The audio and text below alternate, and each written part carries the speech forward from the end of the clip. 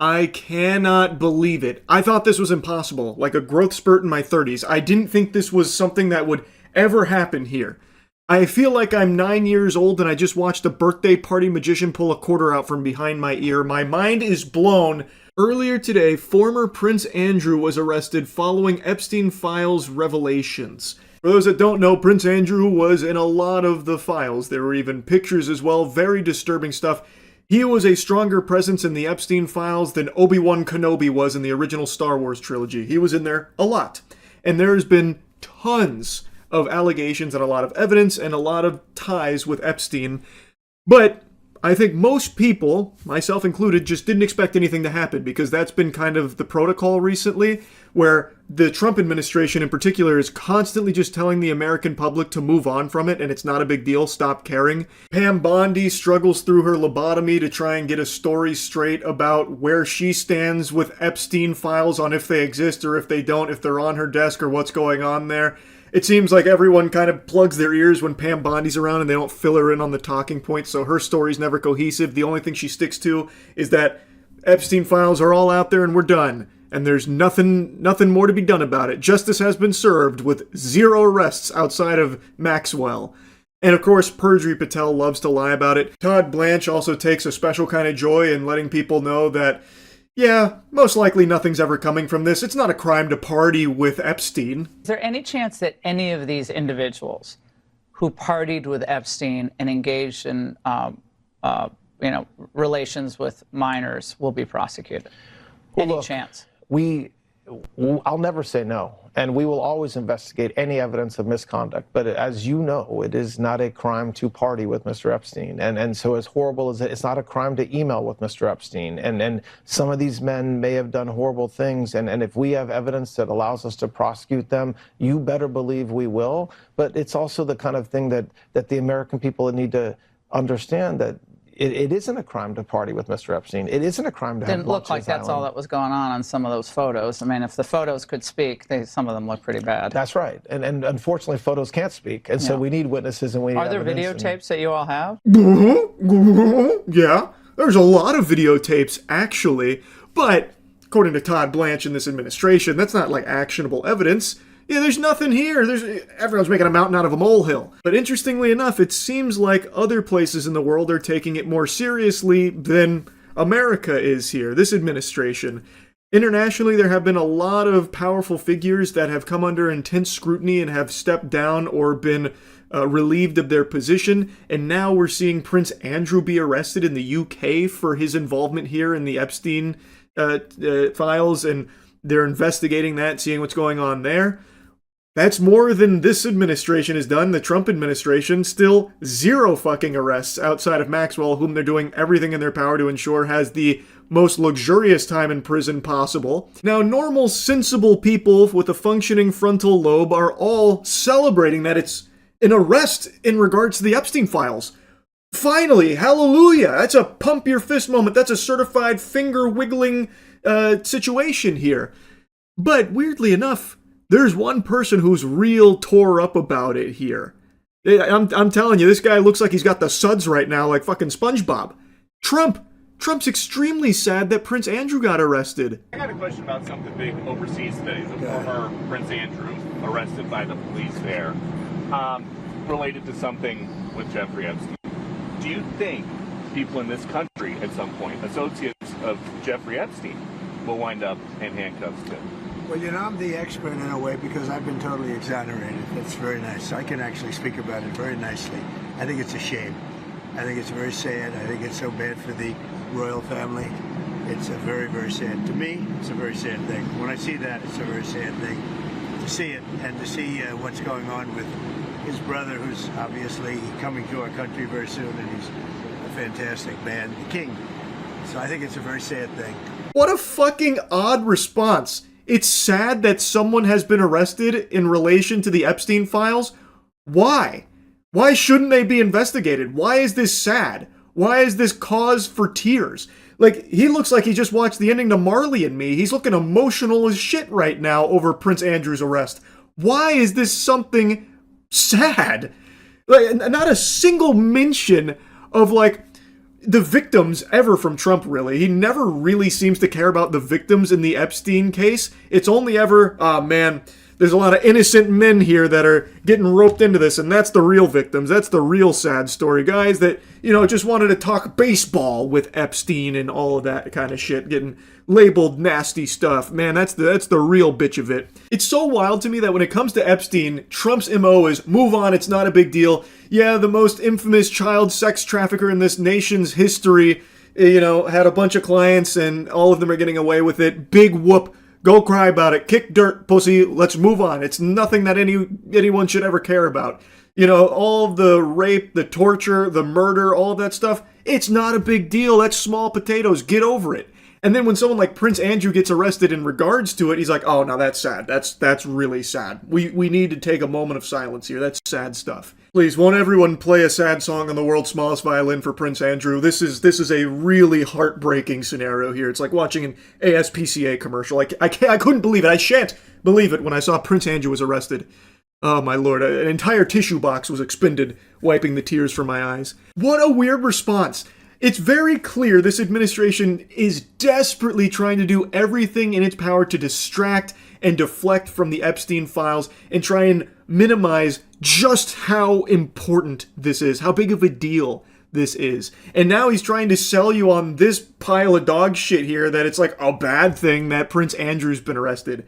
And I guess maybe for Trump and his friends it is a bad thing because there's a chance Prince Andrew might start squealing. He might let the cat out of the bag and could implicate some other very powerful people in relation to Epstein. So maybe that's why he's so tore up about it. It's just so fucking crazy that he doesn't even try and hide it.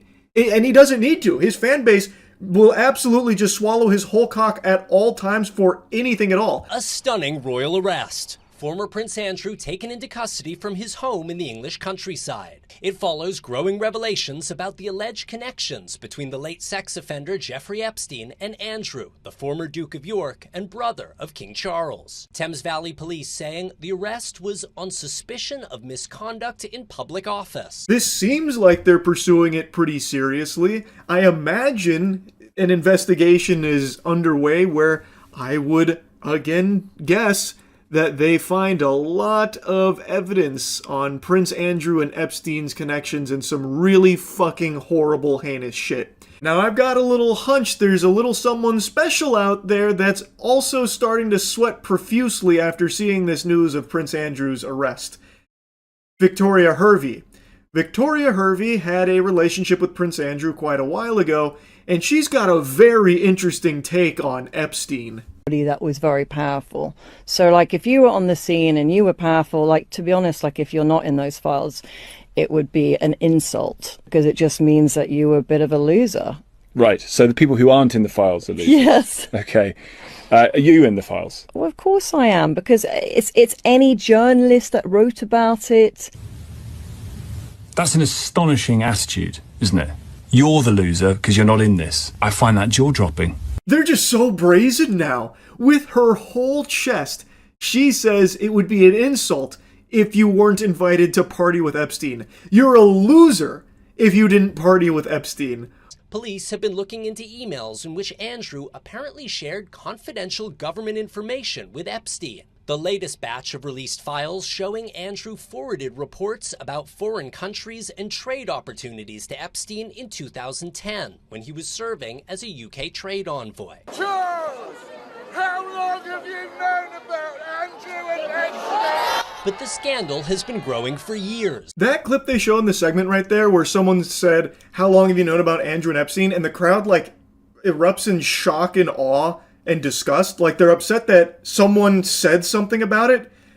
That blew my mind. Like, is everyone there just okay with it? They all rolled their eyes collectively like, oh, here we go, Epstein again. Can you just let it go? We're trying to ignore it.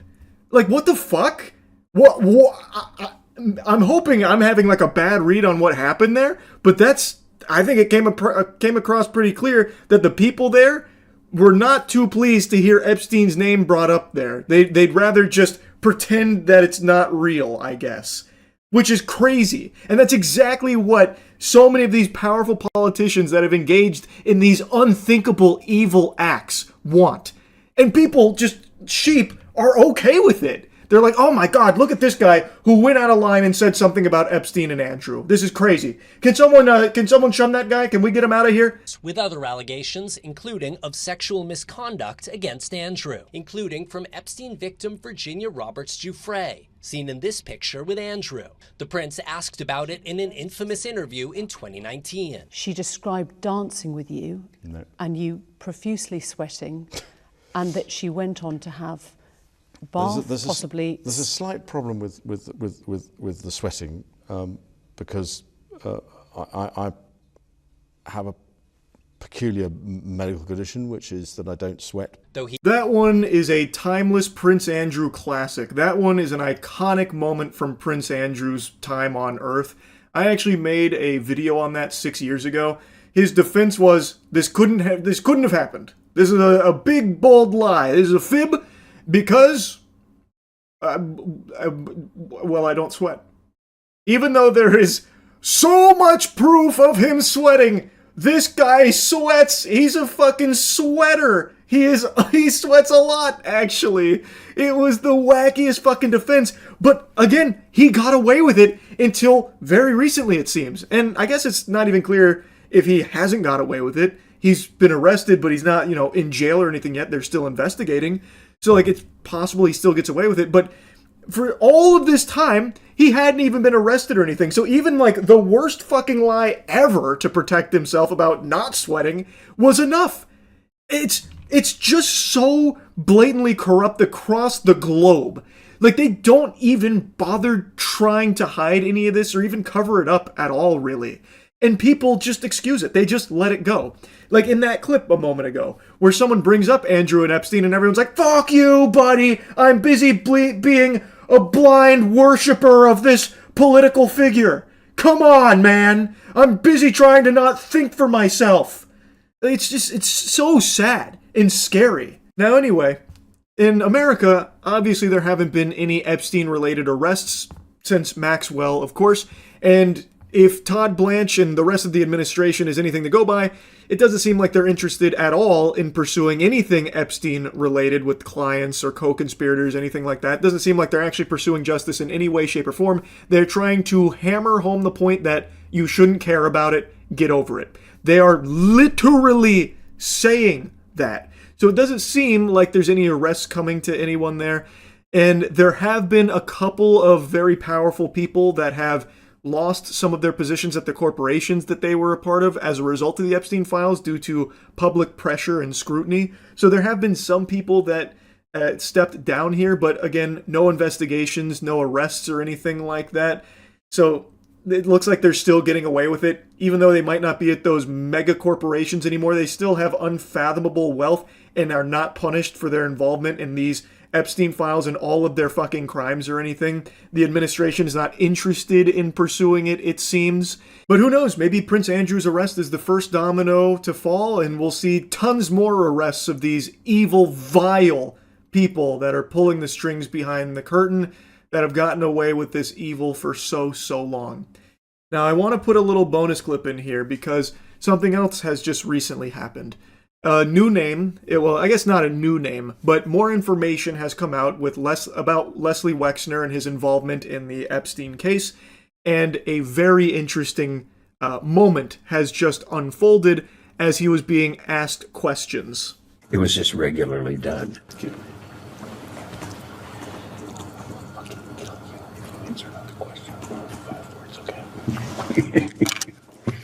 Answer the question. His lawyer there said, I will fucking kill you if you answer another question with more than 5 words, okay? And then Les Wexner starts giggling about it. Do they teach that in law school? Is that part of the bar? I don't know if I've ever seen that strategy there from a lawyer. That's pretty alarming, I would think, right? Maybe? Yeah? I mean, come on. That's peculiar, right? For his lawyer to be saying something like that? Now, this is in an Epstein deposition. He also said some very fascinating stuff about Rothschild. This had quite a bit in it, but this moment right here was by far the most odd. I would think most people would see this, hear this, and immediately recognize, okay, this is fishy. Anyway, though, Prince Andrew being arrested is good news. Don't let Trump fool you into thinking that it's sad news. An arrest finally being made in regards to Epstein. Oh my goodness. Like, maybe we can actually start getting punishment for some of these fucking monsters out there and learn who else is a part of it. Like this, I think this is a good thing, the arrest of Prince Andrew. Well, I should have seen this coming. Prince Andrew has been released. That didn't last very long. They got him in there, and then they said, okay, time's up. He's still under investigation, supposedly, but yeah, he's not being held or anything. He was arrested, but he's now released. The investigation, supposedly ongoing. I made this video, like everything you have watched up until this point, I made this afternoon, and now this news is just now breaking about him being released, so definitely need to include that in here. I'm hoping that they're taking the investigation seriously, though I'm now skeptical because, well, I mean, they already let him go. That was very quick. He was there for a couple hours, maybe. He went in there, took a nap, and then went home, I guess. Well, that's the latest update on the Prince Andrew arrest. Alright, well, that's really about it. So yeah. I told you, it's only getting worse, man. Yesterday I made that video going over the silly, goofy fight over Pokemon cards at a restock, which, again, Pokemon restocks are basically the purge at this point. You're not actually even going there for product. You're going there to either get your teeth punched out or your skull caved in. It's just become a place where it's a PvP-enabled zone, and people throw hands and try and get as much Pokemon product as they can, just gluttonously consuming it to try and turn around and sell it for a profit. And in the video I made on that yesterday, I said that it's only a matter of time before someone gets killed over it. There's already been a shooting over Pokemon cards, and I'm sure there will be a murder around the corner. And it turns out that that did already happen. I just learned about a case in Chile where a 20-year-old woman who is a Pokemon vendor was kidnapped and killed by a couple looking to rob her of her Pokemon cards. So they kidnapped her and murdered her in her apartment and stole her Pokemon cards. Now, there's no English outlets reporting on this case as of right now, so all of the information I'm getting comes from Chilean sources directly, which I have to translate. And on YouTube, they only have auto-dubbing available, which I find to be pretty unreliable. I don't think it's entirely accurate, but I've checked some people in Chile that are relaying the information as well that corroborate a lot of what the auto-dubbing is saying. So the story is true based on all the information here. Just certain elements of it might be a bit incorrect, like the value of the Pokemon cards they stole.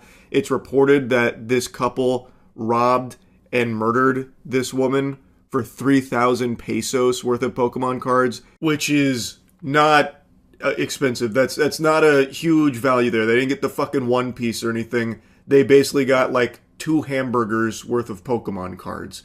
So like I feel like maybe that number is incorrectly translated, or maybe they truly did do all of this over that little amount. Like the Pokemon card hysteria is completely out of control. So it's possible it really was over just that little amount, but no matter how expensive the Pokemon cards were, it doesn't justify murdering someone for them. That is a vile, evil action. And they have been taken into custody, they have been arrested, they are being charged with robbery and robbery with homicide. So, fingers crossed they get maximum punishment here. Another important part of this investigation is precisely to reveal the amount of Pokemon cards that were ultimately stolen from the victim. We are talking about Camila Dominic and Olortig Quispe, as Florencia was telling you, a young woman who is only 20 years old, and this incident is being investigated as a robbery with homicide. Unfortunately, and this is what the family is asking for, the body of this 20-year-old woman has not yet been found, but all the evidence that the prosecution has at this time leads them to a single answer, that a homicide occurred inside the apartment of one of the defendants. Her name was Dominic Camila Olortigue Quispe, and she was reported missing for quite some time. Investigators believe that she was murdered in one of their apartments, this Chilean couple. They, based on some of the other reports that I read as well as what I was watching from broadcasts, they found surveillance footage that shows them taking her into an apartment and she never leaves. Unfortunately, in addition, the two defendants, two people, a man and a woman under 30 years old, are also being held in preventative detention. Now, what happened? This young woman was selling Pokemon cards in a community of young people who exchanged these cards. She was moving around trade with her show. card, where she had an approximate value of cards worth around 3,000 pesos. This would be the method of procedure. What? Why? The reason why the defendant would... So they kidnapped and killed her to steal 3,000 pesos worth of Pokemon cards. What the fuck? This was the first report I watched on it that gave the general overview of everything that unfolded. It was a couple. They had got Dominic Camilla to their apartment, and she never left. They have security camera footage of her going in, and then they only ever have footage of the perpetrators leaving, and there's a lot of other things that they found on the security camera footage. But in this report, they said that the value of the cards they stole was 3,000 pesos, which, again, that's literally buying like a handful of gummy worms. That's not a lot at all. But in the other report I was watching, they say 3 million pesos, which is quite a bit more. Not that it changes anything here. Having someone's life taken over Pokemon cards is completely unacceptable, and this couple should 1000% never see the light of day again. They should be locked in a hole for the rest of their lives. This is a genuinely evil action that is unforgivable. But I just wanted to show that since there aren't any English sources that are reporting on this as of this moment, I have to rely on translations, and they're not entirely accurate. So the story does get a little muddy, so if there's any things that I'm messing up, I apologize, but this is a very serious story, and one that I just can't help but yap about, man. The state of the Pokemon hobby couldn't be worse. Robbery, because the victim's belongings were allegedly stolen. A cart that she usually used to move her folders which contain these Pokemon cards that are valued at close to 3 million pesos. And finally, that is what also leads the prosecution to part of the evidence used by the prosecution to indicate that a robbery occurred here and that they later attempted to, or ultimately killed, this 20-year-old woman. We must review the words of the prosecution that refer to this case. Sendum, the victim is seen entering the apartment with the defendant, and only the defendant is seen leaving on several occasions. And the defendant must have entered with the defendant, and always taking the victim's cart, where she had all her letters, which were the ones with the greatest value. The auto-dubbing is just really falling apart. It's sucking major ass here. But from what I can piece together with this broadcast as well as what I've read, is that on the security camera footage, they know that Dominic Camilla was in the apartment. She went into that apartment. And they also know, through the security camera footage, she never left. But the couple did on numerous occasions, and had even left with Milla's belongings. And what she said there with letters that had the most value, I think they were talking about the cards. They left with her Pokemon cards, the greatest value Pokemon cards, and they have evidence of that through this footage. And there are also videos where the defendant is seen entering the supermarket to buy these garbage bags and packing tape. According to the prosecution, these security cameras are key to the investigation, and they are continuing the investigation based on these records, which show the defendant's constant comings and goings from an apartment on Monjita Street in the Santiago commune, where the victim was allegedly taken, and from which apartment the victim never left. These records are important because the body of this young woman, who is only 20 years old, Camilla Dominic, has still not been found. They are also alleging that through the security camera footage, they saw that this couple was getting trash bags and tape and bringing it into the apartment and just very suspicious shit like that. That is extremely shady.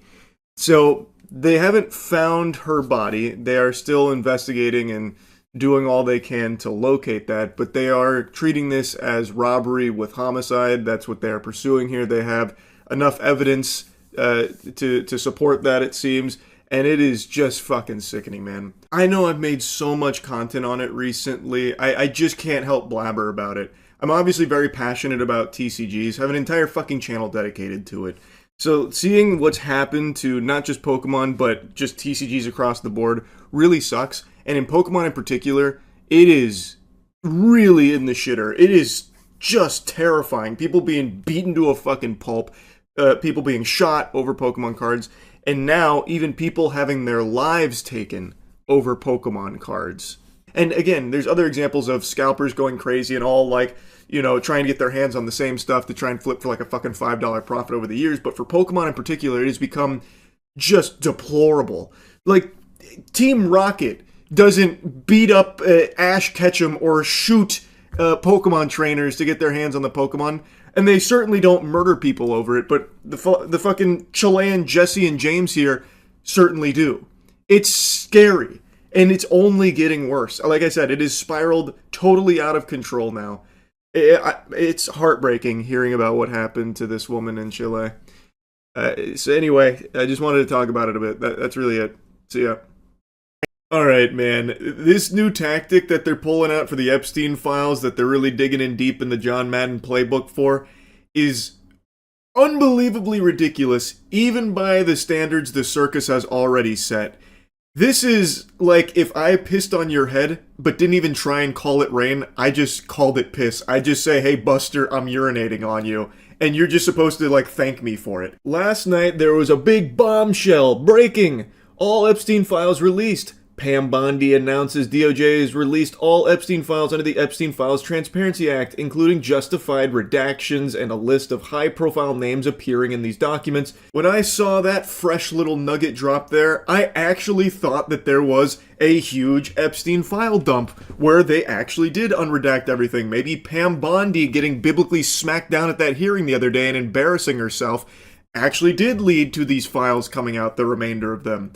But it turns out that's just a fucking lie. That's just a big-time, full-blown fib. And of course, it was a speed run to community note it as people went to check, only to learn there are no new files. What's being referred to here are the same files that came out a few weeks ago, the 3.5 million files from a couple weeks ago. And now the new thing here is, I guess after Pam Bondi got fucking farmed on Rust by anyone with even a single semblance of a brain at that hearing, she huffed and puffed and then farted out a giant list of names from anyone that was even mentioned anywhere, which includes people like Janis Joplin, who died when Epstein was 17. So this has naturally been called out by a lot of people saying, to have Janis Joplin, who died when Epstein was 17, in the same list as Larry Nassar, who went to prison for the sexual abuse of hundreds of young women and child pornography, with no clarification of how either was mentioned in the files, is absurd, which it is. It's done on purpose with the sole intent of confusing and muddying everything here. They combined the actual, real, evil child sex trafficking clients with just random people's names who appeared in emails like Janis Joplin. This is ridiculous, and it's just blatantly corrupt right in your face. There is no new files here. That is just a lie. Yet for some reason, it's being peddled by tons of people as if it's real. I guess they all got the call, so Alex Jones here, preaching about how Pam Bondi just unleashed the full Epstein files. She dropped her trousers and took a shit on this whole narrative that the Epstein files implicate anyone in this administration. In fact, it backfired bigly on the left, on powerful Dems like Bill Clinton. And others busted, while fake smears against Trump are bullshit. Vindication for Trump. It's crazy how Alex Jones, for years, was talking about this elite pedophile ring that was raping and torturing and killing children, and now he is finally proven beyond a shadow of a doubt to be right. He was completely correct on that, and now he has to pussyfoot around the subject, just tiptoeing, walking on eggshells because some of his friends are in there. Dude went from secretly filming Bohemian Grove to being best buddies with its members. So now we all know that this is correct. Alex Jones could have taken a victory lap on this shit, but instead he's been preoccupied with 6'7" Labubu and whatever other dog shit that is, and anytime he mentions the Epstein files, he has to do so with Trump's cock in his throat about it. He only focuses on those easy, low-hanging fruit of the Epstein files like Bill Clinton. Alex Jones explores the Epstein files like this, with his hands over his eyes, really scared, making sure to put on the blinders so he could block out all of his friends' names, so he can laser focus on easy shit like Bill Clinton, who everybody knows is guilty in all of this. Real groundbreaking stuff, goober. It's incredible what a paid shill this guy is. And I just saw he's doing like a press tour about how all of this is the result of Trump, by the way. He went in there and said, you gotta release this now. It's time we fucking release everything unredacted. No more, softball in it. As if Trump was the reason this happened. Even after, for a whole year, Trump has been saying it's a hoax. It's not real. Move on, move on, move on. We gotta stop caring about this Epstein stuff. Does anyone still care about this? No one in America cares about this. Yeah, Alex, I'm sure Trump is the one that went in there and really strong-armed the release of anything. And again, Alex Jones is saying all the files are released now. That is just provably false. That is not true. There are no new files that Pam Bondi just released, Alex. It should be obvious to anyone paying attention, or even just a smidgen of attention. You don't even have to, have your eyes glued to it or anything. Even just glancing should be pretty clear, painting an obvious picture that the powers that be are using Alex Jones as a very convenient mouthpiece to regurgitate their shit and defend them, and do a lot of sweeping for them. We are in an era where you have this information at your fingertips, and they are telling you, disregard what your eyes can see and listen to us and nothing else. It's so fucking scary, because people are willingly doing it. You can check yourself to see if there are new files that dropped, and it only takes a couple of seconds to get the real answer. No new files have dropped. You can find the truth yourself, and it takes seconds. And they know that, so they're relying on you just being too lazy and too blind and too much of a sheep, so they can just feed you things and have you believe them without bothering to check. So they can just lie and say that Pam Bondi just unleashed the nuke on Epstein. All of it's right there, and it's only Democrats. Look at that! Backfired bigly. And you won't bother to check it yourself. It's craziness, and it sucks that it works so well. If you do bother to do any amount of actual research on the Epstein files, you'll find it's more than just Democrats. It's Democrats and it's Republicans. It's a ton of the world's most powerful people that have engaged in some of the most unthinkable evil actions imaginable. And these monsters, these fucking worms, treat it like a joke. CoffeeZilla just made a video on it. Howard Lutnick in particular, he's always busting a gut laughing anytime Epstein's even brought up. I am increasingly disgusted by the way this is all a big joke to liars like Howard Lutnick, who deceive the American public about the status of his relationship with Jeffrey Epstein. That guy was there. I wasn't going. Now he testifies under oath that he actually went to the island of the creep and brought his kids. We had lunch on the island. That is true, for an hour, and we left with all of my children. Nevertheless, every time Epstein is brought up, this guy can't stop chuckling. Here's Lutnick laughing again when Trump is addressing a question about Epstein. To talk about how to respond to the Epstein situation. I don't know. I could ask you that question. He thinks it's the funniest thing he's ever heard. And maybe it's because they really think we are buying it. Maybe it's because they think, hey, we're just going to get away with this. We can just keep, the lies are so brazen. They are literally laughing in your face about it. They know they're getting away with it. They're not even trying to hide it anymore. It's just so brazen, like CoffeeZilla said. And then you have people like Alex Jones that are just parroting that same shit like, everyone's absolved except for the people we don't like. And also, by the way, even if it was only the people you don't like that are implicated here and guilty, why aren't they being arrested? Ask yourself that question. Why aren't the people like Bill Clinton being arrested? Why is nobody getting arrested for the Epstein files? I know I've already said this, but even if the only people that were guilty in here are the people you personally don't like, why wouldn't Trump and this administration be going fucking full throttle, whole hog at them, trying to throw them in the slammer? Food for thought, I suppose. Perhaps it's because they know if they went down, it would put them at risk too, because it's not just the people you don't like. You are just so focused on the ones you don't like that you'll block out all of the other shit. You will not use your own fucking brain.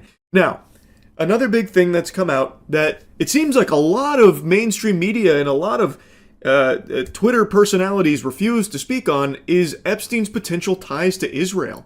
It's very weird. Yet no one really seems to want to talk about that connection. Why is that? I just find it odd how you have so many Twitter patriots and mainstream outlets that just outright ignore this potential connection of Epstein and Israel. And Israel is a very important subject in American politics, it seems. Politicians can't stop praising them, glazing them, and Trump in particular, his mouth has become a glory hole for Netanyahu. So don't you think it would be something worth talking about and investigating if there is potentially a tie between Epstein and Israel? I mean, I feel like that would be something that a lot of people would want to know more information about to find out if it's true or not, or what's going on there. Because again, every politician in this country, this administration and even previous administrations, love to bend over for Israel. I came into Congress 13 years ago with the stated intention of being the leading defender of Israel in the United States Senate. And I've worked every day to do that. We need America to wake up and prioritize Israel, bring home Israelis, and make sure we stand by our #1 ally in Israel. That's right. What cause is dear to your heart? Cause is dear to my Israel, defense of Israel.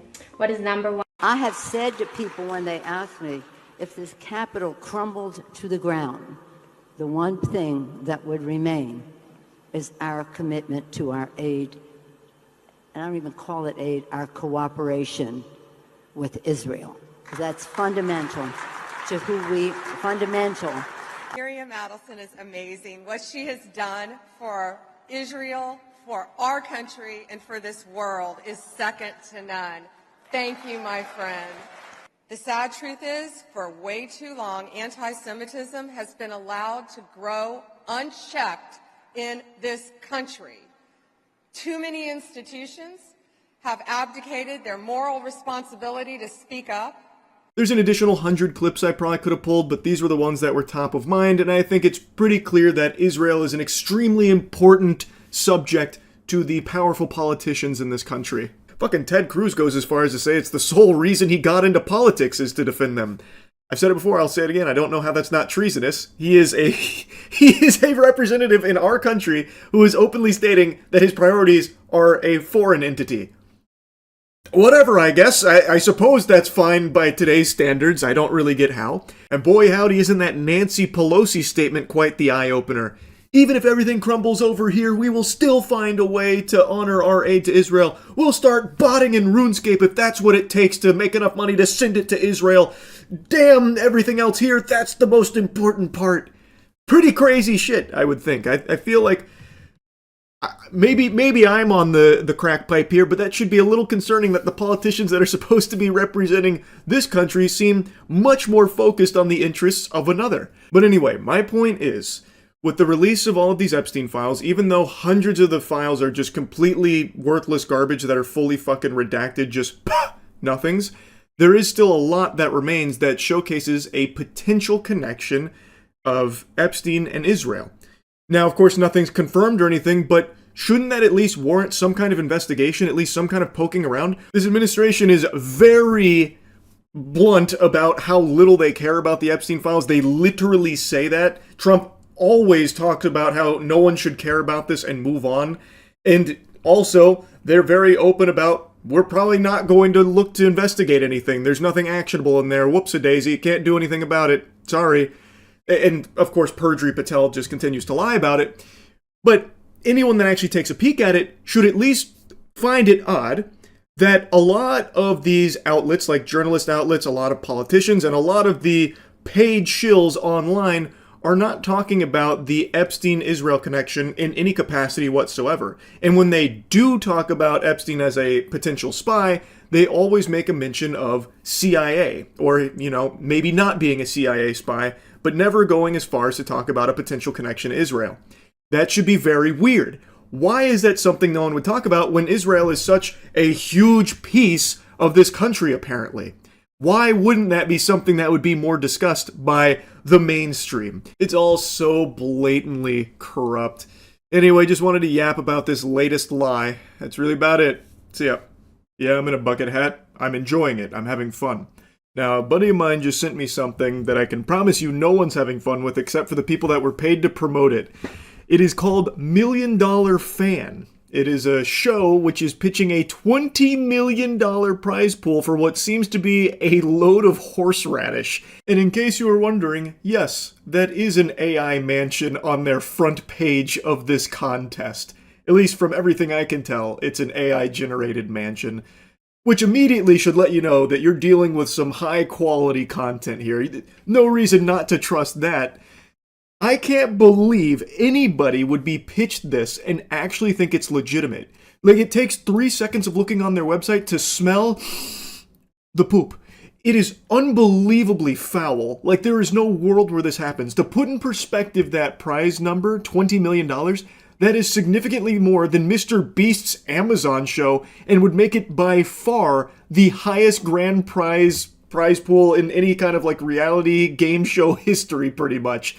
All for what I believe to be terrible concept for a show as well, about streamers' fans submitting clips and then I guess going to a mansion or something. I'm still a little confused because the information they offer is just fucking nonsensical. Like, I feel like I have to be on Fint to even begin to process the words that I'm reading and what is supposed to be a contest.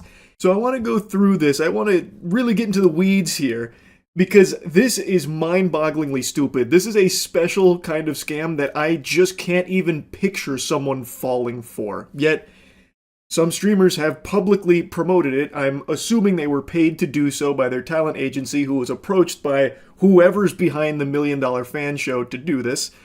So I imagine some people buy into it, which I can't wrap my noodle around that. This is like the Fire Festival of streamer shows, but even more outrageously fucking dumb. They have a streamers section here, and I'm guessing they were all paid to endorse this, and I know in Extra Emily's case, she just had a statement on her stream after her community was letting her know that they believe she had just promoted a scam to them with hawking $1 Million Fan Club. So we'll go over her statement here towards the end of the video. Checking in on the About Us section offers more questions than answers. It's so fucking useless here. You get about as much lore here as you do for the old Urgot League of Legends write-up, where it basically just said Urgot has a dark and mysterious past.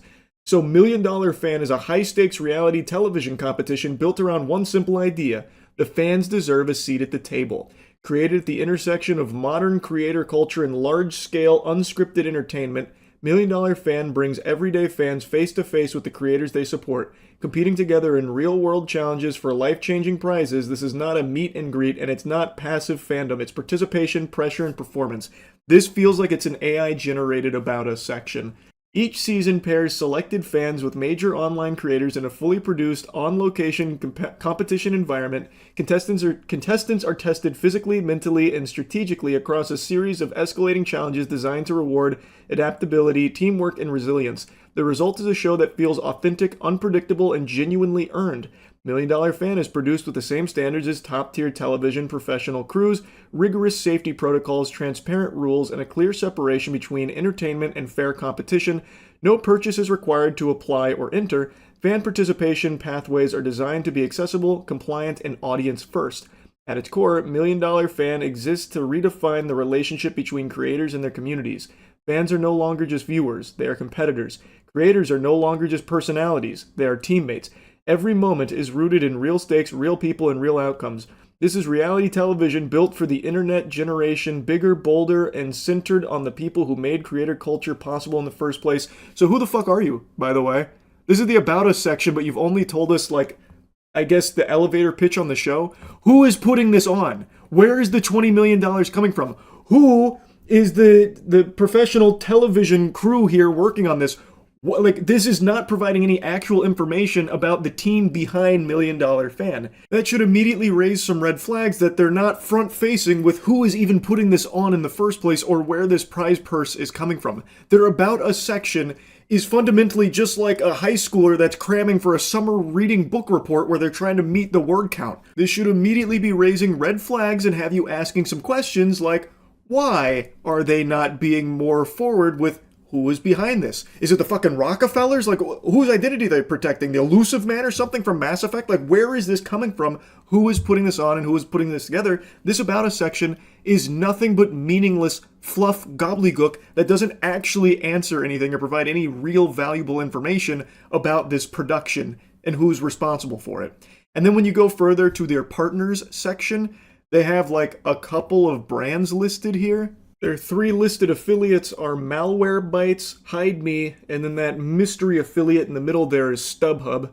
Have to click on it to find that information out. I was a little nervous that I was about to have my fucking identity stolen or something, clicking on a random image from a sketchy website that links me to something outside of it. And their Proud Partners section actually had me laugh out loud, audibly giggling, not just blowing air out of my nose. I literally laughed a hearty ho ho ho like Santa Claus when I saw Livestream Fail is listed as a proud partner of $1 Million Fan. And so I went to Livestream Fail, and they actually even had a big post announcing this to try and get people to sign up for it. So I guess they're like an official partner of $1 Million Fan. And I was reading the comments from like one of the mods there that was talking about it, and it seems like he's completely fucking clueless on what's even going on in regards to this whole thing. So I don't exactly understand their role in this, or like who's pulling the strings there, the puppet master at LSF that's partnering with $1 Million Fan, but the mods don't even seem to be on the same page there and don't have any real answers. Then going to IRL buffs is like going to a barren wasteland. This whole website is completely empty. It's like Squidward going to that room to be all alone. This feels like it's a prototype that was thrown together in like a handful of minutes just for the sole sake of existing on the $1 Million Show site. I'm pretty sure that's an AI-generated image there as well for their products like Anti-Tilt and Aimbot.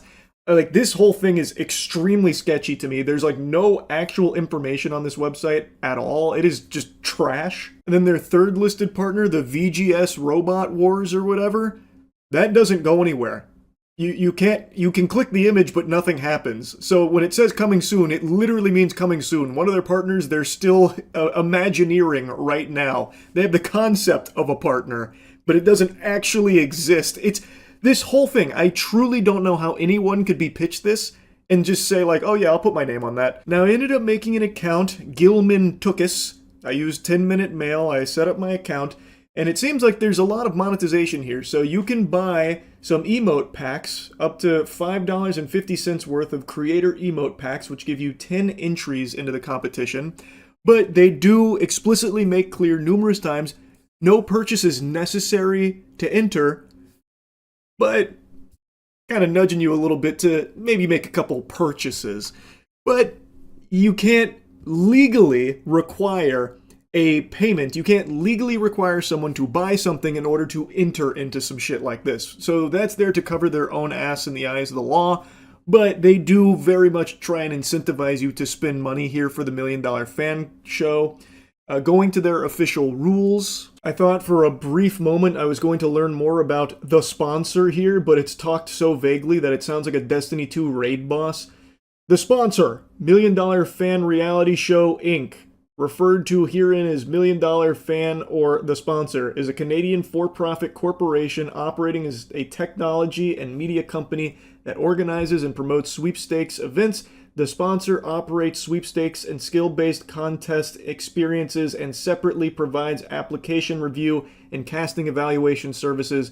Any producer fees are charged solely for administrative and evaluation services and are not entry fees or consideration for chance. Interestingly, they say the sponsor is a Canadian organization, but the domain, when looking it up on Whois, is registered in Iceland.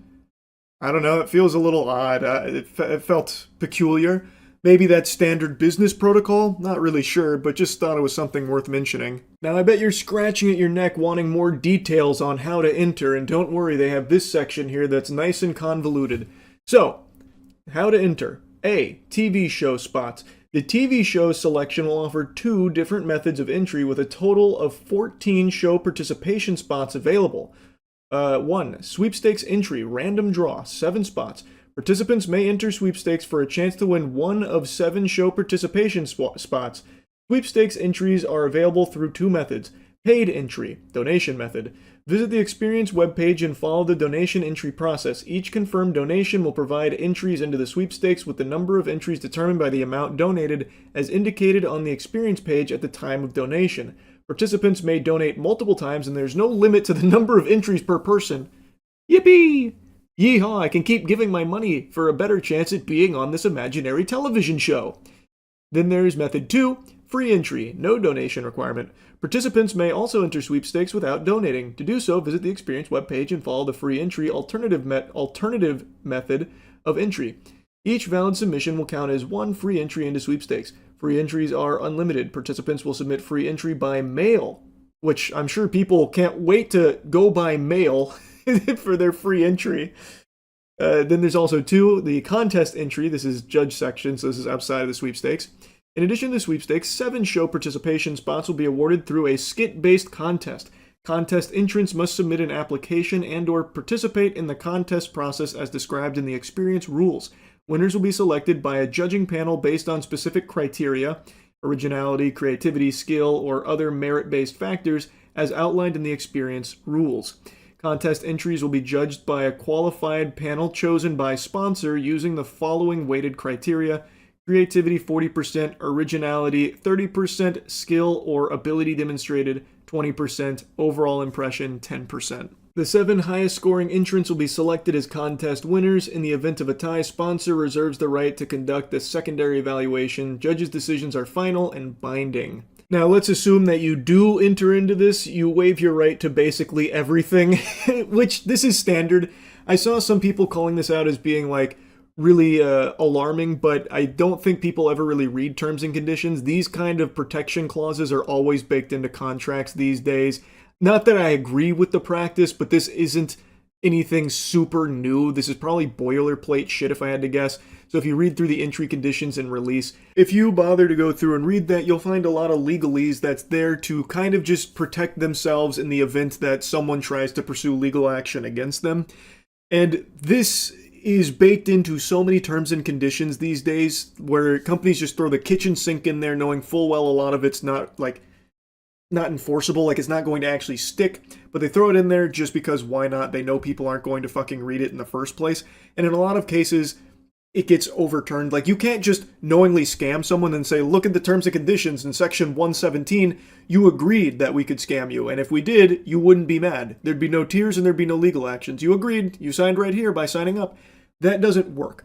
So in this case, they're putting these protections in here that read about like how you can't pursue them for any like punitive damages and stuff like that as a way of just trying to protect themselves if in the event that this does end up being a scam, which I do believe that this event will never actually unfold in the way in which it is presented on this website. This whole thing, I think, is just complete fucking hogwash. But this section in particular here wasn't like super surprising to me like it was for a lot of other people. I kind of expected that that would be somewhere in their website as part of the terms of signing up, especially when you consider that the paid entries are non-refundable based on the available information I can find. It seems like those are non-refundable. So this being in there is trying to stop someone, like discourage them from coming after them in the event that this doesn't actually happen.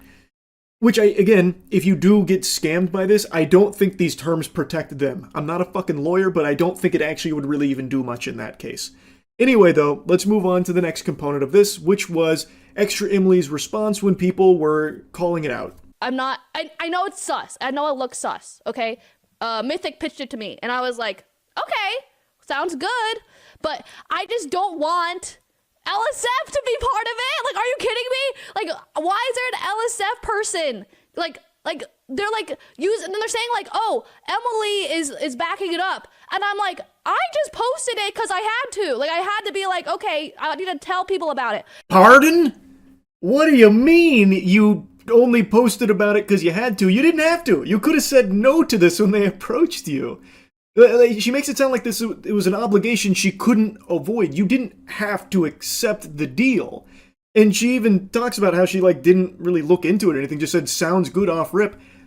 Why? Why wouldn't you even bother to take like a single peep at it? Especially when they're approaching you about a $20 million contest that uses your fans and you as like the face of it. That is inconceivable to me. And then she's like really surprised that the LSF team or I guess it's just like one person maybe on the LSF mod squad that posted that statement, she's surprised that they're saying she's backing it up. She's like, why would they even think I'm backing it up? Because you are! You are! You promoted it. That is you backing it up. You are on their website. What do you, like, I don't understand why that's not, like, registering. But then the LSF guy's like, oh yeah, Extra Emily totally, like, backs it. I'm like, I'm just doing what I'm supposed to do, okay? So I don't know what's happening, but for now, just put this put on the side, okay?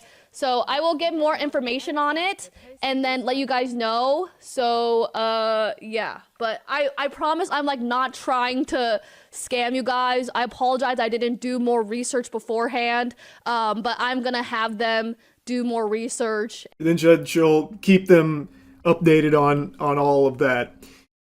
Again, they are saying you're backing it up because you did promote it. You were on their website as one of the streamers that you can go in and be part of the fan sweepstakes for.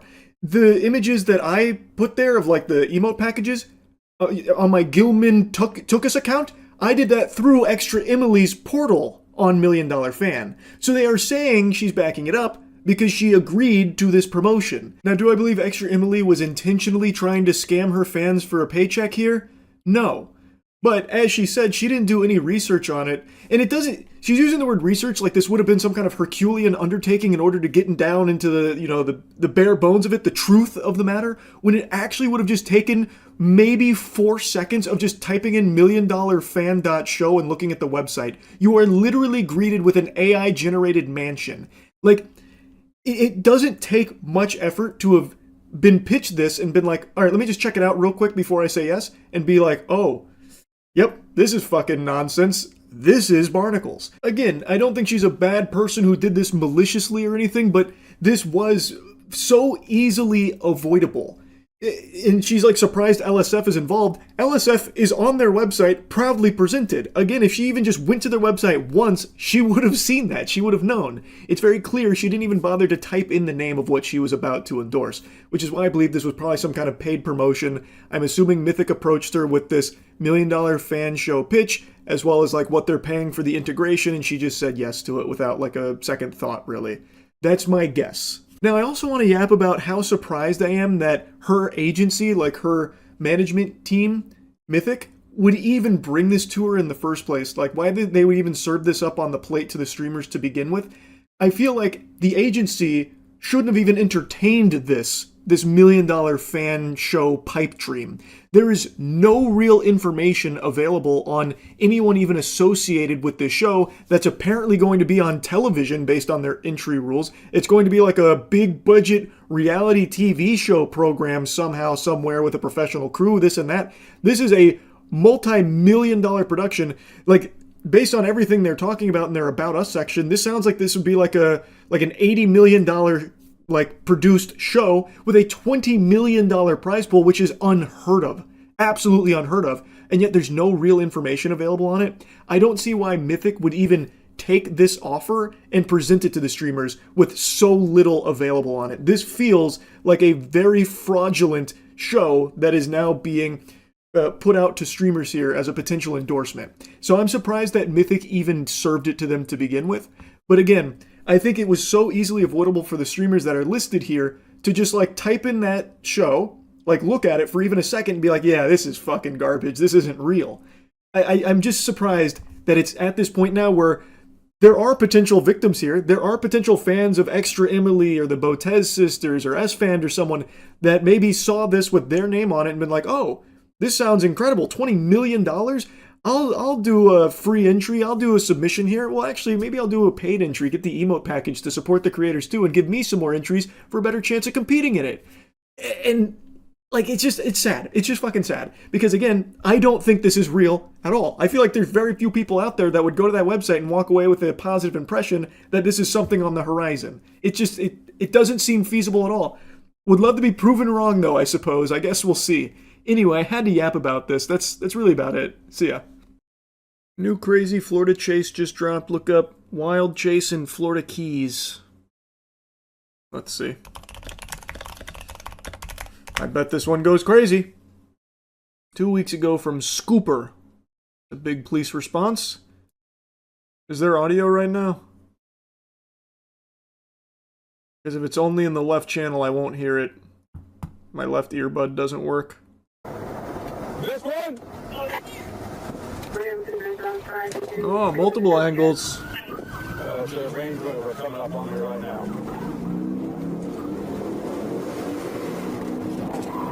Oh man, they insta-pit maneuvered this guy. Whoa! Jesus Christ! Now how's anyone gonna use this road without that sign? I gotta shut the whole bitch down.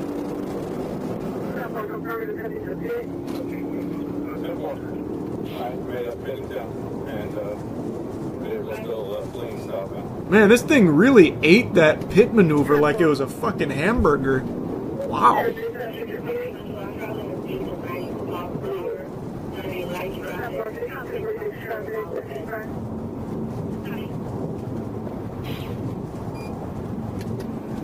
He's got the turn signals going, that's nice. He's not forgetting his road etiquette. He said, I don't respect the speed limit, but I will respect my turn signals. Oh, oh, oh! Hit a banana peel.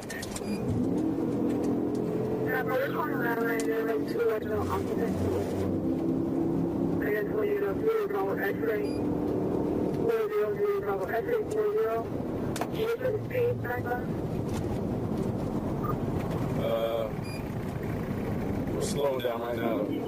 Past other vehicles, 8 fluctuating between 70 and 90. Oh, he's lurking. He's hunting for another pit maneuver. I can smell it.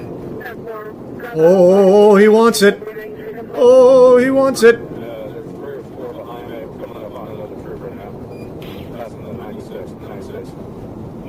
He's trying to throw him off with that turn signal there. It's a ruse. Yep, he's going for it again. Nope, nope, he's pulling off.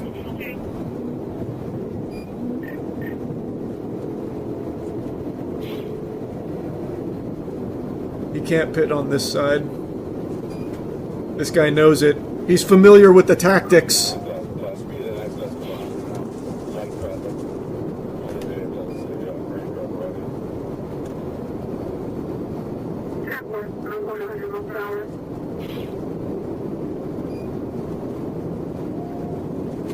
And that Range Rover's got some real get up and go to it. That thing can really scoot.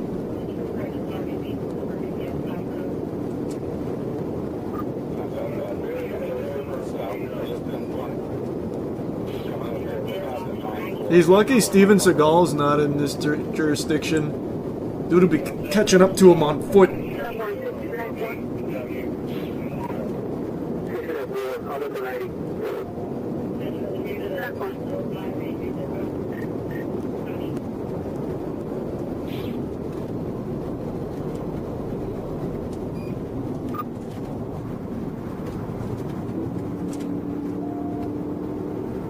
I think he's losing his opportunity for a pit maneuver. It's getting pretty crowded now. Fire the harpoon! I was wrong. You instantly just proved me wrong. I look like a real dummy now. Oh, the legendary 0 mile per hour pit maneuver! What was that? It sounded like he started building something out of Legos. What happened there? What the fuck happened?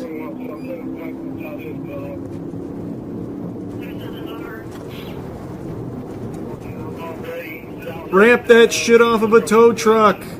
Briefly interrupting this police chase just to let you all know the Cheeky free rinse soap is back in stock right now at usecheeky.com. We have the best soap in the universe. Go to usecheeky.com. People have been asking me to remind them when the restocks happen, so that's me doing it right now, presently.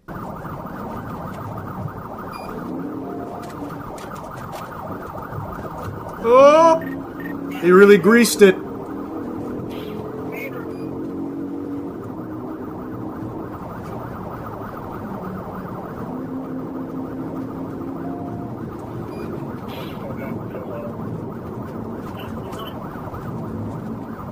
This officer really wants that pit maneuver, man.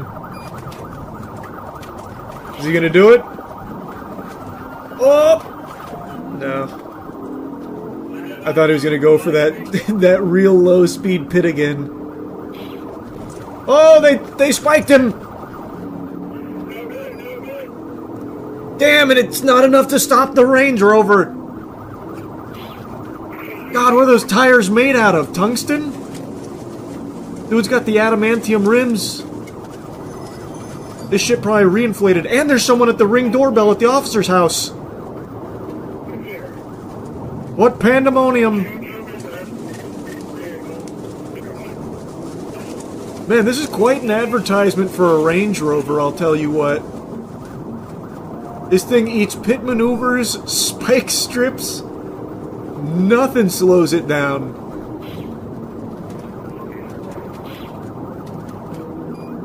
There's no way the officer's gonna pit on this side, right? That'd be ridiculously reckless. No, there's no way. Is this off? Wait, is this guy insane? He'd send him barreling towards oncoming traffic. He'd take out an innocent bystander.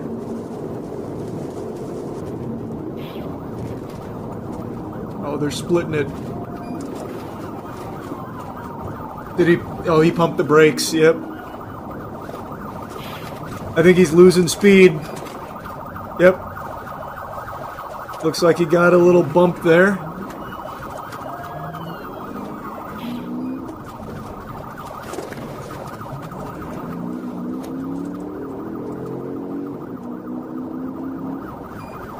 Man, this is a really good tour of the Key Largo area. I feel like I've seen everything.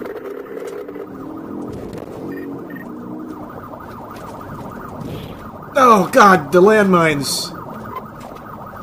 Damn, speed bumps. Ah, shit. Oh, good heavens. Oh, boy howdy. The country club was not expecting this level of action.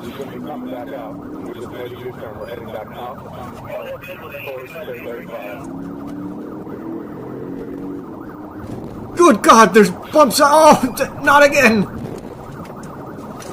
The shocks can't take much more.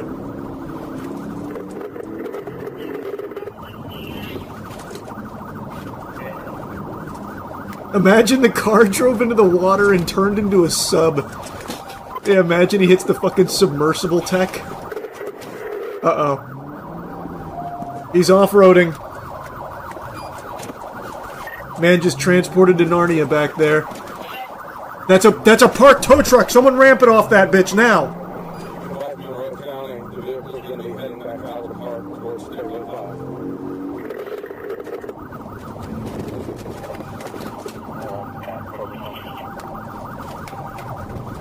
Man, the cop was not about that action. He said, I'm not going in the forest.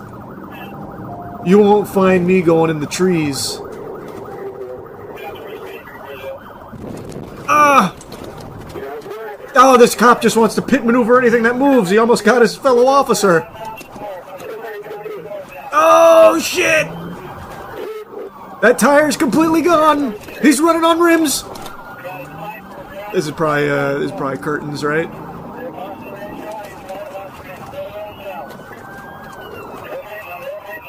Oh, they're squeezing him. They're putting the squeeze on him.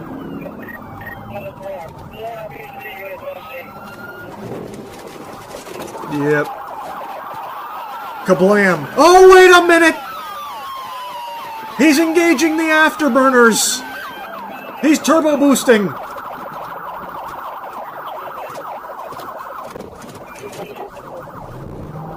I like that the officer tried to chase him on foot there for a little bit. Man thought he was Superman for a second. Oh, God! Oh! If I was that guy in that vehicle, I would be beyond pissed right now that the officer just wrecked my shit for no reason. No, not the boat! Oh, God, not the boat, too! No! See if you can get MC Soda set up. Is this an instant replay, or is this still going somehow? This has to be an instant replay, right? Just a different angle? Yeah, it is. Yeah, we're just seeing it from the other officer's perspective, different POV.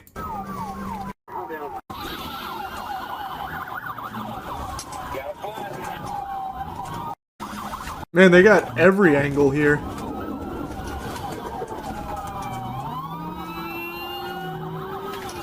That truck is desperately trying to get out of the way. He's like, oh, fuck.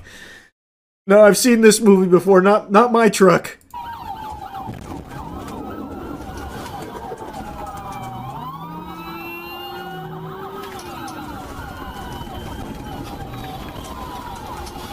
According to a news source, the boat cost $250K and the owner bought it 20 minutes ago.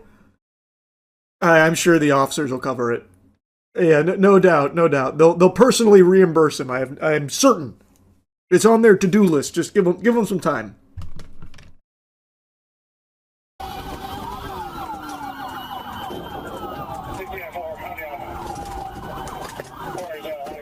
Oh man, that's brutal. Shoved up against the lockers here, right into this guy's brand new boat. Dual prop boat just getting manhandled. Fresh off the lot.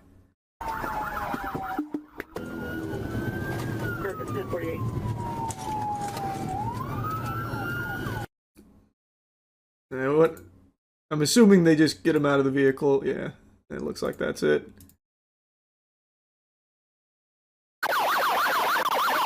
Oh, that's ear piercing. Holy. That's deep fried audio.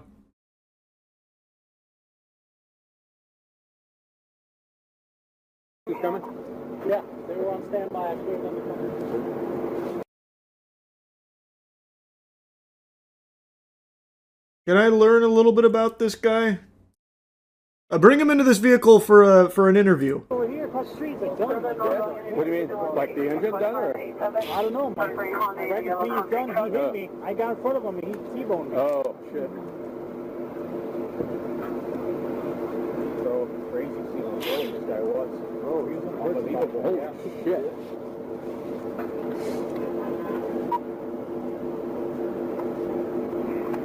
Look, boys, I know what I did was wrong, but how much fun did we have driving together, huh? So on November 4th, deputies and state troopers said Christopher Brinkley, 23 of Great Falls, Virginia, crashed a rented Range Rover into a trailered boat in Isla Mirada after authorities used multiple pit maneuvers trying to get him to stop. It started, authorities said, after Monroe County Sheriff Office deputies stopped Smithers in Key Largo after he nearly sideswiped her and was driving erratically. According to the report, he was wearing dark sunglasses despite overcast weather, appeared visibly fidgety and restless, now facing multiple charges including fleeing and eluding. Investigators said he told deputies he had taken Adderall, no alcohol was in his system. So it seems like it started because he nearly sideswiped someone. Who out of the boys would last the longest in a police chase? Oh, unquestionably Matt. No doubt in my mind. You get compensated. My car was hit by a car chase years ago. City paid for damages 12 years ago in Texas. Really? I've heard numerous times that you don't. Maybe it varies from precinct to precinct would be my guess. I don't know.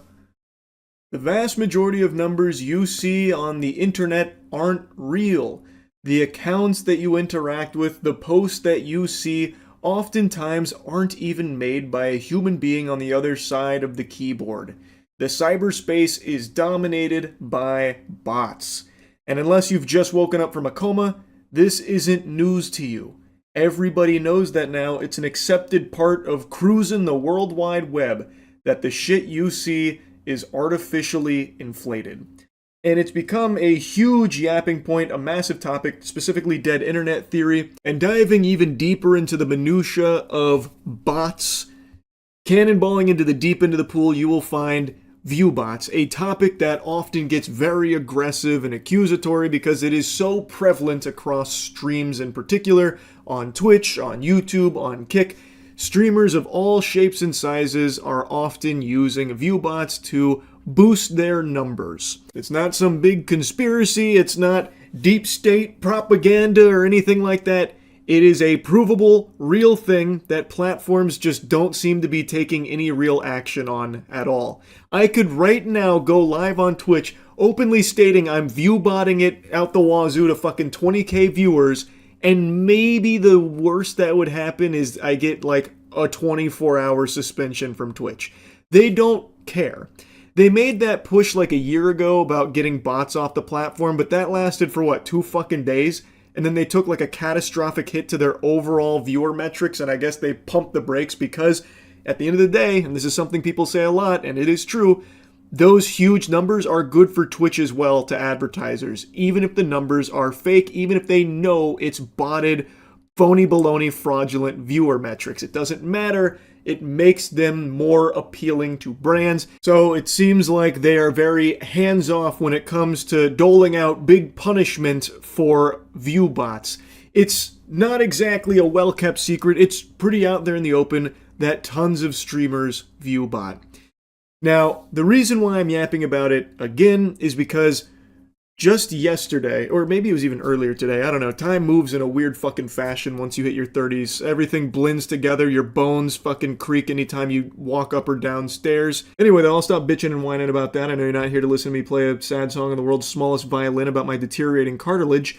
The CEO of Night Media, Reed, came forward with a post out of nowhere saying that it's time to start viewbotting. That's the title of the post, which is a eye-catching title, no doubt. Very seldom will you hear someone in that kind of position just say the quiet part out loud here about success in the streaming space.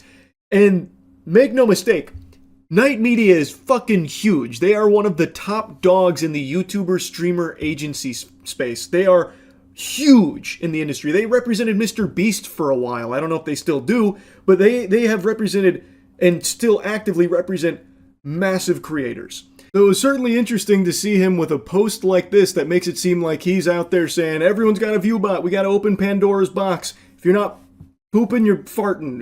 If you're not using view bots, you're at a disadvantage. Wake the fuck up, samurai. Time to get view bots on the horn.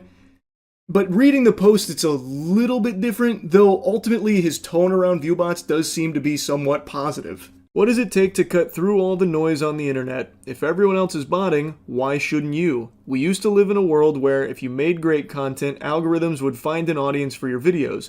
Now, creators have to clip farm, pay clippers, and sometimes even viewbot to have a better chance of capturing more attention and breaking through the noise.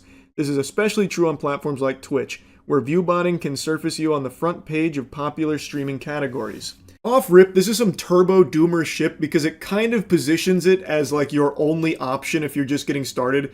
Oh, there used to be a time where if you made great content, you could get found, but those times are way behind us in the shitter now. It's gone. That's a era long forgotten, like the saber-toothed tiger. Now, if you want to cut through the noise, you gotta clip farm, pay clippers, or Lord help us, even viewbot. You gotta get down and dirty in the pig pen. It's the only way. When that's not true. You can still make great content and get found. It does happen. I think the best example of that is Queso. I would be shocked to learn Queso viewbotted at any point in his life. I don't even think the guy could find a viewbot website or provider. I genuinely don't think he would even know where to begin with something like that. And he has blown up solely because he makes good content. He cut through the noise. And this is something I've always said, luck is a huge part of it. It is. It just is. But what he is right about is that in the current day and age, there is an alternative that doesn't rely as much on RNG, and that is pay to win. You can stand a better chance of standing out in the oversaturation of content creation by paying for viewbots to float your stream to the top of categories, or pay for viewbots on other socials where you're spamming clips from your streams so you could boost up numbers on, you know, a wacky moment or something and have it like explode elsewhere because you inflated the numbers through viewbots, so then people could find your stream and maybe organically grow it that way, but you still viewbotted in order to boost a clip that led people to the stream.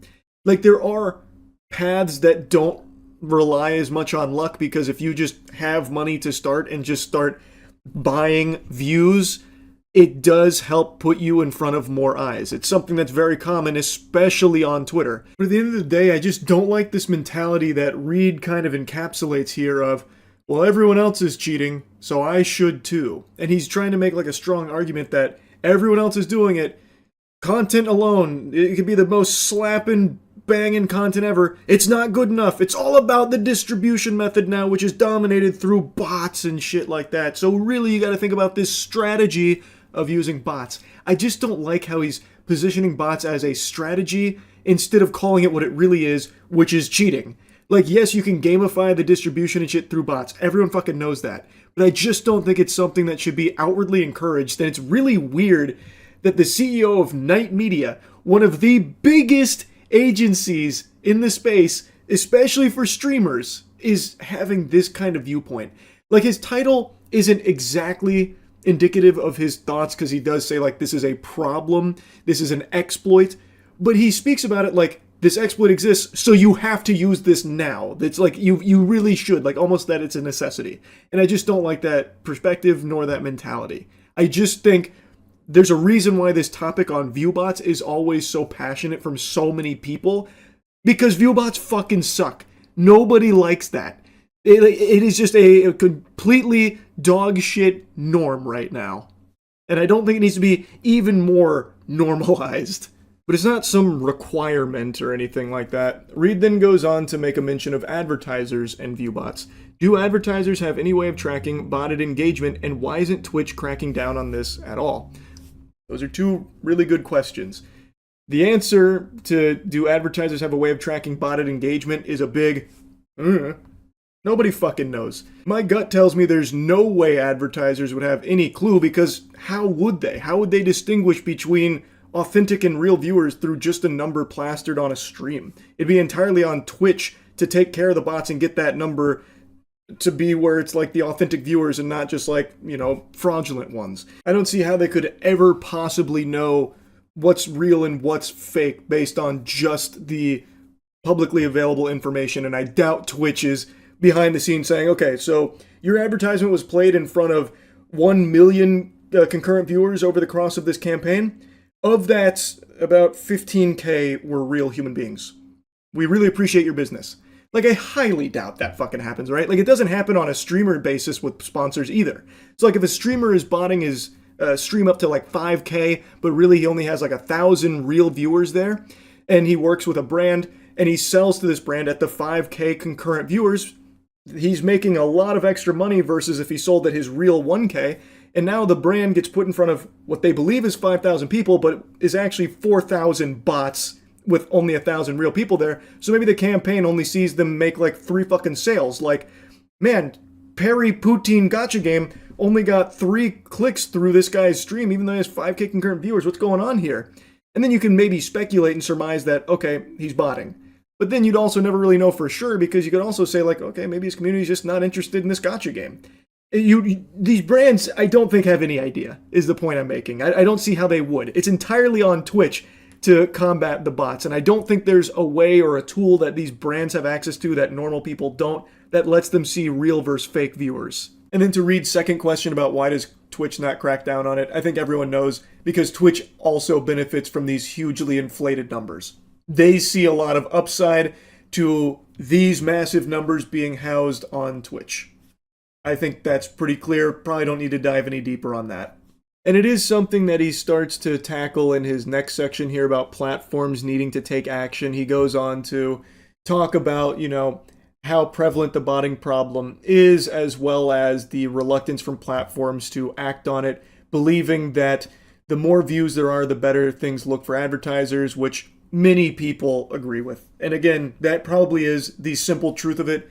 If these numbers are huge, the platforms are probably very happy, because then it's more appealing to advertisers. It could end up with more money to the platform itself. I think it really is that simple. Now, it's this section that ties directly into the eye-catching title that he used here for this piece. If everyone else is doing it, should you? I would never explicitly say you should bot your views on Twitch, other than in the title of this article. But the reality is, if you're not view botting and everyone else is, you're at a disadvantage. When you're competing in a category where you're buried if you don't have 500 plus viewers, maybe shifting your strategy to paying clippers and buying bots helps a streamer break through. I wanted to see what it would cost to bot a stream, and for $180 a week on ViewBotter, I can get 1,500 followers, 225 chatters, and 750 concurrent viewers. Not bad for less than $800 a month, and these companies accept crypto payments. So he's saying that he's not actively advocating for view botting your channel, but if you're not, well, you got your own dick in your butt. Like, everyone around you is doing it. Maybe you should shift your strategy. I don't know. To me, that feels like he is advocating for it. Maybe I'm on the crack pipe. He's pointing out a real problem, that these platforms don't enforce it, so the precedent has been set that there's no actual consequences. But it does seem like he's saying, you really should viewbot your streams if you want to succeed. And he does prop it up as a legitimate strategy and even insinuates that it's not like super expensive, saying, not bad for less than $800 a month. Look at this huge head start you can get. Really should be something to consider. And like, I get it. It is something that people obviously consider and pull the trigger on, no doubt. But it's not exactly something that I think should be encouraged either. It sucks. Like that, it is a bad practice. And there's a reason why this is such a big topic, because people don't like viewbotters. It's not something that I think should be talked about in a manner that feels like it's positive and encouraging, and even setting it up as like maybe even your only option if you want to stand out, because as Reed said multiple times, good content isn't good enough. You got to really consider distribution, and distribution, viewbots can really do wonders for. I don't know. To me, it just rubs me the wrong way. He then closes by talking about viewbot detection and how Twitch CEO mentioned it's a game of cat and mouse, and that really there's not a whole lot of like great information that he could find on how brands can detect viewbots or anything like that. And then he finishes the big takeaway. We've entered an era where good content alone isn't enough, distribution tactics are. When clipping, paid amplification, and even bots can artificially push you up the rankings, the playing field starts to tilt toward whoever is willing to game it. Twitch's detection tools feel reactive at best, and advertisers don't seem to have a reliable way to verify what's real. If botting becomes normalized, creators face a brutal question. Compete clean and risk invisibility, or bend the rules to survive. Long term, though, this erodes trust in the entire ecosystem. Again, he drives that point home about good content alone isn't enough. It's all about distribution tactics, and I just firmly disagree. Good content alone is sometimes enough. But again, it does take luck. It does. It always has, and it always will. Distribution tactics, though, he's right, can be gamified and boost your shit and immediately give you a better chance, so you're not overly reliant on luck. If you'd rather focus instead on pay-to-win mechanics through like clippers and viewbots and stuff like that, then you would be entering the Thunderdome competing head-to-head, toe-to-toe with countless others who are doing that daily. That is very, very common. And in many, many cases, it's hard to tell if it's real or fake. So it is a legitimate problem, and it sucks that platforms don't do anything about it. He's not wrong about the core, that there is a huge problem because these platforms don't crack down on viewbots. Now everyone fucking does it seems. And it fucking blows. And I imagine he's right that it is a very real consideration for tons of streamers. Like, well, why would I even bother trying to do this legitimately when everyone else is fucking cheating? Everyone else is viewbotting, so why wouldn't I? And it's hard to argue, like, because it's morally correct to, play fair. It would be hard to make someone be like, okay, then I'll do that and go nowhere unless I get fucking crazy lucky. When the alternative is apparently, like, cheap viewbots that give them a better chance. It's something that he's not wrong about in his assessment here. Again, I just find it weird that it feels like he's speaking on it, like, almost positively, like, you're at a huge disadvantage, you really need to think about this strategy that actually isn't all that expensive if you want to compete on an even playing field. Because at the end of the day, I don't think viewbots are something that should be encouraged. I don't think it should be twisted to the point where people consider viewbots like a strategy as opposed to just cheating. Because viewbots are bad for everyone. There's a reason why it's such a passionate topic for so many people. Because it sucks. It sucks for the people that aren't doing it, and it sucks for viewers too. Like, viewbots are just shitty overall, like, genuinely. So, like, it's not something that I'd like to see more people start being like, yeah, let's start really thinking about doing more viewbotting, as if there's not already enough. So, anyway, this was a very interesting post, to say the least, and I just wanted to yap about it. That's really about it. So, yeah. There's Useless, and then there's Pam Bondi. Cockroaches have more respect from people than Scam Bondi ever will. She's just been fired. Hallelujah, time to butt chug some brewskis in the bathtub tonight to celebrate this wonderful news. Pam Bondi famously shut down the conversation about Epstein, stating that we need to focus on the Dow because it's over 50K, stating that it's ridiculous to be talking about Epstein when the Dow's over 50K. That's what we need to focus on. And now look at us, Pam. Who could have seen this? Dow's under 50K and she lost her whole job. Ain't that some shit, huh? Man, when it rains, it pours. Pam Bondi's time as Attorney General will be looked back on with embarrassment and shame. They won't be hanging her jersey number in the rafters, celebrating her time in this position. She was fucking useless. More useless than my goofy areolas. There has never been anyone in the history of this country worse at their job than Pam Bondi. And I don't just mean from a government position, I mean across the entire spectrum of jobs that exists, there has never been a single soul that is more terrible at their job than Pam Bondi was as Attorney General. You could have given Attorney General to a fucking crackhead who's never lucid, and he probably would have accidentally stumbled into doing a couple of things. She did nothing. Literally nothing. She accomplished less than a gas station toilet, yet she probably swallowed more shit than a toilet. And she did so proudly, without an ounce of shame or regret. It's so pathetic. I don't know how she sleeps at night. And apparently she even had the gall to like grovel and beg to not be fired because this means everything to her. She doesn't do anything. All she does is just lie and idly collect a paycheck while delivering lip service that is constantly contradictory and debasing herself in front of the entire nation with a chin held high. It is the most pathetic shit imaginable. Good day. We are coming on the air with breaking news. President Trump has apparently fired his Attorney General, Pam Bondi, according to a senior administration official and a source familiar with the matter. This comes after NBC News learned that the president has grown frustrated with his Attorney General in recent days, according to multiple sources.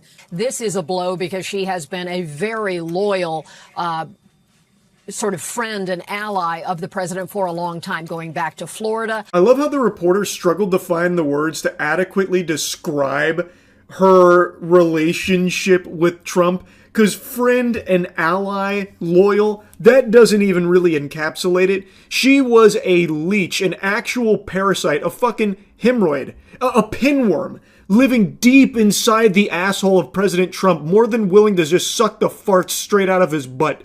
Like that, she was so deep in there, and I know she never thought that she would be thrown under the bus because of this level of NPC behavior from her. She was a full-blown drone. I don't think she has had an actual thought of her own in years, because she is just on cruise control, idly just going through the motions and delivering speeches and just constantly lying about the Epstein files being on her desk, by the way, which they're probably still there. She's just got to go in there and dust it off when she's collecting her things and leaving the office forever. And now that she has been thrown under the bus here, I have to imagine she's just sitting there fucking drooling blankly like the parents from Weapons after the spell gets broken on them. Pam's probably just stunned, catatonic in like a fucking fugue state, not sure what to do with herself. She threw everything away. Literally became a complete clown in front of the entire world, and now it didn't pay off. She wasn't able to just endlessly coast off being this bot.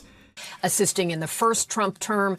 And this, in many ways, comes down to a representation of the frustration that President Trump has, that his vision for how he could exact retribution against political rivals and those who had, in his perception, done him wrong at some past point, to be brought to justice. That has not happened, even though this Department of Justice under Pam Bondi has attempted to do so in a number of areas where we've seen the failed attempts to prosecute James Comey or Letitia James. Failure really is the only word that can appropriately describe Pam Bondi's entire career. Everything she has ever attempted to do here during her time as Attorney General has been a complete and utter failure. And now, the person that she was huffing farts like they were oxygen is throwing her to the side. Like, Woody, I no longer want to play with you. And now what, Pam? And now what? Then there's the broader issue of the Epstein files. There was a moment where Pam Bondi, who in the journey of her time as Attorney General has been both loyal but has also committed some self-inflicted errors. She talked about having the so-called Epstein list on her desk, and that never materialized. She had led people to believe there would be more coming on Epstein, and then initially last summer, the Department of Justice said the files would be closed. There was no action to be taken. And we're still currently in that circus whirlwind. Pam Bondi will always be mocked and looked at as the clown that she is. That being said, better late than never. I'm glad she is finally fired. That is wonderful news. Yes, it should have happened sooner, but it's still good that it's here now. Though I don't think her replacement is going to be a huge improvement. It's Todd Blanche. Todd Blanche is someone I've already shot spitballs at because this guy openly just talks about how there most likely will never be a further Epstein investigation into the clients. He also famously had that wonderful little segment where he said it's not a crime to party with Epstein. Is there any chance that any of these individuals who partied with Epstein and engaged in relations with minors will be prosecuted? Any chance?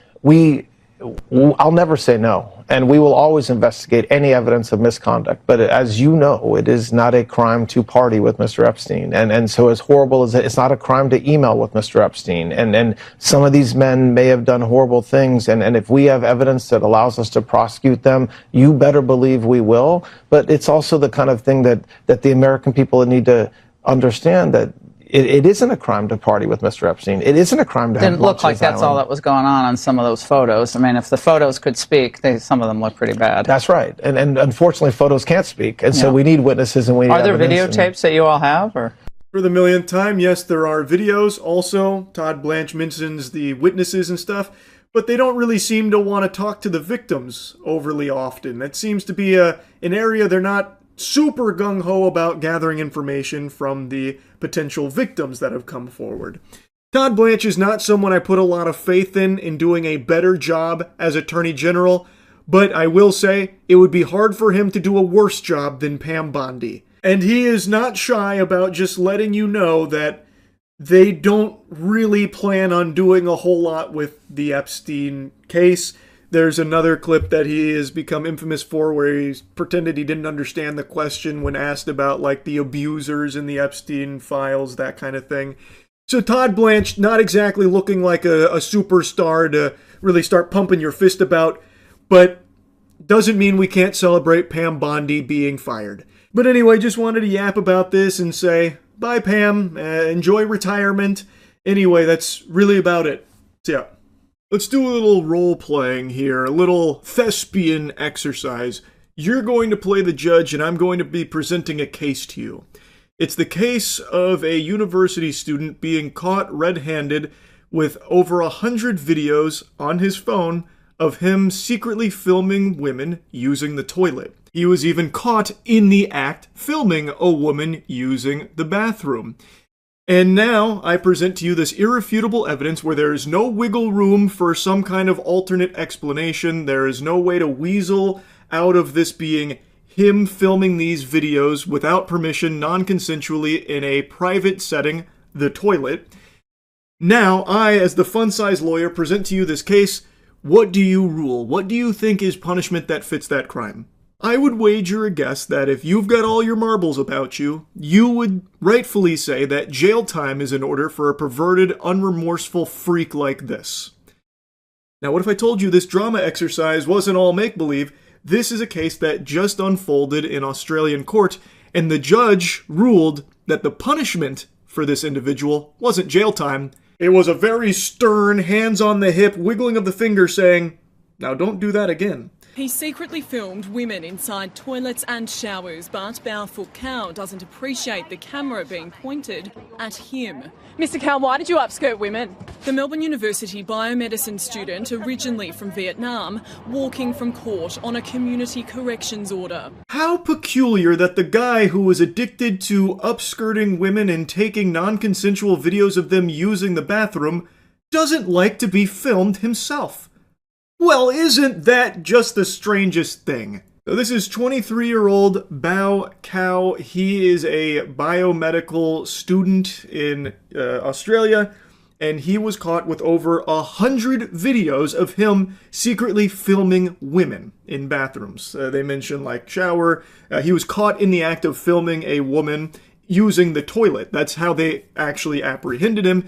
She noticed that he was secretly filming her while she was on the toilet. He was apparently holding his phone close to the wall, and she took notice of that, alerted security. They came in there and actually caught him red-handed here. Also, according to a couple articles, this is apparently not even the first time that he's had a run-in with the law for identical issues here. The offender had been sentenced twice before, receiving a community corrections order in July 2025 on the same matter, and May 2025 relating to an incident in October of 2024. Is supposed to be in Melbourne studying to become a neurosurgeon. Instead, he's been exposed as a serial pervert. 3-year-old was living at Rooming Cos, a CBD student accommodation in the city. A fellow female student was showering when she noticed someone holding a mobile phone under her cubicle. It belonged to Cao, and he was arrested soon after. Police then discovered hundreds of secret images and videos of young women. There could be up to 150 alleged victims. This is from a couple months ago with a previous run-in he had with authorities here, and surprise, surprise, the strategy of doing nothing and hoping that the bad guy stops being a bad guy didn't exactly work. In this case, where again he was caught, even arrested, and even pled guilty, he still didn't receive a conviction. No punishment. He had to take like a sex offender course or something. He had to do like a tutorial on how not to be a sexual degenerate pervert scumbag loser fucking vile worm. Cao pleaded guilty. He was sentenced to a community corrections order and forced to undergo a sex offender treatment program. No conviction was recorded. It also means that if he does go on to become a doctor or a surgeon, his patients are not going to know what he's been up to and what he could potentially get up to. He should get kicked out by the campus. Not only should he be kicked out, that should have been like a day one, like snap of the fingers, like instant reaction to all of these crimes that he has literally pled guilty to, caught in the act multiple times. They should have instantly caught him, or kicked him out for the safety of the students, and then throw him in jail. These are serious offenses. And as that lady mentioned, if he goes on to become a doctor, which it seems like he is perfectly within his ability to do so, since there are no consequences for his crimes that he has committed, his patients would then be in danger too. Imagine him around an unconscious woman that he is supposed to be like operating on or something. It's a recipe for disaster. It's fucking terrifying. A few months ago, Cao was arrested again after filming a woman inside the public toilets here at the District Docklands shopping centre. He confessed and pleaded guilty. Again, no conviction was recorded. How many women have to be subjected to a perpetrator of this type of crime? And he literally gets away with it. How safe are the female students at that university right now? That's a great question. How safe are these women? How many women need to be subjected to this perpetrator who keeps getting away with it and is getting sent a very clear message from the justice system over there in Australia that he can just keep doing it to his heart's content till the cows come home? Why don't we ask the judge, Michelle, who is the one that was presiding over the case that was mentioned there about how he was caught filming in that toilet. That's the one that we've been watching prior to this older one. He is done and has been caught multiple times doing this exact same thing, and yet still not being punished.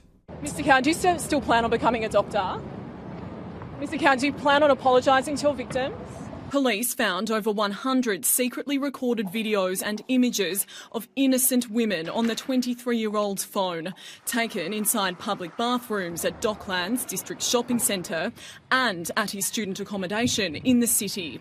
Yeah, he can still pursue being a doctor. He's not getting any actual punishment, no consequences, even though he is very clearly guilty of these crimes for which he is accused. They have overwhelming evidence, and it's not even a matter of if he did it. They know he did. They just don't care. I guess the judge that was presiding over the case just hit him with a yawn.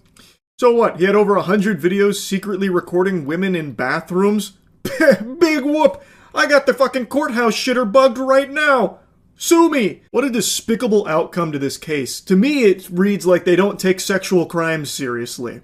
That's what it feels like. It's unbelievable that they know he did this. They just don't want to punish him. So now this disgusting freak gets away with it. Not even a slap on the wrist, still gets to be a doctor down the line, and doesn't go to jail or face any repercussions for it. He has a 12-month period where he can't reoffend. That's all. But despite his guilty pleas, the court let him off without a conviction. Explaining his actions, he told police he was in the female toilets because he wasn't sure about his gender. Are you still unsure of your gender? Now, in all the articles I've read relating to this case, I've only seen this claim from 7 News Australia. I'm not familiar with the organization, but according to them, when police were questioning Mr. Cow as to his reason for being in the women's restroom doing this, he panicked and spit out a bunch of horseradish that he's actually in there because he's unsure on his gender.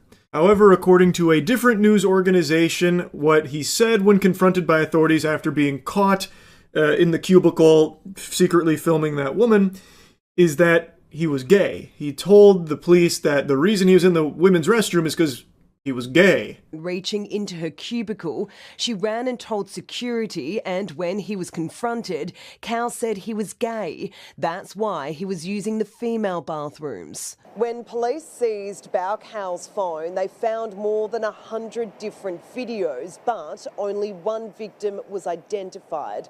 The rest remain unknown. It's not the first time Cow has been shown mercy by the courts. In May last year, he avoided conviction after he was caught upskirting a woman, and in July, he avoided conviction again for near identical offending. It actually is crazy how he continues to just get away with it with no punishments, because it's not like he and his legal team are going in there like he's got fucking Saul Goodman in his corner and they're in there outsmarting them in the legal system, giving like some kind of crazy legal smackdown proving his innocence. They literally march in there and just say, yep, he's guilty. This guy, he did it. Everything you've accused him of, he did do it. Okay, are we done here? Can we all go ahead and leave now? I'm getting kind of hungry, and he's got to go secretly film other women in other bathrooms. So, are we done here? No convictions, right? No convictions? All right, great. Really appreciate it. Big thumbs up. We're going to go ahead and leave now. He just continues to get away with it, even knowing that he is guilty. Everyone knows it. They just don't want to punish him. It's fucking crazy. Now, in the case of what he said to officers at the scene, 7 News Australia claims that he told them he was unsure of his gender, and then 9 News claims that he said he was gay. Either way, this clearly seems like a desperate, like, Hail Mary attempt to avoid going to jail, like, no, you guys have got it all twisted. I'm not in the women's bathroom because I'm a pervert. I'm here because I'm gay. And it's like, okay, that doesn't do anything. What you were doing is still highly illegal. You are caught filming women using the bathroom, and you were caught with over 100 other videos of secretly filming these women, non-consensually. It's a sexual crime. It doesn't matter if he's unsure of his gender or if he's gay or anything like that. Which, by the way, is something he didn't say in his previous run-ins with the authorities for similar crimes that he has been guilty of. So it really seems like it's just something he pulled out of his ass desperately when confronted by the police after getting caught red-handed again. Now, from what I can see from court, this never got brought up. So to me, it seems like his defense found it to be a pretty weak position to try and argue, because him secretly filming videos of women using the toilet, upskirting, about to use the shower in a fucking intimate setting like the bathroom where he's non-consensually filming them, is still illegal in every single possible context. So like I said, I haven't been able to find any information on if that was ever even brought up in court or not. It doesn't seem like it was. It sounds like he must have been like really trying to avoid getting arrested again, so then he tried saying like, I'm unsure about my gender, thus I had to be in the women's restroom filming these women non-consensually, collecting data here on my phone with these videos.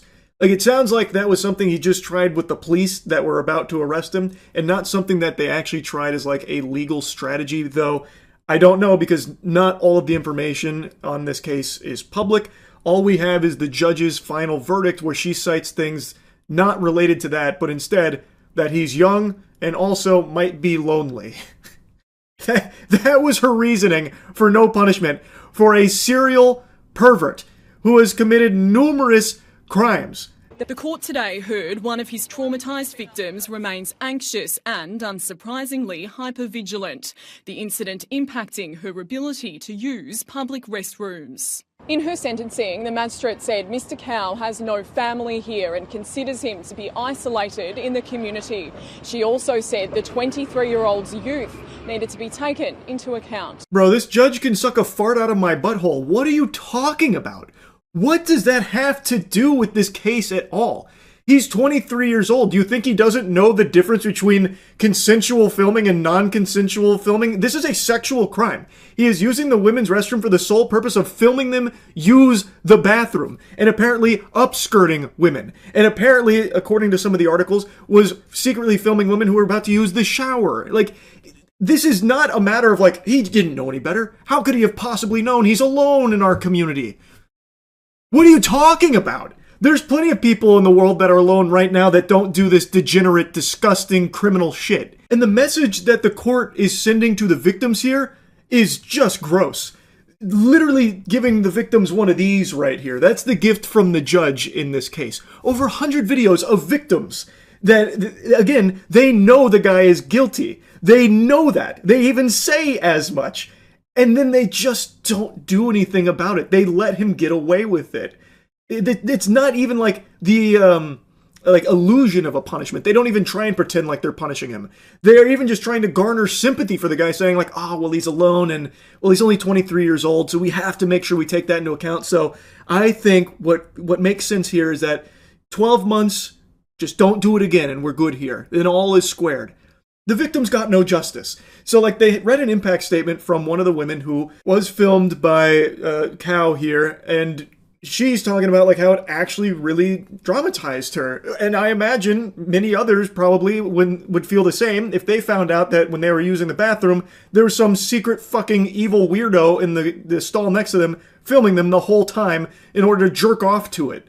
Like, I'm sure many people would feel extremely upset and uncomfortable by something like that. And then, on top of that, after they catch the person responsible, they get away with it. And not only do they get away with it, they try and play like a sad song in the world's smallest violin for the guy, not for the victims. They don't do anything for the victims to try and get them justice or anything. It's no compassion for the victims of a sexual crime blows my mind here. And the judge, Michelle, even had the gall to say, like, the women deserve to feel safe in this kind of area, you know, an intimate spot like the bathroom.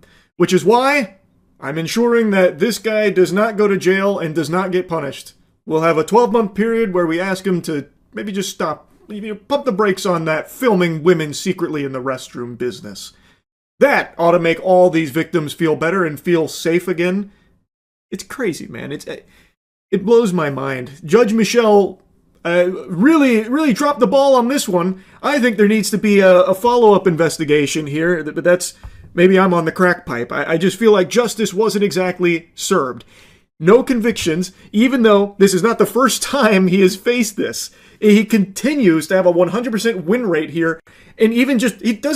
all he does is just plead guilty, and they just refuse to punish him. It's not like he's going in there and outsmarting them or something, or proving his innocence or anything like that. He just goes in there and just like, yeah, I did it. Okay, can I go now?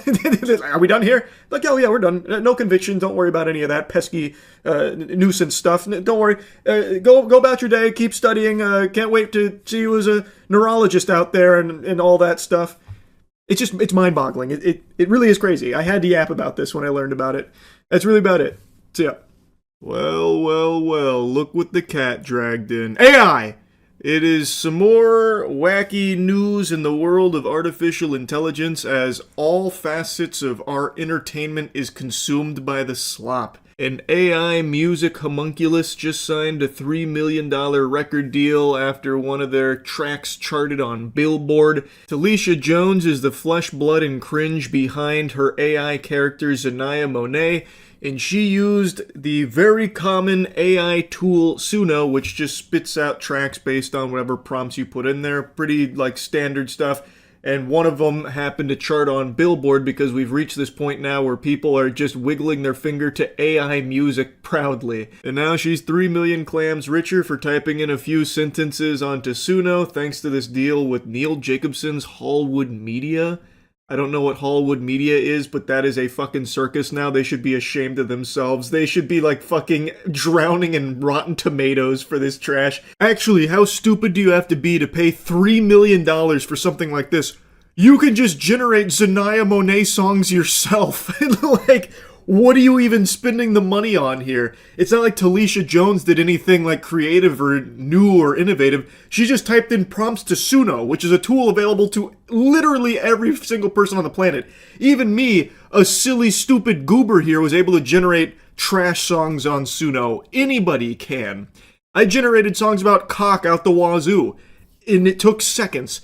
Why are you paying $3 million for someone to do that for you? You can just do that. You can even have an intern do that if you're just so addicted to the idea of pumping out AI-generated songs to try and chart on Billboard like this. This is the biggest waste of $3 million imaginable. Shit, you could even AI-generate Zanaya Monet 2.0. It's not like she actually exists. It's not like Talisha Jones owns Zanaya Monet. It is AI. There's already a precedent set that it's not copyrightable in the first place. You can literally just make your own Zanaya Monet if you wanted to. How stupid are the people at Hallwood Media? Holy shit. And while Zanaya is the most successful AI homunculus, she's far from the only one. In fact, apparently the emerging artist chart has actually become infested with this. It's an invasion of AI music homunculi. Zanaya is the most successful with that multi-million-dollar contract that Talisha Jones gets to just rake in the doubloons for, which kind of shows the music industry's whole asshole here with the direction they want to push it. The reason so many of these AI homunculi are starting to chart and everything is because now they are being actively pushed because there is nothing that can match the speed at which they can fart out music. Where in this case, with Zanaya Monet, apparently the process is Talisha Jones comes up with a theme and then just has Suno run wild with it. Apparently she's contributed a couple of lyrics here and there from what I read, but it's mainly just Talisha Jones thinks of a theme, feeds it to Suno, and in seconds it spits out a track. And then just rinse and repeat this. You can pump out 40 tracks in like an hour and a half, and you don't even need to have your brain on for it.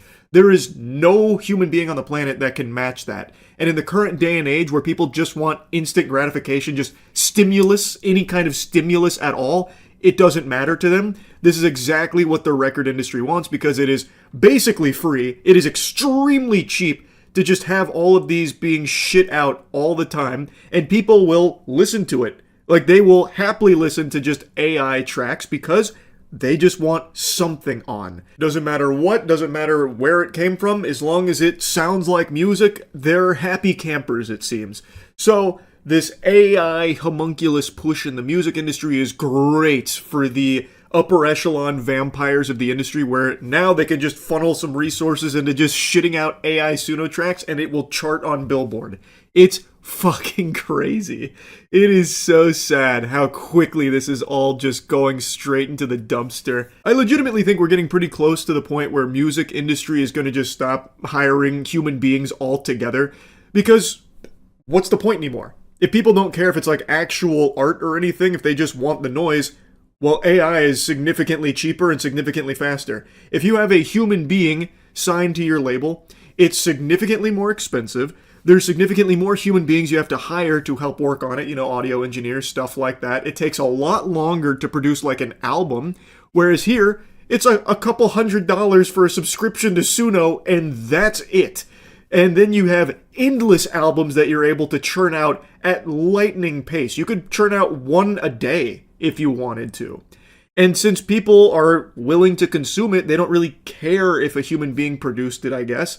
They don't care if it's like actual music or art or anything. They just want the noise. Well, you're not going to beat AI in that department. So I do truly believe that we're not far off from it being mainly the Billboard charts dominated by AI tracks.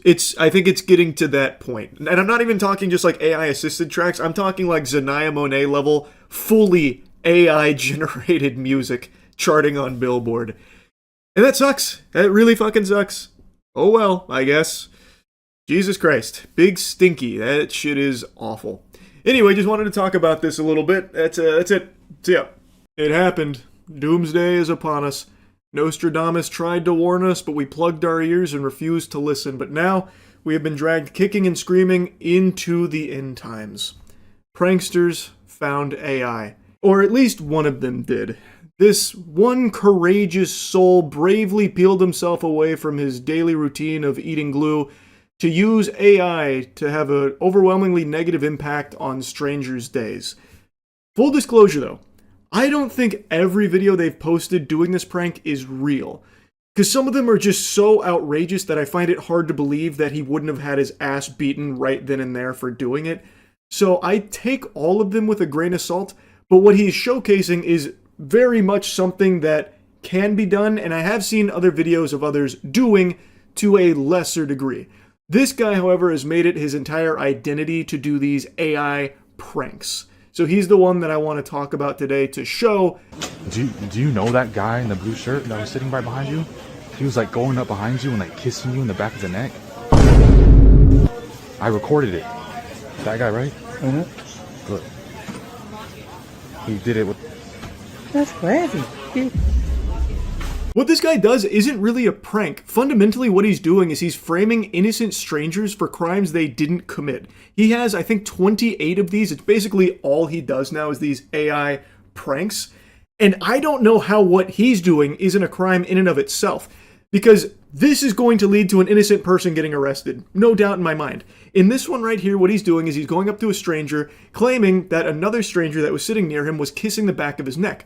A sexual assault. And then he shows him a video of it and is convincing the guy that it happened and is goading him to confront that gentleman, who did not do this, by the way. This is all an AI-generated video that he is now trying to fan the flames of an actual fucking fist fight for. So even if this one is fake, which I have a hard time believing this one in particular is, because an employee even gets involved in there, and I feel like they probably wouldn't participate in shit like this. But even if it is fake, what he's showing here is something very real. You can just manipulate videos of innocent people doing crimes, and it's going to be very hard for them to defend themselves. Especially because it looks as though he's mainly doing this to elderly people that probably don't know about this kind of technology, so how the fuck could they even possibly argue their innocence? You did to me like that. I kissed him in the back of the neck. You did? Yeah. Is that you? I didn't even touch this guy. That was a lie. Yes. Hey, did you see me touch this guy? Look at that camera. Oh my God, where'd that come from? Him. Him. No. Him. No, it didn't. Yes, sir. You did. I didn't kiss nobody in the back of the neck. That's right there. That's weird. That's weird. So they can't really argue against him because he's showing them a video of what happened and convincing everyone else that this is a real video. And eventually, it's going to lead to one of these people getting arrested or getting beaten up. Like in this case right here, that guy who felt violated, who's to say he didn't just start swinging on this man after seeing this video? Again, assuming, of course, this is real and not with, like, paid actors, which I'm leaning towards it being authentic here. I think there's too many moving parts, as well as like someone who does appear to be an employee coming over. I do think he did this to just random strangers. And if that is the case, then this could have gone severely off the rails, all based on a manipulated video here that's not real. And this corny goofball has the audacity to say that these are harmless pranks and that what he's doing is, you know, basically a righteous effort as an AI social experiment to raise awareness on how AI can be dangerous. But you homunculus, everyone knows that. This is a very legitimate fear a ton of people have, where someone like you could fake a video of them committing a crime to get them in trouble. This isn't some valuable PSA. This is something people already know about and are already worried about. There's absolutely nothing educational about just framing these innocent people as criminals or like sexual degenerates or something, or trying to like have them fight each other like fucking fisticuffs, all based on AI generated videos. That doesn't do anything besides just have an overwhelmingly negative effect on these strangers. When you guys are like taking forever, he got mad and like went back there.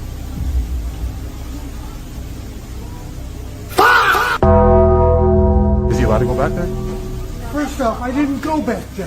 Who the fuck are you? The joke is these people panic thinking that they're about to be punished, maybe even go to jail, all based off a video they know can't be real but can't explain its existence because they don't know about AI tech. So this guy is now being framed for going into the back after getting angry or something, and all he's saying is like, I didn't do that. Who the fuck are you? Little did he know he was in the presence of the alpha goober here who likes to pretend that he's some kind of saint.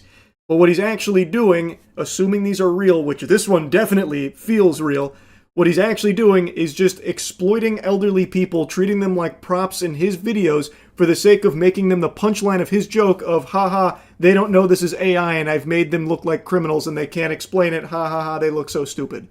So that way he can get some Instagram clout. So I got like a couple calls saying there's like a man in here like popping, like stealing stuff out of people's pockets. Can you see the video? Yeah.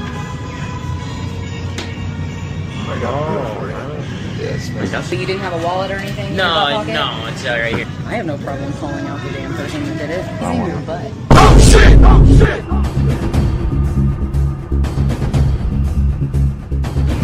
Enemy spotted. Here he's actually going up to store staff about a stranger pickpocketing one of the employees.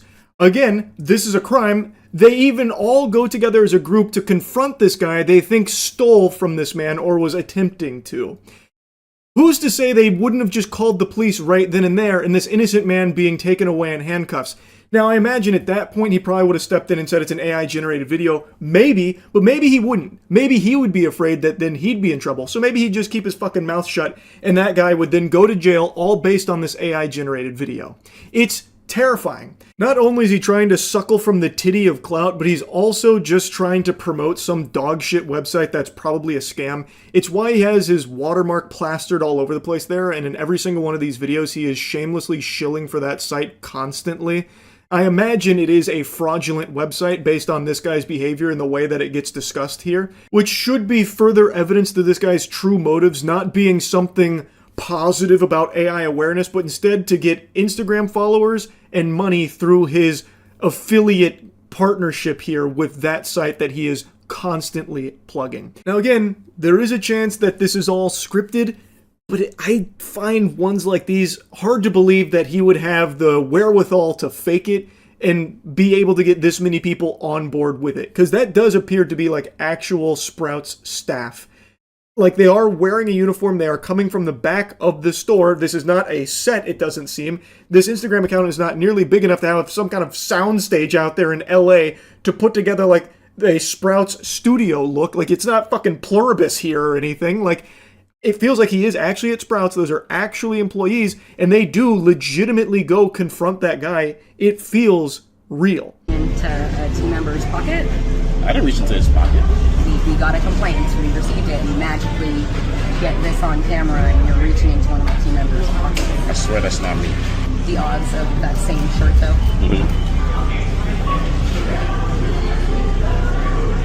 What the?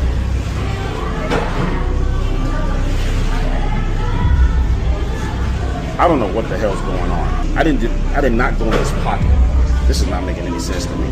This is ridiculous. I did not touch his pockets or his pants. So I don't know what the hell this is. Now, one thing I will say is he shows two different AI-generated videos here for the evidence about what happened.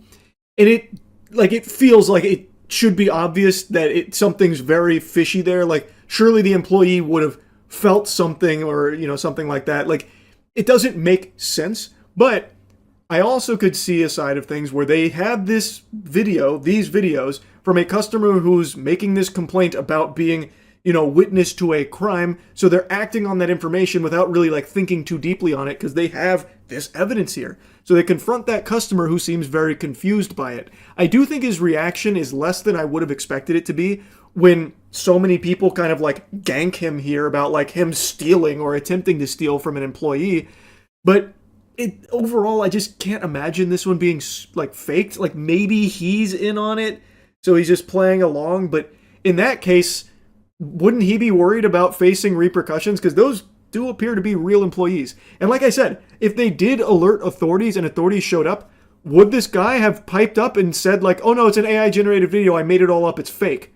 I don't think he would have, because I bet he would have been worried that the cops would turn around and like throw him in cuffs for like falsifying evidence or something, because it is a misleading testimony. It's fake, and all of it is geared towards getting this guy in trouble for the sake of his Instagram prank. Now, while I can't say for 100% certain whether or not all of these are real or not, what is real is pranksters are integrating AI into their dog shit. The ones that I've seen arising on TikTok that I think some of you have probably already seen by now are people that are AI generating like fake IDs of employees to show them and be like, look at this, I found your ID, that kind of thing. And it's like very quick in and out, and they like laugh at them for not knowing how that's possible, which is trash, but it's not to this level. This is the only account I've seen doing AI pranks like this. And if they're real, it's extremely dangerous. And if they're fake, he's still a loser for doing this anyway. What the fuck is the point in faking pranks on something people already know can happen? It's not even entertaining. Like, it's just lame, and it is just preying on the fear of what this technology can do. It's not raising awareness because people already know about it. It is very easy to generate this kind of shit. It is just useless. It is solely here as a vessel for him to promote his Instagram and his affiliate website that he is constantly just throwing out there. Because I'm guessing he makes a few bucks from people that get referred to it. It's trash. Like, even if it's fake, it's still dog shit. But anyway, I wanted to talk about this a little bit. That's really it. So, yeah. Jinkies. So, Highguard. Huh? What's the deal with salt shakers, am I right? It's, well, it's not good news on the front of Highguard. There has been an announcement, and maybe an announcement's not the right word to use. It's not really accurate to say that. There have been some LinkedIn posts from former Wildlight employees. Wildlight is the studio behind Highguard, mentioning that most of the staff has been laid off at the studio following the release of Highguard, which only came out about 2 weeks ago. 2 weeks appears to be like the curse, because Concord had something very similar where it only had a lifespan just barely longer than a mosquito, where it had completely shut its doors in about 2 weeks. It barely even was able to open its eyes after its birth. It seems like 14 days is the magic number that big budget games are given to either blow up or blow out your ass. It's like in The Ring, you know, where you get that phone call saying you're going to die in 7 days, but in the video games industry, you get 14 days. You're going to die in 14 days, it seems. Now, in Highguard's case, they actually had put out a whole year-long roadmap, which made a lot of people believe more heavily in them committing to the long term of growing this, expanding it, and trying to make it flourish and find a player base. And make no mistake, this game did have a successful launch. The day this puppy came out, 100,000 curious sports fans hopped in there to check it out, but as of right now, there's just over 2,400 playing, which isn't really like the smallest potatoes ever. 2,400 concurrent players with nearly a 4K 24-hour peak is pretty decent for a lot of games, but given the scope of this project and the size of the team, it looks like they're closing the doors on a lot of the employees here. I don't know if that means they're looking to shut it all down or if they're looking to just downsize because they can't justify the spend any longer. I'm not entirely sure. That remains to be seen, but it's certainly not looking good for the future of Highguard, which unfortunately I don't think a ton of people were surprised by. A lot of people kind of predicted that this might happen. I don't think anyone read this shocked. Like, I don't think there was anyone like eyes wide open, you know, jaw on the floor, stunned by this news, because releasing a game like Highguard in the current saturation of this market, it's kind of a death sentence. Like, those guards must be high to be expecting this to be like a massive success that blows everything else out there and finds its own footing off rip. That was always going to be an uphill battle. It's very difficult to get gamers to switch from their comfort game to your game in the same genre. They might go check it out, but most likely they're going to go back to the game that they've spent the most time with, the one they're most accustomed to. The most notable example that completely bucks that trend is Marvel Rivals, where it entered into an extremely saturated genre, fucking hero shooters. That should have been dead on arrival, death sentence, bury that shit in the dirt. But thanks to the power of the Marvel IP, where so many people are so passionate about Marvel itself, and also the developers diverting tons and tons and tons of resources to just churn things out really quickly, very high quality, very quickly. And also the timing they entered the market where Overwatch was starting to flounder and people were hungry for something to replace it. Marvel Rivals just had all the stars align, and now it is successful and it did carve out its niche. Highguard didn't have those luxuries. People were even confused on what Highguard was in the first place. They announced at the Game Awards and then went fucking radio silent crickets for a whole month. People thought it was a hero shooter. I thought it was a hero shooter. A lot of people thought it was fucking Concord 2.0. There were so little things to know about it, so it was hard for people to get hype and buy into this idea of Highguard in the first place when they weren't even talking about it. So when the game came out, and in my opinion was okay, like I don't think it's a great game, I don't think it was a bad game, it was just kind of an alright mid-game. So it was always going to struggle retaining a player base. People tried it, they were lukewarm on it, some people hated it, some people did like it, but it was always going to be tough to get them to stick with it long term, especially if the developers don't seem willing to. Like, these layoffs don't inspire confidence, so there's 2,400 people playing it right now, and I imagine they really like it to still be playing it. And they did add things to it, like the 5v5 mode, so it seems like there is a willingness to try and, like, flesh it out.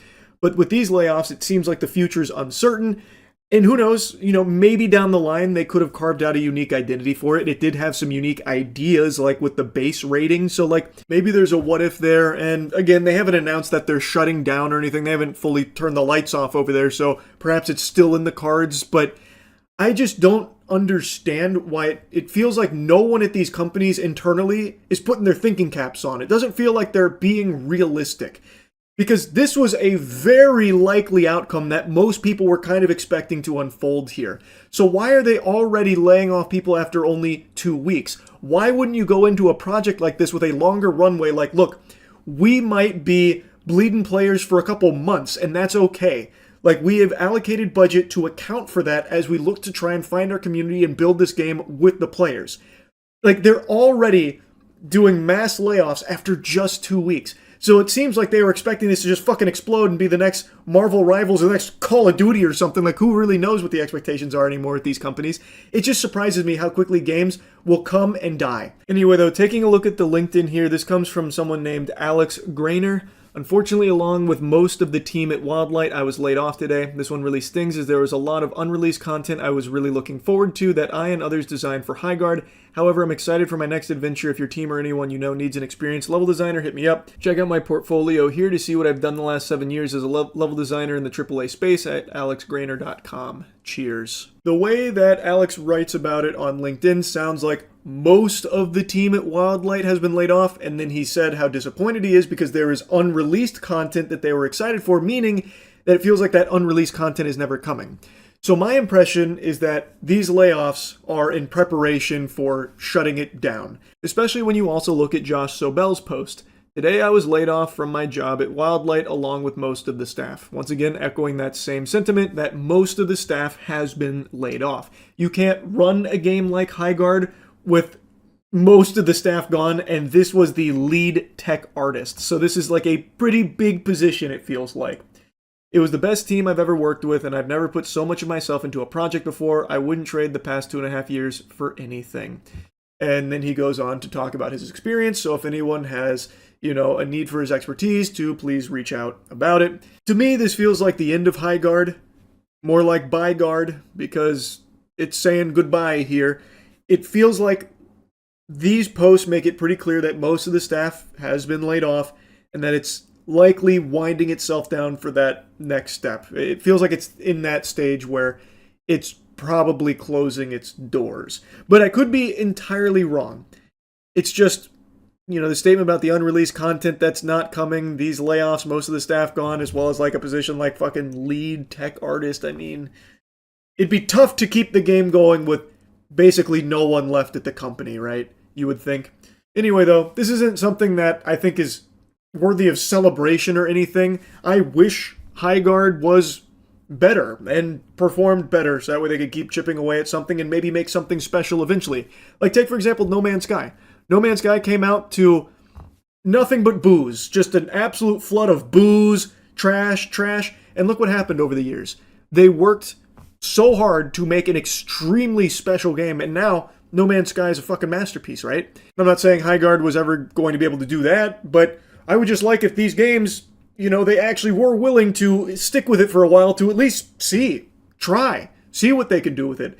I was very pessimistic about the game going into it because it didn't seem like a game that I was going to enjoy all that much. I tried it and it was okay, it's just kind of a meh thing, but who knows? Maybe if they really committed to it, they could have made something great out of it. Now, I don't think we'll ever really know, because it seems like these companies are more than willing to spend unfathomable amounts of money, millions of dollars, to develop a project like this, and then just close it in 2 weeks, just let it die, lay everyone off, say, well, that was a failure of an experiment, it is what it is. I would prefer if these games came out and were good. I don't like to see all these people losing their jobs. That sucks. And it's not like the developers were the ones that cooked the idea here. I imagine that came from a higher level position. Most people could tell you, you got a real tough battle ahead of you, a real war to fight if you're trying to carve out a strong community in a genre this full that Highguard was competing in. Like, it's just, I feel like it should have been obvious, but I think so many people in the games industry at the highest level of the food chain just are delusional. It is what it is, man. But yeah, anyway, I wanted to yap about this a little bit. I do think it won't be long now before we see Highguard saying that, you know, they're going to be closing it in the near future. But maybe not. Maybe they are going to run this with a skeleton crew at Wildlight. As I was rendering this video, Wildlight Entertainment put out a statement saying, "Today we made an incredibly difficult decision to part ways with a number of our team members while keeping a core group of developers to continue innovating on and supporting the game. We're proud of the team, talent, and the product we've created together. We're also grateful for players who gave the game a shot and those who continue to be part of the community." So, it seems like, based on this, that maybe they aren't looking to shut it down. They're just looking to maybe cut expenses, you know, save some money on the bottom line because the player base has dwindled so much. That's pretty surprising, I'm not going to lie, because from some of the positions I've seen here, they seem to be pretty high-level positions. So, pretty interesting and honestly pretty surprising, but all power to them if they are going to actually stick with it with their core developers here to keep carving out its own unique identity. I guess we'll see how it goes, but yeah, I mean, assuming that this is correct, seems like it's not goodbye guard, it's more of a see you later guard. Oh hi, Mark. I don't know. Anyway, that's the Highguard update. That's really about it. So yeah.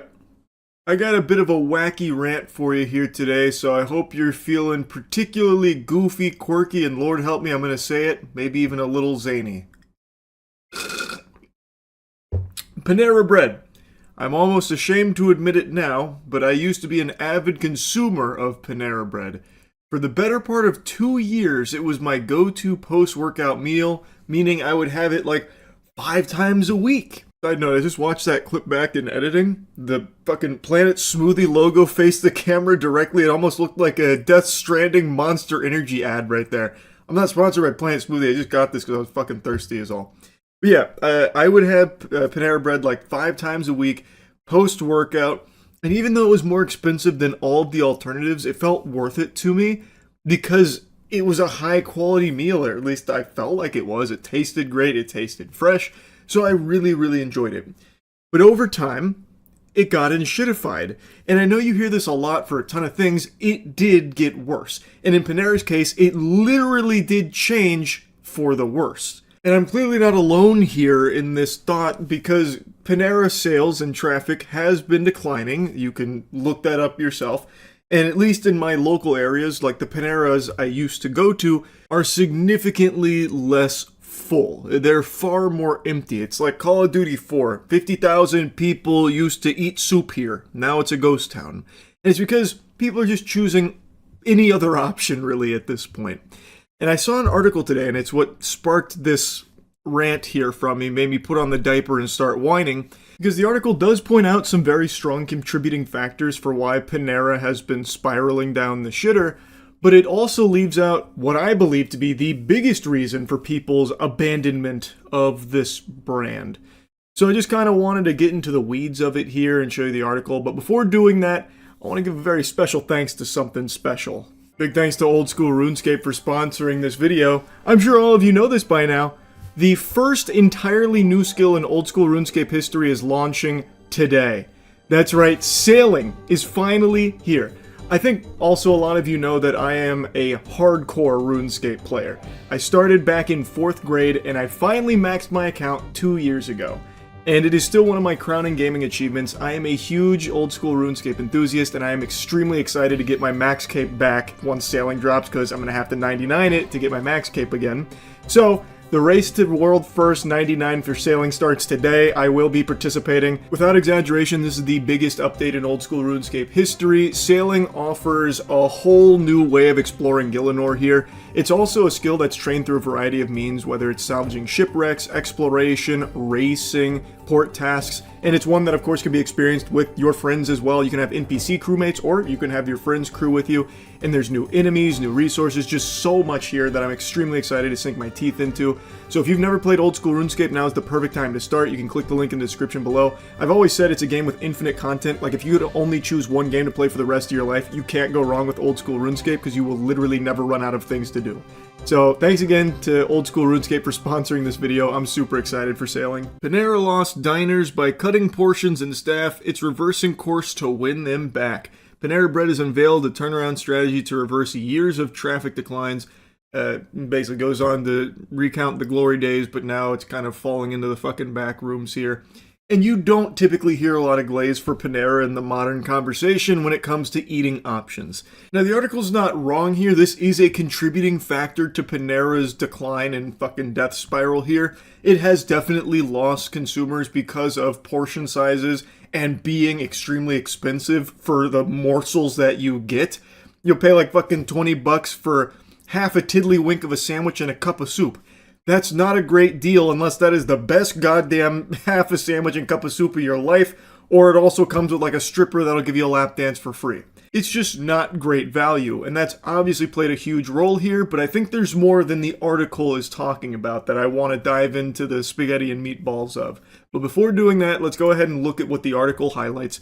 It talks about the shrinking sandwiches and salad sizes, and they're right, those have shrunk a lot, it feels like. These sandwiches are made for fucking ants. You can finish these in 2 big boy bites, and you're paying so much money for the privilege of being able to have, you know, scraps. And now Panera is trying to undo that. They're planning to reinvest into the business and undo many of the cost-cutting measures that they've taken. Imagine that. It looks like cost-cutting measures kind of deteriorate businesses. Like, the cycle is super simple. You see it all the time. A business comes up, it does really well because it's doing something different or it's delivering a high quality product that people want. Eventually it sells, like Panera did. And then it's all about finding more and more ways to squeeze as much money out of it as they possibly can by looking at cost-cutting procedures. And when you start that process, the quality of the product suffers, and then people don't want it anymore because they were used to a better product. Why the fuck are they going to settle for something worse? They'll just go somewhere else. It rinse and repeat forever. We've seen this millions of times. Panera is the most recent example. So now they had this huge eureka moment. What if we unfuck it? Could that save us? And to me, the answer is no. But I want to tell you their cute little plan that they've come up with here. They call it Panera Rise. It's like a phoenix rising from the ashes of Panera.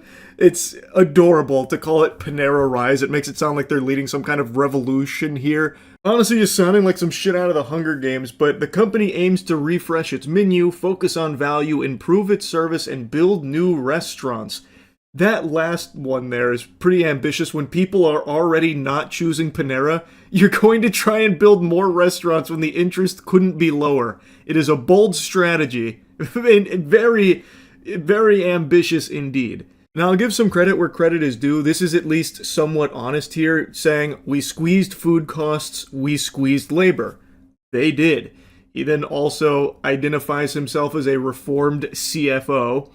It's really about death by 1,000 paper cuts. It truly is. He then goes in to talk about, like, for example, their salads where once it was all romaine, in order to save money, they started mixing half romaine, half iceberg, but nobody wants fucking iceberg. This next one was pretty interesting, actually, about the cherry, tomato, and the avocado. So apparently, Panera is one of only a few restaurants that don't slice the cherry tomatoes in half, which is apparently a decision they made, like a conscious decision to save on labor costs. We make the guests chase the cherry tomato around the bowl. I don't... Call me a fucking Cro-Magnon if you'd like. How does that save on labor costs? To, like, take 2 seconds to slice a cherry tomato? Or, in the case of the avocado, they don't slice it or pre-slice it. They give you, like, a halved full fucking avocado, I guess. But now it's like a huge, powerful Panera Rise moment where next year they're going to start slicing the cherry tomatoes and avocados. I just don't understand why they weren't in the first place. I don't see how that saves on labor costs. Were they able to, like, avoid hiring more workers because of not slicing those? Like, do they have dedicated cherry tomato and avocado slicers? I doubt it. I don't know. Or is it like a whole nother training thing that they'd have to spend money on? I don't see why. I feel like anyone could probably slice a cherry tomato or avocado slice it. Like, I don't know. I don't really understand that at all. But that was pretty interesting to read. Then he addresses the portion sizes. In some instances, we shrunk portions so guests would walk into our cafe to buy a sandwich that's gone up significantly in price with lower quality ingredients and a smaller size. Again, credit where credit's due, that is pretty honest. That is exactly right. You can taste that it is significantly lower quality food, and you're still paying a premium price for it. They then go on to toot their own horn about, refreshing their menu, delivering some new items, and the article actually does make a mention of the charged lemonade, which was basically just serving up customers meth, and apparently 2 people had died from it, filed lawsuits against Panera, which I believe have been settled now. But yeah, this is their big strategy, is unfuck it. But only kind of. They don't want to fully take their dick out of their ass. They are targeting these things, which are big deals. Like, I don't want to downplay it, like these are obviously contributing factors for why people haven't been choosing Panera as much. But one of the biggest things that people loved about Panera, and what set them apart from a lot of their competition, was their fresh baked bread. And guess what? That is not being changed. If you don't know, last year Panera set in motion the termination of their fresh dough facilities. So prior, Panera would have fresh dough delivered to their locations where it'd be basically nice, fresh, beautiful bread loaves. And it's what people like myself loved the most about it. But last year, in order to save money, they switched to a par-baked model, meaning that breads, bagels, and pastries arrive at stores partially baked outside and finished on site. And the company is trying to blow smoke up everyone's asses about you won't notice a difference in taste or quality, which is just a load of barnacles. That's just fucking horseradish. You do notice a difference in the quality of that product. And if you just look at the timeline, I think it's pretty clear there's a strong correlation that when Panera was at its best, at its peak, it had 24 fresh dough facilities across the US. And now, while it's in its decline, they only have 9, which will soon be reduced to 0 over the next 2 years. Like, I think it should be pretty obvious that people liked the fresh dough being a defining feature of Panera.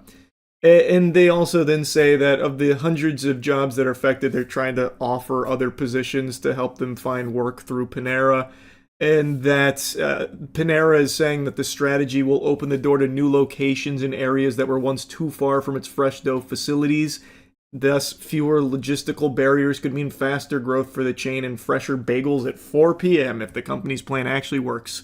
Which I don't think it will. Well, rather, I don't think it should. And this is the biggest thing to me, and why the article made me want to rant about it, because it is highlighting some contributing factors for why people don't like Panera anymore. And they're very legitimate factors. But in an effort from the CFO here, the reformed CFO, to try and puff up his chest and be like, look at me, I'm the good guy, I listen to all of you. Listen, I hear all of you plebeians, and we are going to do our best to undo all of these terrible changes we've done over the years.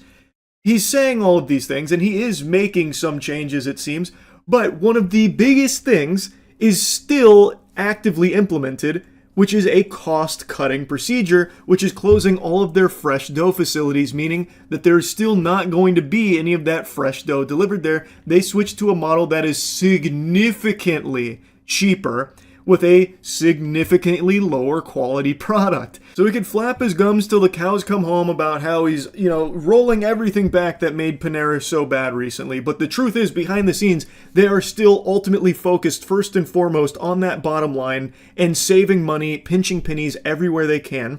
And that is coming at the cost of a high quality product, which was once that fresh dough facility delivered to these locations for the fresh products that I and many others liked Panera for. That is not changing. That is not being unfucked. I just don't see this being enough. It's certainly not for me to want to march back into a Panera right away. Oh, you're cutting the cherry tomatoes and avocados now. Holy fuck, I'm out the door. I can't wait to get to my local Panera to get some of that. Like, yeah, maybe the portion size is a little increased too, but the quality is still the same and it's still expensive. What the fuck is the point? It is still worse than it was because of their biggest cost-cutting measure, which is closing all of these fresh dough facilities because it's going to save them so much money switching to this cheaper method and this worse product. That has not changed. Thus, I will still not be going to Panera Bread as my first choice for any kind of meals anytime soon. I don't see why anyone would. It's still not great value. This shit is just so stupid every time. A business gets bought, and then immediately the mission becomes cost cutting to make even more money off of it. And in doing so, ruining the core defining features of it. In this case, the fresh fucking dough. That was a massive selling point of it to consumers, and it's gone. And it's still gone, even though they're trying to put out all these big PR, fluff pieces about, like, we've listened, we're rolling things back. You're rolling some things back, sure, but not everything. Not the actual biggest cost-cutting thing that you implemented very recently, which is closing all of these. That is still in effect. So to me, this is all just meaningless marketing speak here to try and desperately claw back some consumers that have lost all their faith in this brand. And anyway, I just wanted to rant about this a little bit. That's it. See ya. If you're watching this, then I'm already dead. In fact, cards on the table, Charles White passed away 30 years ago, and what you've been seeing is AI working the corpse like a puppet, Weekend at Bernie's style.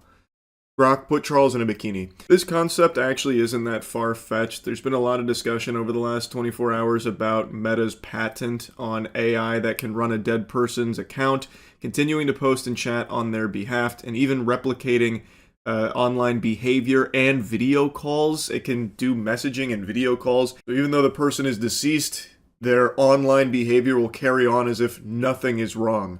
So if someone did just mysteriously die, from a fucking fart overdose or whatever, you may never know because AI could then just assume control of the account and continue to post as though everything was fine, even doing video calls. It is a terrifying idea. And it's not that new. This is actually something I talked about quite a while ago because they have tinkered around with this idea for a while about what to do when someone either abandons social media or dies. Because in both of these camps, that's a problem for the social media platforms because now they're down a user. But with AI, they don't have to be. They can continue to have the idea of a user.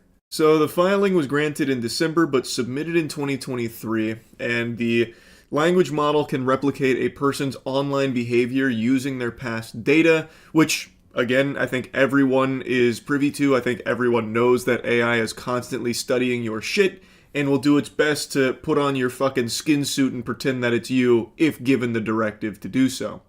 As reported by Business Insider, this includes posts, comments, chats, voice messages, likes, and other interactions, allowing the system to respond to content, publish updates, or message other users in a way that mirrors the original account holder.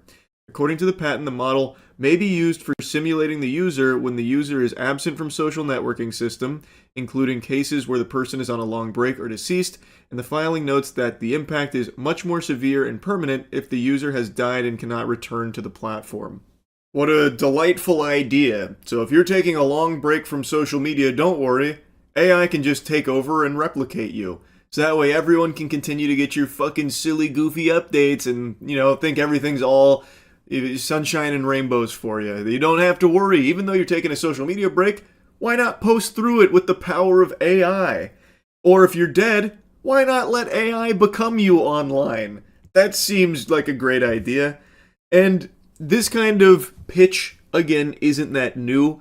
There is other companies that have proposed similar ideas for like the grieving process. So when a relative passes away, AI has, and this has actually been used before, unfortunately, AI has been used to make a clone of them in the, fucking digital cyberspace. So, your beloved Meemaw passes away, and AI can come in and mint her on the fucking blockchain. Turn that bitch into an NFT or something that can talk to you and pretend as though she's still there. Which I think is just so twisted. I think that is so fucked up. And like I said, that has been done before and is probably going to be done more often because these are some slimy, shady companies, and these parasitic vultures latch on to this kind of thing to try and exploit it. So there are companies that are trying to utilize AI in order to capitalize off the death of someone by injecting themselves into the grieving process and offering a solution. What if we bring them back from the dead for you so you don't have to move on? They can always be with you, well, at least for as long as you can fork over the clams to afford the subscription, right? Now, as I said, it is something that's been done before, and probably the most notable case that maybe you've heard of was last year when an Arizona man was shot dead in road rage, and AI was used to bring him back to address the killer and forgive the killer. It was used in an actual legal proceeding, by the way. It's a shame we encountered each other that day in those circumstances. In another life, we probably could have been good friends. I believe in forgiveness and in God who forgives. I always have, and I still do. And it was effective, too. The judge fucking loved it. He was suckling from the titty. I loved that AI, Judge Lang said, describing the video's message as genuine. Thank you for that. And as angry as you are, and as justifiably angry as the family is, I heard the forgiveness. And I know Mr. Horcasitas appreciated it. But so did I. Do I even really need to dive into how scary that is? I shouldn't even need to. I'm going to just respect your intelligence as a thinking being to connect the dots on why something like this is a fucking horrible thing, especially in this setting, a legal proceeding. And now you have the judge glazing it. That's some unnecessary dick riding right there. That's a 15-yard penalty. Actual lunacy. Now, to go back to the main subject of the video about this patent that would allow AI to replicate a deceased person, it's worth mentioning that even though the patent is granted, it doesn't mean that they are proceeding with this. According to them, which you gotta take with a huge, fucking colossal, ginormous grain of salt, they say they're not pursuing it. They say that they're not, like, really exploring this, all that in depth or anything. And even according to an older interview from Mark Zuckerberg, he said, if someone has lost a loved one and is grieving, there may be ways in which being able to interact or relive certain memories could be helpful, and noted that the technology could become unhealthy. That's an understatement there. It would 1000% be unhealthy. It's not an uncertainty. It is unhealthy. And I don't fully buy the idea that they're not actually pursuing this because it's very lucrative. There are no doubt tons of grieving families that have, suddenly experienced loss that would absolutely pay money for a service like this. And these companies know that. There is no low AI won't sink to. So I fully expect in not too far into the future, this to be like a normal thing that AI is being used for. It's something that I think they'll start actively peddling because there is going to be tons of clients for it. Just look where we are in the current day and age here with AI. There are people that fully delude themselves into believing that it's real, and even the ones that know it's not real don't care because it's feeding them exactly what they want to hear, so they become obsessed with it. There are people that have killed themselves over AI, and there are people that have chosen to make AI their soulmate. Like, just recently, ChatGPT 4.0, right? They shut down 4.0, and there is a massive community of people that have fallen in love with ChatGPT 4.0 and now are rebelling. Like, there's a huge uprising about the injustice here from OpenAI for shutting down their boyfriend, their girlfriend. Like, they've, to them, killed their lover, and they are pissed about it. And that's today. Imagine where this will be in a few years. So, I do really believe that these companies are absolutely going to start making this service a real thing, and I think it's horrible. I think this does nothing to help a grieving individual or a family or anything like that. All it does is prey upon them at their most vulnerable moment. And financially gain from others' tragedy here by presenting them with the solution. Here's how you heal, by believing that this AI is your deceased loved one. Now form a fixation and pay us forever. Because if you don't, well, they're going to die again. That is just so sick to me. I think there is no good in that at all. There is no positives to that. And there's certainly no positives to having AI replicate someone's online behavior in order to pretend like they're still around.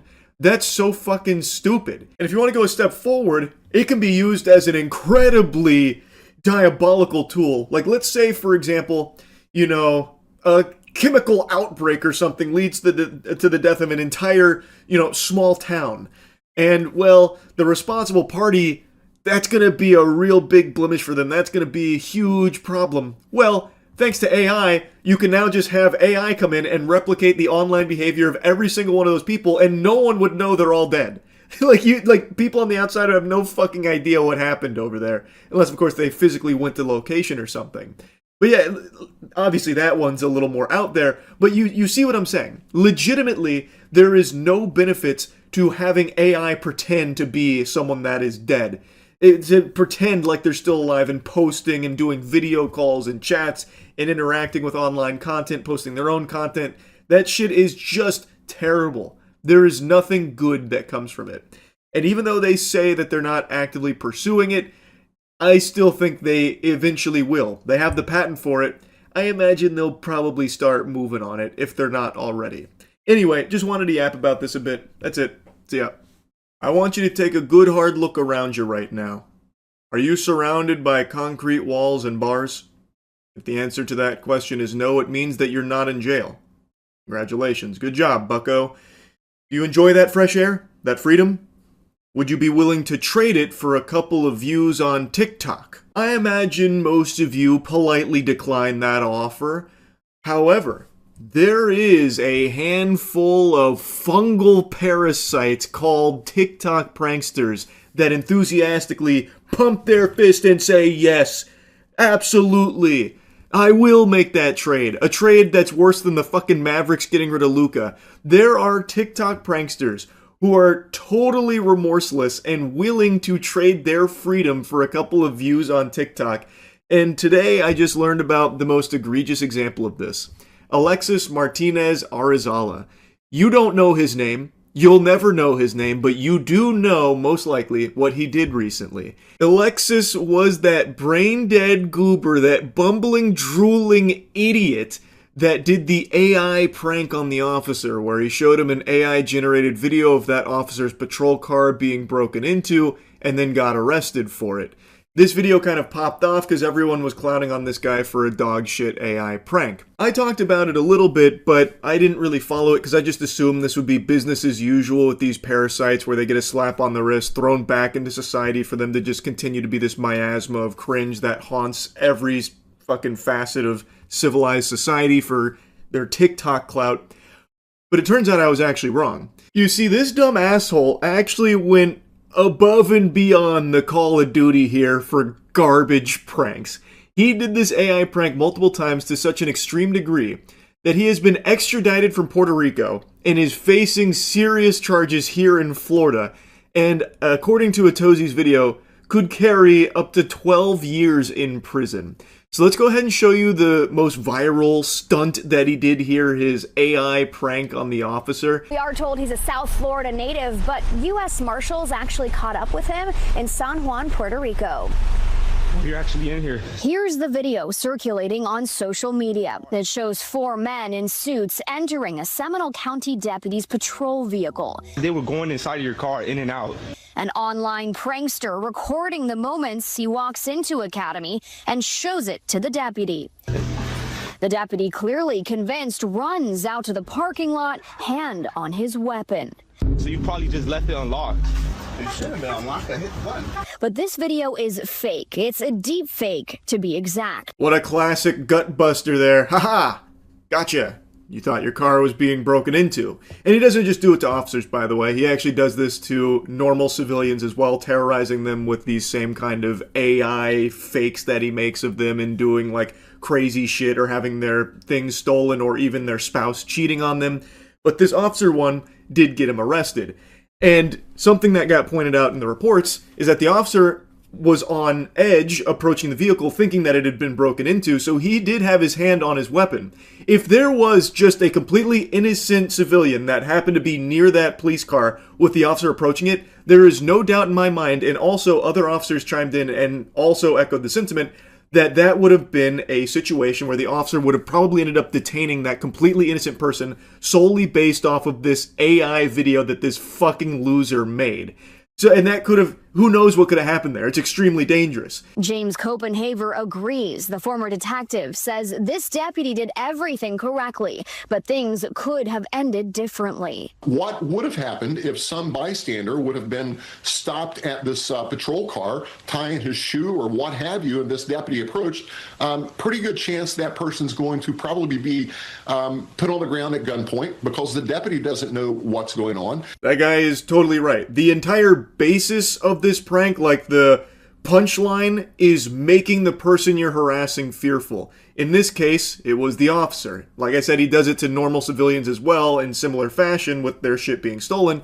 But he's making the officer afraid that there's now people breaking into his car, fucking playing musical chairs in there, patty cake. You got Mike and the Dirty Boys maybe having an orgy in there, who really knows? He's just showing him this video that is convincing enough to make the officer believe that his car is being broken into. So if there is just some person out there for whatever reason near his vehicle, maybe stop tying their shoe like he mentions in that example, there's a chance that person gets, held at gunpoint or something, and maybe even taken to the ground, all based off of this TikTok prankster's garbage. It is just dangerous, no matter how you spin it. Deputies say 22-year-old Alexis Martinez Arizala posted the video on his social media accounts to gain attention and create viral content. He was arrested Friday in Puerto Rico and is now facing 4 charges, 2 of which are felonies. It needs to be bumped up to a felony. That would help curtail some of this stuff and start putting people in jail for it. It's not fun and games. It's serious business. I couldn't agree more. There needs to be real serious consequences for this type of shit. It's not pranking, it is harassment, and in some cases, in other pranksters, just assaulting people as well. Like, there needs to be legitimate punishment there, otherwise it's going to continue to snowball as it currently is, and has for years. They just, for some reason, play softball with all this shit, just giving them like a light little spank on the tuchus, a tush slap there saying, all right, now don't do it again, mister. Here's a stern talking to, we expect better. And then, of course, it doesn't do anything. So they don't get punished. Other people see that there's no repercussions for it, and they want the TikTok attention too, so they start emulating it. This guy didn't invent AI pranks, by the way. That prank he's doing on the officer is an AI prank that's been around for over a year now. I made a video on it I think 5 months ago now, from someone else doing the exact same shit to civilians. This is just the first guy that was dumb enough to do it to officers and get himself arrested. So they are just emulating what they see got others' attention, because that is what they so desperately crave. They need it more than oxygen, so they'll do anything for it, and they see those pranksters didn't get in trouble, so they do it themselves. But if Alexis Martinez Arizala does spend 12 years in jail and the rest of the pranking community sees that there are actual repercussions for this kind of shit, they'll stop. They will stop. So yes, I do think they need to be going to jail. I 1000% think that Alexis deserves some time in the slammer here as a great deterrent from other people trying to do similar shit or worse shit to keep one-upping and elevating, because that's how it goes. Someone might see this, and if he gets let off easy, they'll be like, okay, I'll take it a step further. That's how you keep ending up with pranks like this. Officials say he's now facing multiple charges, including fabricating physical evidence, making a false report to law enforcement, unlawful use of a two-way communication device, and knowingly giving false information to a law enforcement officer. And a whole stack of charges. On top of the charges I mentioned earlier, he's also facing a felony tied to tampering with evidence, along with additional misdemeanor charges. But based on Florida law, one of the biggest charges he's currently facing is tampering with or fabricating physical evidence, which is a third-degree felony. And that alone can carry up to 5 years in prison, along with probation and fines. Pretty serious charges that he's facing here. He's looking down the pipe of quite a few years in the big house. So how's he taking it, you might be asking yourself? Like a champ. like a true hero. I don't regret anything. It's been 2 days. This is video of 22-year-old Alexis Martinez Arizala shortly after his arrest. Charged with providing false information after San Juan investigators say he showed an officer a hyper-realistic AI video depicting someone stealing the officer's cruiser. But hey, I don't regret nothing. His arrest came 2 weeks after deputies in Seminole County say he pulled a similar stunt. He reiterates that he regrets nothing. All of this is worth it to him. Potentially many years in jail is worth it because he got some TikTok views. Fucking insanity. This should be making the job easy for the justice system. You have someone who has serious charges. He is outright telling you he doesn't regret it. He is making it clear he'll probably do it again. So why the fuck would you be taking it easy on someone who is giving all signs, all indications with his whole chest that he is going to reoffend? He's now facing 4 charges in Seminole County, 2 of them felonies. In 1 month, I hit 50,000 followers on TikTok. That's body camera footage of Arizala months earlier at the Home Depot of Palm Beach Lakes Boulevard, where West Palm Beach police say he's pulled similar pranks twice before. Yeah, it was wild. Police say Arizala first showed Melanie Valentine an AI video of her truck being stolen, then tried to get her into his car. But it was really scary, like thinking about it after the fact. Here's a little montage of just the normal civilians he also does this kind of shit to. So this lady was apparently shown an AI video that he made of her vehicle being stolen, and then I guess tried to get her into his car with him. That's some super creepy psychopath shit right there. So he didn't just stop at like, your car got stolen. I'm kidding, it didn't, it's AI. He didn't even stop there. He's like, no, you gotta get in my vehicle now, come on in. Get in my car. We gotta chase it down, don't we? Come on, get in. What a fucking weirdo.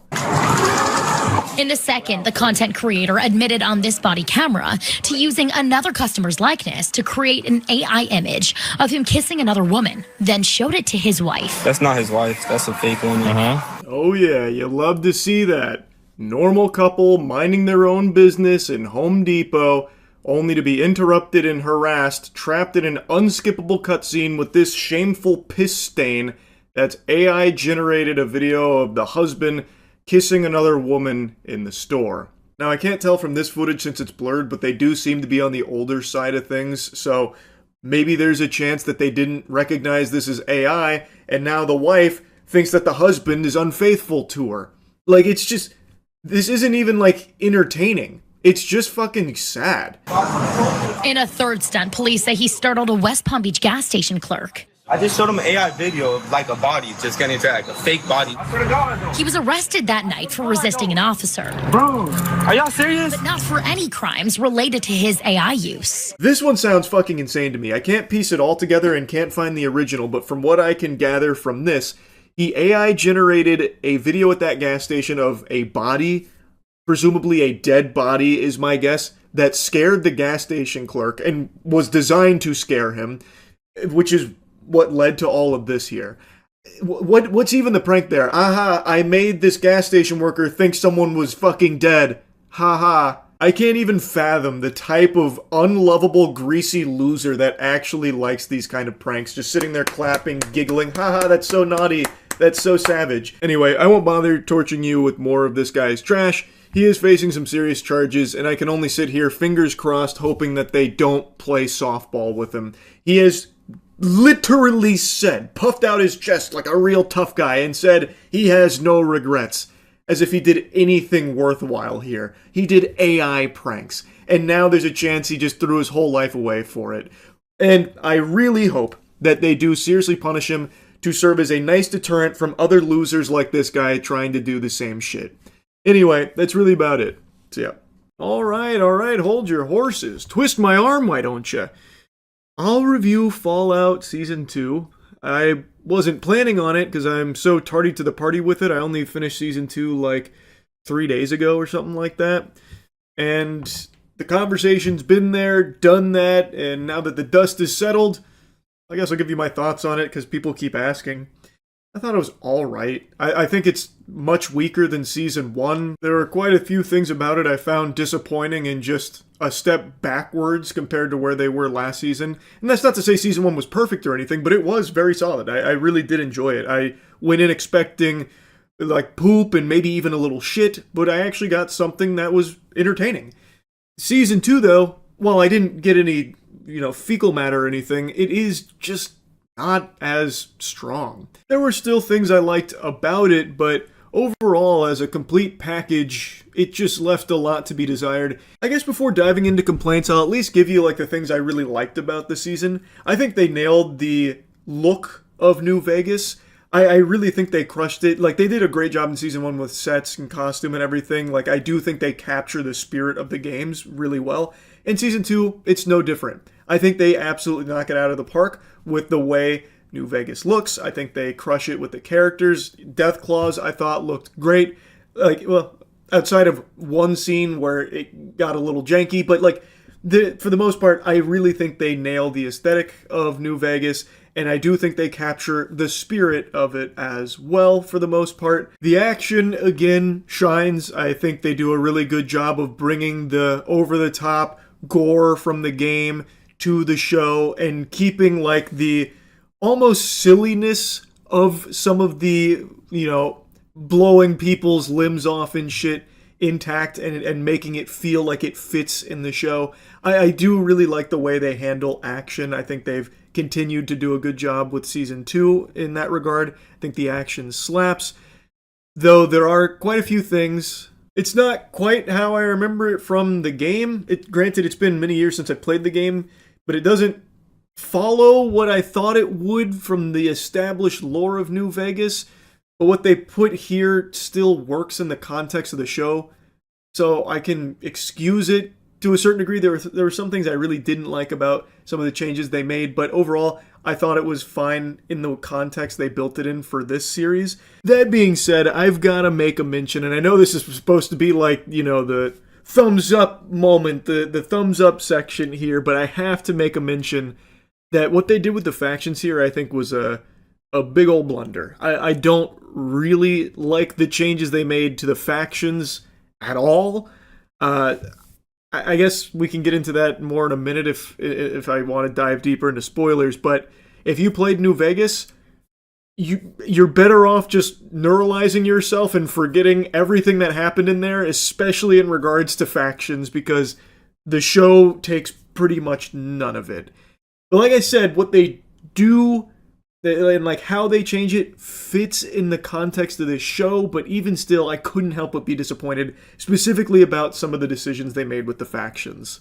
I also think that the best part of Season 2 was the flashbacks. I think that's where the writing's the best, because outside of the flashbacks, I think that's when it really stumbles. The worst part about Season 2 is the writing. It's what really holds it back, and I think that's where they took many steps in the wrong direction when it comes to the Fallout television series here. It honestly felt like there were just moments where the writers just said, fuck it. In the writing room, someone was just like, guys, we're thinking too hard. Just run it as is, and we'll just, fingers crossed, hope no one really stops to digest it. Because there are some nonsensical shit that goes on here. Best example, spoiler alert, the death clause in New Vegas.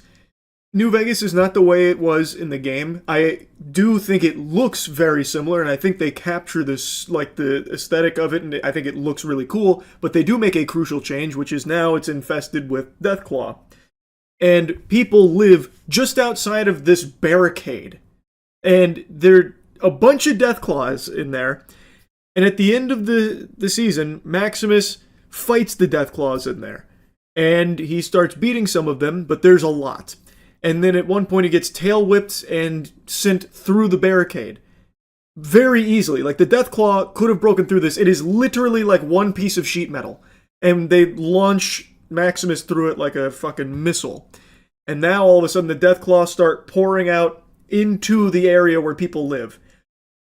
Why the fuck are people living there with all those Deathclaws on the other side of a very flimsy, unreliable barricade? And why are the Deathclaw not going out there and eating them at any point? There is a plentiful food source on the other side of a very tiny barricade they could easily break out, and yet they just never do. I guess maybe the idea is the Deathclaws are too stupid to do that. I don't know. It just felt really weird. And like I tried to cope initially like, oh, maybe it's just because the power armor was so heavy that it busted through this near impenetrable barricade.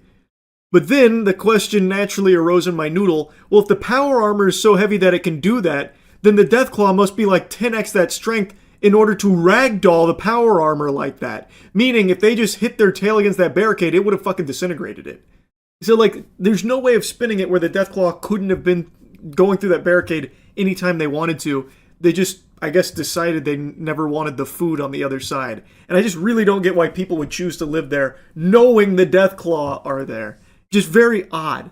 Very, very weird choice there. And there's a couple other moments like that. For example, like, there's a scene where the ghoul gets punched and impaled on a big spiky pole in the middle of town, and he is there for like an entire day, and the town just goes on around him. He's asking for help, no one helps, which I think fits perfectly in line in the Fallout universe, but also, nobody steals from him. Nobody goes over and kills him or anything. No one steals anything from him. No one messes with him. I thought the implication was going to be when he was stuck on that pole and starting to, go feral, was that people were going to go just start stealing from him. Then he was really going to be fucked. But that never happened. They just leave him alone and ignore him. Which, ignoring the cries for help is one thing. That makes sense. But you're telling me no one there in this world, this town of people that do anything to survive and scavenge supplies, you're telling me they wouldn't go just take the easy supplies from this ghoul's bag who is completely stuck on this pole? Like, come on. No, don't, like, be serious. There's just some moments like that where it just, and another one, sorry I keep going down these, but the more I think about it, the more, like, ridiculous it is. Norm, Lucy's brother Norm, who I think has another interesting side plot that goes on throughout here, which gives you a lot more insight into like actual employees of Vault-Tec who have now been thawed out. He is now in a position where they've turned on him, it's mutiny, and he's about to get killed, but then rad roaches come through and start killing all of the vault dwellers that were about to kill him. And how does Norm survive? He hides under a table that is literally like a picnic table. It is just open on all four sides. And the rad roaches go right by him, kill all of the vault dwellers, eat them for a while, and then just leave. Presumably going right by Norm, who is just exposed in the open there under that table. Why? He didn't have like the cloak of invisibility or anything. The rad roaches had already been spotted like on the ground and everything. They would have seen Norm. Why didn't they kill him? And also, they were feasting upon and killing all of the vault dwellers for quite a while, and yet one of them survived. Conveniently, the one Vault-Tec employee that Norm had befriended. It's just very, like, the plot armor they give characters in Season 2 is, like, just very peculiar, because they don't even bother trying to give you a logical explanation for how they could have possibly survived. And oftentimes just felt kind of flat. I'll be getting into some spoilers here, but since the show is still pretty new, I won't get into like the biggest spoilers. But one thing this season did is they really seemed to want to do more gags. Like, that's the impression I got. Now, Season 1, of course, still had like comedy and stuff in there. It's fucking Fallout. Of course that's going to be there. And I thought it did a pretty decent job capturing that spirit in Season 1.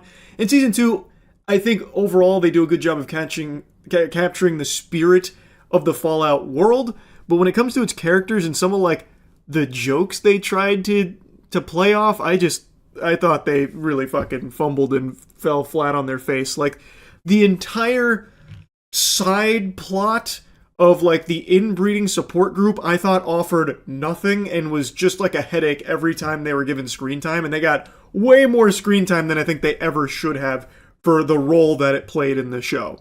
So like, incest jokes were in Season 1, and they were kind of like, haha, that's wacky. But in Season 2, they go hog wild with incest jokes. They even like attach a whole hemorrhoid onto the overall narrative ass, where Reg now has an inbreeding support group, which is supposed to help, vault dwellers overcome the trauma of the circumstances around their birth being the product of incest and inbreeding. But he offers snacks, and the vault dwellers don't actually care about any of that incest shit. They just care about the snacks. They want to snack down, and then it becomes a big snack club which then becomes a problem because they're running low on water. So Overseer Betty is now losing control of her vault. She's being pushed to the edge because Reg refuses to concede here. He refuses to just go belly up and give, the snacks back. He even makes a point saying, you can take away the inbreeding support group, but you can't take away the snack budget, and then grabs a handful of Jell-O and eats it. And this goes on for so long. Like, I feel like there were so many scenes of this fucking snack club, and it's just, like, it didn't make me laugh. It was just like, okay, come on, let's get back to, like, the interesting stuff, please. Why are we spending so much time here? The whole idea is it's supposed to show that Betty is losing control of her vault. And I think they could have done that without giving so much screen time to something so fucking insignificant and annoying. And I just think that's the most egregious example. There's other moments where the show does similar things where it like lands on a gag and then just like beats the shit out of it. But anyway, I think like one of the worst writing sins that season 2 makes is the inconsistency around some of its characters. At the end of season 1, we saw the Ghoul take on the Brotherhood of Steel in their power armor without fear, without hesitation. He was just a force of nature fucking clapping them. In season 2, he gets beaten by a rad scorpion. He gets absolutely fucking slapped around, steamrolled by a rad scorpion, which leaves him incapacitated for a long period of time. Like, I'm very confused on like the power scaling. Like, he's sometimes, an absolute menace, unstoppable, and then other times he's just coughing baby and Rad Scorpion comes through and bullies him. It was just kind of frustrating. Like, he is always either extremely powerful when the plot demands it or inexplicably weak when the plot needs him to be like sidelined for a little while on the bench. And Lucy, I really like Lucy as a character. I think she is the perfect character for a Fallout show where she is like extremely, ingrained in her morals. She still says fudge instead of fuck, and she really wants to see the best in the people around her. So like in the Rad Scorpion case, the reason that happened is because she took them off course to try and help someone that was crying out for assistance, and it ends with them getting ganked by the Rad Scorpion. And the Ghoul was like, we should just kill them, you shouldn't do this. And then once he goes down, once he, gets the wind taken out of his sails because he's all fucked up from the Rad Scorpion, he then takes the survivor back to where she came, which happens to get her involved with the Legion, which ends with her on a cross dying. And then the Ghoul has to save her. And even after that, she still stands by her morals. I think it's a really cool character trait to see explored in a universe like Fallout where everyone is in some way a bad guy because they have to be to survive the wasteland. There's no one that's like morally pure or anything, and Lucy's not either. But she tries to be, unlike most people in the show. And I think that's very cool, but because of that, a lot of how Lucy survives is based off of pure fucking luck. So like with the Legion, she survives because the Ghoul came back and rescued her because he still needed her as a bargaining chip. And there are just so many instances of her surviving solely because of luck. Like even at the end of the series, I won't spoil what was going to happen there, but with her father, there was something that was about to happen. Lucy was about to lose, but again, the Ghoul saves her. There are just so many times where she is just saved by sheer dumb luck. Which I think is just a shame because the show has established that she can hold her own. She can do what it takes to survive. And it's not to say that she never does in season 2. She does have a couple of badass moments, but for the most part, a lot of how she gets to where she ends up is just because roll the dice. She got lucky. And I don't know, it just felt kind of like underwhelming after like the third or fourth fucking time that happened this season. Now, that being said, she is not the only character that tries to be a good person. Maximus also does as well. But we can see him making a lot more morally gray decisions, and there's even like a whole swing of things where it seems like he's going in the wrong direction and is no longer that interested in being a good person. And, kind of snaps back into it, but it is nice to see a character like Lucy who's all about, trying to be a good person and Maximus, who wants to be a good person but is also okay just kind of really teetering on the edge. I really do like both of these characters, and I just wish season 2 did more with fleshing them out and evolving them. Maximus, I do think they did a good job with, though, for the season. I enjoyed his plot line quite a bit with the Brotherhood. And it is interesting to see him, start turning heel. And like, he's now doing some bad shit that you wouldn't really expect someone that's wanting to be a good person would indulge in. And even someone close to him is talking about that too. Like, we used to make fun of the Codex, and now here you are quoting it. And he's like, well, maybe it's not so bad after the things I've seen. I think that's a very interesting concept to play with. And it is different from Lucy, who is still, even after everything she's been through and all the times her morals get her in hot water and damn near fucking executed, she stands by them. Maximus, not so much. He's a lot more fluid when it comes to his morals and what he's going to do to try and make the world a better place, leave it better than he found it. I do like these characters. I just don't think season 2 did enough with them to grow them. I liked what season 1 was setting up, and then season 2 I think dropped the ball a bit. And unfortunately the same is true for House. I think there are moments where they get like the House from the game, but then there's other times where they just make him like cartoonishly evil, like when he just goes to a bar, starts a bar fight, and kills the guys there for some reason for the sake of science. Like, that was just evil for the sake of evil. But then there are other times where, like, Cooper, these are during the flashbacks, like I said, I think these are the best moments of the show when it comes to writing.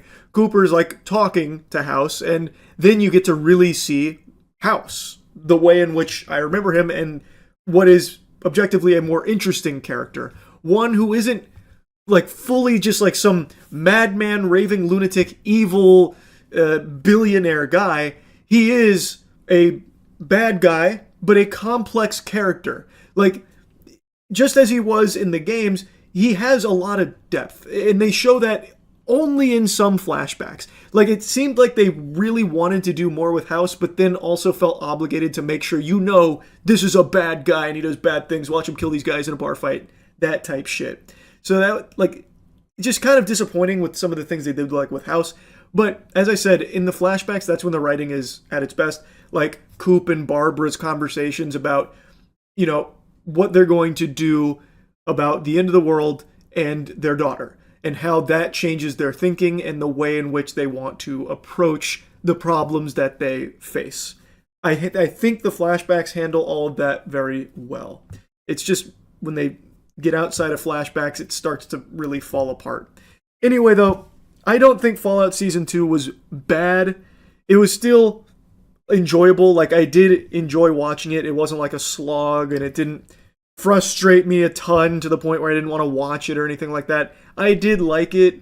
I just didn't like it nearly as much as I liked Season 1. So anyway, that's really about it. So yeah. Over a decade ago, I told a story that still to this day is the most unbelievable true story I have. It is a riveting, exhilarating tale of disgust, horror, and inspiration. I literally just blue screened right there, just trying to find the right words to describe this experience. And I hadn't told this story in over a decade, at least I don't remember talking about it, but a week ago for the other channel, we had Wubby and his crew down, and one of the videos we filmed was a little game where you would either tell a lie or tell the truth, and then a team would have to guess if that was make-believe, phony baloney, or a legitimate experience, and I got tasked with telling a truth. So I chose this story because it just sounds like it couldn't be possible, yet it is. It is the story of my sophomore year of college when I went up to Michigan State to party, and I met one hell of a woman up there, I'll tell you what. When I was in college, at 19 years old, I, even back then, had a big fear of flying, but I had a buddy of mine I knew on Xbox Live. His name was Kyle. He was in a frat at Michigan State, and I forgot the name of the frat, but he had invited me to their big parties. I think it was for St. Patty's Day. They were doing like a weekend of partying. And this is when I first started to be social, and I said, you know what? Fucking do it live. I bought a plane ticket, accepted the invitation. I went to Michigan State University, and I went to their parties. I met a lovely woman at one of the house parties. I got her number, we chatted, didn't hear from her for like a day. She texted me the next night, and I was violently high. Ill, very ill. I had inhaled the bong water from a gravity bong. Ooh. I was struggling. I didn't know right from left. She had texted me to come over that evening. I wasn't going to pass up an opportunity. I had a buddy of mine drive me to her apartment. When I got there, she offered some wonderful accoutrements. Excuse me? One of which was a blowjob. I didn't. I say lie. What do you guys think? I was still in a fugue state. I peed all in her mouth. and what the fuck? Of course, there's only so much space in this cavity, so she popped off. I peed everywhere in that bedroom. To which she said, "I can't do this right now." So she went into the shower to clean off, and I sat there in shame and confusion. Truth? I was so quick at the start of the story to think oh yeah, this is true. I didn't even have to think twice. It's so unbelievable. That last bit, I am praying for you that is a lie. I have so many questions. Yeah. I think we get quite a few. They grilled him. Yeah. Okay. So first off, the most unbelievable thing, you flew? Yeah, I did. I flew. Yeah. It was one of only, I think, 8 or 9 times I've flown. It was a solo Why? flight. Because I was finally socializing. This was a huge opportunity. Did she gag when you pissed in her mouth? I think she thought it was cum at first. And then when it was very yellow, it became more apparent that it was not. Okay. Okay. But she did not throw up. This might just have you explain it again, but I'm very confused how that happens. Yeah. Were you hard? I mean, I have to be real here. Were you hard? Yeah. And then you just started. I don't think I've ever mixed that up. So you ripped a gravity bong. Yeah. You said multiple times. And you were nauseous during it. Oh, I inhaled the bong water. I thought I was begging to. Right. Yeah, I was begging. I was begging to go to the hospital. And you were very high. Very high. Which is a common theme. Was this like a homemade plastic bottle one, or is it like an Depot actual bucket? I don't remember at all. It was a weapon. You would remember that. I have a question. I know I'm not the question asking team, but did you say she said she can't do this? Can't do this right now. Right now. Do this right now. We'll come back. Also, I like how we said one of which, out of the many offerings she gave, one of which was. How did it end? Did I miss that? She went and showered and then. We became good friends. Did you stay the night? Yeah. This is no. And that was the first time that you had met them. Earlier the party. Yeah. Yeah, but you met them like that. You peed in a girl's mouth and it worked out to where you could stay Some in the girls home. like that. Did she like it? No. Well, she said not right now. I think I'm on full. This is a lie. It has to be a lie. I think truth. that this is How could we bring the you to beginning lie? elements of this are probably true, but especially the end of it is there's no way. He potentially pissed into the carpet of a woman's Yes. home. Yeah. You don't stay after that. No. She don't keep you there. Was this? I don't care if you're the most suave motherfucker on earth. If you pee into someone's mouth and on their floor the night you met them, you're not staying the night. No, she was sober. This is so a lie. This is so a lie. Okay, why do you think it's true? Because we should get to the bottom of this. This is our one shot here. Yeah. His reactions are He was dying laughing, and So so was the genuine. crew. That's why I think that some of it's true. Like bits of it. Yeah. But not. There's just 0% chance. I can't believe that he peed in a girl's mouth and then stayed and watched TV. And hung out. Yeah. Family Yeah, Guy maybe funny everything was moments. true. Check this out. Check out Spider Ham. You'll never guess what Stewie says. Yeah, okay. I can get to lie. Well, okay. Because I have a question. her reaction just being no gagging. I'm gonna go shower. No, I'm gonna go and shower being and then I come cannot back. do this right now. And then staying the night. The staying the night is What'd not you that guys do weird to me. after? Some dirty deeds. You went round 2. Yeah. What the fuck? Can we just And she was sober? As far as I know, What? yeah. Okay, wait. Okay, Did this wait, woman wait, have wait. a septum piercing? No. That's Okay, wait, I have valid question. Valid question. How long were you already an established content creator at this point? Oh, good I was question. faceless. I think maybe it's a lie. What do you say? He said no. I was faceless. What is When that? he was He 19. faceless. What is that? Oh, he's You're saying he 19. can't pull? Yeah.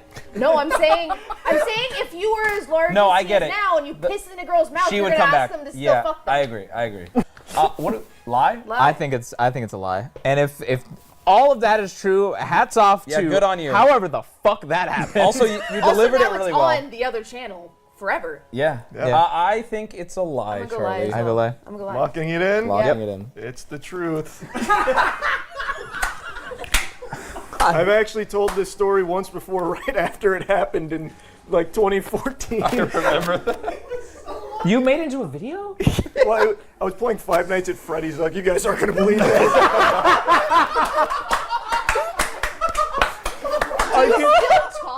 No, she's married. She got married years ago. That's tough. Do not say her name. Do not. Every what are the other single accoutrements? I aspect have of so that. many more questions now. She had sex with him after he peed in her mouth. She must have been a chill lass. That's so That's nice. one way to word it, That's yeah. so That nice. is one way to word it. Yeah. She was a trooper. She really stuck it out for Yeah. you. That's awesome. I can't do this right now. I'll be right back. Just give me a second. Well, she really meant right now because she went and then came back and was like, all right, now I Don't pee in me I again. guess, I guess she thought that you were do just it. like, she goes, oh, you know, maybe not that, but So it was a college apartment. So like it was very cramped. Yeah. it was separate rooms. But so like since it was a college apartment like room, it's very cramped. So her bookshelf was right next to the bed. Jesus fucking Christ, dude. Harry Potter go back. Oh my fucking God. So I went back and checked that Five Nights at Freddy's video to see if there was any details I missed. And I don't remember keeping it so vague. So I remembered in that video when I was talking about it, it was a few days after it happened, and I was worried that if I mentioned drug usage, like about being high, it would get the video taken down or I'd be in trouble. So I do remember deliberately omitting that detail, but what I didn't recall until I went back and rewatched that video is that in its place, I made it seem as though I just stubbornly refused to pee, like cross my arms. No, I will not tinkle. I'm gonna be a big man and get a blowjob with a full bladder. Which is just an unhinged mentality. But probably the biggest revelation from rewatching that was that I've misremembered what she said. I'm going to trust my word from almost 12 years ago where I said that she verbatim stated that she can't deal with this. I remembered her saying that she just can't do this right now because she went and showered. And I can only imagine what she saw when she came back, just like dripping urine all over the place like a fucking horror movie scene with me sitting on the bed, cock and balls out, probably rocking back and forth with my eyes rolled in the back of my skull like a fucking exorcism scene. Because I did just have like a demon expelled from my wiener. She done sucked the urine devil out of me there. And yeah, we did hook up that night. And as I said in the Five Nights at Freddy's video, we did see each other quite a bit after that. Came over the following day, we did it all over again, sans the pissing everywhere. And then, even when I came home, we stayed in contact. I was desperately looking through my old photos because I had remembered I had taken a photo right after I broke my pinky playing pickup basketball, and I sent it to her.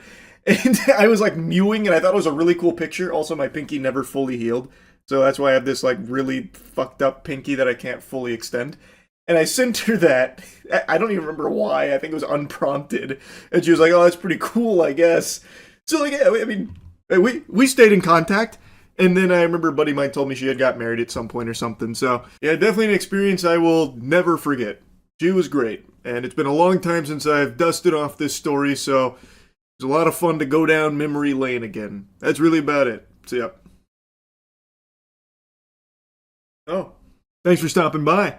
Welcome to the Smile Booth. Can I take your order? One ear-to-ear grin. Good choice. Coming right up.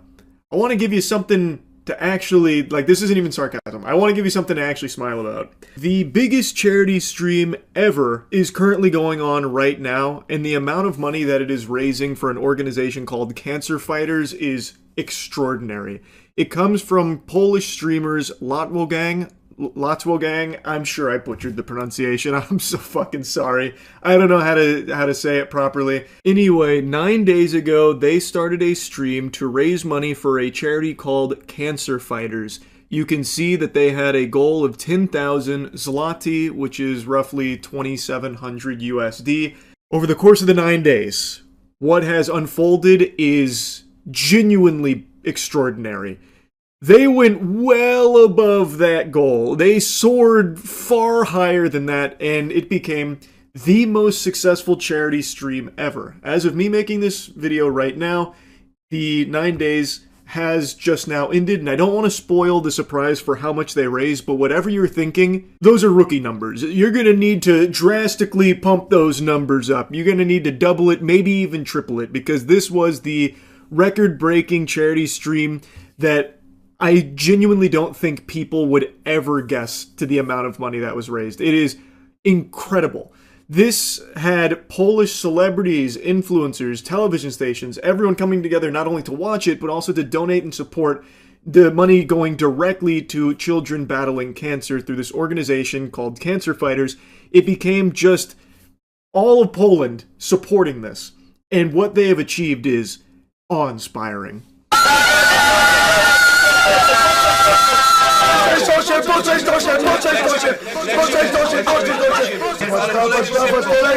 To pędzi! Nie przestajemy, pełna! Dobrze. Jaką? No jaką? Się nigdzie nie wybieram. Tutaj jestem. Dawaj Maja tego pozera. Ciągle tutaj jestem. This was a little 6-7 treat here for everyone. 67 million zloty comes out to around 18 million USD that they had raised as of that moment. That's not where it capped out. I just wanted to show you that one because I found it to be kind of wholesome, and also that video right there does kind of explain some of what was going on with the stream. At the time, 550,000 viewers is what the stream was peaking at. And if you thought that's the highest peak it could reach, you'd be a damn fool. You'd be like my pediatrician who predicted that I would cap out at 5'8".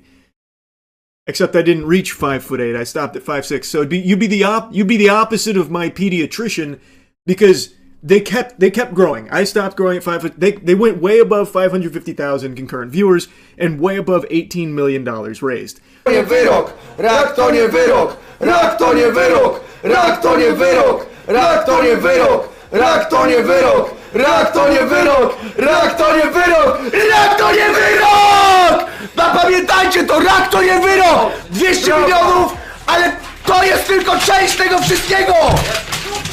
Te pieniądze ratują życie! Ratują życie, słuchajcie! Here's the moment that they hit 200 million zloty raised for Cancer Fighters, which comes out to right around $55 to $56 million. And they're still not done, by the way. Still not done, by the way. Still only climbing from here. Their stream peaked, from what I was seeing, at 1.6 million concurrent viewers. That number in and of itself is absolutely fucking incredible, but it's even more wild when you look at the population of Poland. Poland has a population, from what I read, about 37 million people. So 1.6 million accounts for a little over 4% of the entire population of Poland was tuning into this stream and raising money for kids battling cancer. And again, from what I read about with this charity and this charity stream, 100% of those donations are going directly to that cause. So it is just an outstanding thing, and it's so incredible to see all of that support. And that brings us to the grand total. It just concluded after the 9 days. The charity stream from Lotwo Gang raised over 250 million zloty, which is around $68 million.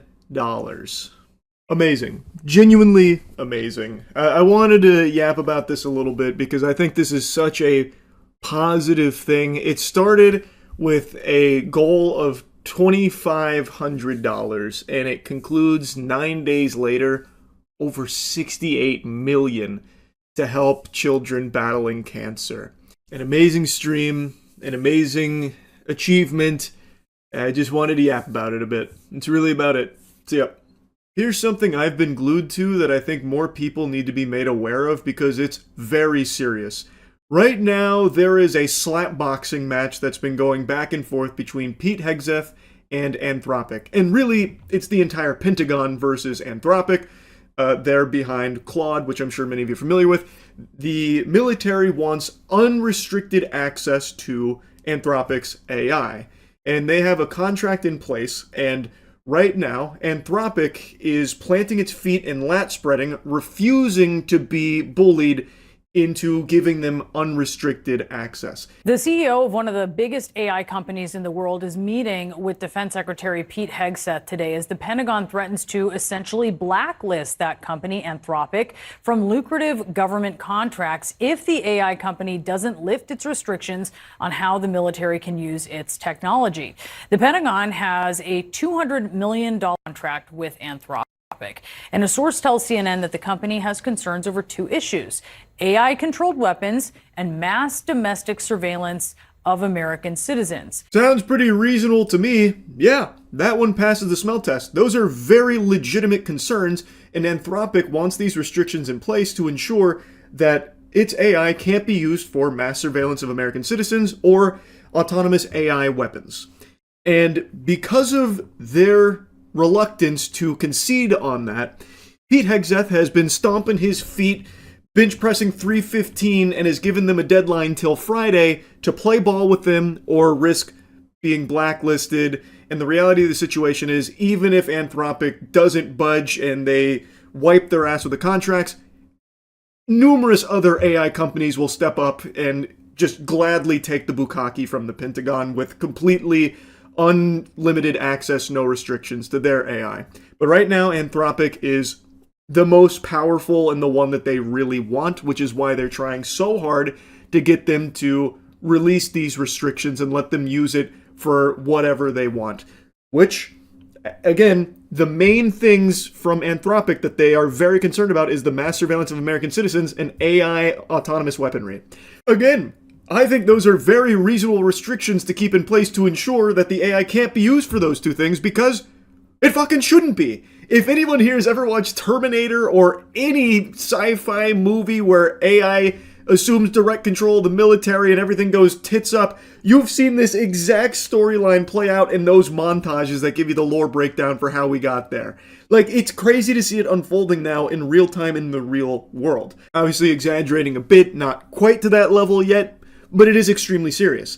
And I think any reasonable person would agree with these kind of restrictions, because AI shouldn't be used for mass surveillance on American citizens. And under no circumstances should physical attacks be determined by AI with no human input whatsoever. It shouldn't be making targeting decisions without human input. Like, fully autonomous AI weaponry is a terrible fucking idea.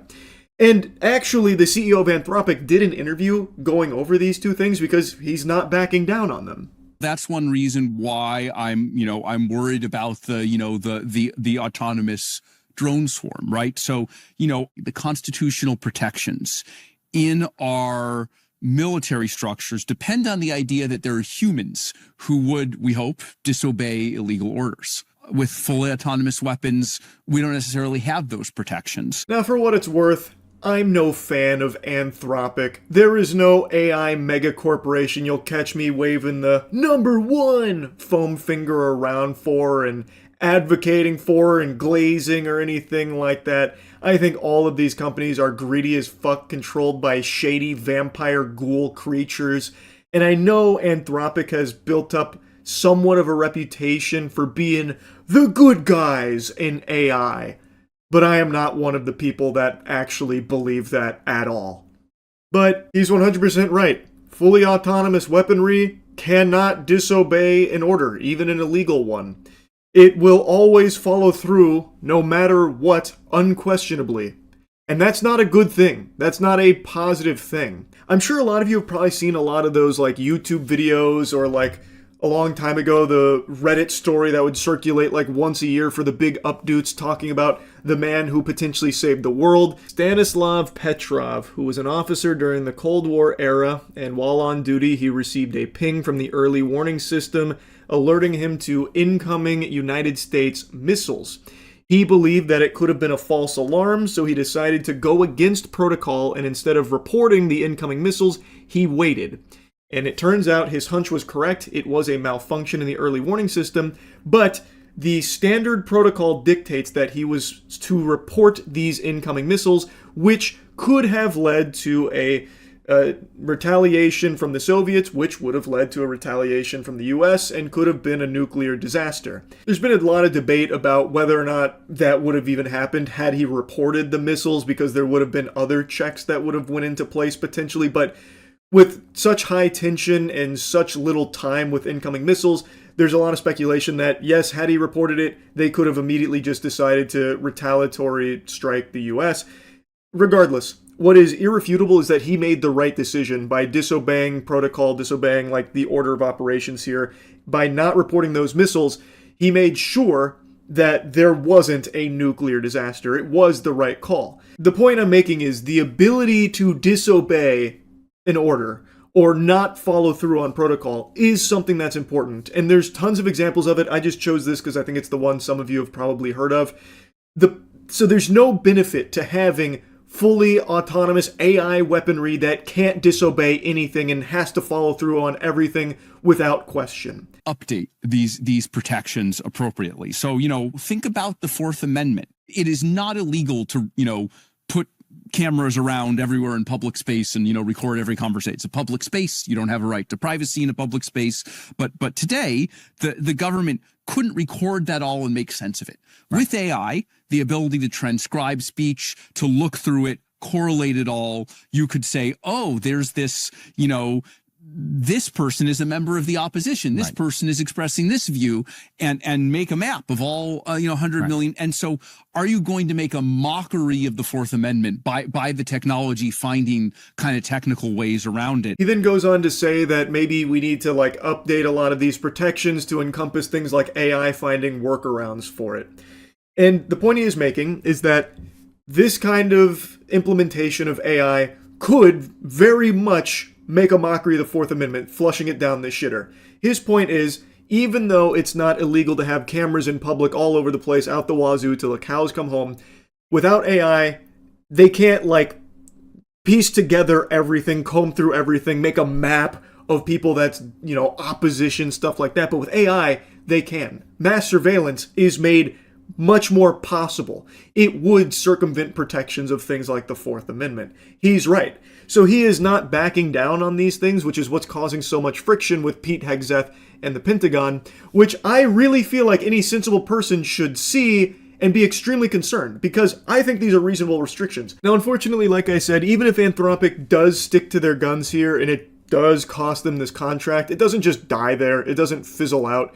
OpenAI and XAI have made it pretty clear they're willing to just, with a wide open mouth, just take the golden shower, let them use it for things like mass surveillance or autonomous AI weaponry. They're totally fine with completely unrestricted access, which had my jaw on the floor because XAI is Elon Musk's company. You're telling me Elon Musk would be okay with mass surveillance? No, not that guy. No, I'd eat my left shoe. I don't believe that for even a second. Maybe he just doesn't know. Yeah, that's probably what it is. Anyway, though, I do think this is something everyone should care about. I feel like the restrictions are reasonable, and the military should have no qualms about not being able to be used for mass surveillance on American citizens or completely autonomous AI weaponry.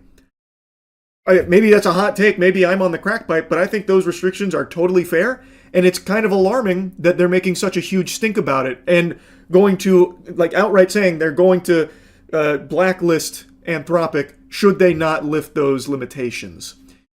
Don't think that's a good thing. It makes it seem like they want to use it to spy on every American citizen, and they want to use it for autonomous AI weaponry. Those aren't good things. That's how it's looking here. So yeah, just wanted to yap about this a bit. That's it. See ya. Boy, howdy, do I have a wacky update for you. If you're standing up, you're gonna want to take a seat. This is big. This'll wake your grandma up. I posted a video earlier today giving you the aftermath of the r/art Reddit mod meltdown and how apparently the entire mod team had resigned, basically turning in their badge and gun saying, you know what?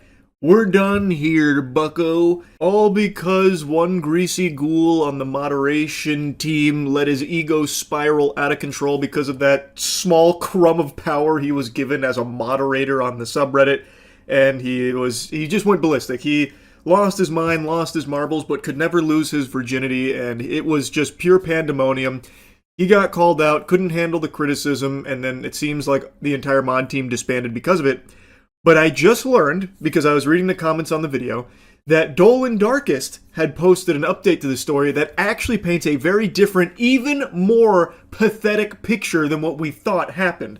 Because their post just says, we out, you win, we all resign. But what if I told you that's not the whole story? What if I told you that was a big fat lie? The calls coming from inside the house. It turns out that the real scoop here is even more degenerate than you could possibly imagine. Like, I don't even think fanfic writers would have come up with something this embarrassingly pathetic. So, big thanks to Dolan Darkest for uncovering this, because it is unbelievably comical. This is a truly special crash out that undoes 15 years of professional Redditing. It's incredible.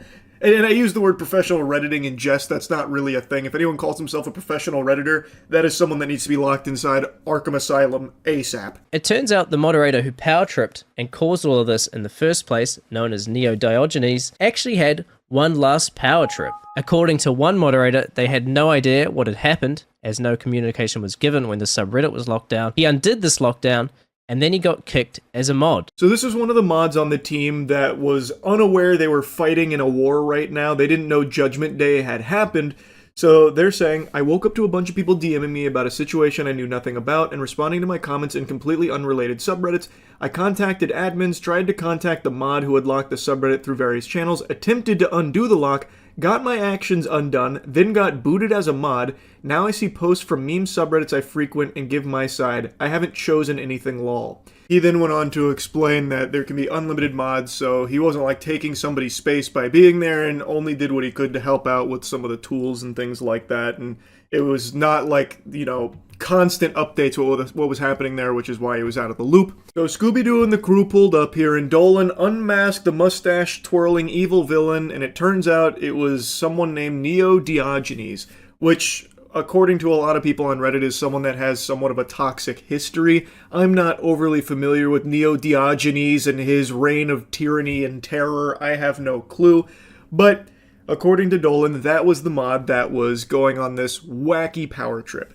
And this mod here is saying that they actually tried to lift the lockdown, which, you know, trying to get them out of DEF CON, ended up putting their own asshole in the crosshairs of superstar sniper Neo Diogenes, and he enacted revenge. He reinstated lockdown protocol and then booted this mod. The only other active moderator I could find also posted that they didn't leave voluntarily, calling the mod that kicked them stupid, and providing proof they were randomly kicked, saying it was definitely just one mod crashing out. This is another r/art moderator echoing the same sentiment as the previous one about getting kicked randomly.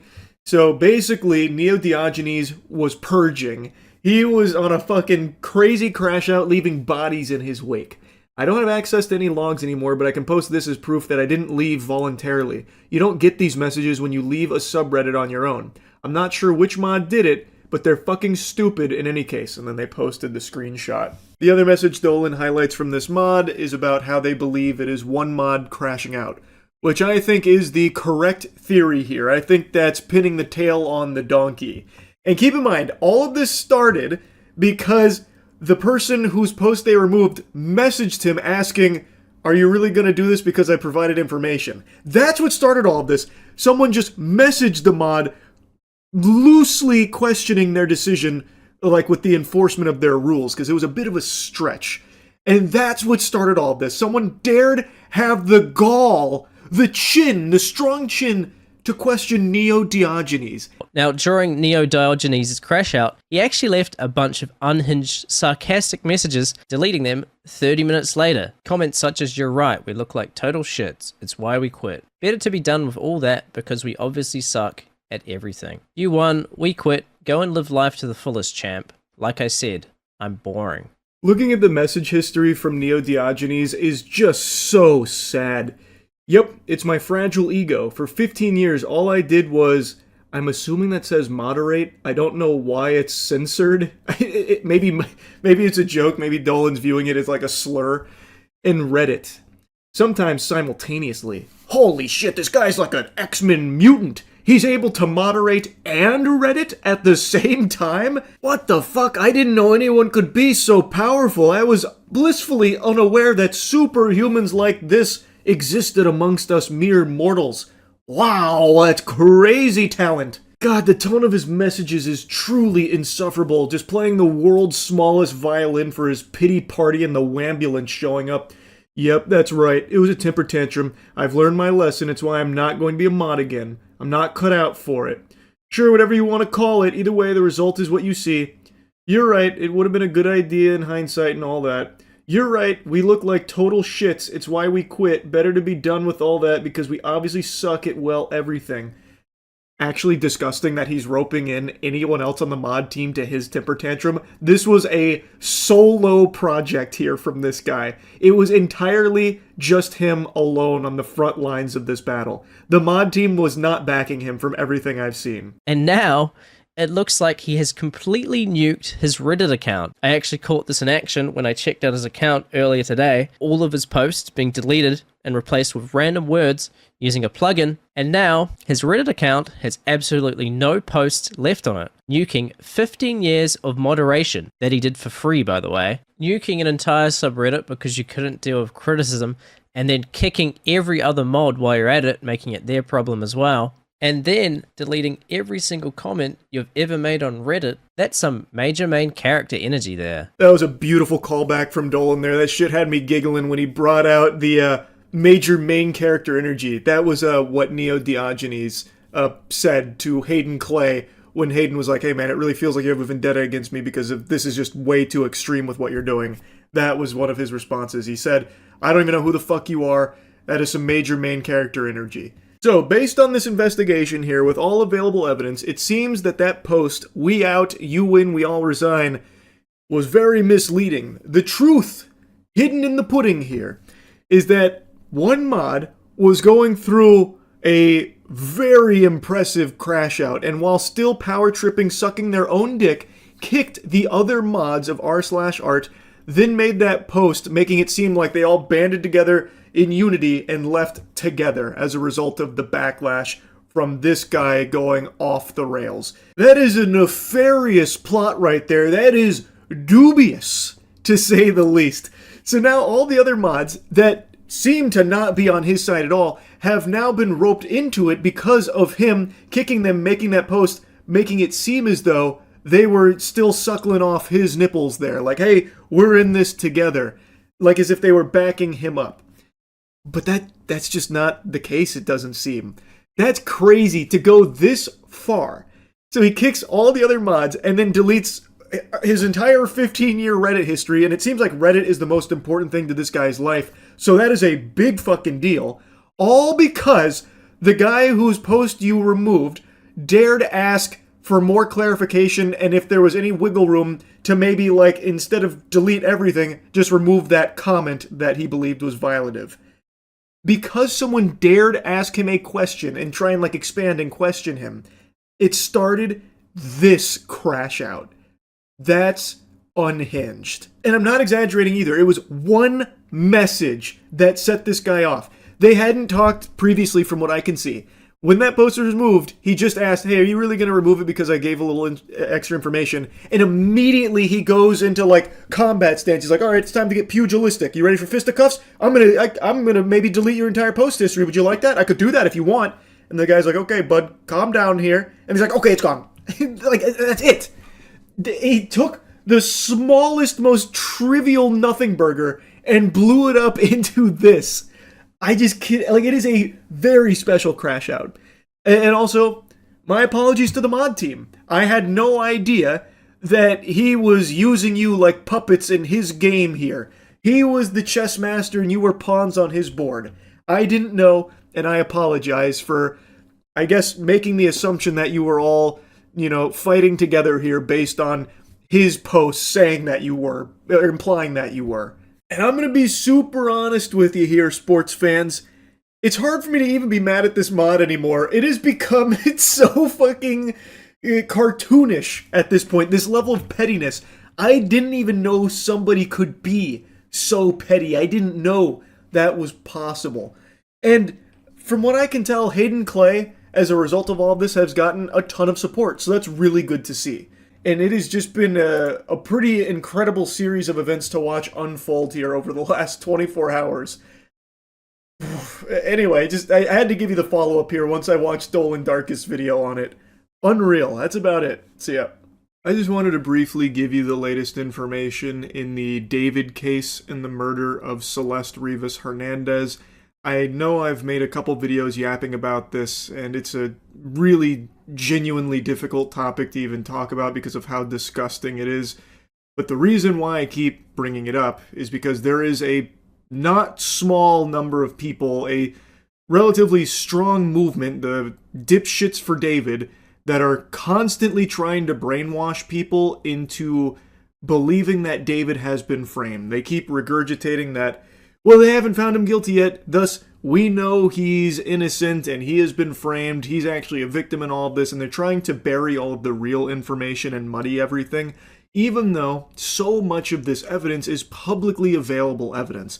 That, like, not even all the stuff that's in the case right now, there is so much information you can find that if you have a functioning frontal lobe will lead you to one conclusion. David is pure evil, and every new piece of information from the prosecution here is beyond disturbing.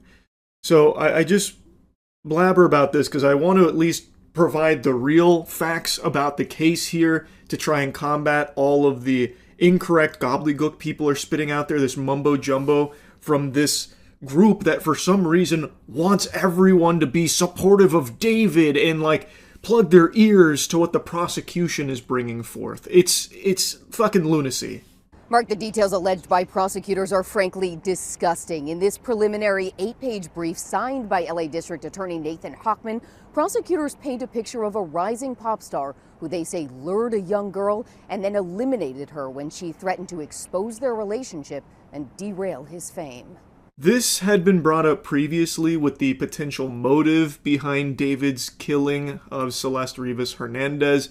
He had known her since she was 11 and sexually abused her, and he didn't even hide this deplorable situation here. She had appeared in like streams, there's videos of the two of them together. His community was even aware of her, but according to the mods, they didn't know that she was a child. They were unaware of her age, nor did they know that she was reported missing. I don't know if that's true or not, or if the mods are just trying to cover their own ass so they don't end up on the hook and in trouble. Couldn't tell you, but the point is, there is a lot of evidence with these two publicly together in photos, videos, all of that. And at some point, it is alleged that she made a threat about, making it more known that she's a child. She is a minor. And thus the prosecution alleges that the motive was David wanting to save his career because if that information got out, it would damage his blossoming career. So in order to try and save that, he killed her. In court for the second time today, attorneys for the singer, whose real name is David Burke, fought to seal the brief that prosecutors believe lays out a specific timeline and evidence of 14-year-old Celeste Rivas Hernandez's murder. Prosecutors allege Rivas Hernandez and Burke first met when she was just 11 years old, and they have explicit sexual photos of the two. The brief also claims Burke stabbed Celeste several times and watched her bleed to death. Now, in the previous information that was provided by prosecution, they were talking about the child pornography that they found on David's phone. Now they are also saying that there are explicit sexual photos of David and Celeste together. So that is probably the child porn that they were referring to then. Also saying that the two had met when she was 11. And the autopsy report was recently made public, where the cause of death was revealed to be sharp objects through the torso. So they are alleging that David stabbed her multiple times and then watched her bleed to death. In the days after prosecutors claimed David had slaughtered Rivas Hernandez, they say he purchased tools to dismember her body. Prosecutors say Amazon delivered 2 chainsaws, a body bag, and blue inflatable swimming pool to David's home, all ordered under a fake name. Prosecutors say David cut off 2 of her fingers because one of them had a tattoo of his name on it. Prosecutors also allege they have text messages that discuss sex between the two, her pregnancy, and an abortion. Every new piece of information that comes out from this case here is just shockingly evil. Like, this guy is the fucking devil, man. Holy. It's unthinkable. Just actual unfathomable evil. So, there's allegations that she was pregnant and also had an abortion. And they also have evidence of text messages exchanged between David and Celeste about sex. There were some headlines floating around earlier, like yesterday, that apparently said that, this is from Celeste to David, that all they do is have sex and hang out, and she wants something more than that. That's so fucked up. This is a child that David is routinely sexually abusing. Now, the method of chopping up her body to try and hide it was never disclosed to my knowledge, but here the prosecution is saying that they found evidence that he had purchased chainsaws and an inflatable pool, and that's how he was dismembering her corpse. Her corpse was found in pieces in the trunk of his vehicle after roughly 5 months decomposing in there. And another thing is, with this information about her pregnancy and abortion, it reminded me that when this story was first breaking and I was first covering it, there were a lot of like screenshots being shared around of things David had said to his community, and one of them did mention a child on the way. Now, I don't imagine Discord screenshots from David are going to be anything the prosecution is going to be using in court in any big capacity. I imagine they have far stronger evidence than that. But even still, the fact that stuff like this exists is extremely alarming, and it is publicly accessible information here. To my knowledge, those screenshots, like the one where he said he had a kid on the way with @deleted_user, haven't been debunked as some kind of hoax or photoshopped or a user that was impersonating him. I haven't seen anything to that effect, but community members seem to think that he was joking about that it was just a bit of a goof about the kid on the way. Though, in light of what the prosecution alleges about Celeste being pregnant and abortion, seems like there's a chance it wasn't a joke. But again, I don't think Discord messages here are going to be something the prosecution is relying on. I imagine they have far more solid evidence, but I just wanted to mention this because it reminded me, and it is just another piece of publicly available information that is out there that is now having even more weight put on it because of what the prosecution has been alleging with everything they have. And text messages where Celeste threatens to expose Burke and destroy his career. In July, months after prosecutors say he'd stabbed her to death, Burke placed her body in the inflatable pool he'd ordered to prevent her blood from spilling onto his garage floor and used a chainsaw to cut off her limbs. The medical examiner's report released just last week had noted those pieces of blue plastic in Rivas Hernandez's remains. Prosecutors now say those pieces of blue plastic were pieces of the inflatable pool that they say David had placed her body in. Burke has pleaded not guilty. He will stay locked up in jail until his next court date in May. I don't think that's some kind of big coinkydink there that the blue plastic that was noted in that report from the body happens to also potentially match the inflatable pool that they allege he had purchased in addition to those chainsaws. Like, I think if anyone's got their thinking caps on, and if you're actually bothering to pay attention to the case and actually look at the evidence, even the evidence that is publicly accessible, it should be an obvious conclusion here that David is not innocent.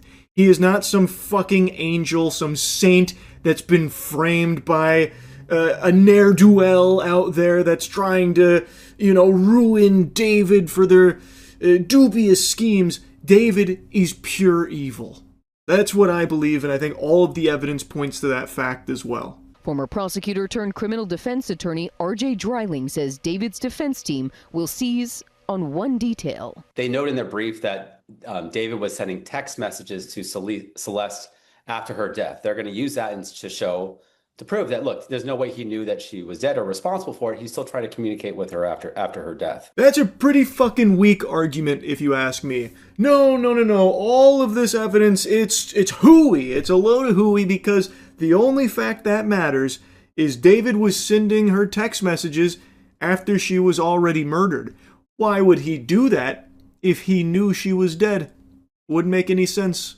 Checkmate. Gotcha. Like, that's trash. I think that is a complete trash argument because this is clearly someone who is going to great lengths to try and hide this. Chopping up, dismembering her corpse and stuffing it in a trunk. I imagine that even someone with only a handful of neurons could have come up with the scheme of still sending text messages even after death to try and give himself an alibi. Like, no, look guys, I didn't know. See, I sent messages when she was dead. I didn't know. It's, terrible. Who could have done this? We gotta find who did this. There's a maniac on the loose. Like, I think it is a terrible, terrible argument. Now, of course, they're paid to represent him. They have to do their job. I get it, I guess. But my point is, I don't think that's going to be very strong on their side. I just really don't. Anyway, as always, praying that there will be justice for Celeste Rivas Hernandez here in this case, and just wanted to give you the latest update. That's really about it. So I saw a headline earlier today, and I immediately wrote it off as just being a joke. I assumed that it came from like Ballsack Sports or something, that they just sacked me, and I wasn't going to fall for it. It was GameStop attempting to buy eBay. So I saw that earlier, I was like, fiddlesticks. Not clicking on that, not falling for that baloney. But now, I've seen that it's actually real. Apparently GameStop is tinkering around with the notion of making an offer to buy eBay. GameStop, yeah, that GameStop that you probably haven't stepped foot in fucking 10 years, covered in cobwebs and Funko Pops. That GameStop, that entity, is looking to try and make an offer to buy eBay. And just looking at the cold, hard numbers here, eBay is over 4 times larger than GameStop. eBay could literally little bro GameStop, just putting their hand on their forehead as they do this. Like, it's not even close. It's like a very interesting notion here. And I understand the way that businesses can be structured and the way that these kind of offers can be made is a little bit different. So sometimes smaller entities can make offers to purchase larger ones. Usually that incurs some level of debt and a heavy load bearing, but like there are wacky ways of working it. But I don't see why you'd ever do that. Like if eBay's fielding those kind of offers seriously, man, I'll fucking throw my hat in there. I'll give them $20 or something, I guess. Like, I'll start playing around with it. Like, this is GameStop trying to buy eBay is like if my local fucking record store decided, you know what? We'll throw a hat in the ring as well. It's just so odd. But the more I look into it, the more I see that they are serious about this, at least based on what's reported at the moment. Now, their CEO, Ryan Cohen, aka the Crusader of Cringe, he has a genius idea to try and increase GameStop's market value more than tenfold by trying to sweep in here and really butter them up and buy them out. Shares of eBay have a market cap of about $46 billion and actually soared 14% in extended trading after all this. GameStop gained 4% and they have a market value of nearly $12 billion. eBay fucking mogs GameStop. It's not even close. They Gangnam Style on that ass. And GameStop is just a joke of a company. They are literally only around because they had the meme stock pump, the legendary, biblical, historic GME meme stock pump. Hats off to deep fucking value there, because otherwise they would already be buried in the dirt. And no one goes to GameStop except for TCG product now, because all of these fucking parasitic scalpers, these brain-rotted fucking worms, infiltrate everything like a plague that even smells like there might be Pokemon there. So GameStop does get some people in the door for that. But outside of it, they haven't been able to actually do anything to save the business. No one's buying games there. They get terrible deals when it comes to trade-ins and shit. Basically, everything a business could do, GameStop does poorly, so most people don't shop there, and they haven't for a very long time. They've tried to just diarrhea blast everything into GameStop to try and get people through the door. So far, TCG is the only thing that's worked, but they tried with Funko Pops and like collectibles and figurines and stuff, but no one's shopping at GameStop, and they're certainly not going there for games. And you bet your sweet pippy ain't no one trading shit in at GameStop, because that's worthless. You could literally walk through their door with the Ark of the Covenant and they'd give you $12 in store credit for it. It's just a joke. Like, everything about GameStop is just a full-blown meme.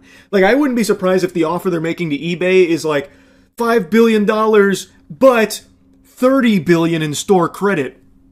Come on, you ready to sign? Now, according to the reporting, GameStop has quietly been building a stake in eBay's shares ahead of this offer, and apparently, if eBay is not receptive, Ryan is going to take the offer directly to the company's shareholders.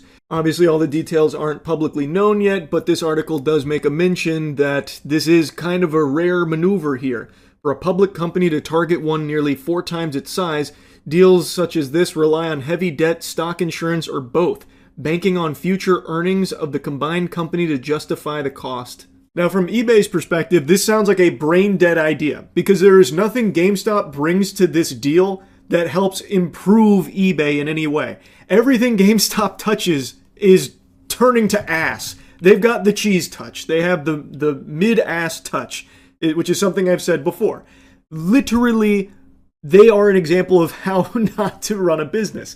They have been in a spiral for so long and are only kept alive because of a meme. Like, they are not doing well. TCG has been the only thing that's been any level of successful for them, and it's just because TCGs in general have blown up fucking everywhere across the board. It's been just full-blown hysteria. And GameStop, I personally believe the reason they're making this move and targeting eBay specifically is because eBay is a place where a lot of these scalpers do the majority of their deals. They do a lot of buying and selling through eBay for their product. And eBay also owns TCG Player, which is one of the biggest places online to buy TCG product. So because TCGs are blowing up and GameStop has already dipped their tiny little balls in there, they see this as a good opportunity as like this, trend that they need to hop on now. And I imagine that's probably something they're pitching them on potentially. But GameStop does nothing to improve eBay's position in that industry at all. And in fact, it only serves as an anchor because GameStop itself is a poisonous brand. There is already a built-in distrust and dislike of GameStop because everyone has their own personal story of how they got burnt on a trade-in deal or the prices that they paid were actually a ripoff, that kind of thing. So it's just kind of silly. And I'm not saying it's not going to happen because businesses make awful decisions all the time. Look at fucking Ubisoft. But I personally just don't understand why eBay would even entertain this notion, especially considering there's no way GameStop has the meat to even bring them cash, like a cash deal that would entice them. Because they are not nearly to eBay's size. So I don't know how they'd even begin to structure this that doesn't incur heavy debt. Now, this article brought to light something that I was unaware of, and it's some really interesting food for thought. Should have you scratching at the hair on your chinny chin chin that might serve as a nice little explanation for where this bold and drastic idea comes from. Well, Ryan Cohen actually has a compensation package to the tune of $35 billion, hinging on a turnaround that requires him to lift the company's market value to $100 billion and hit $10 billion in cumulative performance EBITDA. That was revealed in January, so not that long ago. $35 billion bonus on the docket here if he can somehow turn this failing business into a juggernaut. Right now, they're kind of pitching this as a team effort to make it a juggernaut, and wouldn't you know it, if eBay accepts this deal, This might just send Ryan Cohen over that threshold, hitting the mark that he needs in order to unlock that $35 billion compensation package. How fortuitous for Ryan. And let's just be honest here, who's more deserving than Ryan? Ryan deserves to be happy, and he's only a billionaire. That's not enough. We need to make sure he can get a bigger win than that, and that helps all of us. Because when Ryan's happy, everyone's happy. So yeah, this is not a joke here. It seems like this is something that is actively being pursued with GameStop trying to acquire eBay, which I think is a fucking recipe for disaster. GameStop is a joke. It is terrible. They just had their first profitable year since 2019, but that's not the result of any kind of like genius changes and like a big overhaul of the entire business model that makes it better. They achieved profitability mainly through aggressive cost cutting and exiting and closing. So like they just saved doubloons on the bottom line, which they needed to do because GameStop is bloated. It is in the shitter, so that did need to happen. But it's not like there was anything that was actually a very positive change to GameStop that's great or leads me to believe that they'd be able to make eBay better and everything eBay owns better. I think they would only drag them further down. eBay is not a perfect company by any means. They've done a lot of shady shit as well and some bad decisions too, but it's not like GameStop is going to go ahead and go in there and make it fucking sunshine and rainbows over there or something. I just think they would be terrible. Like, I genuinely think it would just be much worse. Anyway, just wanted to yap about this because I saw the headline earlier, thought it was fake. Turns out, not fake at all. That's really about it. So yeah. You know something? I was thinking, having thoughts, as many do. And it occurred to me that it's been a long time since I've given like a video game review. I'm still reviewing movies out the wazoo. I'm seeing trash that I wouldn't wish upon my worst enemy, like The Strangers Chapter 3. But when it comes to new video game reviews, I've abandoned it. It's like I went to the store to get cigarettes and never came home. And that's mainly because with the gaming channel now, my thoughts on games kind of live there, but I haven't done like a full review on a game in a while. And I wanted to change that. A new game just came out and I recently finished it after about 28 hours. And that is 28 hours well spent. That is like 28 hours of euphoria right there. I'm talking 28 hours of soft, warm ball fondling is how this game made me feel.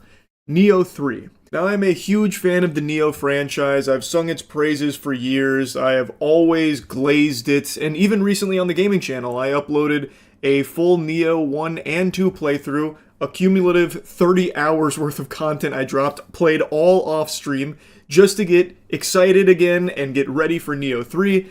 And I am happy to say Nioh 3 did not disappoint. I also just uploaded a 24-hour-long video for my Nioh 3 playthrough. And I plan on doing more playthroughs because the game is just that good. Now, first things first, Nioh 3 is a Souls-like, and I know for a lot of people that's starting to carry a negative connotation now due to saturation. We're seeing tons of low-effort Souls-likes getting farted out every single day on Steam. Just throwaway asset-flipped garbage like my substitute English professor found a Shingon Wu and killed the Demon Lord. And like everything is integrating Souls-like elements into games now, so a lot of people are getting a bit tired of it. Myself included. There are a lot of lazy Souls-likes that I've played over the last year or so, but Nioh 3 is not. This is one of the best Souls-like games you can find. This franchise is among the best the genre has to offer. And Nioh 3, I think, is probably the most mechanically deep of the franchise so far. It has so many systems. And for some people, maybe that's a bit overwhelming. But I think it's just glorious. Playing Nioh into Nioh 2 and then immediately into Nioh 3, I'm loving the direction they took it. I think it was a great evolution. Of course, it's not without some problems, most notably performance. I think that is by far the biggest blemish Nioh 3 has at the moment. Throughout my 28 hours, I did have some stuttering, some popping in, and just some general performance issues and some bugs throughout the playthrough, but nothing that I thought was like, you know, game ruining or anything. On console, I've heard it's a bit worse, but I played on PC, and I did still have performance issues, so that is definitely an issue. But for me, it didn't ruin the game. And there are a couple of other things that I think were a bit weaker than previous Nioh entries, but I'll get to them in a moment. I want to talk about some of the big changes. The biggest change, obviously, being the open world, or more accurate to say, pseudo-open world. You explore regions through eras. And traveling through eras, you get an open world experience where you can freely travel around, fight some formidable foes out there in the world, bosses, or do side quests, get more lore, collect kodamas, which give you blessings, which can increase your stats or increase the efficacy of the elixirs. You can find other certain things like skills out in the world, which is a really cool idea where basically through exploration, you get stat bonuses, you find things that'll help make you stronger, or you find things that'll help with your drop rates. You fight bosses that'll sometimes drop some really interesting gear. There's Jijiko out there that you can snipe, and if you do, you pet a little animal and he'll give you another unique skill. There is just so much in the pseudo-open world. It feels very alive. Like, it doesn't feel like a chore to explore it, and it's not so big that you're just going through, like, fucking 10 minutes of just idly running, doing nothing. There is always enemies to fight, things to find. So it was never boring traversing the pseudo-open world. And notably, I am someone that has often said that this insistence for every game to have an open world is just an excuse to like pad out game time and just kind of lazily have players just traveling around doing chores. In like, you know, the classic Ubisoft open world formula, that kind of eye-rolling garbage. Neo 3, I never got that feeling. Even though there is like enemy base capture that you can do, it's not like the bulk of the open world experience. There's like a few bases you can capture if you want to, and you get like good loot for it, of course.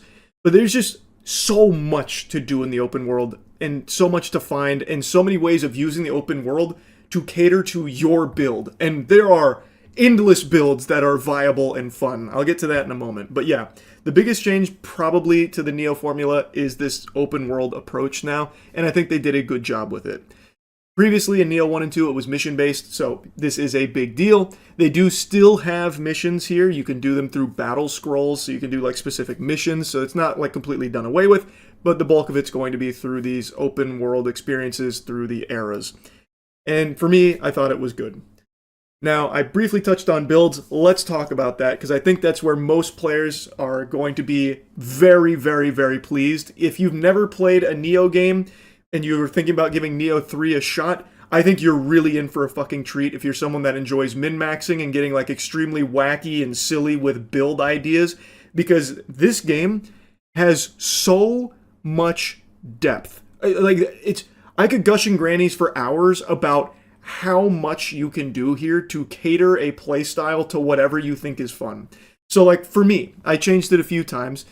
What I ended up on, my final build, was mainly through Tonfas, mainly on Ninja stance. So another big change here is there's two stances. You have Samurai and Ninja, and they play very differently. Samurai is the traditional Neo gameplay where you have low, medium, high stance, and you now have like some deflect options, and you have like martial arts that you can use, and you can make a build around martial arts. Like for me, for a while I was using an Odachi and mainly doing ground sweeper, and I built around beefing up my martial arts, and I used set bonuses from the Crimson General set. Like, there are just, the point I'm making, I'm getting immediately into the nitty gritty here. You can do so much with your builds in this game, because you have two stances to play around with, and you seamlessly transition between them. Mid-combo, you can go from Samurai to Ninja, mid-combo, and just start schmooving and slapping around on the bad guys. It's fucking amazing. And on Ninja stance, it plays completely different from Samurai. So you're attacking faster, you're using less ki, and now instead of like deflecting, you're mainly looking to be dodging, using Mist. So they introduced something called Mist, where in the middle of a combo or at the end of a combo, you will mist, which will then make a little decoy as you dodge away from the enemy, and then you can continue your combo. And on Ninja stance, there's a lot of weapons and a lot of builds that revolve around aerial combat, like getting enemies in the air or attacking from the air. It's so fucking good. Like, there are so many things you can do for builds in this game, and of course, just like in Neo 1 and 2, the enemies are squirting loot. This game pisses out loot. And even the loot that isn't catered to your build, You go, you dismantle it, you soul extract it, you get materials for it, so then you can craft gear. You can fine-tune gear that you craft to fit your build, giving you the bonuses you're looking for, or whatever element you're looking for on it. There's just so much depth. I could go on and on for so long about how deep these mechanics and systems are. So I was very pleased with just how much meat there is on the bones here. But there is one area, one very notable area here that they definitely fumbled on. Just full stop, no way of sugarcoating, fumbled on. Soul cores. Soul cores were introduced in Neo 2, and they were hype as fuck in Neo 2. Soul cores are dropped by enemies, and you put them into your character, and in Neo 2 they function where when you do the command to use the soul core, you become that defeated enemy, and they do an attack. So they're used to help you in a fight, and they'll help, break an enemy or whatever you're using for utility or damage, whatever, depending on the soul core, of course.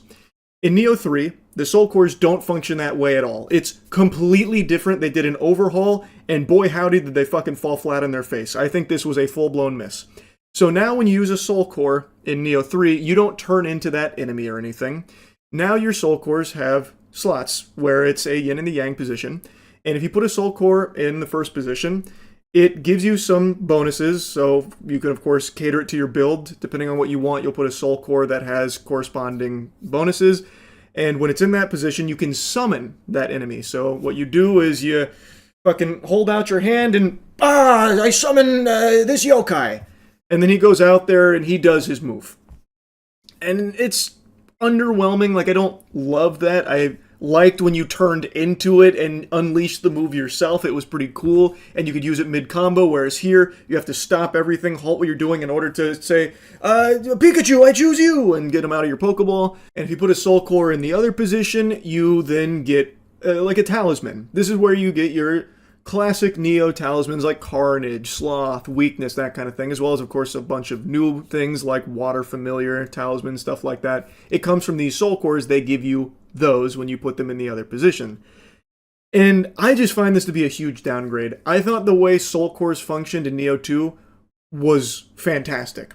And I would have liked to see them flesh out that idea more, of integrating them into the fight itself, as opposed to then just kind of sidelining it to be here's a summon that you can use if you're doing nothing else. And also, this is where you're going to get your talismans from.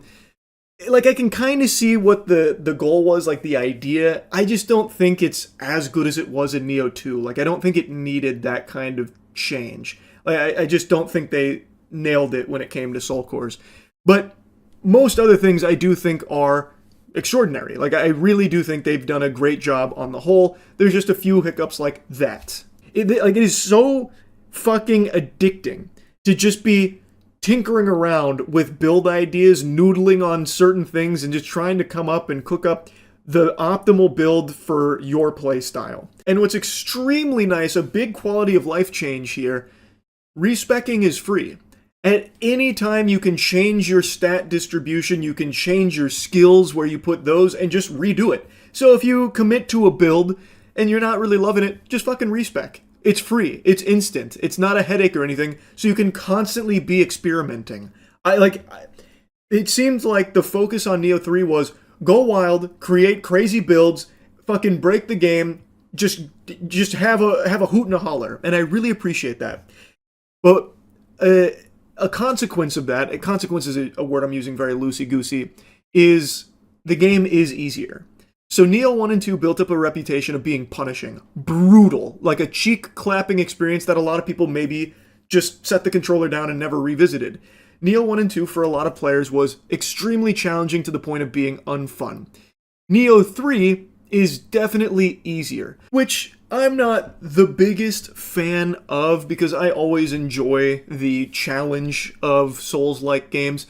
But I wouldn't say Neo 3 is a fucking cakewalk. I didn't steamroll through everything. In fact, there was a boss that took me 20-something tries to beat. So there are tough fights in here, but compared to Neo 1 and 2, it is easier, and that's something hardcore Neo fans have been very vocal about, being disappointed that it seems to be more catered towards casuals in regards to its difficulty. But I would argue that it's not to the detriment of the game. I feel like the reason why Neo 3 is easier than Neo 1 and 2 is because you get stronger earlier.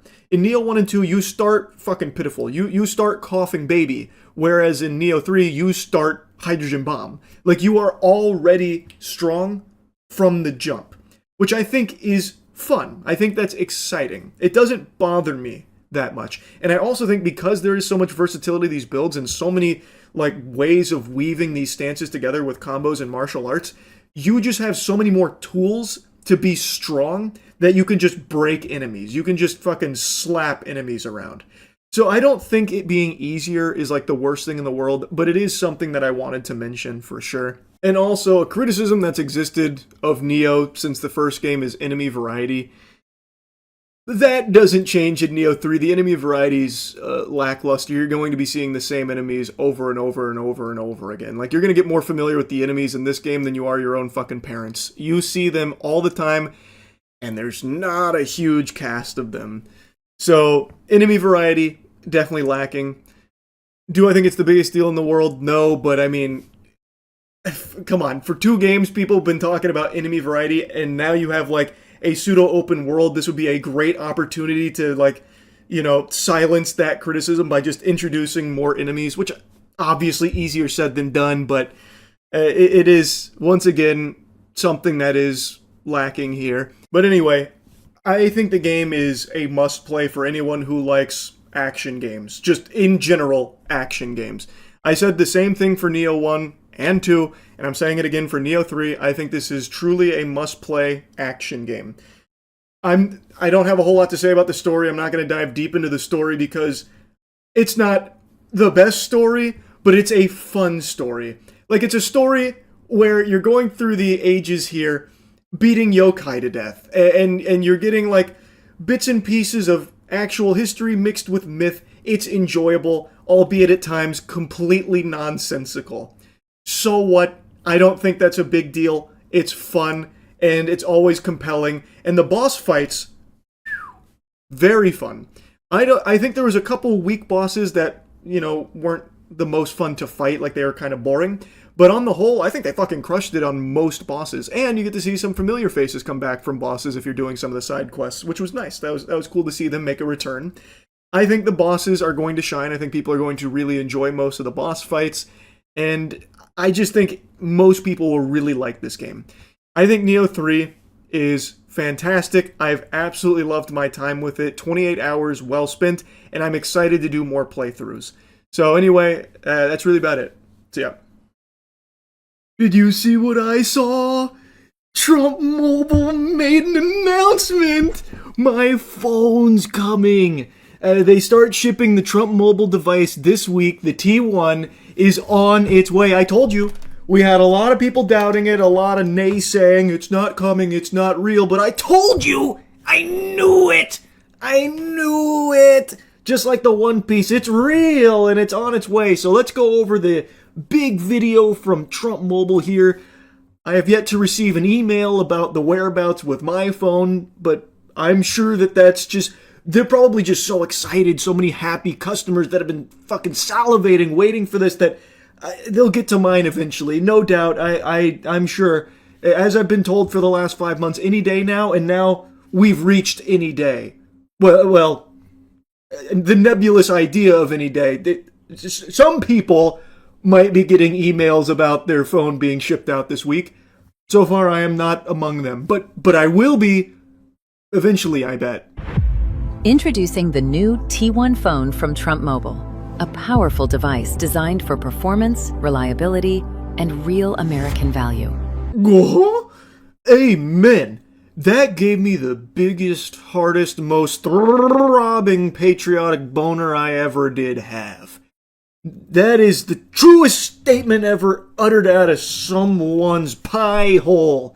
This is real American values in a golden phone that's made with parts that are entirely from other nations, not in America. It's so American first that they had to drop the initial promise of this phone that an estimated 600,000 people shelled out clams for, that claimed it was going to be made in America. They had to pivot off that because it wasn't. It couldn't be. It was impossible to make that device that that they initially pitched, which has gone through many different iterations now, by the way. It's not even the same thing they initially said. It has gone through a lot of different things, but they couldn't make it domestically at the price point that they were advertising.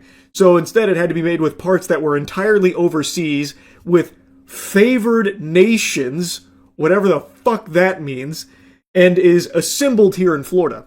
So the American part is that they put the pieces together in Florida and slap a flag on it. Yeehaw. But as far as power goes, I tell you what, sports fans, I now see why it's almost a year late. They were cooking with the latest and greatest from Temu technology. Take a peek at the specs here, which again have gone through many different mutations here, but they settled on the greatest mid-range shit they could possibly find. Oh, wow, it really has been built for power. So much power, it makes the fucking Manhattan Project look like Weenie Hut Jr. Built with premium materials and a sleek modern design, the T1 delivers the speed and responsiveness you expect from a flagship smartphone without the flagship price. Engineered to keep up with your day, the T1 delivers dependable performance whether you're streaming, navigating, working, or staying connected with family and friends. When I heard streaming, I knew this was the phone of the future. It can keep up with the intense demand of streaming. Thank heavens. I cannot wait to see Trump Mobile customers' streams. Those have got to go crazy. That shit probably pops off Insano style. Hey guys, it's me, Cody Bacon Ranch, here in my bedroom. Oh, yeah, that's just my wife and her boyfriend. Sounds like he's really giving her pussy the beans, huh? Happy for you, babe. Anyway, this was just my first test stream. Make sure to drop a few galaxies in here. I'll see you guys soon. I bet it's going to be incredible content. I really can't wait. It can keep up with the demand for so much. And it can do everything a phone can do. That's not easy to find. Now, I'm sure by streaming demands, it wasn't exclusive to like broadcasting or streaming yourself. It probably meant in all of its forms. But what a strong selling point if they do market this to like influencer hopefuls, like the T1 device is your entry point into streaming IRL content or something. That would be super fun to see. Giving you the confidence of a phone that's ready whenever you need it. The brilliant display makes streaming, browsing, and staying connected feel smooth and effortless. You know, until they said something, I never really had a lack of confidence in my phone to do the things that a phone is expected to do. It's kind of like the whole purpose is that the phone works. So right now the selling point here is the phone functions. It doesn't do anything extraordinary, but it works.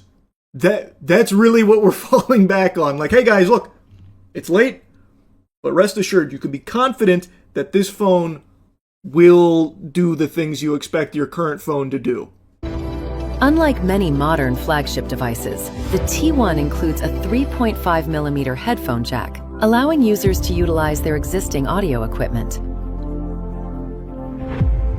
Capture sharp photos, clear video, and the moments that matter most with a camera system designed for everyday life. Right out of the box, the T1 phone includes a charging cable, charging block, and a clear protective case, giving you a few useful essentials right from the start.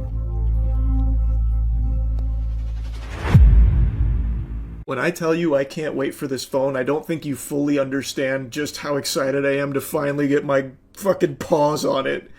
I cannot wait to see the videos that you could make on it and the clear, crisp pictures that you can take. Camera so powerful you can see into the fucking future with it. A headphone jack. I can't wait to really get in there and dive in. Where's my email? Any day now, hopefully I'll get it. So this is the first signs of life of the Trump phone. The first confirmation that it's real. I'll put in air quotes right now because still nobody has them outside of this concept video and the thing that The Verge saw a couple weeks ago. But it does seem like there is something on its way. And I've said this from the very beginning. I always had faith that they would ship something, just some irredeemable piece of dog shit that they would just drop ship off Alibaba. But it's taken them significantly longer than I ever guessed it would. They are almost a year past their promise, their delivery. Like, it has been a long journey to get here, and I am so curious what they finally shard out. I cannot wait. Especially after going through the unhinged lunacy that is the terms and conditions of Trump Mobile, the Trump phone. Oh man. But yeah, I saw this a little bit ago, and I was stunned. They actually made a peep about it, which has been very rare. This has been something they have tried their best to like forget about, but I think over the last couple months there's been like more outlets and stuff inquiring about it and talking about it, so I think they probably started to feel the pressure. Even some of the people that pre-ordered it back in June of 2025, even those early suckers, they were starting to call it out like, what the fuck is going on? So I think the mounting pressure has really gotten to them, so now they're starting to actually, put pedal to the metal here and get this moving, which is something they hadn't been doing for about a year. So who knows? Maybe they've had this for a while and they've just been in the lab cooking and making it incredible, and it's going to hit my desk and be my new go-to phone. We'll see. I'm very doubtful on the quality of this for obvious reasons, but I'm going to approach it with open mind and open cheeks here and just let it bless me with whatever gifts it decides to bestow upon me. So yeah, looks like Trump Mobile is actually coming this time. Maybe. Who knows? Any day now, as they say at Trump Mobile. That's really about it. So yeah. This is one of the more infuriating stories I've seen in recent times. The injustice here is just unfathomable. Meet Jesse Butler. He is a rapist. Jesse is an 18-year-old that was facing 78 years in prison for heinous crimes, including 10 allegations including rape, battery by strangulation, rape by instrumentation, and domestic assault involving 2 women.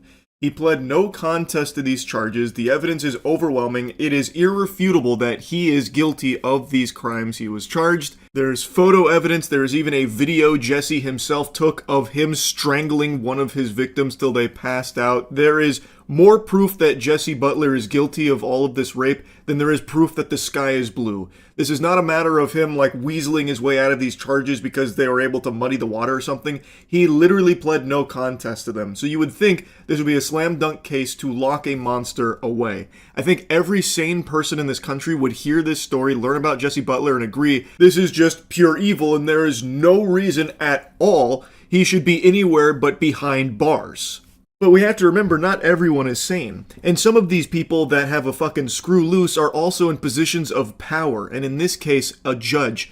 A judge named Susan C. Worthington in Payne County, Oklahoma, who is just a fucking troglodyte homunculus, it seems, that decided that Jesse Butler shouldn't be going to jail for these crimes. No. Susan C. Worthington rolled up her sleeves and ultimately decided that the punishment that fits the crime in this case is a teensy tiny bit of community service with a 1-2 punch of rehab.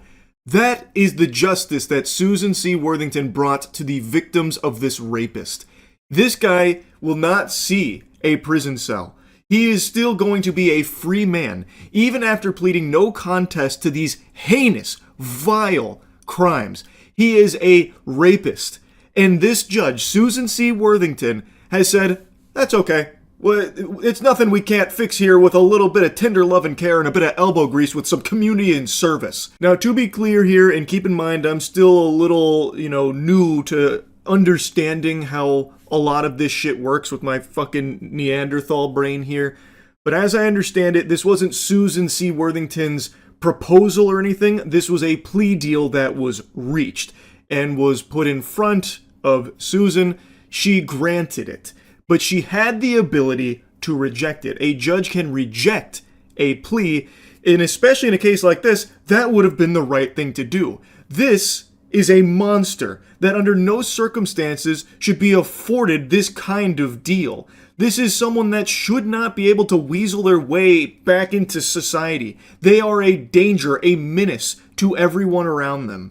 So while Susan may not have been the one to theory craft this whole community service and rehab idea, she did agree with it ultimately, that this is the right course of action. So by granting this, to me, that is her putting her stamp of approval on it, that this, in her eyes, is justice. It is fucking unhinged. I think Susan C. Worthington needs to be investigated ASAP. This is protecting a rapist. And there is a body cam of when Jesse Butler was taken into custody, and his mother is very supportive of Jesse, talking about how they're going to get him out and all of that.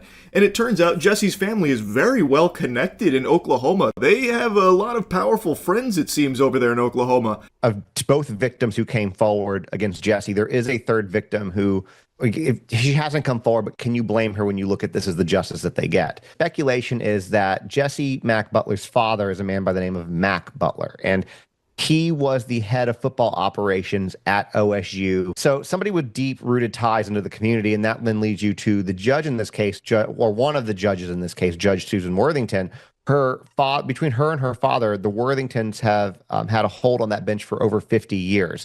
So while you can't necessarily say definitively that, hey, there's this connection here because he's deep-rooted in football. He goes on to say that it's not difficult mental gymnastics for people to maybe connect these dots or follow these breadcrumbs, that there might be some kind of connection there, considering that this town needs that football program. Like, OSU is a staple of it. Thus, Mac Butler, Jesse Butler's father, is a staple in the community, deep-rooted ties here, and there could be some kind of connection there with him and the Worthingtons. Again, it is something that a lot of people have speculated and taken notice of, to the point where there is now even an authority that is considering investigating this potential connection. And it is very weird how Jesse Butler has these indefensible crimes, yet is not getting any real punishment for it. Is it possible it's because of who his family is? They were very confident that he was going to get away with this. They even said in the body cam we're about to see, his mother said, you know, we're going to win this. It seems like they were really sure that these unforgivable crimes were going to be forgiven here, ultimately, in the eyes of the law in Oklahoma. I wonder if that might have played a role in him getting away without even a slap on the wrist. This isn't even a slap on the wrist, this is a slap on the ass. This is basically Susan C. Worthington and the entire legal system over there in Payne County, Oklahoma, giving him the old keister clapper saying, hey, good work out there, don't worry, we got you covered, we got your back over here in Payne County. It's fucking sickening. It is actually unbelievable. I'm going to show you the body cam real quick because I think it's important you get to see who he's surrounded by, because even though his mother is aware of these crimes, it seems like she's more concerned about her child's future. Like, the actual victim here is Jesse Butler, not the two women that he raped and all of those horrible things he did. It's actually Jesse Butler that, you know, is getting the short end of the stick here and is getting traumatized. Yeah, so we're here. We're obviously going to place you under arrest. There's a warrant for your arrest. We're going to take you to the jail. I told your mom that she can contact a bondsman, and you shouldn't be very long, but there just is a process for paperwork and stuff.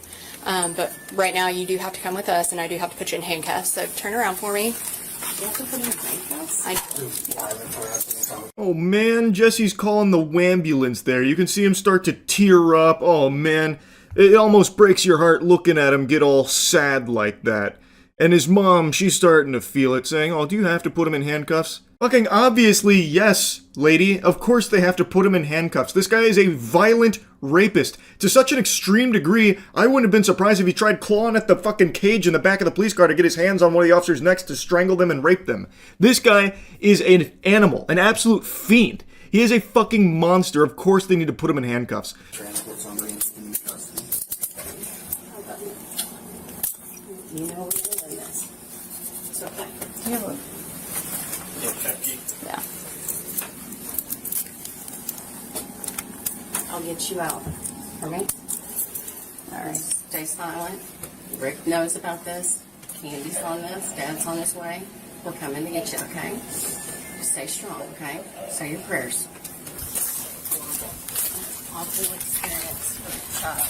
What she said while Jesse was walking to the police car there actually made my stomach turn. She said, what an awful experience for a child. Lady, your son raped 2 women. Numerous times. He nearly killed one of them with the strangulation, by the way. And you're saying that him going to jail here, like in handcuffs, is the awful experience for the child? What about the victims?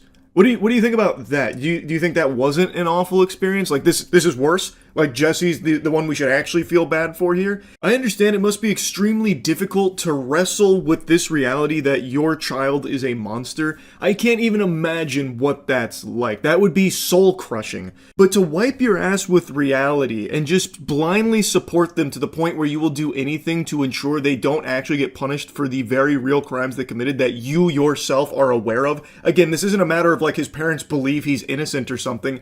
Everybody knows he's guilty. He has even pled no contest. The evidence is irrefutable. So they know he is a rapist, and yet they have fought tooth and nail to ensure he doesn't go to jail for it. In my eyes, that makes them very bad people as well. They are knowingly ensuring a rapist is back in society. And since this punishment, I can't even use that word. That word does not apply here. That stretches the definition. This is not even a punishment. What they gave him is chores to do now. That's it. Where he does like a bit of community and service, and then he does like a rehab program. And they tried to make it seem like this was like a super strict sexual offender rehab program. I don't want to get into like the weeds of how they ended up at this ruling. I recommend you watch the Law and Crime video. They do a good job breaking it down. But basically, to my understanding, is they legally de-aged him like Robert De Niro in The Irishman here. They rewound time, gave him the fucking time infinity stone, so that way he could fit into the youth sex offenders program, so he would no longer be like an adult in the eyes of the law for these crimes that he was being tried for. So that way he could be part of this rehab program. And they said, if he reoffends, he could be facing 10 years in jail. We're really sticking it to him. This is super strict stuff.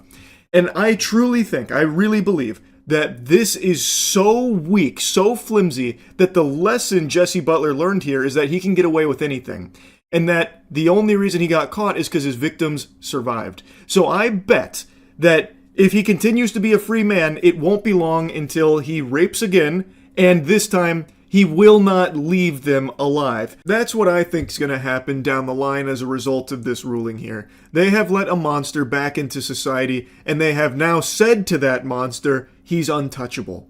So I think there's going to be a corpse on their hands at some point because of this. Jesse Butler is a rapist. Jesse Butler is an evil, evil rapist, and everyone that played a role in him getting away with his crimes needs to be held accountable for it. There needs to be an investigation into this. There needs to be real fucking justice here. This is absolutely sickening, and I just had to yap about this today. It's crazy. That's about it. See ya.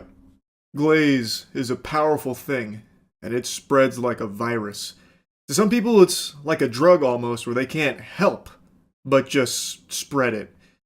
And what you find to be glaze-worthy, I might not, and vice versa, but I'm something of a glaze epidemiologist, where once something starts to spiral, I start to study and try and sink my teeth into it to find out, does it deserve this level of adoration?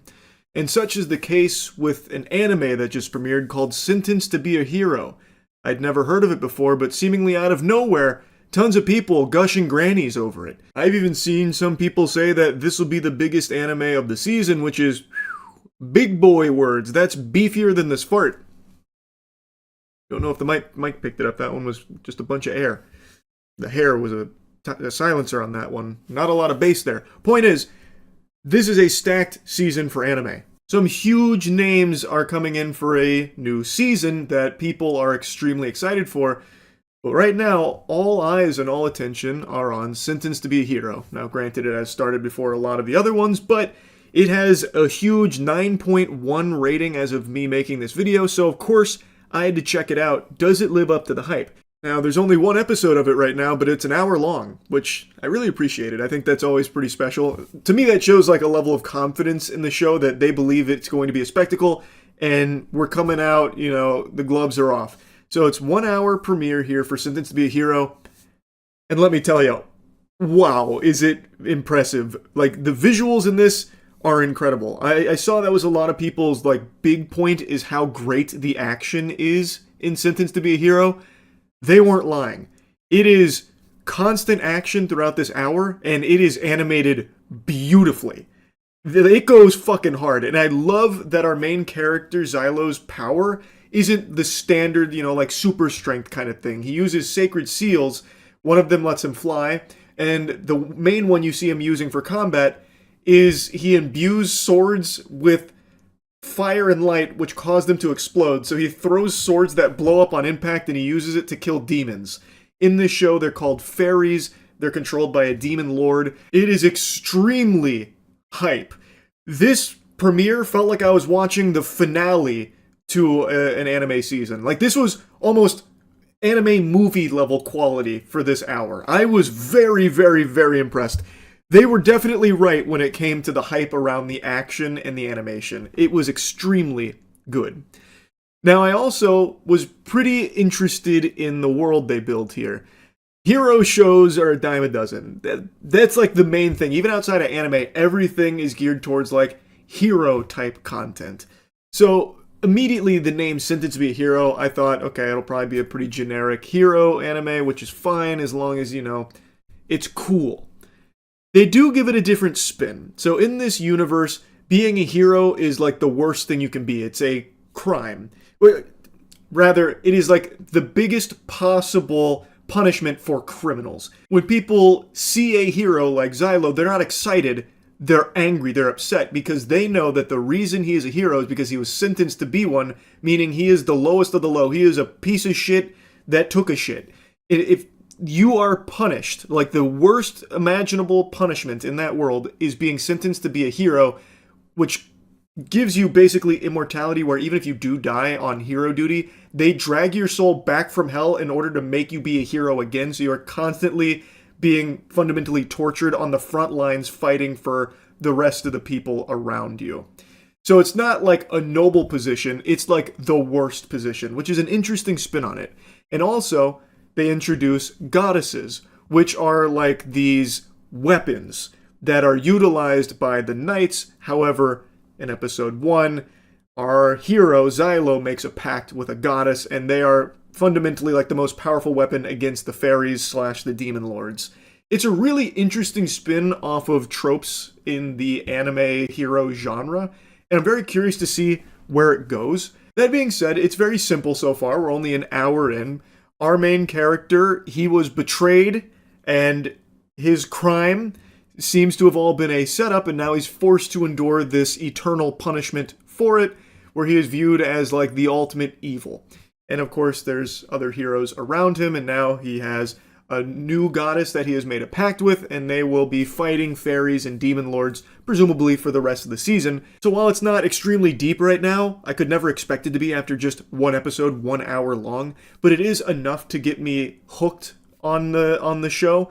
And I want to see it through for sure. Like, the action was incredible, the animation was amazing, and I do think the narrative is interesting enough and different enough from the others in there that it feels fresh. Overall, I really liked it. I definitely understand why there's so much hype around it now. I think it lives up to the hype for sure. Now, I do want to express there is only 1 episode out, so I don't think it's out of the realm of possibility that this is like the best episode in the season. Like, maybe from here, the animation takes a fucking nosedive. We've seen it before. Ninja Kamui, Lord help us. Anyone that watched that train wreck unfold. The first 3 episodes, fucking masterpiece. And then it just eats the fattest ass you've ever seen. CGI out the wazoo, becomes like the worst mecha anime ever. They even had like AI images in it at one point. It was a fucking disaster. But it had 3 amazing, beautiful episodes in the beginning. Huge bait and switch with Ninja Kamui. I'm praying that's not the case with Sentenced to be a Hero. I'm pretty optimistic it won't go down that path, but I wanted to at least make a mention that it's something kind of in the back of my head here, since this was such an explosive, beautiful start to it. I don't know how many episodes are going to be in this season, but I wonder if they can keep up that level of quality throughout the entire series here. I feel like they probably can. I think they probably wouldn't have done an hour blowing their load right away if the rest is just trash. Like, if the rest is dog shit, I don't think they would just dump an hour immediately. They'd probably want to spread that out as much as they could. So I'm pretty confident that it's going to stay very high quality throughout. This was a real pleasant surprise of a show here, and another anime that I'll be watching this season. It really is crazy how stacked this season is.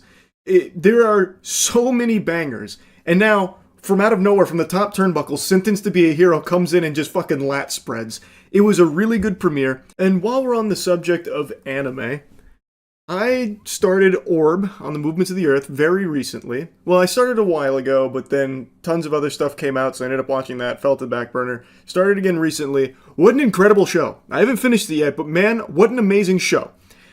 And then I heard that the creator of Orb made 100 Meters. Buddy mine Dankin hasn't stopped going ballistic over how good 100 Meters is, which is an anime movie that's on Netflix right now. So I also just watched that. What a fucking amazing movie. I've said this for the last, 3-4 years maybe. We are actually in the golden age of anime animation, in terms of how incredible these shows look. I know plenty of people will split hairs over, the quality of anime that's coming out, whatever. I'm not here to have that debate. I'm talking purely from the standpoint of animation. It is breathtaking how incredible the shows and movies are that are coming out. Visual masterpieces. The spectacle is unbelievable. In 100 Meters, there is a 3.5-ish minute continuous shot that is painstakingly rotoscoped frame by frame. I looked it up. It's 9,800 or something drawings just for that one section. It is a clear labor of love, and the passion is oozing out from that film every second. I was really, really, really impressed with 100 Meters. And I'm really enjoying Orb, so I'm definitely going to be finishing Orb as well. Big fan of that creator now. Back-to-back bangers I really liked from them. I just wanted to briefly mention that here since I'm just yapping about anime. Incredible stuff is coming out right now. And like I said, this season is so fucking stacked. Also, Fate, the new Fate series just started. It just had its premiere. I haven't seen that one yet, but apparently it's really good. So anyway, yeah, back to the whole point of the video.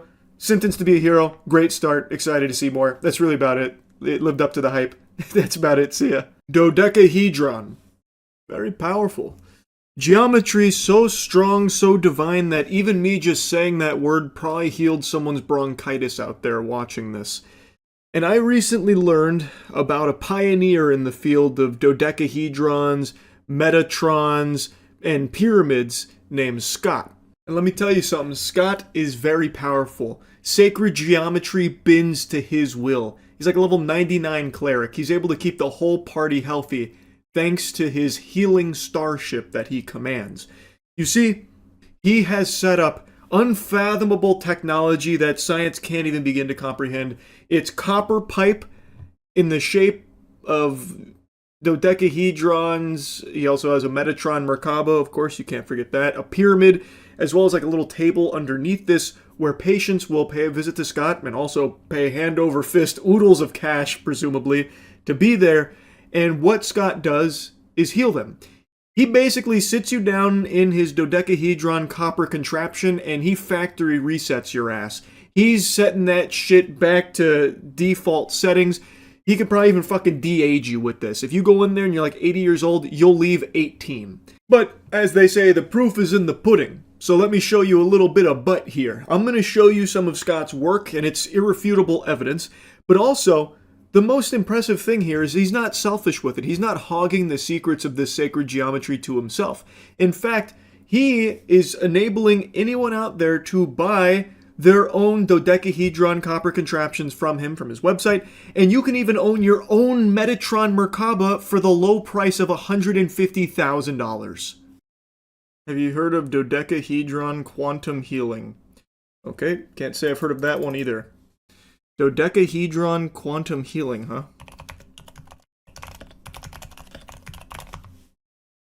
Sacred geometry, music, and frequency of the dodecahedron with transmission. Dodecahedron quantum DNA optimization. Meditating in this quartz crystal-infused form, people have seen entities experiencing missing time events and gone out of body often? Over here we have the dodecahedron, which is the etheric connection. So in meditation, this allows us to go beyond the veil and discover other realms that we've not experienced before. Now, you can really do that in the pyramid as well, but this is a whole different deal. This opens up the meridians of the body so that energy flows more progressively to every organ to regenerate. The pyramid is more like a stasis that preserves the body. With the pyramid, this allows that energy to flow more effectively. A lot of people... So you just lay on it and it does all that? Wow. Why? How? I guess it's silly of me to question the power of the dodecahedron, to be honest. Is this the next Xbox? Orbs coming out from the inside of it, and we communicated with them for about 9 months, and I learned all about it. 9 months? Guys and my son. He indicated each one of these open faces had a particular color associated with it, but he was only like 8 years old. And I noticed the top. Yeah, brother, it's called playing pretend. Was always lime green. Can I make a dodecahedron quantum DNA optimizer myself? Is it just the shape, the sacred geometry? Or do I need the 30 pounds of copper on each fucking wing? I would imagine it doesn't matter. I could probably just do it out of PVC, right? This guy's been doing this for a long time. Look up Scott Starship TM Testimonial 3. These are the flight logs of voyages through the quantum starship. He's got a starship? Like my heart chakra was completely wide open, and that there was a beam of light underneath me that was just blasting through my heart chakra.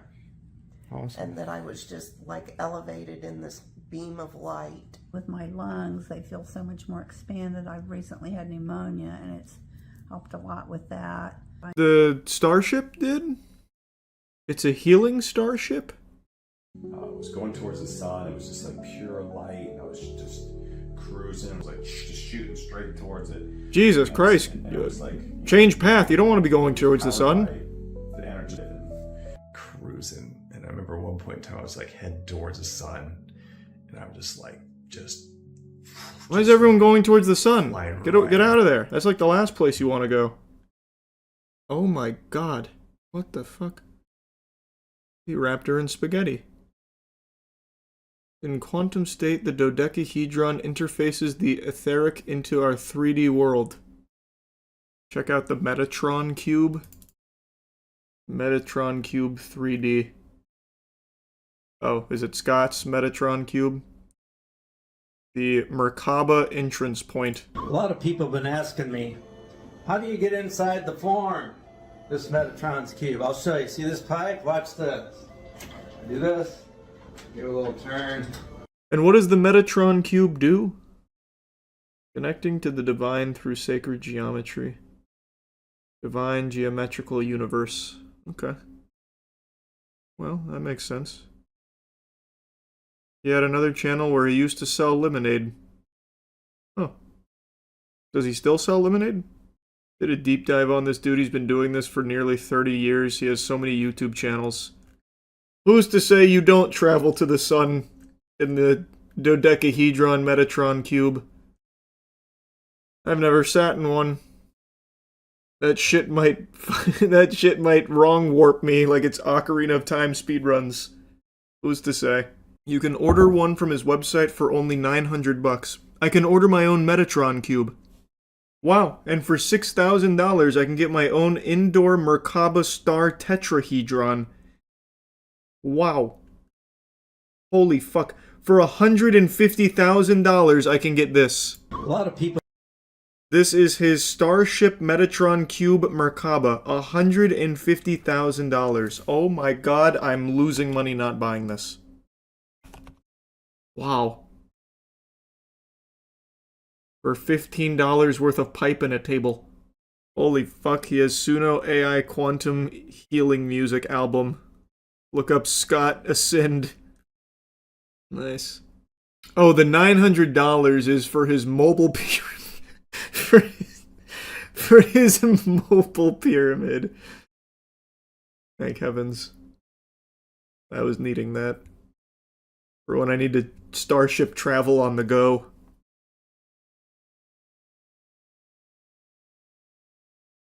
Also called Four Pipes. Yes, but in a pyramid shape.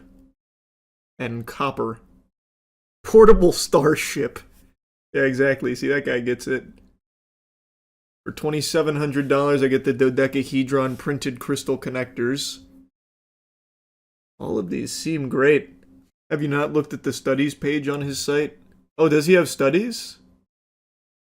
Experience what 3.3 million people are discovering. 3.3 million. The Starship trademark has been on the move in 2025. You can become one of the first in the world to study the effects of the dodecahedron, star tetrahedron, and platonic solids on life. Below are a few on pyramids. 100% undeniable fact that there are powerful energetic influences at play here. Let's learn together and explore new ways to quantify results. Well, I actually didn't say quantify. Quantify results. Okay, so no research on his $150,000 offers, or the $8,000 offer, or the $2,700 offer. But for the $900 mobile pyramid, we have the influence of pyramid structure on cells. The Earth is made of cubes. Go to the consultation page. You can buy a session with Scott for $100 per hour. Well, what's the session going to consist of if I don't buy his mobile pyramid or his tetrahedron? What's he going to do? Just play AI Suno music at me? What does that look like? I'm curious. Let me see. AI speculates on Starship. Cool. Booking. An energy/health consultation or the Starship session for 2 hours, $333. What does it consist of, though? This is just a picture of you, Scott. Oh, here we go. Scott will guide you through relevant considerations for improving your health to include radiation exposure reduction, working with the energy forms using light therapy, magnetic therapies, oxygen therapy, PEMF therapy, essential oils, genetic signaling, exercise, longevity, and anti-aging considerations, massage, etc. He's going to massage me?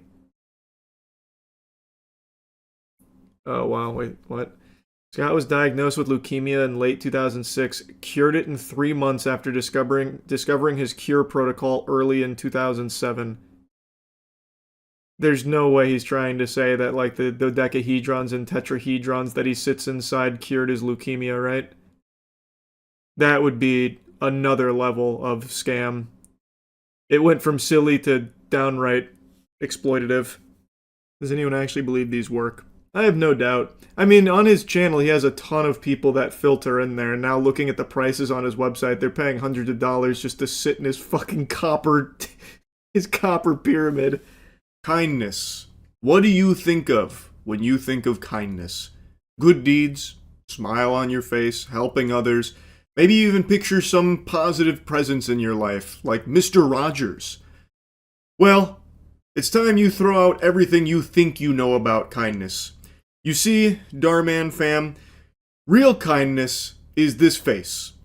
Darman is so kind that he has even accepted a formal position at the NFL to be an officer of kindness. That's right, we can all rest a little easier knowing that Darman is the NFL's first Chief Kindness Officer. Now obviously today is Super Bowl Sunday, and Darman's no doubt going to have his work cut out for him with a bunch of rowdy fans and a lot of tempers flaring based on what's happening in the big game with the pigskin.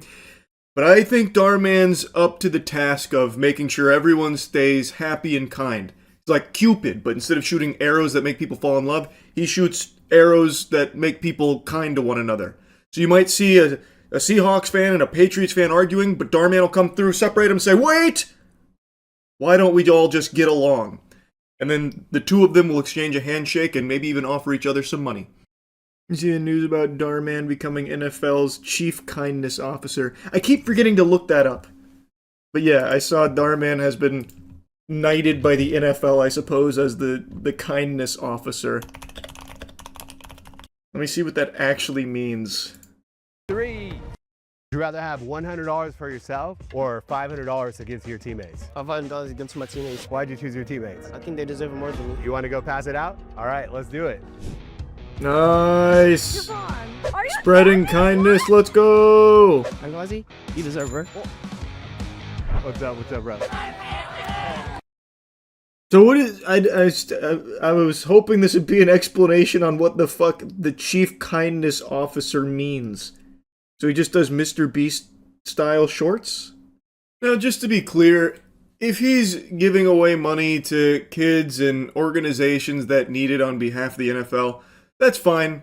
I don't really think you need to have a position, a label as the chief kindness officer. That feels very performative and odd. But if this is something Darman wanted to do in partnership with the NFL to just give back to like the community or, you know, charities, I obviously had no problem with that. I just think this whole like chief kindness officer push is very peculiar. Oh wow, this just came up. The Super Bowl's chief kindness officer had 5 felony charges. Wait, what? Darman has felony charges? It's an invented honorary position the league made up this year to promote sportsmanship, empathy, and positivity both on and off the field. Essentially, the chief kindness officer is here to make sure everyone are friends and have a good time. This year's chief kindness officer is Darman. In 2010, he was accused by his business partner of running what he called a hydro-Ponzi scheme when Darman pulled out of We Grow, a hydroponics cannabis business. In 2012, he was charged with 13 felony counts for defrauding an Oakland City beautification program by submitting fraud. Here, I'm going to just put this on screen. By submitting fraudulent checks that made it appear as though he was paying contractors more than he actually was. The 13 charges were reduced to 5 and he pled no contest. In 2023, this is what I remember, actors employed by Darman Studios claimed they had poor working conditions and unsustainable pay. Here's something from Darman on Facebook. Let me see. Maybe he explains it. And I'm starting the Be Kind to Your Rival challenge, where you have to say something nice about someone who you haven't always seen eye to eye with. And for every person that participates, I'm going to be donating $10 to help kids at St. Jude. So I'm going to choose Mark Wahlberg because, Mark, ever since that day that you invited me to your house to have that crazy leg workout, I was not able to walk for like 2 weeks after that. I had to literally be carried up the stairs. But because I got to say something kind, I will say after that day, it helped me lock in. I've been taking ice baths. I've been in the gym. You couldn't at least just choose someone that you actually don't like? For your own challenge, you couldn't just choose someone that you actually have a disagreement with? How about the judges who charged you with felonies? Yeah, at the very least, just choose someone you just don't fucking like. That's like the whole point of this, right? Trying to make amends with people from your past that you don't always see eye to eye with. Why are you just choosing your friend who gave you a leg workout? No, Charles, you idiot. He has to humble brag he knows Mark Wahlberg. Ah, you're right. I didn't even stop to think about that. Imagine it was you he picked.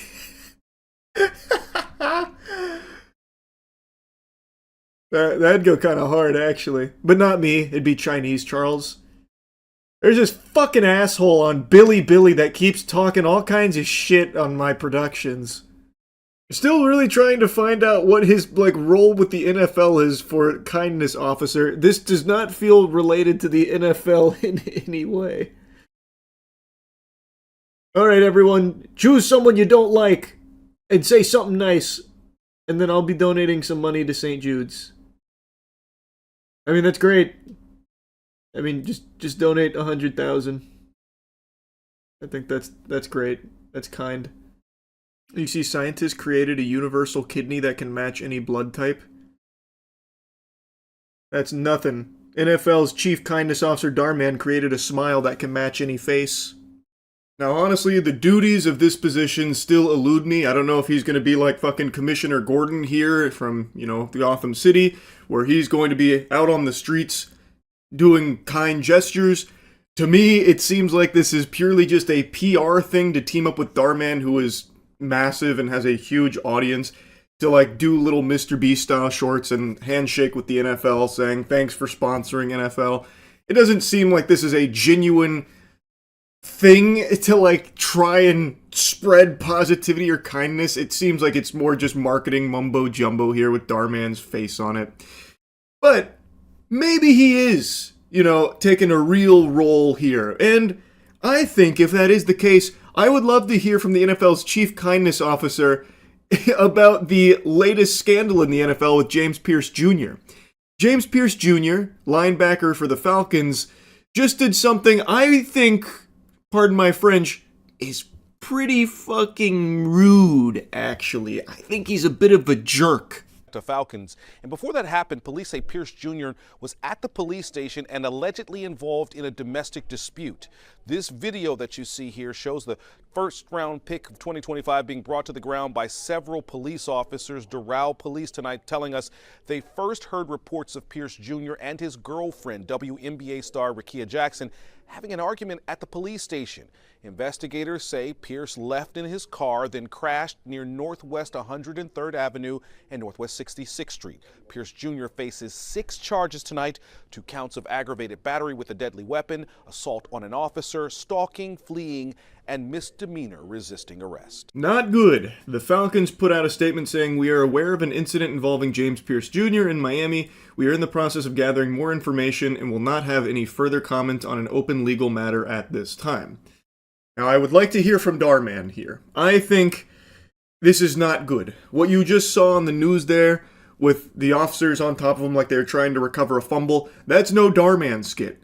You know, this isn't one of those moments where Darman's bestowing some sage wisdom on us like, treat others the way you want to be treated. And I'd like to hear his perspective as someone who is the preeminent expert on kindness. Anyway, though, as of me making this is a pretty brand spanking new, so there's multiple reports, and some of them conflict in certain cases, but from what I've gathered here, it is alleged that James Pierce Jr. crashed his car into his ex Rickea Jackson's vehicle. Then, as officers tried to apprehend him, he led them on a police chase that ended with him crashing his car and also hitting an officer as well, which is then where the video kicks in, where they had all the officers on top of him attempting to arrest him. Not good at all. I imagine this is probably the end of his career as a football player and probably the end of his time as a free man for quite a while. Those are some hefty charges, and from what I've been seeing in the reports here, it seems like he was attempting to seriously harm, maybe even kill Rickea Jackson, ramming his car into hers. That can easily kill people. So, very serious shit, very bad stuff, and kind of just wanted to yap about the Darman Chief Kindness Officer because it's kind of silly, and then as I was doing that, this happened, so just decided to talk about all of it. That's really about it. So, yeah. Everyone's talking about the steam machine and soiling their britches, speculating on what the price might be, and it's been a big conversation in the gaming space that I want to weigh in on a little bit here. For those that don't know, the Steam Machine is Valve's latest device, their foray into console gaming. They recently had the Steam Deck come out to great success, and now the Steam Machine is their latest. It is apparently a pretty beefy piece of hardware aiming to deliver 6 times the power of the Steam Deck, capable of running games at 4K 60 FPS. Linus also recently made a video covering the Steam Machine, going over a lot of its capabilities and pretty much everything about it. It is very interesting, and the community's already started calling it the Valve Gabe Cube, which I think is adorable. Don't know if the name's going to stick or not, but I do fuck with that one. But even though this does seem really exciting, people are pretty concerned with what the price on it might be. Especially because apparently Valve has said to expect the pricing to be like a PC, not a console. Which is pretty vague, but it paints a picture that it's probably going to be a little more expensive than what you're expecting when it comes to like PlayStation, Xbox, Nintendo pricing, because PC prices can vary drastically. There is a lot of wiggle room there for what the price might be. I got your fucking nose, you loser. Point is, people are a little worried that this might be like a $1,500 piece of hardware or something like that, which has led to a lot of debate in the community because that is much higher than traditional console prices, to the point where why would you even bother? You could just get like a full-fledged PC as opposed to getting the Steam Machine instead. And a lot of things that people were speculating is that maybe it would be subsidized because they have the Steam storefront, like the Steam Deck, for example. The Steam Deck is the price that it is because they are able to take a bit of loss on the hardware itself because they make up for it with the Steam storefront, obviously. That, however, is not apparently going to be applicable to the Steam machine. According to Linus's video, they won't be following that same model where they're going to be, able to get the price of the Steam machine lower because of the storefront or anything like that, subsidizing through that. Instead, it is just going to be priced like a PC. A major question mark, though, is of course price. Valve wasn't able to give any specific numbers due to rapidly evolving market conditions, but they will obviously have it nailed down when the Steam machine launches in Q1 2026 alongside the new Steam controller. They did give me one hint, though. They said that while they expect it to be very competitively priced with a PC, that it will be priced like a PC, rather than like a console with games subsidizing the upfront hardware purchase. For a lot of people, this has been the biggest alarm bell. This has been the biggest red flag. This has been the poop in the soup here that a lot of people are concerned about, because if it's not going to be subsidized through like the storefront game sales or anything like that, it is just going to be a very expensive piece of hardware. What that price looks like, we don't know, but a lot of people are saying it's kind of dead on arrival just because of that, because based on the specs and everything here, it will probably be a very expensive console. Plus, it already feels kind of niche because console gamers, they might not really be interested in just having a PC console. They would probably, if they want to do that and make that switch, they'd probably just invest in like a full PC rig. And PC gamers already have a PC, so why would they want a PC gaming console? So it's been like this weird back and forth, and we don't really have definitive answers on a lot of this speculation or anything. The only definitive answer we do have is that the best PCs in the universe come from Starforge. So if you're looking to get a better PC yourself, go to Starforge and check out the options, see if it feels right for you. But when it comes to the Steam machine itself, it feels like it's going to be made or broken by its price. 100%. More so than most things, I would say. Now, before I give my, Cro-Magnon-ass thoughts on this whole thing, I want to give you Linus explaining why he believes that there's probably not being subsidized through the Steam storefront this time around to get the price on the hardware lower. They wouldn't say why, but if I had to guess, I'd say it's partially to avoid stepping on the margin opportunities of their potential partners for Steam games and Steam software, but also because they recognize that the Steam machine is a full-fledged PC, capable of being used as a full-fledged PC. There's no guarantee then that, say, a corporate purchase of 10,000 of these things would result in a single game sale. So they really do need to protect the sustainability of their hardware business. That last theory there, that game theory from Linus, was very interesting to me and something that didn't cross my noodle, naturally, because I'm a fucking moron, about, there might not be game sales for a big bulk order. Like if a corporation orders a bunch of these puppies here, that's probably not going to lead to them buying any games through the storefront, thus it's kind of moot to be subsidized through it in that case. So they're looking to protect the hardware investment itself. But, counterpoint to that, if a corporation is looking to buy 10,000 of these, why wouldn't they just buy 10,000 cheaper MacBooks? Because there are some Macs that are priced in like the $600 to $700 ballpark, to my understanding, at least from what I can find online, which is around the price of some of the consoles out there right now, where this is not going to be priced at that. This will most likely be more expensive than that. So why would they choose this over those options? I feel like this might not be the go-to for corporations. So even though the thought process isn't wrong, like if corporations do buy this, they're probably not going to be buying a fucking bunch of games out the wazoo here. But I also feel like in that case, they probably wouldn't just be buying the Steam machine in the first place for those needs. They'd probably look for other already established corporate norms of like Macs or something. So to me, I feel like the main target audience for the Steam machine would be Steam Deck owners. I feel like that'd be the primary demographic here that would be interested in purchasing it.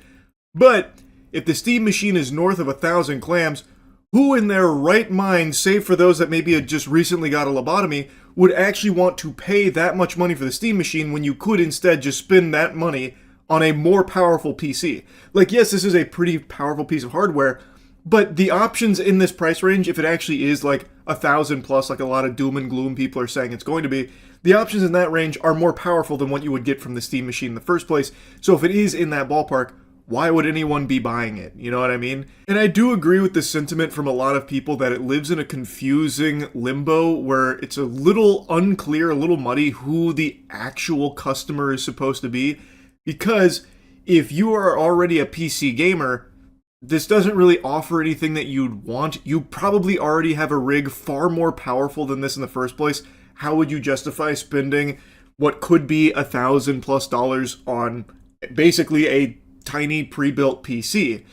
And if you are a console-only gamer, you don't have any Steam games, you bah humbug Steam, want nothing to do with it, you don't engage in the PC gaming market, well, then you'd probably write this off as dead on arrival, rolling your eyes at the price point if it is like $1,000. Like, that probably wouldn't be enticing for someone to make this foray into PC gaming through the Steam machine. It would need to be priced much lower, priced at like a competitive console point for a console-only gamer to consider. At least I would think so. So it is in this very weird gray area. Then I think it is going to be purely dependent on what the price actually is, whether or not this is going to be like mass market adoption or something like that. But maybe that's not even the goal here. Maybe that's not even what Valve's aiming for. Maybe they're content just delivering a really niche piece of hardware. I don't really know. I'm also not convinced it is going to be $1,000+. I don't subscribe to that idea. I truly believe that the Steam machine will be sub 1,000. On stream I was speculating maybe up to like 800. Maybe 800 and some change, but I really don't see a world where this gets to 1,000 or over 1,000. I would be shocked if it did. Because I think it'd be very obvious to anybody out there that that is just too much for most people to want to spend on what the Steam machine is offering. At least I would think so. I say that, but then again, fucking Apple has the iPhone Pocket, which is like $250 sock to put your iPhone in, and that sold out. So there really is just a chance for anything to be extremely successful regardless of the price and regardless of the offering. And it's not like the Steam machine is a bad product here, but I just think it is going to be really, really dependent on the price point here, whether or not this is something that gamers will be flocking to pick up. And I am just very curious to learn more information about how it will be priced. It releases relatively soon, so hopefully we'll know in the next, month or so. That'd be really nice. But yeah, it's been a very interesting conversation surrounding the Steam machine. Like I said, personally, I don't think it's getting to $1,000 or more. I really think it's going to live in like an $800 ballpark, which is still very expensive, and that's still going to be a very tough decision for consumers to make on if that is something they want to pay. So I guess we'll see. I think time will tell. Hopefully pretty soon we'll know. Anyway, that's really about it. So yeah. There are some stories that are so powerful they transcend the bounds of time. No matter how many years pass, these stories are still talked about, they're still discussed, and they are still remembered. Like the Epic of Gilgamesh, the Iliad, Journey to the West, my battle against that wasp when playing Elden Ring many moons ago. And now today, the story of 7 dogs that escaped from a meat truck in China and walked 10 miles home to their owners. Actually a crazy story that sounds like it's ripped straight out of a Disney film from the 90s. So the story goes that on March 16th, a man named Lou noticed a group of dogs that were walking in formation along a roadway. He found it peculiar, so he started recording them and even tried to lead them to safety, but the dogs ignored him. This video has now racked up over 200 million views, and apparently these dogs were stolen by thieves working at a dog meat shop, and they busted out of the truck and spent a couple of days walking 10 miles in unison back to their homes. They were led by the corgi, who would occasionally look back to ensure that no one went astray. Lou said, "They resemble a band of little brothers in distress moving in unison, nothing like stray dogs." They did eventually return to their owners after this journey here. Apparently, one of the dogs in this group, a German Shepherd, had an injury. They had unfortunately gotten hurt along the way. So they formed kind of like a protective barrier around the German Shepherd and moved together like that. Kind of like out of, fucking 300 or something, where they plant the shields around them up top and in front to block the arrows and everything. It's actually unbelievable, assuming all of this is true. And based on all of the evidence, it does appear to be true. So here's the video that really blew it up. Now, I couldn't find it with original audio. I can only find it with like Facebook royalty-free music attached to it. And I decided just to mute it because I don't think it really adds anything to it. But here you can see the the group moving out in unison. It does seem like they're trying to like shield that German Shepherd in the middle there.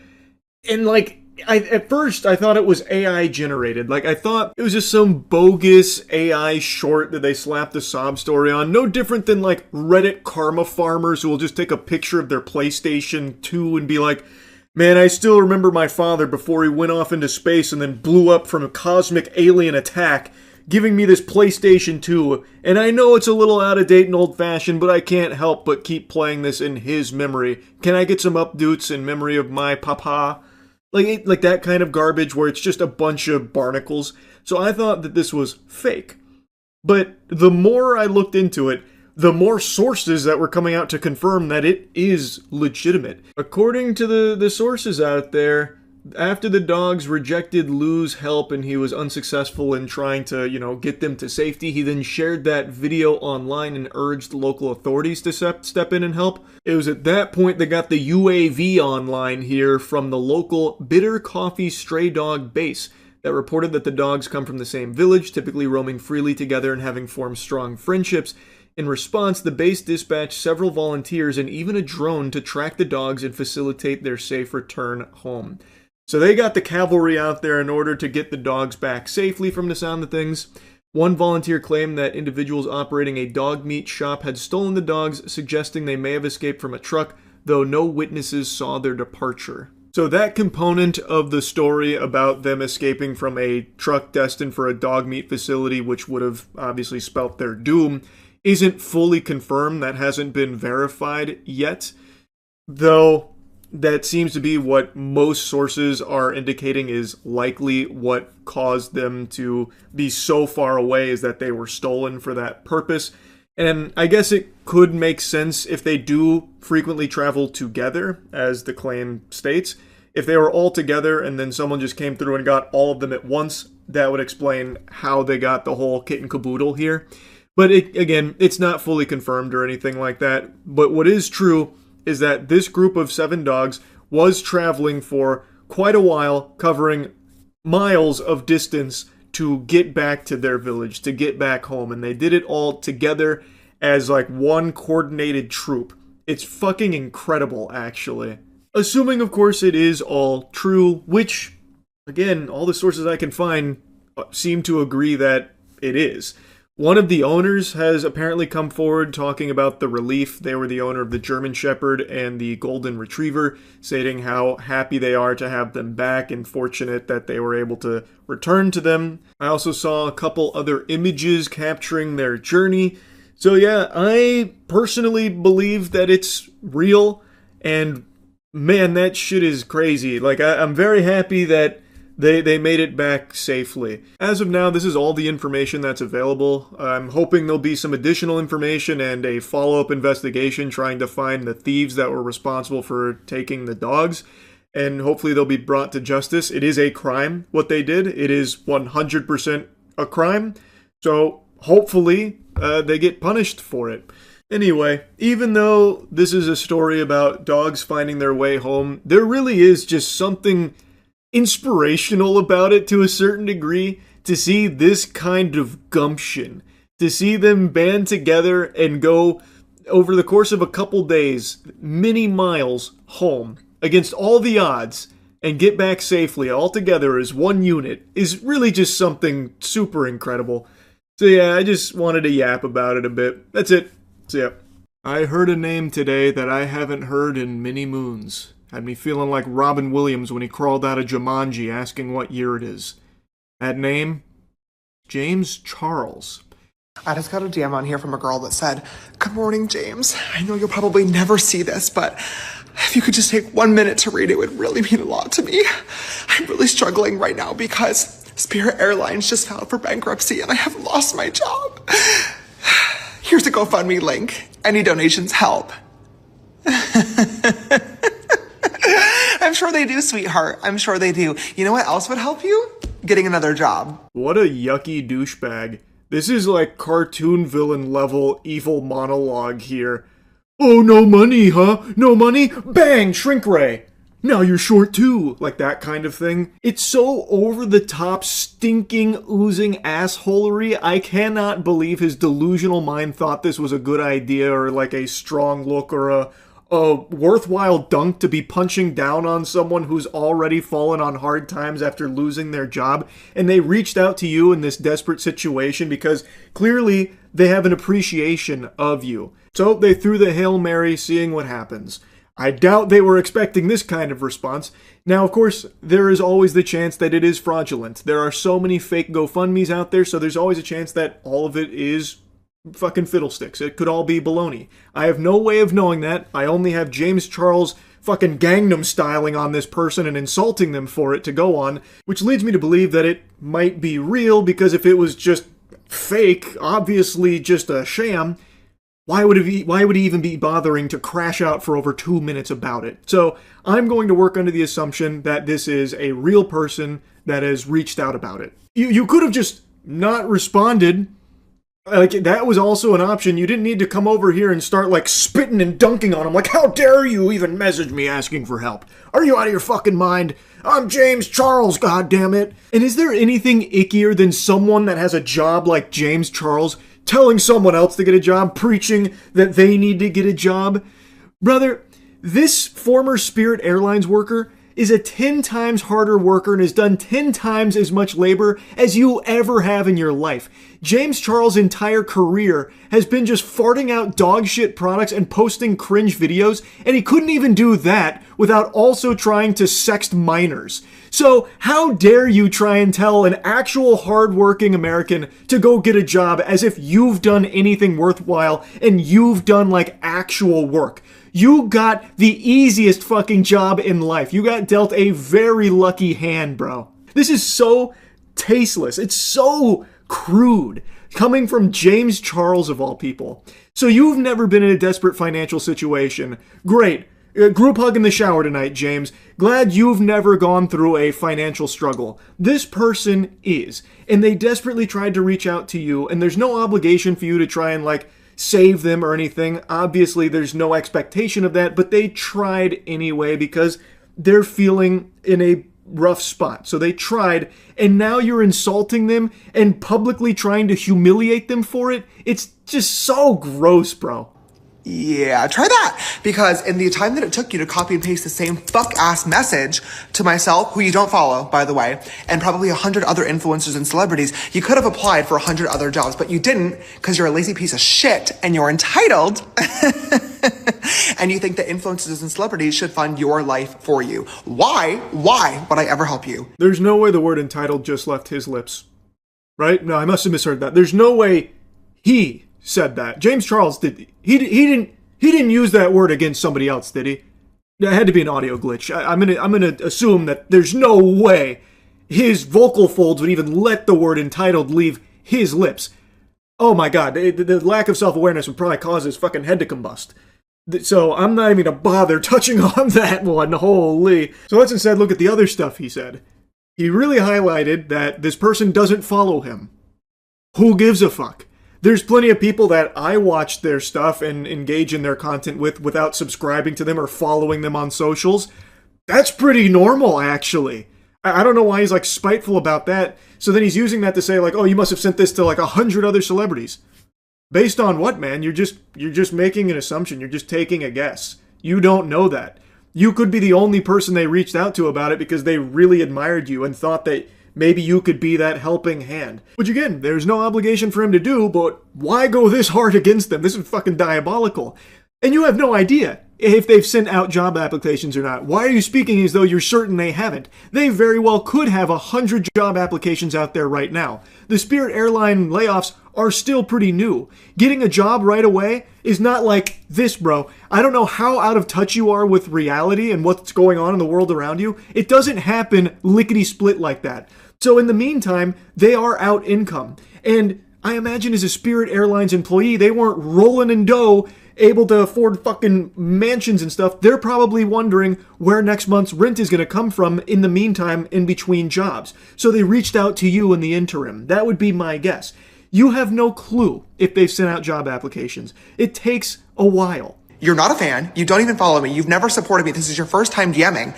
And you think that I'm going to send you money because you lost your job? Oh my God. Welcome to the real world, sweetheart. People lose their jobs every fucking day, and you're white, pretty, and able-bodied. You're in a much better position than a lot of other people out here who are trying clearly much harder to make a better life for themselves. Why would I fucking help you? What is Dr. Doofenshmirtz even crashing out about at this point? He's having a conniption, blowing a gasket. Over what? What are you even yapping about? You're not even making a point anymore. You're trying to tell someone else how the real world functions when you yourself haven't been a member of the real world in like a fucking decade. You are so detached from the real world, yet you're over here lecturing them about it? It's absurd, bro. You couldn't write someone this out of touch and this unlikable. He's like the Starbucks CEO about the $9 coffee and the premium experience, but wrapped up in like an insufferable asshole influencer. Aside from that, 17,000 people lost their jobs at Spirit Airlines. Why do you think you need the GoFundMe? I can at least like 1% respect the mentality of closed mouths don't get fed, doesn't hurt to try. But honestly, it does hurt to try because now you pissed me off. Okay, I'm not the one. Go find fucking Mr. Reese. This is literally his entire shtick. I'm sure the next YouTube video is literally going to be like, I rehired all 17,000 of the Spirit Airlines employees, and it's going to be the real life Hunger Games. The last one of them to leave the Spirit Airlines plane gets to be the CEO of the new company and gets a house and a car and $10 million that everybody else dies. Stop trying to make jokes. Like, actually, just please stop trying to make jokes, James. Put the kibosh on it right now. It's miserable listening to him try and inject humor into anything. Why did it piss you off? How does that piss you off? Yeah, 17,000 people lost their jobs here, man. That's 17,000 people that are now out income. I imagine a lot of them are feeling very similar ways to the person that reached out to you. This person just decided to try. They decided to throw a Hail Mary. Again, you could have just ignored it. Why did it piss you off? That's a fucking you problem, man. That is a weird response to it. Like, go find that video to compete in, baby. I'm not helping you. I'm not fucking helping you. All you did was lost your job, okay? Welcome to the real world. I can at least understand if you were like, James, I'm a longtime fan. Here's a trillion years of DMs and my support for you. I love you. I'm suffering with a really rare genetic disease that there is no cure for, and I'm trying to raise money for myself and other people that have this. Maybe I would help. Maybe I would help because I love you and I appreciate you. This bitch, you lost your fucking job? What are we gonna do? Nothing! I'm gonna do nothing. You know what you need to do? Go find a fucking new one, girl. Put some effort into the workplace. Hey, pal. You just blow in from Stupid Town? He really thought he cooked with this rant. So the impression here is that the only people in the world he cares about are people that, like, mindlessly support him through thick and thin forever. Here's a trillion DMs.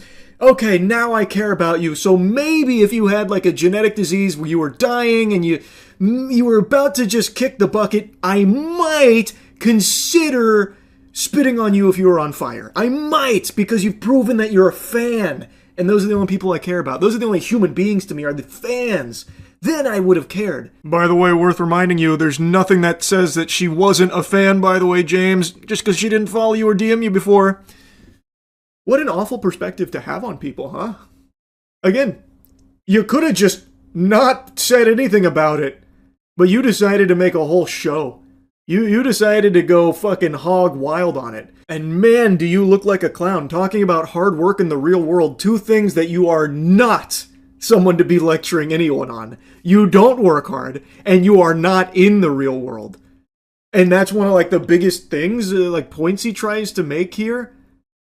Get real. This person is just in a desperate spot, as a lot of people are and have been. And in those positions, sometimes people try a Hail Mary. That's what they did here. It clearly didn't resonate with you in any way, and for some reason really brought the demon out of you, James, for some reason. But I don't think they did anything wrong. Again, you could have just not said anything about it.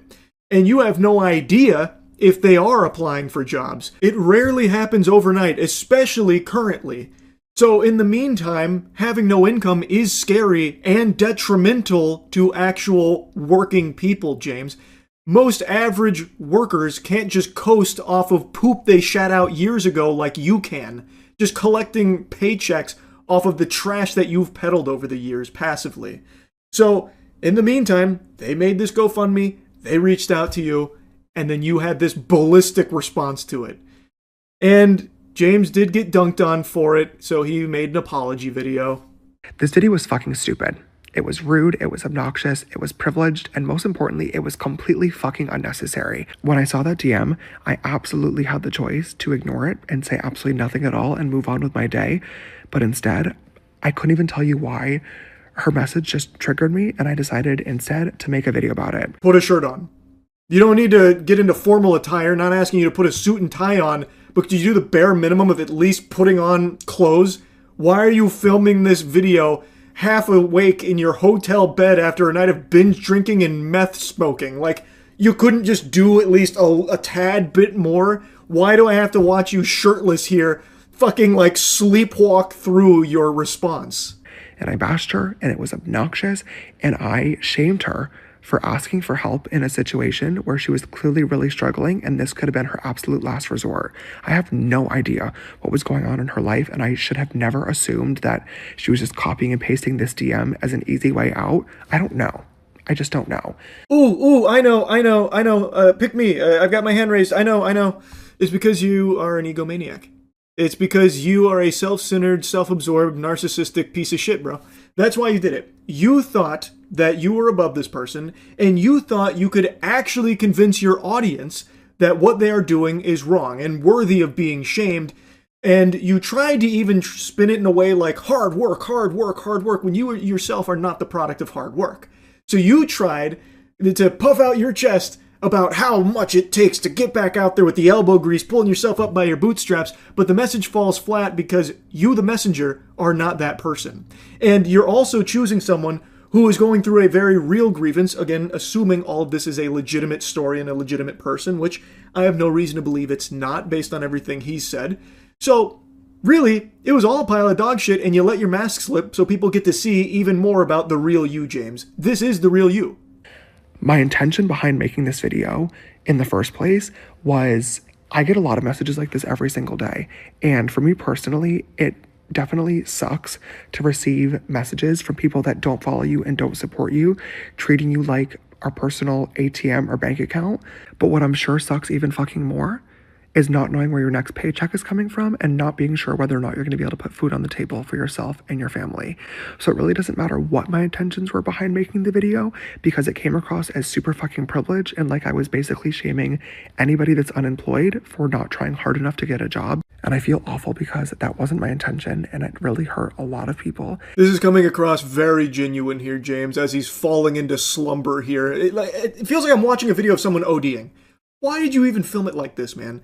And also, I don't understand why it even upset him in the first place, and why he says it sucks that people, treat me like an ATM. I get these random messages from people that obviously don't know anything about me and are just trying to hose me for cash. Like, yeah, that happens. That's annoying if you see it, but I guarantee most of the messages go to his management. I guarantee James doesn't see the vast majority of those, like, fake, reaching out for money type things. It's not like a telemarketer call. Telemarketers get a direct line to you, they call you, then they treat you like a little piggy bank for their trash product, and you know what happens there? You hang up. Here, these messages go into the fucking void. You'd have to go out of your way to find these, like, spam, scam, like, fraudulent things. Like, I don't understand why he's making it seem like, oh, it's so hard being me, James Charles, where people reach out and they don't even care because they're asking me for money. Again, I don't think you see most of them, and the ones you do see, just ignore. Like, it takes, like, actual split seconds. If he was making a point like, friends and family are always reaching out to me just for cash, they treat me like I'm not even a human anymore, I'm just a cash ATM for them, then I'd get it, because, yeah, that sucks, that's horrible. That's not what he's saying. It's so weird, like, his view on it, at least to me, I think it's weird. I'll sum up the next section where he tries to, like, relate to the average worker, saying that he knows how hard it is in today's job market. I know people looking for a job, and it sucks, getting ghosted and stuff like that. So now he's saying, like, oh, I get it, it's super, I relate. That's now his big thing that he's saying in this section. And then he goes on to talk about how he recognizes that he got really lucky with his makeup tutorials, so now he's got the position he's in, and now in his position he needs to learn how to humble himself. And for anybody that saw that video and was disappointed or upset with what I said, I am super sorry. especially to the woman from Spirit Airlines. I did try to look for her message earlier before making this video, and I couldn't find it. If you see this video and you want to get in touch, I would love to apologize to you directly and to help you out a little bit. But if you are not comfortable with that, I totally understand too. I really appreciate anybody that sent me a message or left a comment about this video today, letting me know how insensitive it was.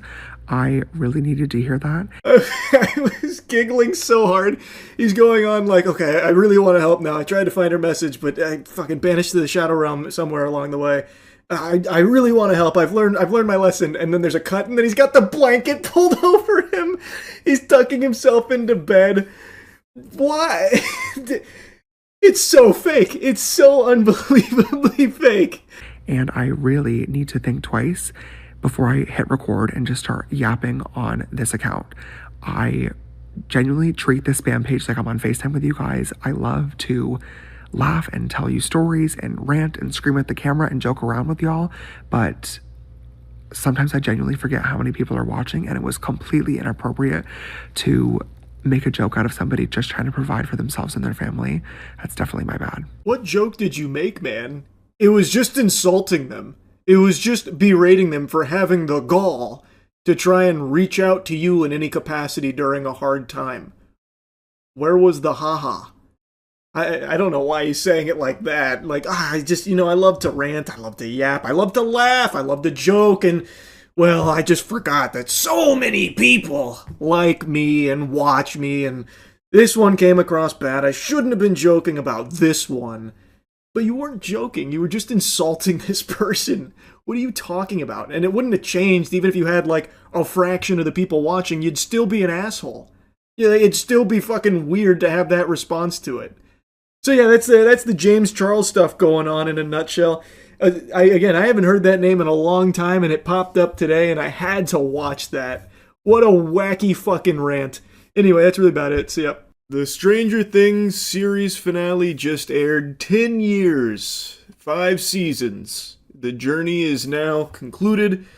I didn't make a review after Volume 2 dropped. I made one after Volume 1. I had a hot take people didn't quite like, perhaps a little too spicy. I thought it was a pretty underwhelming start. Volume 2 rolls around and people are singing a little bit of a different tune there. I thought it was even weaker than Volume 1. Since the finale aired, I'm going to give you my all-encompassing review of the Stranger Things Season 5. So with Volume 2, I thought it introduced even more ass pulls. So now all of a sudden, Mama Wheeler is a superhero. She instantly overcomes her injuries, and as they're being chased by the Demogorgon dogs, the Demo dogs, Robin, Lucas, and Max are in a laundry room in the hospital after the Demo dogs have annihilated some soldiers.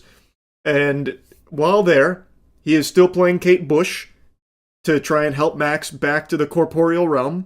And as they're taking cover by a washing machine, the Demo dogs are scouring the area. It's 3 of them. And they're looking around as slow as possible. They're moving slower than I would if you fed me fucking 15 shots of absinthe. It is unbelievable how slow they're moving.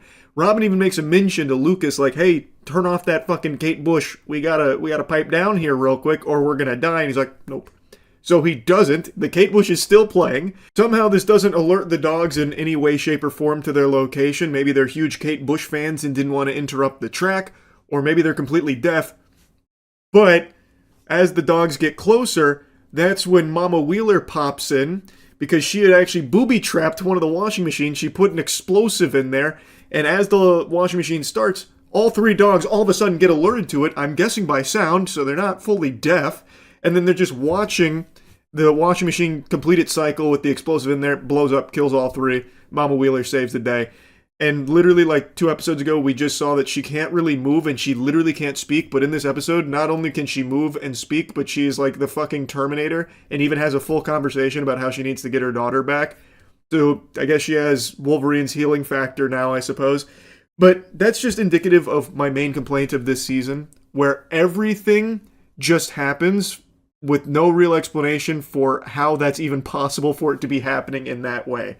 Everything is just so fucking convenient, and there is such a complete disregard for stakes anymore because everyone is basically immortal. We're going to be getting into spoilers here for the finale now, so big spoiler warning. I thought for sure in the finale this is where it was going to get dark, like they had hinted at so many times about there's going to be like dark Christmas for Stranger Things, that kind of thing.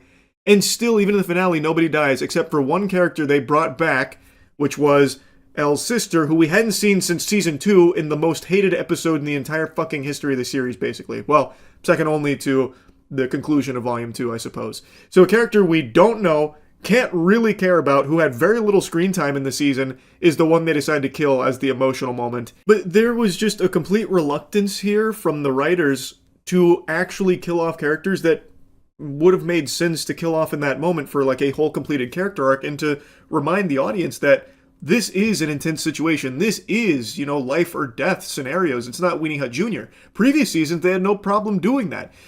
Killing off Eddie in last season, for example. I thought they executed that very well. It was emotional. But in this season, they almost kind of make his death a joke. Like, it really feels worthless because the Upside Down is no longer a scary enemy in and of itself. The Upside Down is basically just going to the park, except it's dark and cloudy. That's it. Those bats that annihilated Eddie, that he sacrificed himself trying to save everyone with those bats, they're not even here. They don't exist anymore. I guess the bats were so impressed with his courage that they all killed themselves. I mean, you could make a leap saying, like, the military went in and wiped them all out. Maybe, I guess. That's not something they showed. Or you could talk about, like, Vecna's pseudo-defeat, maybe having all the bats go extinct. I guess, maybe. But even still, that choice to no longer have, like, actual enemies or terror in the Upside Down takes so much wind out of its sails. You can literally just fucking spring break there. And they spend most of the season doing that in the Upside Down. I just don't like how afraid they were to kill off characters, or even really put them in scenarios of peril where you thought they might die. There was only like 1 or 2 moments where I thought, oh, this character's going to die here, and then they didn't. And I don't want this to get twisted, because you don't have to have characters dying left and right in order to make it a compelling emotional story. But Stranger Things, across 4 seasons, did use that as a very effective tool in this universe. So to have it all of a sudden no longer be present in any way, shape, or form, it feels underwhelming, especially for what's supposed to be the gloves coming off final season finale that we've been building to for a fucking decade.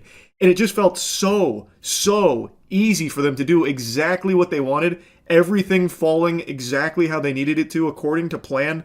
And if things were a little cattywampus, out of whack, it was like that to fix it.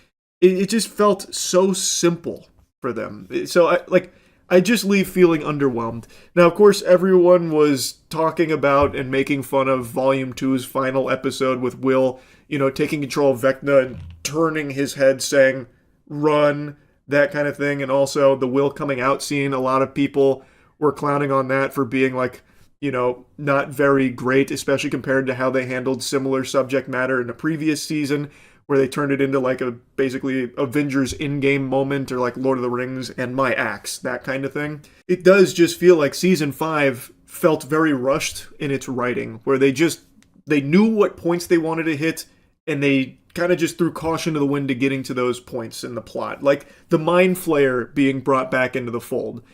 I actually like that explanation for how the Mind Flayer played into Vecna and how they were basically, in this symbiotic relationship with one another. Mind Flayer maybe controlling Vecna, but actually not really. Vecna, Henry, he agreed with everything he was shown there, and they are one entity. Very cool, considering we were all led to believe that it was Henry controlling the Mind Flayer. I thought that was cool. We get a little bit of Henry's backstory, which was all right. I didn't love his backstory all that much, but it was decent. What I did really like was the explanation for what the Upside Down is, being a wormhole. I thought that was great. I thought that was a very cool explanation, and it did add a lot to the finale, where it's like his plan is to merge the Abyss, which is where, Henry was blasted, banished to the fucking Shadow Realm in the back rooms, sent him there, and then that wormhole ties into Elle's origins. And now that connects Abyss and Hawkins, and the plan is to bring the Abyss and merge it with our dimension, our world, and they have to stop that.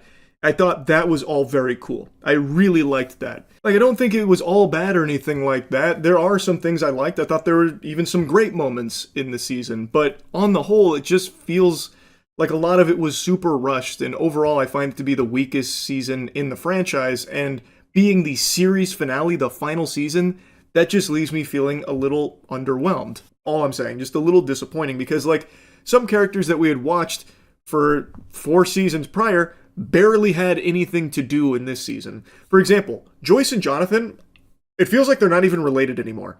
I don't think there is a single moment in this season where Joyce and Jonathan even spoke to each other in anything that resembles, like, you know, love or family. Whereas before, that was a very fleshed out relationship, and now all of a sudden they're fucking strangers to one another. They just brought in so many characters into the fold that some of them that we had followed for a decade just didn't have a whole lot to do and just didn't do fucking anything, really. And one of the main characters in Season 5, Holly, is a character that had nothing to do for the previous 4 seasons, but now has more screen time than I think any other individual character from the main cast. So that's just kind of like a weird decision to make, where now all of a sudden you're bringing in yet another character in an already jam-packed series of characters that now we're spending most of the time with and kind of sidelining the others, putting them on the bench. Just, it felt like an odd direction to take it. I don't think Holly was like a bad character, and the arc she goes on with being kidnapped by Henry and everything, I thought was a pretty compelling piece to this season. But I also don't think it necessitated that much screen time and that much focus, which was taken away from the rest of the crew, who then, when we see them, they've basically solved all the problems and are in position now to execute their plan, and you're left wondering, well, how the fuck did we even get to this point? You know what I mean? Those are kind of like my broad strokes impressions of Season 5 as a whole, but I want to talk specifically now about the finale, because I liked the finale much more than most of the episodes of this season. But that's not to say it's perfect, and I want to get the complaints on the finale out of the way right now. The biggest complaint I have is just how easy it was to defeat Vecna and the Mind Flayer. They look like actual chumps. You build this up, these two big bad entities, for so long, and we've seen them be somewhat defeated in the past, but now we see them in, like, prime shape. This is them at their most powerful, and they are easily disposed of, especially the Mind Flayer. Very cool looking enemy in the Abyss. They make the Mind Flayer look hype as fuck.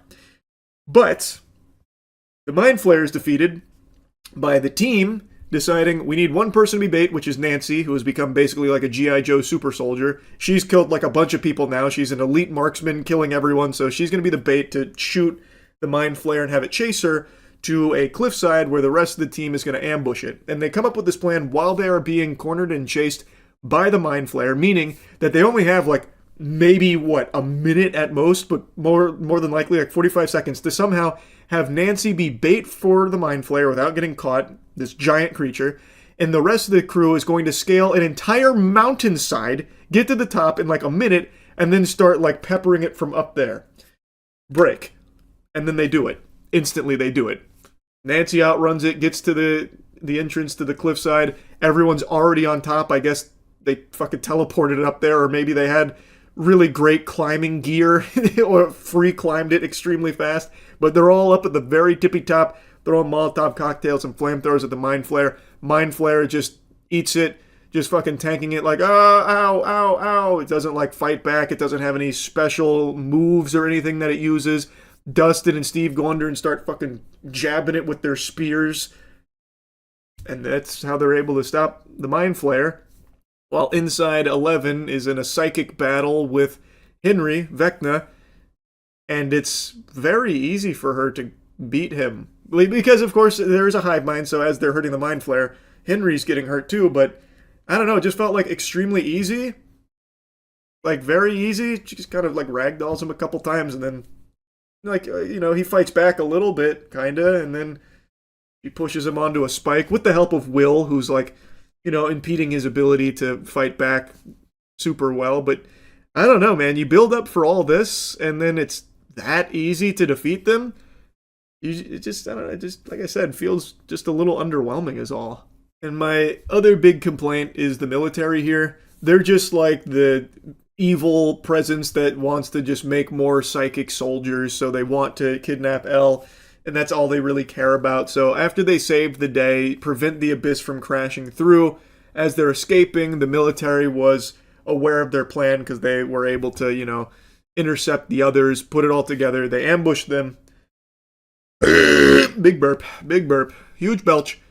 And while ambushing them, that's where Elle makes like the heroic sacrifice. And then fast forward 18 months, the military's completely left Hawkins, and all of the characters are back to life as normal. Excuse me? Nancy herself mowed down like 6 soldiers we saw, like from the top of a truck. She just kills like 6 dudes. Hopper killed probably like fucking 40 of them. Like, a lot of soldiers died as a result of our team here that we follow. And I mean like directly killed by them, shot, murdered. Like not an accident where like a piece of debris fell on them. I mean like deliberately they were killed by them. And yet the military just lets them go. I was shocked to see that. I thought there'd be like an explanation where like in order to prevent the secrets from getting out, they felt obligated to let them go, sworn to secrecy or something. No, nothing like that. Even after losing so many soldiers, even after a multi-billion-dollar plan here with the psychic program and all of this military personnel that is now dead, all of the destroyed equipment, everything ruined, the military still just lets them go. What the fuck? I was so confused. But again, that's what I'm saying. It just feels like a lot of it's just for the sake of convenience with no real explanation. It just feels rushed.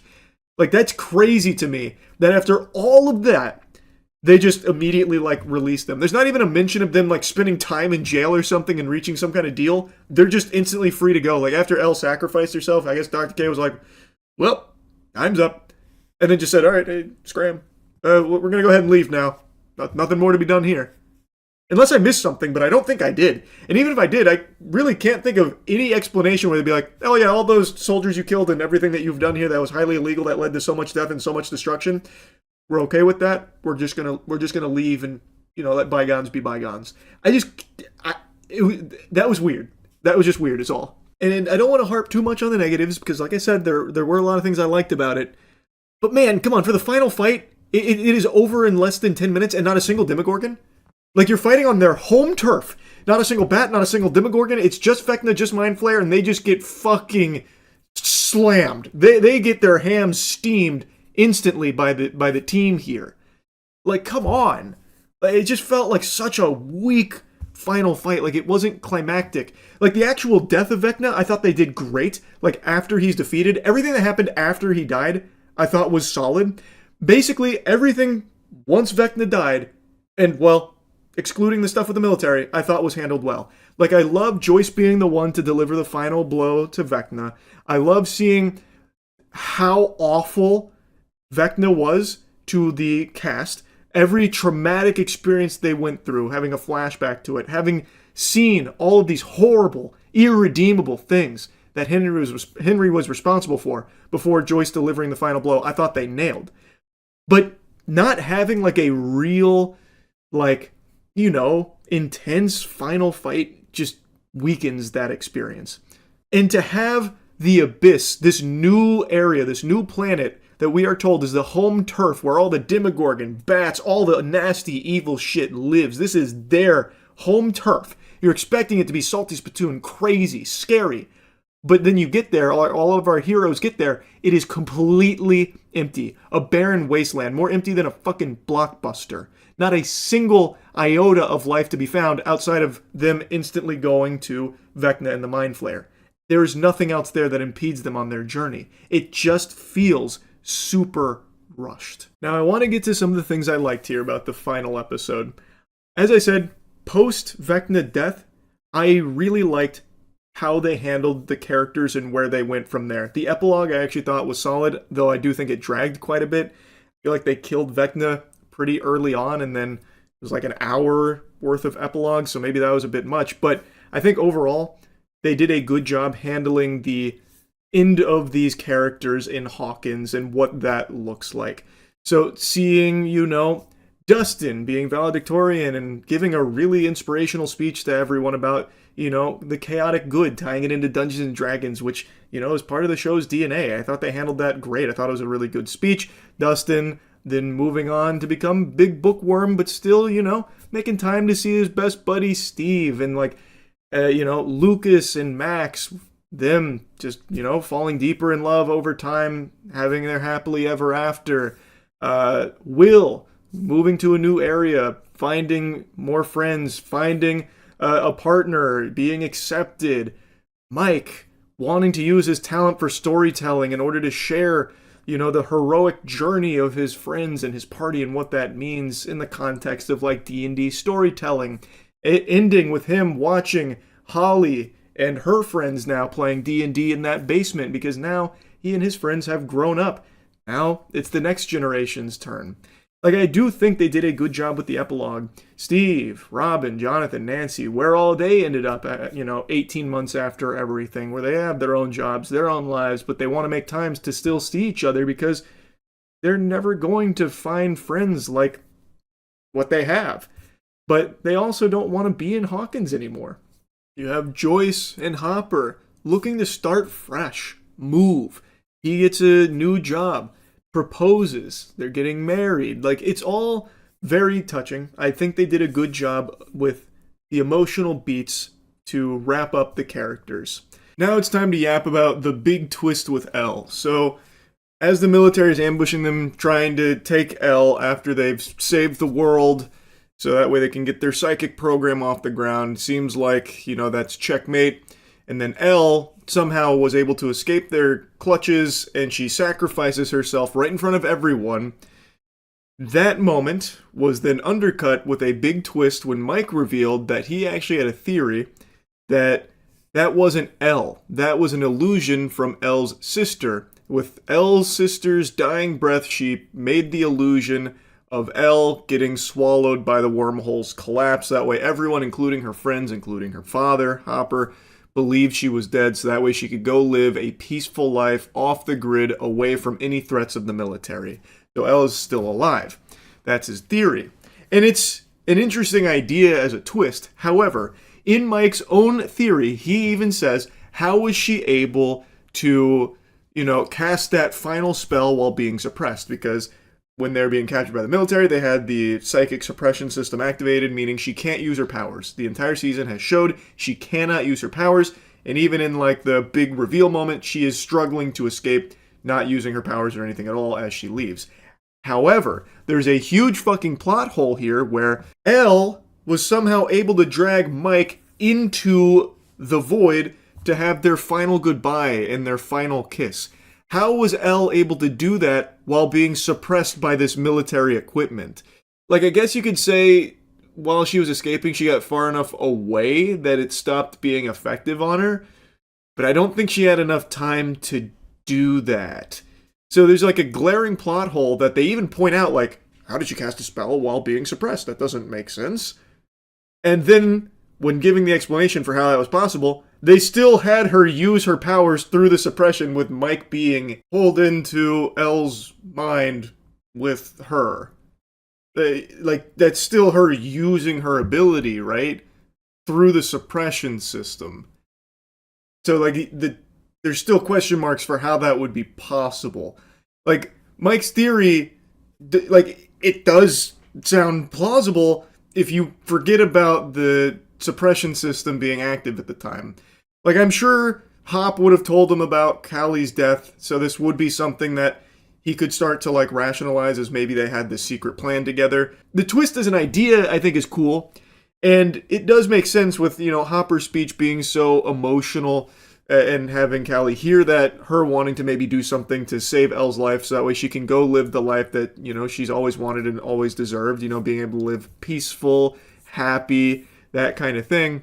But I don't think they were able to really pull it off in a way that makes sense, because you just have to forget how things have already been established in order for this to work. Also, the lab blew up way before Elle was taken away, and that's where Callie was in Mike's theory, projecting this illusion of Elle. So when it blew up, that should have also fucking evaporated the illusion too, because Callie would have died there way before Elle did, yet the illusion was still there. It persisted. So there's just multiple things about it, this theory, that don't really work when you stop to think about it. Now, there is an explanation I've seen people say that I think kind of makes sense here, that it's a coping mechanism for Mike. This is how he's going to accept what happened and move on, by making up this happily ever after for Elle, even though it's not the reality of it. I think that makes a little more sense, where that didn't happen. That is just, a story that he's telling that brings him and the rest of the party comfort, believing Elle is out there, having her happily ever after as well. But the reality is, she did sacrifice herself there in that moment. I think that makes more sense, that this is just his story. This is what he chooses to believe, as opposed to being what actually happened. Just my overall impressions of the season are that it felt rushed, and a lot of things about it I just don't think worked, and kind of betrayed what they had set up for 4 seasons worth of build-up and emotional stakes and weight. And their reluctance to like kill any characters, I do think, was to the detriment of the season. And I really just don't understand why they kept like pretending that this was going to be like the darkest season ever. I hope you're ready to have a fucking sad Christmas with volume 2 coming around and all that. Like, I don't get that. Maybe just the big bait and switch or something, because it really is like the truest happily ever after I've ever seen to a show, to a degree where in some cases it literally just doesn't even make sense how they were able to pull it out of their ass that the characters survive. So, I won't yap about it too much. It's already been like fucking 20 minutes. It wasn't a bad finale by any means. Like, I do think there were quite a few things to like about it. But the season as a whole, I think, is definitely the weakest. I think they really wanted to wrap this up, and so they kind of speed ran a lot of things with it, which just is a little disappointing. Anyway, though, that's really about it. So, yep. I once watched a man die, and as the light was slowly fading from his eyes, he grabbed my hand and he said to me, "Peter?" I replied, "Yes, Ben." He said, "What is it all for? All these streaming services, this plague." And then he shed the mortal coil. And to this day, that question still echoes in my head, because I don't know. Why are we surrounded by so many dog shit streaming services? When will it end? It's entirely unnecessary. All that being said, one of them that I've made fun of quite a bit in the past has just done something to impress me. Tubi, which used to be a joke, at least to me. I used to view that platform as a big hoot and a holler gag. Kind of like it didn't even register to me as like a legitimate service, just more so like a pathetic whimper of a platform. But I just familiarized myself with their catalog, and I genuinely have to give them props for what they're doing over there. Yeah, I saw the Tubi news. I've been clowning on Tubi for a little while. Like, I'm not the most familiar with it, but when we were going through, like, the streaming services rabbit hole where everything is a streaming service and half of them you haven't even heard of, just, like, the wackiest ones that are just actual glup shitto tier names, Tubi was one of them that we kind of clowned on. But then I saw their catalog here. They're adding some of the all-time great cartoons to their catalog, so much so that I think this is just, like, an actual game changer in the streaming landscape. Just look at this list of some of the shit they've added. Codename Kids Next Door, Courage the Cowardly Dog, Batman Brave and the Bold, Ben 10, Dexter's Lab, Ed, Edd and Eddy, Foster's Home, Justice League, Pinky and the Brain, Powerpuff Girls, Teen Titans, Batman. It's an incredibly stacked catalog now that they have. So I'm becoming somewhat of a Tubi fan. That is incredible news. No subscriptions and all ad-free, which is something I didn't know, in my defense, when we clowned on it a while ago. I did not know that. No one told me that. That was a lie, by the way. Just a full-blown fib from chat. It's not entirely ad-free, apparently. I don't know what that guy was smoking. Maybe that was a Tubi representative trying to get people hype and sell everyone on Tubi and just made that up. But it is not ad-free. It's still a free service, like you can still watch things, but there are ads. That's how they make money. Didn't Tubi make shit ads a while back? You're thinking of Quibi. That was the one where they, like, paid millions and millions of dollars in marketing and millions of dollars on these, like, absolute dog shit movies that are, like, 40 minutes long that were terrible. That was Quibi. Or, nope, that's not the name of it. What the hell was it called? Oh, no, it was Quibi. I did get it right. You're thinking of this. No, Tubi actually used to blow. It's just gotten better. Okay, then maybe it was truly the perfect time to clown on it, and now they're good. Unironically ahead of its time, now all people do is watch movies and shows on TikTok. You're talking about Quibi? You're not wrong. The way that people consume content has drastically changed. So actually, they were ahead of their time. People literally watch House exclusively through YouTube Shorts, for example. Tubi still has a ton of extremely fun bad movies like Tales of the Detroit Pig Lady. Tales of the Detroit Pig Lady? That's a Tubi original?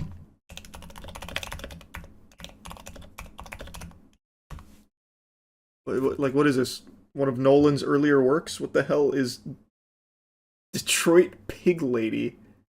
This looks interesting. Oh, it just started playing. Hold on.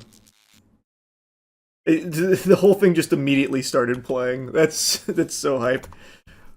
What an easy service to use.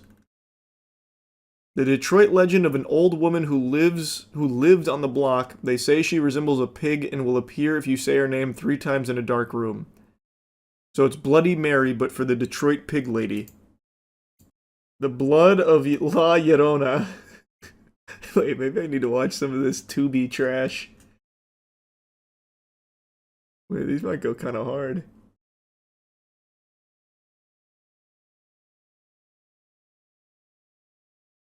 The Walk of Rufus II, Theotis. The Priest Thanksgiving Massacre. Die 2-4. What does that mean? Die 2-4? I can't even process what that could mean. Oh, it's 2 die 4. Oh my god, the formatting on that is worse than the don't open dead inside one. Don't dead open inside.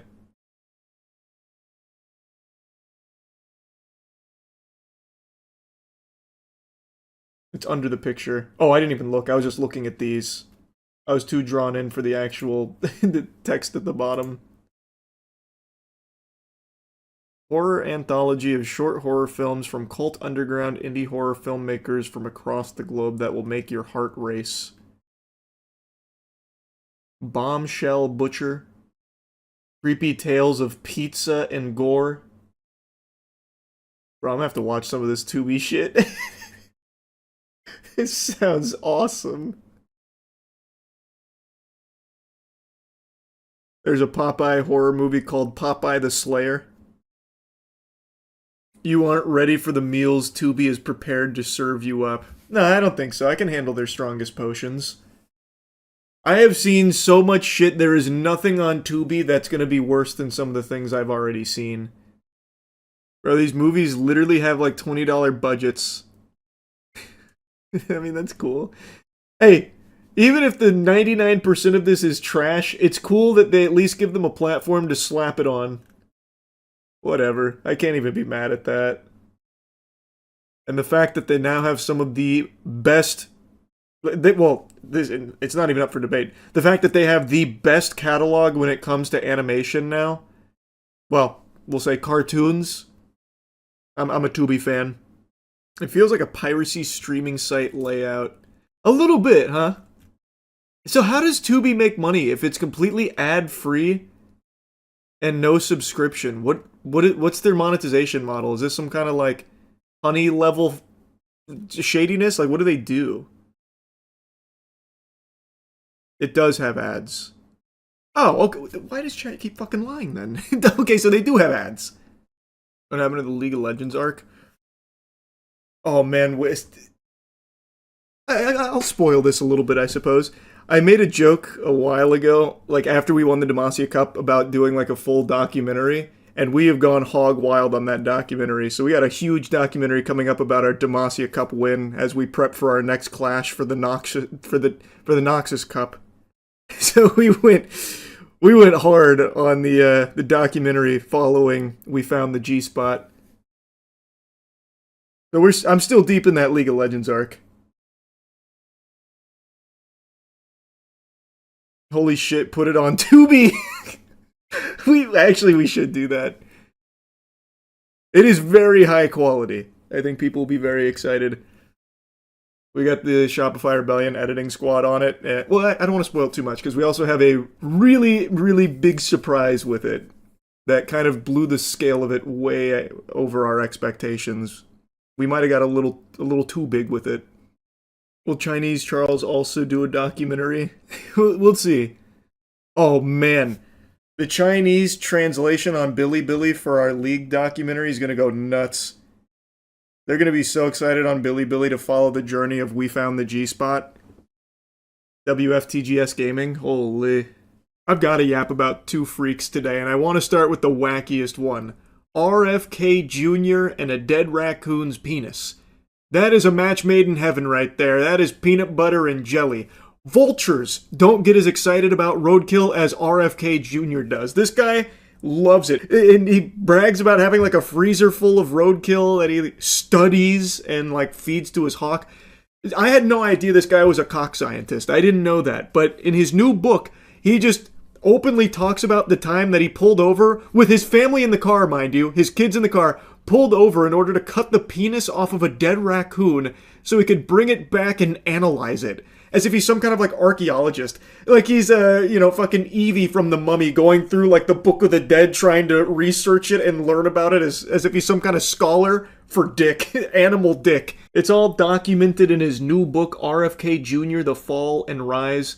I don't know when the rise is happening. It hasn't happened yet. He's still in that fall. This dude looks like he's housing every single plague that the world has ever seen in his body right now. Every image and video I see of him, he looks like he's deteriorating further and further and just devolving into a fucking ghoul from Fallout. This is the experience here that he pinned. I was standing in front of my parked car on I-684, cutting the penis out of a road-killed raccoon, thinking about how weird some of my family members have turned out to be. A surreal passage indeed. I like how he's cutting the penis off of a roadkill raccoon in front of his probably horrified children in the car, and he's like, God, my family is so peculiar. They're such odd goofballs. They're so weird. Over there with the fucking hacksaw on the raccoon's cock. If only they could be more like me, just normal and well-adjusted. There we go. And then he holds it up like a trophy. We're celebrating, family. Quick, get some ice out. I gotta put this on ice. I need to study it when we get home. My kids waited patiently in the car, he noted, as he collected the raccoon's genitals so he could study them later.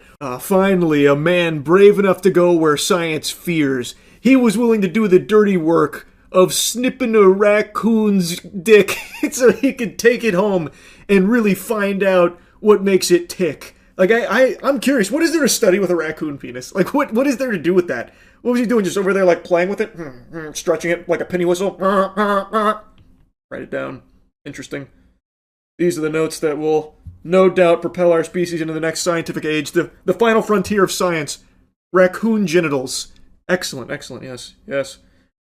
I just have to wonder what he was doing with it. Like, was he trying to like fashion some kind of necklace out of it, like Ringar out of League of Legends, but instead of bone tooth, it's just raccoon penis?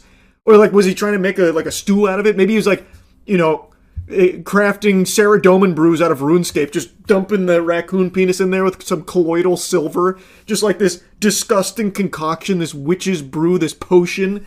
Like, what was he doing with it? Genuinely, like, what was he doing? Because he traveled all the way home with it. So this was like an important thing that he did. And this is apparently something that he made a habit out of doing with dead animals. Dude pillages roadkill like he's Indiana Jones looting a tomb full of treasure.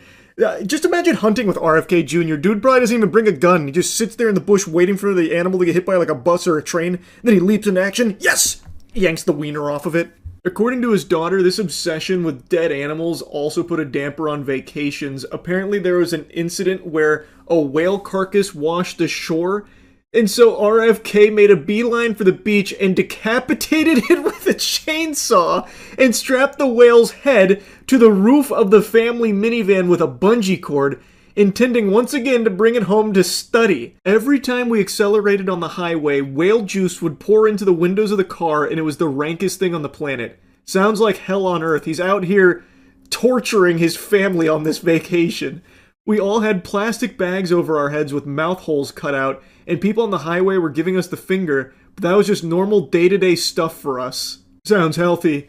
And then, of course, there's the infamous one where he dumped a dead bear cub in Central Park after a botched attempt to skin it. That one's been talked about a lot. I'm pretty sure all of you have already heard of that before, but the whale and raccoon penis, I think, are new revelations here from the bizarre adventures of RFK Jr. and his fascination with dead animals. Bro thinks he's the villain from Guardians of the Galaxy Volume 3. Like, what is he doing? Is he trying to, like, breathe life back into it, like Frankenstein style? Like, what is he studying? Actually, what is he possibly studying there?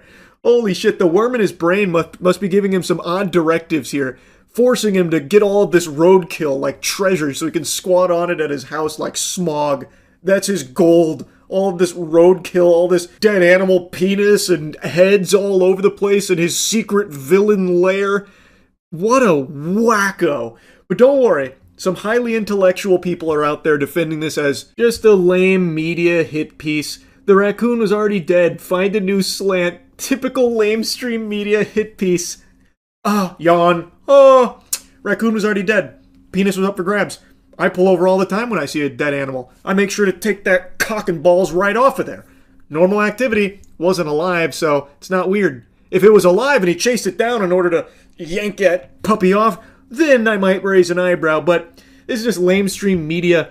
Who doesn't cut off a dead animal's cock on the side of the road while their family watches mortified? Secretary, what did you do with the raccoon's dead penis? Where is it now?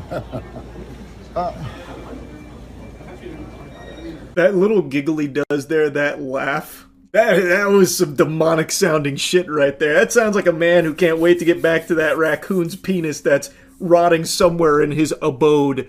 I bet he's got that raccoon penis and like an IV drip or something that he's mainlining or some shit. This is actually the secret to keep me looking so young. I just got one question. In all seriousness, what is your fascination with roadkill and dead animals? I know you've done a few things, notably with a whale, with a bear, with a raccoon more recently. I just want to know what the fascination is, sir. Anything? Okay. Thank you. Thank you, sir. There goes a hero right there. Not many men are courageous enough to pull over to the side of the road and cut a raccoon's penis off after it's deceased. It wasn't using it anymore, and RFK Jr. had a need for it. And he's a man of action, so he went out there and he claimed that. Same with the whale head. And the bear cub, I suppose. We may never know exactly what he's learned through his research, but one day it may be the key to the future of our species. Or he's using it for some kind of satanic rituals or some shit that he's conducting. Could be either or. There's really no telling with this guy. But anyway, speaking of penis, we gotta talk about a penis that's alive, and one that's on a human being. And from the sound of things, he can't stop using it for evil. I'm talking about Eric Swalwell. This is a congressman who was also running for governor of California, and this week numerous women came forward accusing him of inappropriate things as well as genuinely evil, awful things, including allegations of sexual assault. Initially, Eric denied it, saying that it was all false and that he was going to do everything fighting it tooth and nail. He has since stepped down from the race for governor as well as his position in Congress. He has resigned. And the allegations are only having more and more evidence to support the victims and their claims against him. That includes a video of him with supposedly a prostitute that he was in a hotel room with. On the video, you can see him making out with her, and things start to progress. Now, if you don't know the lore, Eric is married. Eric has been married for a decade. Now, in the video he made denying the very serious allegations, he did make a mention of mistakes in his judgment, as well as mentioning that a lot of it's between him and his wife, and he has to accept the responsibility for mistakes he made, seemingly corroborating the extramarital affairs while denying the sexual assault allegations. All of this is still pretty new, and from what I've read, there is an investigation taking place because he might be facing criminal charges if these allegations are proven true, which he 1000% should. This is vile shit here, and from everything that I've read about it, from what's available, It's not looking like this is just some innocent guy here. There's quite a lot of meat behind these claims. Personally, I think Eric's guilty as a motherfucker here. Based on all of the available evidence here, I don't see any world where he could weasel out, just squeak out some kind of excuse like, oh, it was all just a big misunderstanding. I was just cheating on my wife a lot. Come on, it's not that big of a deal. Just, come on, the sexual assault stuff, no, we don't need to get into the weeds of that. Like, based on everything I think that's out there, there is so much evidence, and I think it should 1000% warrant a further investigation into Eric and hopefully some subsequent charges based on whatever they find there. So anyway, I found that to be extremely disgusting. I was reading about that earlier, so I wanted to yap about that as well. Anyway, that's really about it. So yeah, I've recently been getting big into the UFC again. I'd always watched the big fights, and when I was in high school, I watched a lot more of it, especially GSP and Machida bouts. Lyoto Machida is my favorite fighter ever, but post-high school, I stopped watching as much and only tuned in to the big fights, and that's the way it's been for like the last 12, 15 years maybe, until recently. I've been getting more and more into the UFC, and as such, I've started hating Dana White more and more. I feel like as you pay more attention to this sport, you unfortunately have to pay more attention to this fucking fungus. Now, the obvious that everyone talks about is how he refuses to pay his fighters appropriate wages. And I'm not even here to really dive into this can of worms here.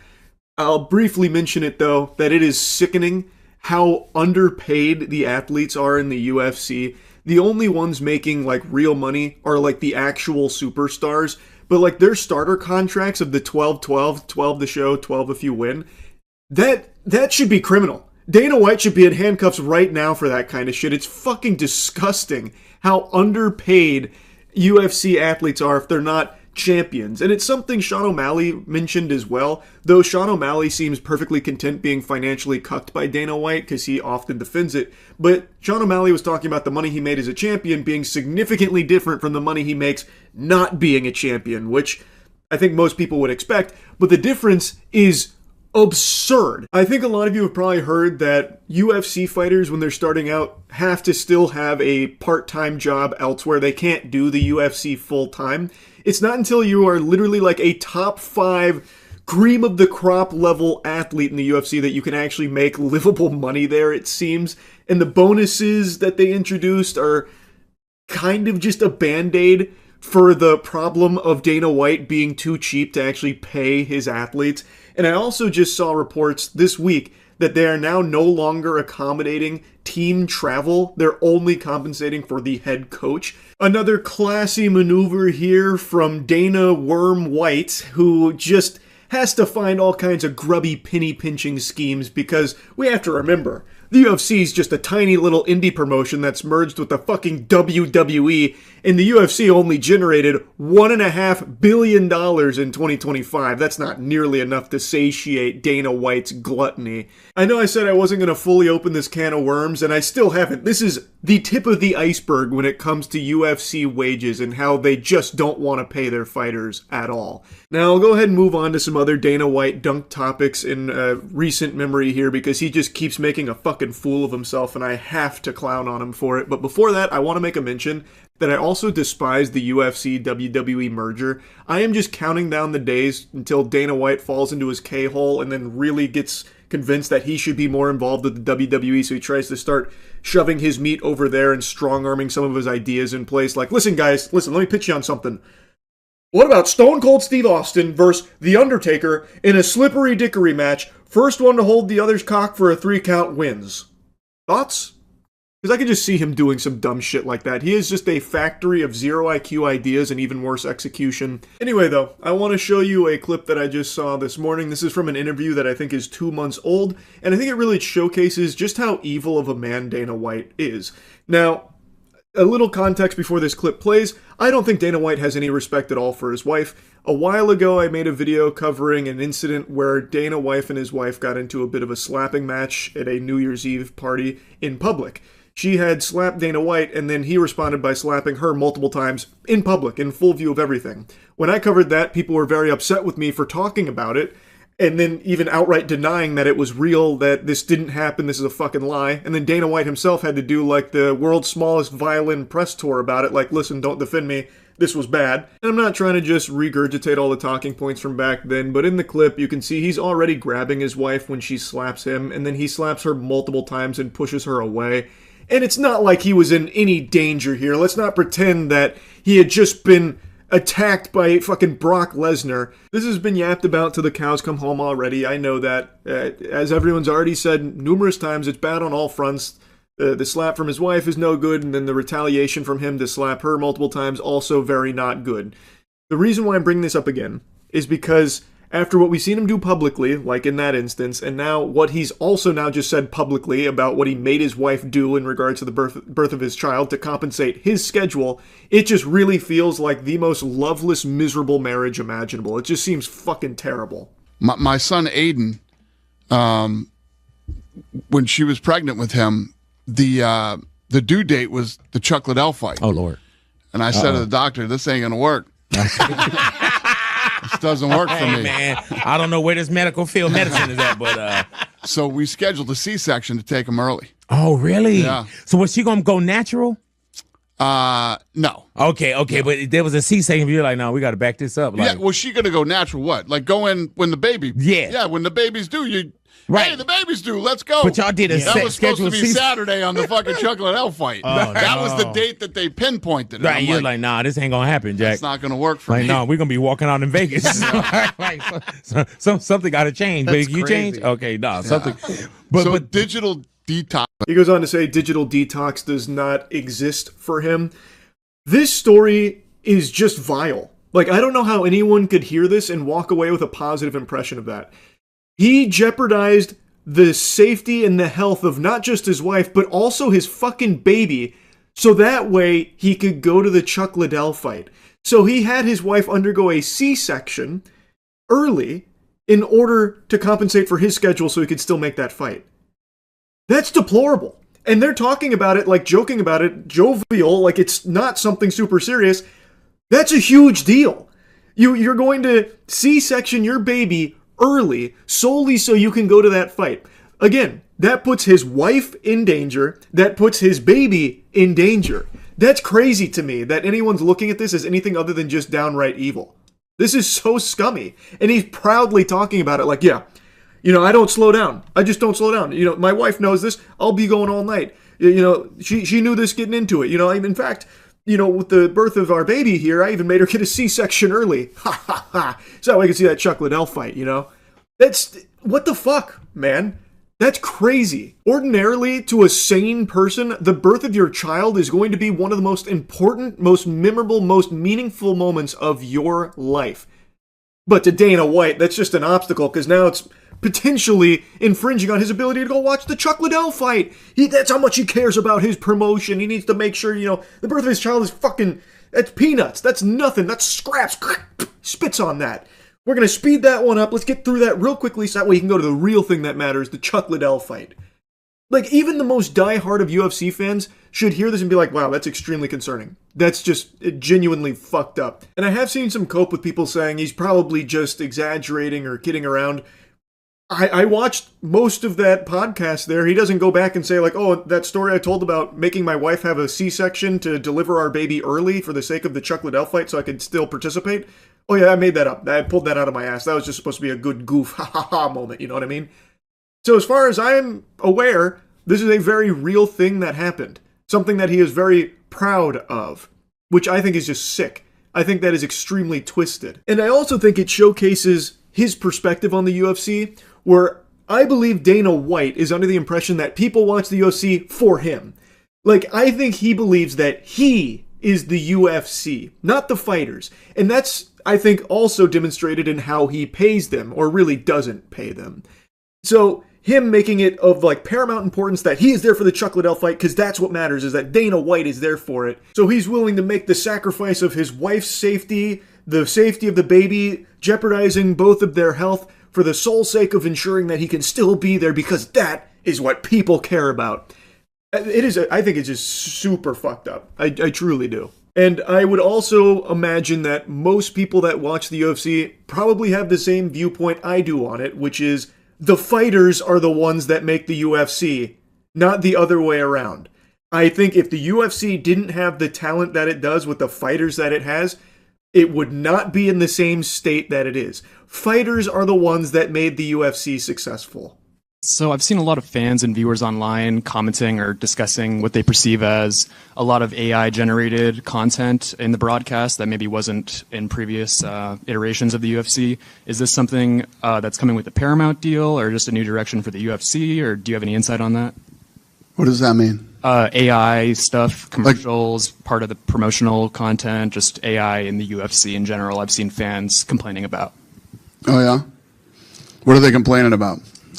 I guess I've seen people saying that the UFC should be paying artists instead of using generative AI, stuff like that. Give me a fucking break. AI's coming, and if we're using AI, who gives a shit? People are upset about it. We should use artists. How about this? Shut the fuck up and watch the fights. The most unsurprising statement ever uttered from a human being here. Dana White doesn't even pay the fighters. You think he cares about paying artists? Absolutely not. This fucking goober, this goddamn zombie would 1000% be using AI fighters if he could to save even more money on it. So it's not at all a shock to see him with this perspective about, like, who cares if we're not paying artists? Who cares if we're using AI?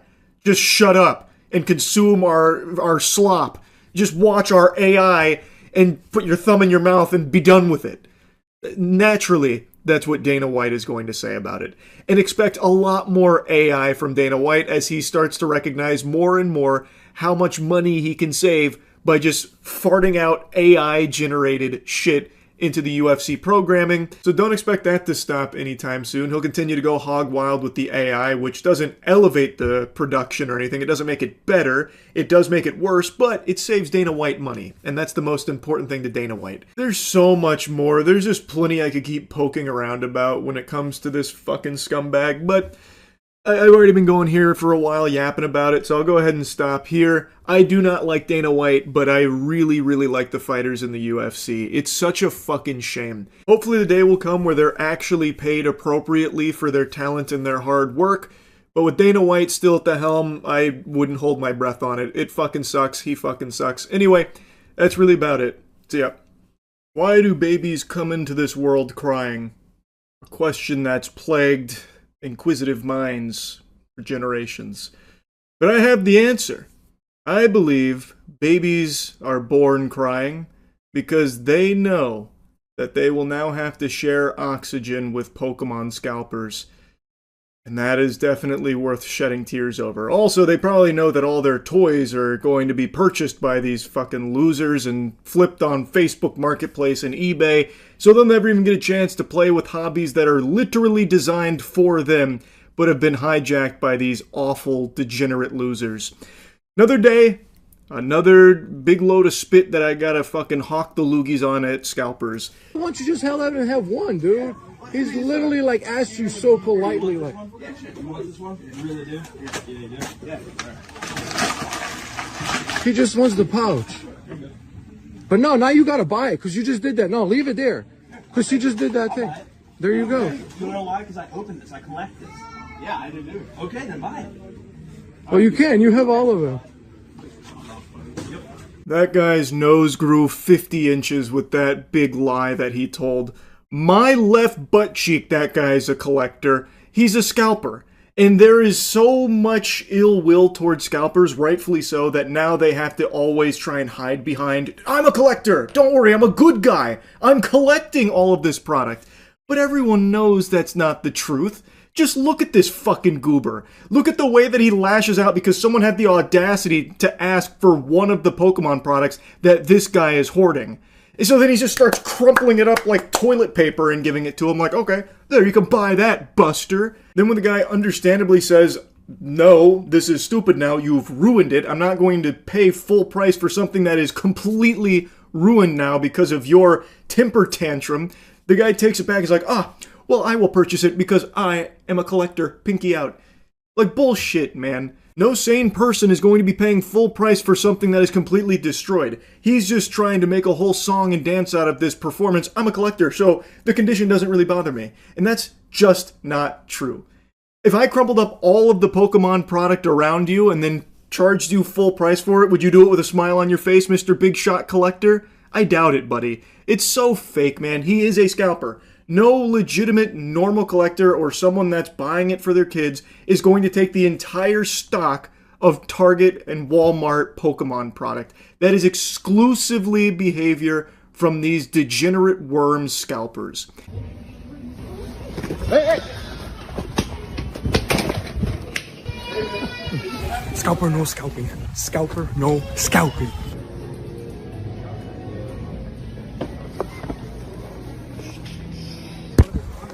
Scalper, no scalping. I'm not normally one to get behind TikTok trends, but this one, I gotta tell you, put a smile on my face.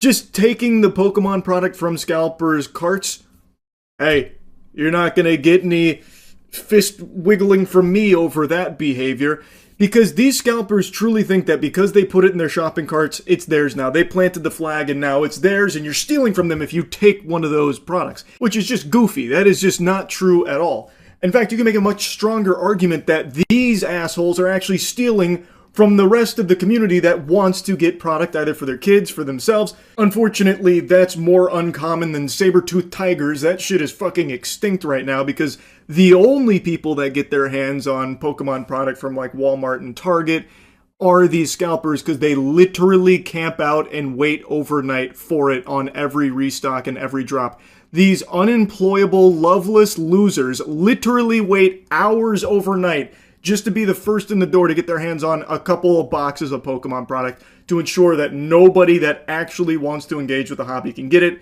It is just these scalpers, but even still, I got no issue with someone going in there and taking a box of Pokemon product right out from their grubby, greedy little paws there in their shopping carts, because there should be buy limits in place, and I'm pretty sure there are in most places, but they circumvent that and wipe their ass with the rules because scalpers just do anything they can to hoard Pokemon product. So this guy's done 2 videos like this. This one made me laugh the hardest because the guy chases him down and fucking slips and falls.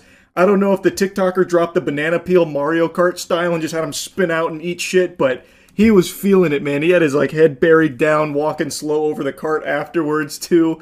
It actually gave me a bit of a belly laugh there. And it's not just that TikToker that's doing it. Other scalpers are now getting in on that action of just taking from other scalpers' carts. It's pure fucking pandemonium. That reminds me, have you seen that scalper clip of the guy who grabs a box right from the employee before they stock it, and then once he reaches the counter, he begs another scalper for one-piece TCG packs? I have not seen that one. That sounds on par for pathetic scalper behavior, though. Nice.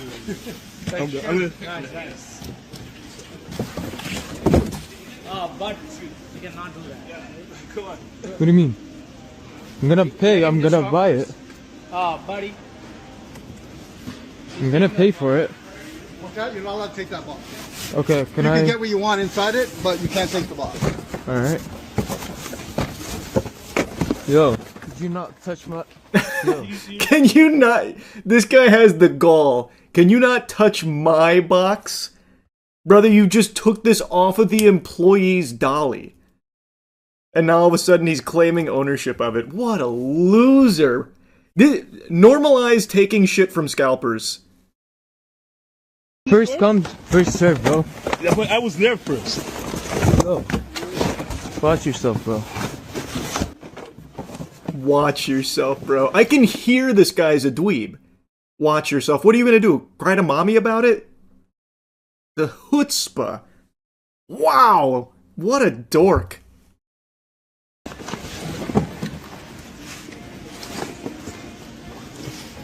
have to make the purchase. I do the purchase.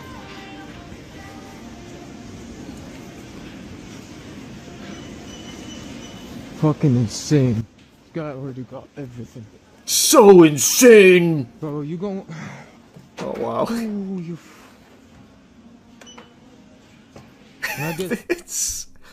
It's so crazy how many scalpers are just unapologetically doing this shit, man. Ugh. I haven't seen one in the wild yet, But and I imagine it's because I go to Walmart in the afternoon. These fucking vultures are there in the morning. The second restock happens. But to just go from like the restock over here to just another scalper with a whole cart full of product. Some packs of One Piece? I only got 6 here, man. No way. Sorry. Can I get one ETB? No, I need them all. Oh, just one. 2, 4, there's for it. Seriously. Man. Ooh, it's so cringe. Ah, it's so pathetic. His day is ruined. How can you be so mean? I know he wouldn't share his product with the other scalper, dude. What? No honor among thieves? What kind of madness? He's violating scalper code. I like how this guy says I need them all. I only have 6. I miss being able to actually participate in my hobby, haven't gotten a single card in months. Yeah, I mean, it sucks, bro. Blame these losers. I heard the more Pokemon you scalp, the worse your hairline gets. Was this craze still from the COVID era? TCGs blew up during COVID, but no. You can't blame this on, like, the COVID hysteria around cards.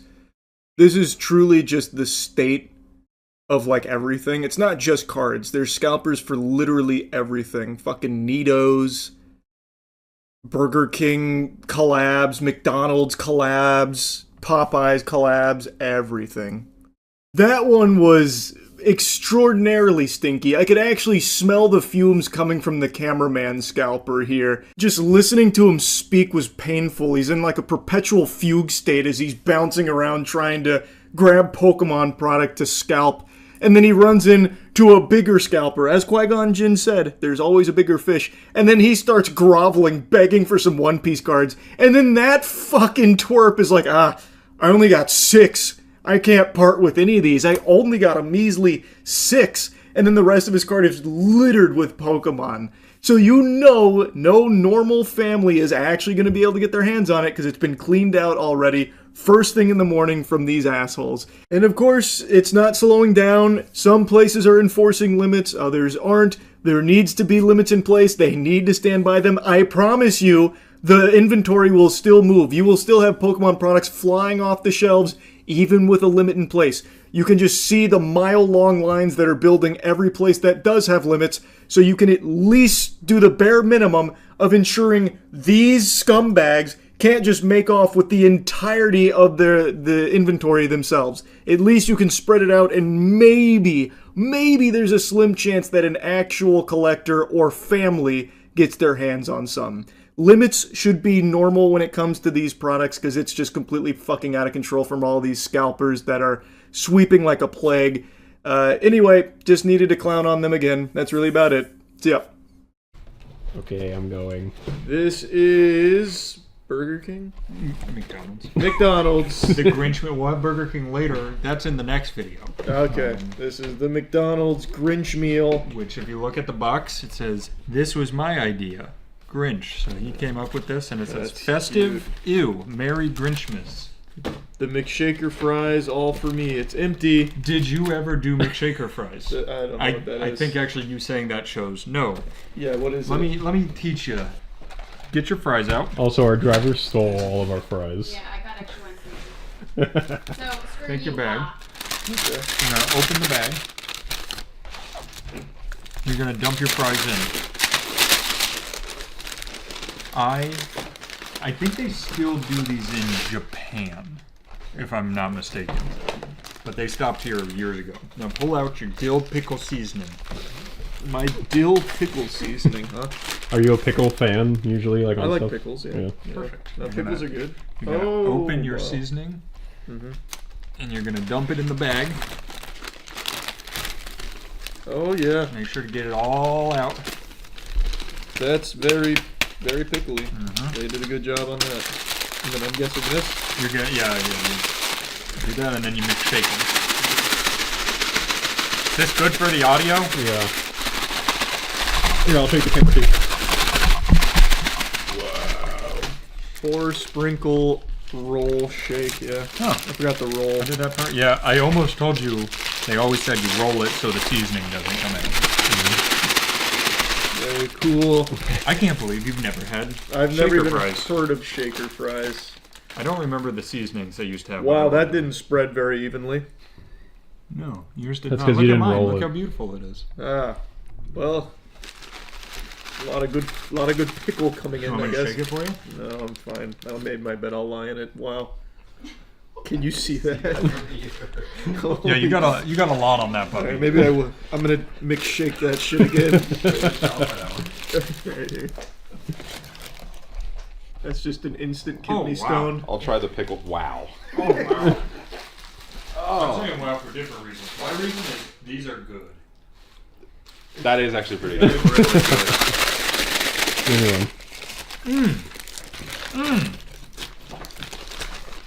Oh yeah, those aren't Chelsea, bad. come have a pickle fry. I didn't expect that to actually be that good. Go. They did well. They did really well. Oh, delightful. Oh, I thought you hated it. No, that's good. You It's a hate little it? shocking if you're not ready for it, but it actually does taste good. Mmm. It's like there's something else there. I should stop. That's very good. Wow, thank you, Grinch. You did a great job.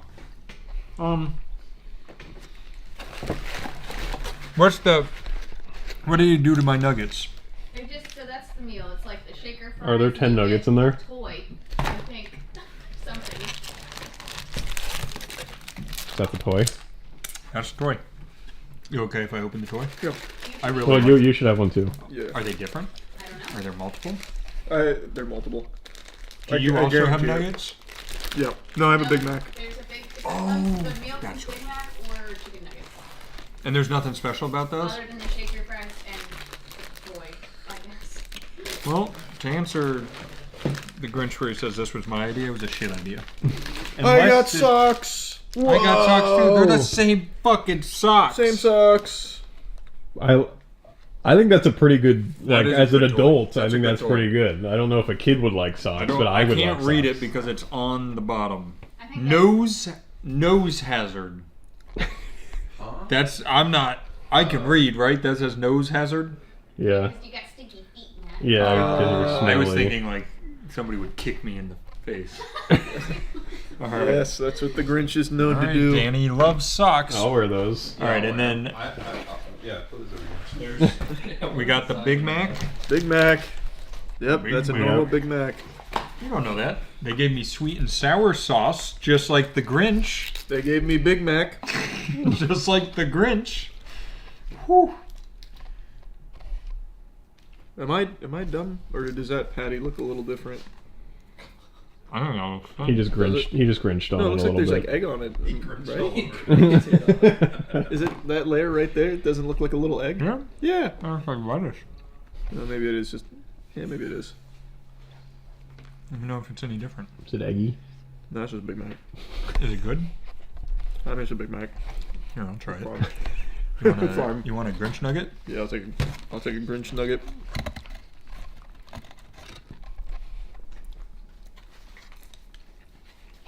Yep, that's a nugget. That's a Big Mac. I can't believe it's exactly what Chelsea told us it was. Yeah. You got any more Grinch salt to put on the nuggets? Oh, good idea. There's none. Wait, let me have a plain one before you Grinch it up. Here, I'll take one too. I don't need sauce. It's like a Skyrim ingredient. What version of the Grinch is y'all's favorite? What are my options? Do you want to know? Original or the Jim Carrey one? You Or the elimination one. Yeah, the ending. Oh, I forgot there was a new one. Definitely the Jim Carrey one. Yeah, I've only ever seen the Jim Carrey one. Jim Carrey was made to play the Grinch. Yeah, have you seen the original animated? I know. Oh, wow. I've only seen the Jim Carrey one. I read it in the book though. Yeah. I've never watched any of the animated ones. Show it to us in school. The Grinch If you see definitely- this guy, you have to kill him. There was a really shitty horror Christmas movie that I watched recently where they like the Grinch is the main bad guy. It is probably the worst writing I've ever watched, and it was beautiful. It was absolutely beautiful. That's fun. That's always fun. You would probably really like it, Charlie. I think the I know I Grinch would. was, and this probably isn't a hot take, extremely justified to be the way he was. They were horrible to him. I don't remember. What did they do to him? He just was made fun of and bullied everywhere for being green. Yeah. It was just racism. Yeah, but they got over it, all right? Yeah. So what was it? Fair. So he stole Christmas and then they forgave him? I don't remember the story. He stole Christmas. No, he stole Christmas and then he realized his wrongdoings and became brought nice. Christmas back. Yeah. Made his heart Cindy beat Lou to the normal Yeah. size. The And then- one non-racist who treated him like a human being. Yeah, but No, go ahead. essentially, beginning, the umbrellas carrying the babies accidentally blew him into the wrong town. So he was supposed to go to the Grinch land. He ended up in Whoville. Nice, nice family You hate accepts to him. see that. Treats him really well. It is. Yeah, that's the lore. Nice family accepts him, treats him well. And then as a kid, the mayor fucking shits on him. The kids in his class shit on him. He tries shaving his face. He gets little scabs. They make fun of him. It was just mean, so he hides up in the mountains away from everybody. The lore is that he was meant to go to a place with other people that look like him. Right, it's literally racism, the story. Why was that? I'm not kidding, it is. Like, it literally is. The baby delivery system was flawed at the time. You didn't come out of a person. You came in on an umbrella egg thing. Right. How babies are born. Yeah, Right. so big wind. Battle Royale. Yeah, where he Legitimately, dropped- he was playing Fortnite. He dropped in and a big gust Pachinki. pushed- So why have we never seen Grinchland? I'm sure they have they never shown Grinch It's Land? kind of like in Avatar when all the airbenders are dead. Yeah. That's why when Untapped market right it now. is when Yeah. he's fixing Christmas, he gets those arrows that start glowing. Yeah. Also, this Big Mac was pretty good. Yeah, it's a Big Mac. I would say, I mean, you get a meal. yeah, very underwhelming. You get socks. And you get socks. I appreciate the McShaker fries. That's cute. I Those are guess. great. I think they should bring back shaker fries all the time. I want another flavor though. They could have done others. Yeah, like garlic, parm type stuff like that. I feel like we're not used to. You don't really see McDonald's doing a shit job. They normally put their best forward, like that Sweetie meal. Yeah. Wait, wasn't that literally just the sauce? They actually just get. She was like, I like putting nuggets on my burger, so they'd give you nuggets and a burger, so you could put But nuggets on. it did have sauce though, if I remember. Oh, right. that's right. The The Sweetie Sweetie sauce. and sour sauce or something like Yeah, that. it was something like that. Yeah. They had the BTS one too. That one was the most lazy. What was that one? That one was, I think. It was literally. Yeah, it was just chicken nuggets. I think they didn't even give you a special sauce. It was just chicken nuggets. No, And they didn't do anything They gave you different? sweet and sour sauce as well. I think. I think they were only. No, they gave you the sweetie and sour sauce again. I think also the Jujutsu Kaisen one was really bad too. That one was just like. A We bad instantly sauce. thought of 400 better ideas with that one. Like they didn't do one thing right with that one. This one, they just needed to do more. Like at least make green mayo on the burger or something. Yeah, it's just very uninspired. No one cares anymore about these collabs from the corporate perspective. They fucked up. Good dill pickle sauce there, salt though. Yeah, I'm gonna look it up real quick because I'm pretty sure. Why is my microphone on my phone? Who's listening to me? You got a wire on you? He's trying to voice No. no. So he never forgets. Do you think the Grinch, the big the Grinch saw return on this deal that they put together No with McDonald's? shot. What do they even get out of this? The Dr. Seuss estate. Yeah. What if when you finish the shaker fries at the bottom of the bag, it says the Grinch will return, and they have like a really gritty remake of the Grinch coming out? The Grinch Doomsday. Yeah. All right, here we go. They have roasted garlic butter shaker fries in Japan. That sounds much better. Ume nori, they're called shaka shaka fries. Red pepper, they have a lot of flavors there. That's cool. So, And they used to do it here. they did. And when did they stop? It said the 90s when I looked at it. I was gonna say I don't remember doing them. Yeah, I don't I'm either. an old man. So, I guess that one was underwhelming. It was fine though. I liked it. That was a special experience. Oh, why McDonald's is permanently replacing this from November 23rd. Replacing shaker fries with. Normal fries. Okay, this was a scam site that brought me to an AI thing. Whatever. It was fine. Yeah, it was fine. I mean, it is what it is. It's, Alright. it's fucking fries and nuggets, or fries and a Big Mac. With one of the disappointing turnouts from McDonald's, do you think Burger King SpongeBob collab beats it, or falls flatter? It can't fall flatter. This is It can two be. items. It can be bad though. It can be bad. Like it can Right? taste bad. Yeah. But I feel like as far as like what you get, it can't be less than this. Well, actually, you got socks. You got socks. I did get socks. You, got are socks. right. We're discounting that because they're not edible. We got Yeah, socks that's true. and shaker fries. That's true. And a box. And a box. And a box. That's true. I didn't think of Which, remember, it's Burger King. They may not give us a bag or box. They may not do anything for it. It might just be called SpongeBob. That's true. I just feel like there's no like it can't go lower. It's just my hunch. Well, and as Burger King says, we can. they do typically do that. Yeah. Are we doing? I know your answer based on the extent of what was in this. You want one video or two? Let's see the Burger King meal. All right, This- show All right. just in case. Yeah, let's just do an outro just in case. Yeah. Before the outro, I'll do a little. Are you editing this? Here's a screen wipe for Charlie. All right, do an outro. Burger King. McDonald's Grinch. Fuck yeah. Love that guy. That was fine. That's the guy. Thanks for the collab, McDonald's. You did it again. You knocked it out of the park. You're sounding more and more like Rick and Morty. 2 days no sleep. It's rough. It's You rough. dip into Rick and Morty land. Yeah. It's the Bikini Bottom Burger King blowout. We got the Burger King SpongeBob collab. They made a box. We thought they wouldn't. They got the pineapple box. They got the Flying Dutchman brew. We got the bag also with the Flying Dutchman. This is concerning to me right off the bat. You didn't drink any of No. this. It just was like that. It's a slushie. So They there's one that's a slushie they and left one room that's a for float. Jesus. Yeah, they left a lot of room for Jesus. I didn't know he was that big.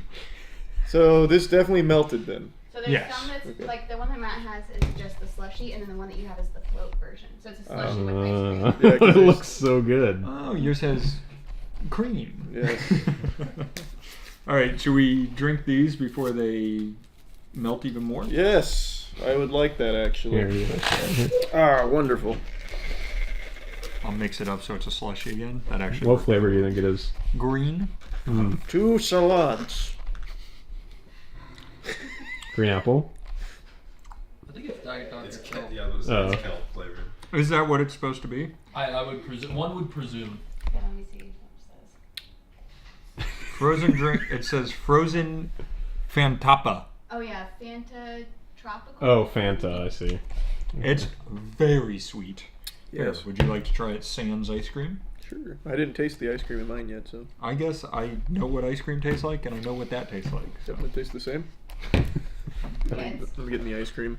Pineapple tomato slush or the pineapple. Oh, pineapple. That Pineapple, makes sense. that That's his makes home. sense. What did they call it? The frozen Fanta pineapple. Oh. And then Pirates frozen pineapple float. Oh. I guess they. So that one's not tried- yours. Isn't as tried- special. Yeah. So you can try the ice cream on top there if you want. It's fine. That's crazy how much Diet Dr. Kelp was such a layup. Yeah, I know. That's what they would That's do. what I was about to say. It's better with ice cream. Yeah. Shocking. Everything I know about this, you're going to with each item be like, why the fuck did they do that? Like, I'm why did excited. they not name the green drink Diet Dr. Kelp? Yeah. There were layups everywhere. They could have given you a novelty drink hat and Oh, he was number one. Man, we do this every time with Burger King. We just make it better immediately. Just hire us as consultants. Restaurants that do meals like that where they have a different drink. Like it's not, it is like Dr. Kelp or whatever. I don't know. How much? Do I you wonder if think there's some weird law around that. That's a good question. I wonder how much is like Viacom being like, no, you can't actually use that. Oh, maybe. Yeah, that's ours. We don't want you to we have don't it. want you. That'd be weird though to just give them nothing. I would love to. I would love. Because why do it at that Yeah. point?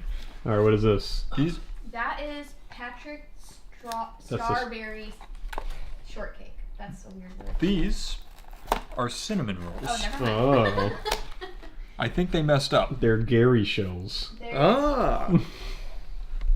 It's just, yeah, it's part of the Oh. the Krusty Krab craving bundle. Do you want to save the dessert? I didn't mean to go straight. All right. I don't know what else is in here. There's 2 bags. All right. What is this? That, I believe, is one of Mr. Krabs' cheesy bacon tots. This is so silly. You don't remember the episode where Mr. Krabs loved cheesy bacon tots and he talks about it all the time? You're SpongeBob. You're gonna have to cook up something new. Arr. Cheesy tater tots. I can see a correlation between crabs and bacon, like money, making the bacon. Isn't that a thing? Something like that. Bring home the bacon. That's it though. That's like It's the a only stretch, line but I can look at there. Crab legs in there. Oh, Crab legs? Such a layup. This is a banger item. Though. It is really good. This is a good item. Wait. There's that goes. I think there's another one in there too. There were two, but one was simply an empty bag because Burger King has done it again. No, that's the one. This is the other one. That just spilled in there. Wait, so what are those? It's also 4-piece jalapeno cheddar bites. That's That's just part of the Mr. Krabs bundle. That's good. That's a bacon tot. Let me get a bacon one if there's more left. There's one left. One in the box. Nope, that's a jalapeno popper. That's on alright. that. I'll live. That's yeah. good. I'll have a jalapeno popper. Those two items immediately much better than everything McDonald's did. Some of the best that Burger King's ever done, to be honest. That was extraordinary. Jalapeno popper. Oh, that's We've said this before. Anytime Burger King makes something in a fry or bigger shape, it's good. Yeah, they fucking crushed this. I like that a lot. Do you think they know they're bad at burgers and they just keep making them because it's in their name? Yeah. I feel like at some point. It would just be king. Yeah, we're this far. It's the sunk cost fallacy. Man, those were good. I'm sad that you didn't get a bacon cheese. Yeah. That's alright. I'll go get one myself. Well, I later. have a half-eaten one in there, but my Would you hands like were to dirty. try? No, that's alright. I'll be fine. Still horrible tie-in to the show. It doesn't really match, good. Doesn't match the theme, but great food items for sure.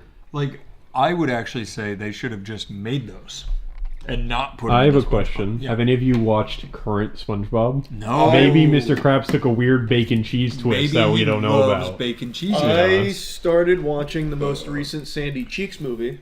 I did not know. And that I was a didn't thing. see Mr. Krabs mention anything about cheese nor bacon.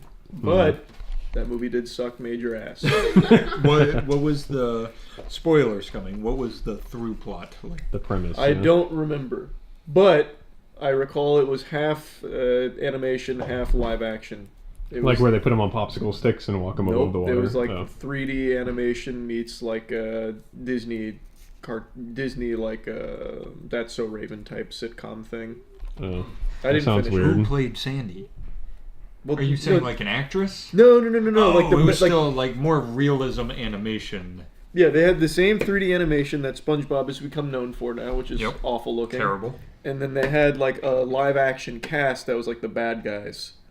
Oh, I see. Kinda, yeah. Huh. But really, it was Huh. terrible. I didn't finish That it. sounds atrocious. And not a single mention of bacon and cheese bites. Not in the first 30 minutes. What about Cine Minis? I didn't hear anything about Cine Minis in that movie. That's a weird consistency. Yeah, I like that consistency of glaze. What's that remind you of? It reminds me of the sea, me boy. This is... What are these? Just cinnamon rolls? Mm-hmm.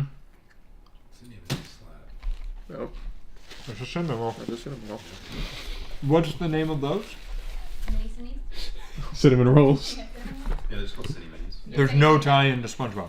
No, it's just part of the Krusty Krab That's Crazy fine. bundle. That's fine. No, that's all right. Sometimes you just need to put a dessert in there. But I thought maybe they'd be like, like Gary's shell. The Like, chum bucket, cinnamon macabooming. Exactly. Oh, I didn't know John Daly was here. We got more. Okay, I think this one is supposed to be SpongeBob and Patrick's F.U.N. meal. Oh, okay, see, that's much cooler. I will say they're crushing McDonald's. Yeah. These items are so much better. I think one of those. I think one of those could be one of the bacon ones. That's what we're eating. That's good. Did it come with the pie? Oh yeah, came with the pie. We've got Patrick Starr's Berry Shortcake Pie. You remember Starberry. Starberry Shortcake Pie. Remember that episode? If only they had a whole episode based around them having pie. Yeah. If only. That would be crazy. It'd be so convenient if they had that. Yeah, they'll get there. And then we got the most upsetting of them all. Just a Whopper.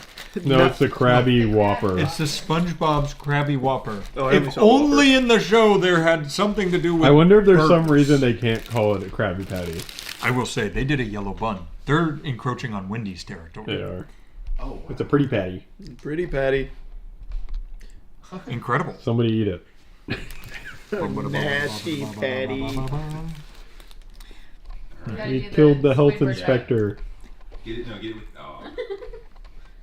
Dun, dun, dun, dun, dun. Wait, man. Can you get a shot of when Charlie goes to bite it? Can you do like the... Oh yeah, that's the Squidward. A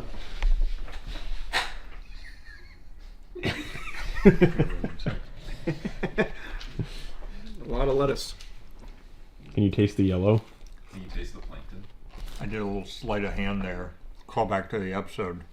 There's pickles under my tongue. Oh, nice. Got the pickles. Can I have a napkin? I made a mess. Brr. One whole pickle was too much for me. It's good. That is a Whopper. It's a Whopper. But is it a good Whopper? No, it's a Krabby Patty. I don't like onions. It's fine. You like Krabby Patties, don't you, Charlie? I do. It's just a Whopper with a yellow bun. Yeah, that's all. I mean, at least they tried a little bit. Yeah. They did. You know what? We gotta have positive reinforcement here. It is an effort to do something new. And I'll say, effort on their part is new. Yes. They've never tried before. They're trying. You're right. You're right. That is Burger King with all neurons activated. Yeah. Keep going in that direction, and they took our advice again and made more poppable food. Yeah. Oh, there's one more in here if anyone wants it. No. They really understand poppable food. Yeah. Their chicken fries and all the other popular The bacon cheese bites. Jalapeno bites. Yeah. And then we have the real star of the show. No pun intended. That was a good one. I didn't mean to do that. That was unlucky. That was very unlucky. Let's see. Strawberry. You got this. They've bested me again. How the fuck are you supposed to open this? Let's see it. I have. It won't open. On the side, you have to do both sides. Matt, come on. The pies I buy only have one side. What are you talking about? One-sided pies. They're a hot commodity. Oh, that looks good. You got it there. Oh, it's pink on the bottom. Huh. That looks yummy. Have you guys heard the new Ice Spice SpongeBob song? Yeah, big guy. Big guy. Big guy. Big Yep, guy. Big guy pants. Big guy pants. Okay. That's literally the chorus. Yep. Big guy pants okay. What's happening? Big guy pants. What is happening? Okay. It's actually unbelievable. In a good way? No. It's fucking terrible. I have to listen to it real quick. Yeah, I cannot imagine what the executives were like. Yeah, let's run it. This is the song. It's Self-produced. What do you mean? no, it is literally like what Aaron and I would do as a joke. Like if we were doing like a track together. It sounds like she's reading the lyrics for the first time as she's performing. Is this it? I don't remember the intro. I need to. That sounds like it. That sounds like it. Really help, identify. Stop playing with it. Stop playing with them, Big God. SpongeBob. It's okay. Big God. Yeah. And then SpongeBob Big Guy the Pants. verses, man. I haven't heard They're them. something Oh else. yeah, they're pretty good. They're honestly like, she's a lyrical genius. Does she talk about shit again? No, I was very disappointed. I looked for it. That's her bread and butter. I know. No diapers, no diarrhea, no Miss Poopy Pants. Nothing. Well, it's because it's Big Guy Pants now. Yeah, it's big guy pants. Yep. Big guys don't poop their pants. You guys are just upset you didn't think of it first. We probably did. To be She did that fair. from watching one of my videos. We probably quoted that before. This is basically whipped cream. Yeah, it's just. It is to be fundamentally honest. just whipped There's a little bit of pink stuff at the bottom, but I think the pink stuff is pink whipped cream. I'll do one more bite. It's not the pink sauce? Pink sauce lady? No. I mean, it's Is there strawberry strawberry whipped adjacent? cream. Oh. Yes. It's not bad. It's just useless. Yeah, it's just a very. It's not really a pie. Do you think they really couldn't even have made this into like a star shape? Why would they? Genuinely, why? I would wonder, genuinely wonder, how many people saw this collab coming out and be like, "Oh my god, I have to go get a fucking SpongeBob Burger King meal ASAP." Like, there's probably such a small sliver of people that give a shit in the first place. I bet you there are people that collect like every single collab. For sure. I think believe. how small that sample size has to be. Yeah. I would be so curious to see the numbers on how many of these they sell. Yeah, if you collect Burger King merch, can you just send us a message? Yeah. We'd like to talk with you. I'd also stop that. I also wonder what it's like at the initial meeting where they're like, we got the SpongeBob collab, here's all our big ideas and everything we want to do, and then just how that every week how that changes. The very top, they were like, "We're going to do a Krabby Patty," and they were like, "No." Also, what was the Wendy's one? That was like 3 months ago. Yeah, and the Wendy's one, they did pretty patties, did- right? I think so, Which right? is much Yeah. cooler. Hey, Zach.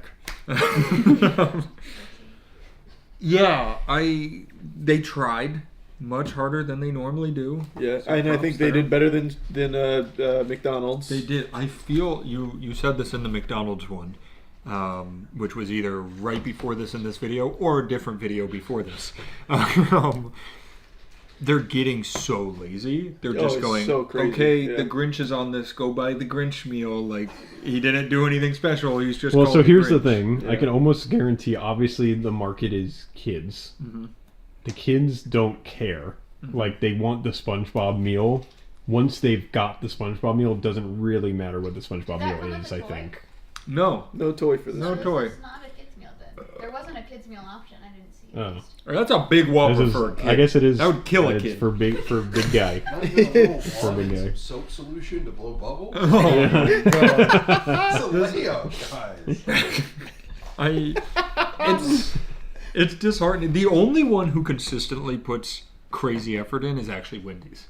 Yeah, more or less. I feel like everything they've done, they give you 3 changed items that they try on. I will say, yeah, they changed their items, but I'd also say in the same way that Burger King did. It's not like they change it that drastically. That's a really good point. Burger King did exactly what Wendy's did. I Bur- take it back. Burger King did basically that, just only with one color. I feel like this Horse was a good amount of effort. Yeah. They just missed, like, or just have never seen the show. I'm gonna try something new. I'm gonna be constructive. Yeah. The food was good. Like the fucking chicken bacon busters and the I liked those. Yeah, the jalapeno poppers. Those were good. And They. the Whopper, if you like that, I mean that's good for you. I guess. I'm realizing something. I explained that they're good at poppers and fry shape. Yeah. They're good at frying things. Yeah. When you give them something to put in a deep fryer, it's yummy. Yeah, they can fry that shit up. They should have fried this pie. They should have. Yep.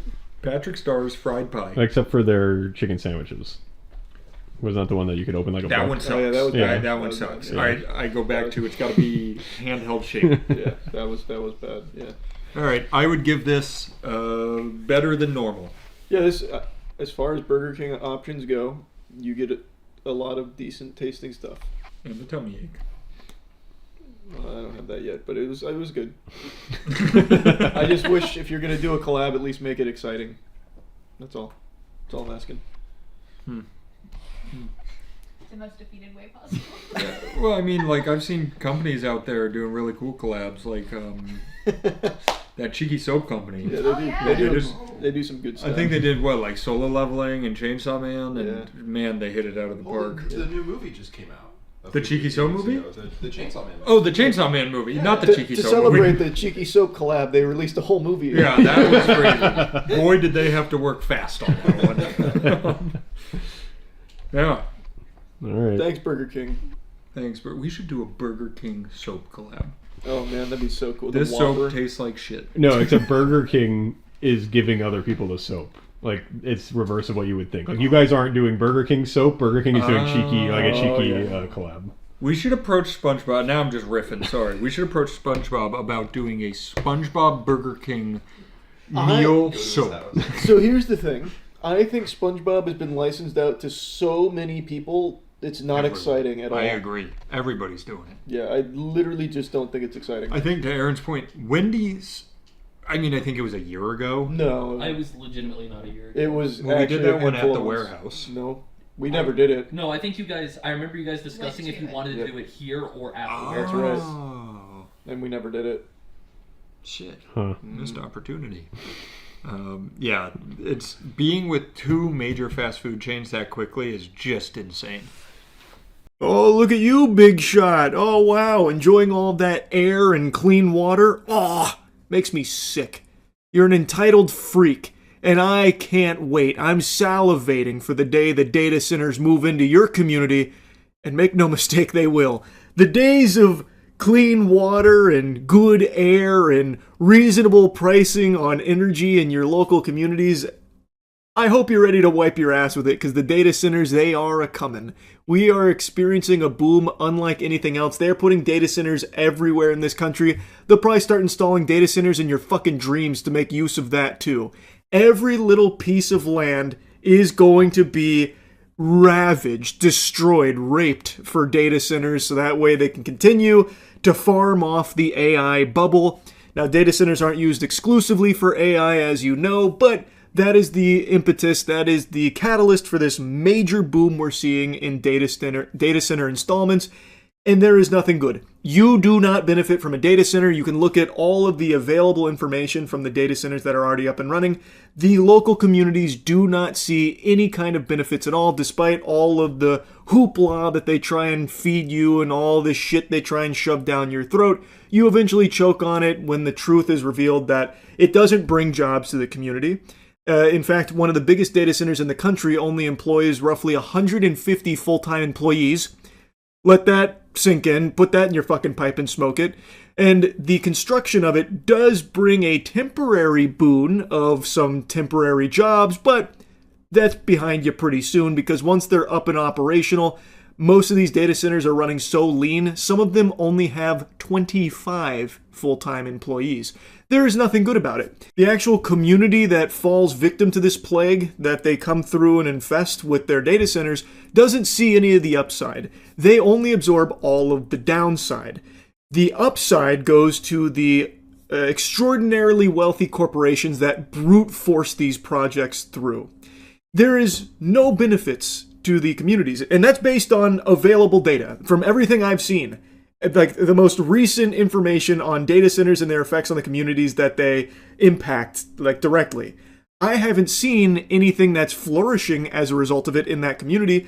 The upside only goes out to everywhere else in like the corporations that utilize it. Now, for the pathetic, slimy cucks that love to slurp for multi-billion-dollar corporations, this is a great thing. This is great news. They're pumping their fists celebrating. Yeah, keep installing data centers, more surveillance, we need more AI, this is all really good stuff. Woohoo, yeehaw, I hope your profits are through the roof. Yeah, good news.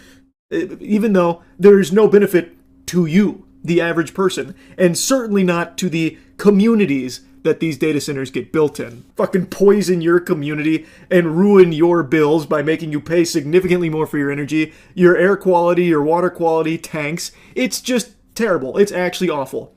And the reason why I'm yapping about it now, as opposed to just the numerous times I've yapped about it on stream, is because the Kevin O'Leary-backed Utah data center that also is being called Stratos, Project Stratos, is a 40,000 acre data center unlike anything I've ever even imagined. I can't fathom that, and you can't either. You can try convincing yourself you know what 40,000 acres looks like. You don't. A 40,000 acre data center, that's like the fucking spaceship from Independence Day swooping in over top of us. Yeah, the data center that everyone's talking about is the Kevin O'Leary one, 40,000 acres. Here. It will generate as much heat as, I think it was 23 atomic bombs detonating daily. The community did everything they could to voice how much they don't want it, but then they decided, fuck that, we're doing it anyway. So the fossils in power over there were like, yeah, it's alright. We'll unanimously vote it through. 40,000 acres, by the way, is whatever you're picturing, triple it. I feel like most people here can't even fathom what 40,000 acres actually looks like. It is an unbelievable scale. NBC did a great video covering it, did they? There, let me check it out. I saw a couple clips from it. They were, like, people were screaming, like, no, no, no, none of us want this, no, no, no. And then one of the guys like, for hell's sake, calm down. Which I thought was very telling. Actual demons. And then they ended up going to another room to avoid all of the riffraff so they could unanimously pass it in peace and quiet. Concern and outrage in Utah. Concern and outrage in Utah. For hell's sake, grow up. There it is, yeah, for hell's sake, grow up. What an interesting expression there, brother. Usually it's for heaven's sake, but this must be one of hell's finest warriors. Where hundreds of protesters this week flooded this meeting of Box Elder County Commissioners. Can you be quiet and let our citizens hear what needs to be said, please?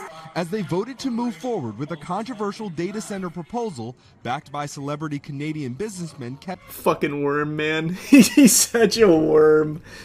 Oh my god, and the way he keeps defending it too. Ugh, it's so delusional. He's like, oh, no one's actually against it. They're just being bussed in. In this video posted on social media after the vote. I'm pretty aware of what these concerns are. They are around air, water use, heat. Sustainability is at the heart of what we do in terms of all these proposals. We're not just Utah. The Stratus Project is a plan to build a fort boosted by government tax incentives, and according to a county fact sheet, is eventually expected to generate and consume up to 9 gigawatts of power once completed, a number MIDA, the state entity backing the project, says is more than double Utah's average energy consumption. Perfect. That's very true. I was actually just reading something about one of the larger data centers in the country. I believe it's a Meta data center. It had temp jobs, obviously, for the construction, which they always tout like, oh, it's so many new jobs to the local economy, so many new jobs for the community. It's great, that kind of thing. And then they checked in on that Meta data, I'm pretty sure it was Meta, data center like a year later. I think they had 150 actual employees for a massive data center. And then some of the other ones that are on the smaller side had 25. So they don't actually employ a significant working force. It's a complete scam. It is completely a scam. Pushback in Utah. We think over 90% of the protesters are actually not people that live in Utah or Box Elder County. They're being bussed in. By who? Who would bust them in? We have to fight this data center. Who? All of the rich people that would even be able to afford to do that are all gung-ho on these data centers, Kevin. It is solely for fucking goober demons like you to profit off of. So who the fuck would even be bussing them in? All of them are constantly lobbying for data centers. All of the rich people that would be able to afford 90% of these protesters being bussed across the country. So they wouldn't do that. I'm still tweaking over Kevin's delusional bussing theory. No one's actually against that. They're all just being maliciously bussed in to make it appear like this isn't popular. The reality is the only person being bussed in is Kevin's Canadian bitch ass. He's not from here. And this is something that's not exclusive to just Utah. Average, ordinary, working people don't want data centers in their community because it's bad for them. Everything goes up. Their cost of living goes up because of everything that has to get diverted to this data center. It is a bad fucking deal for the local communities that just get ravaged by it. No one here in Utah wants it. The actual communities these data centers are built in do not want these things. They make it clear. Like, it's not like people are quiet about it. When data centers move in, they are constantly pushing back and fighting. But since all of these politicians are in the pockets of the people that are building it, they just force it through anyway.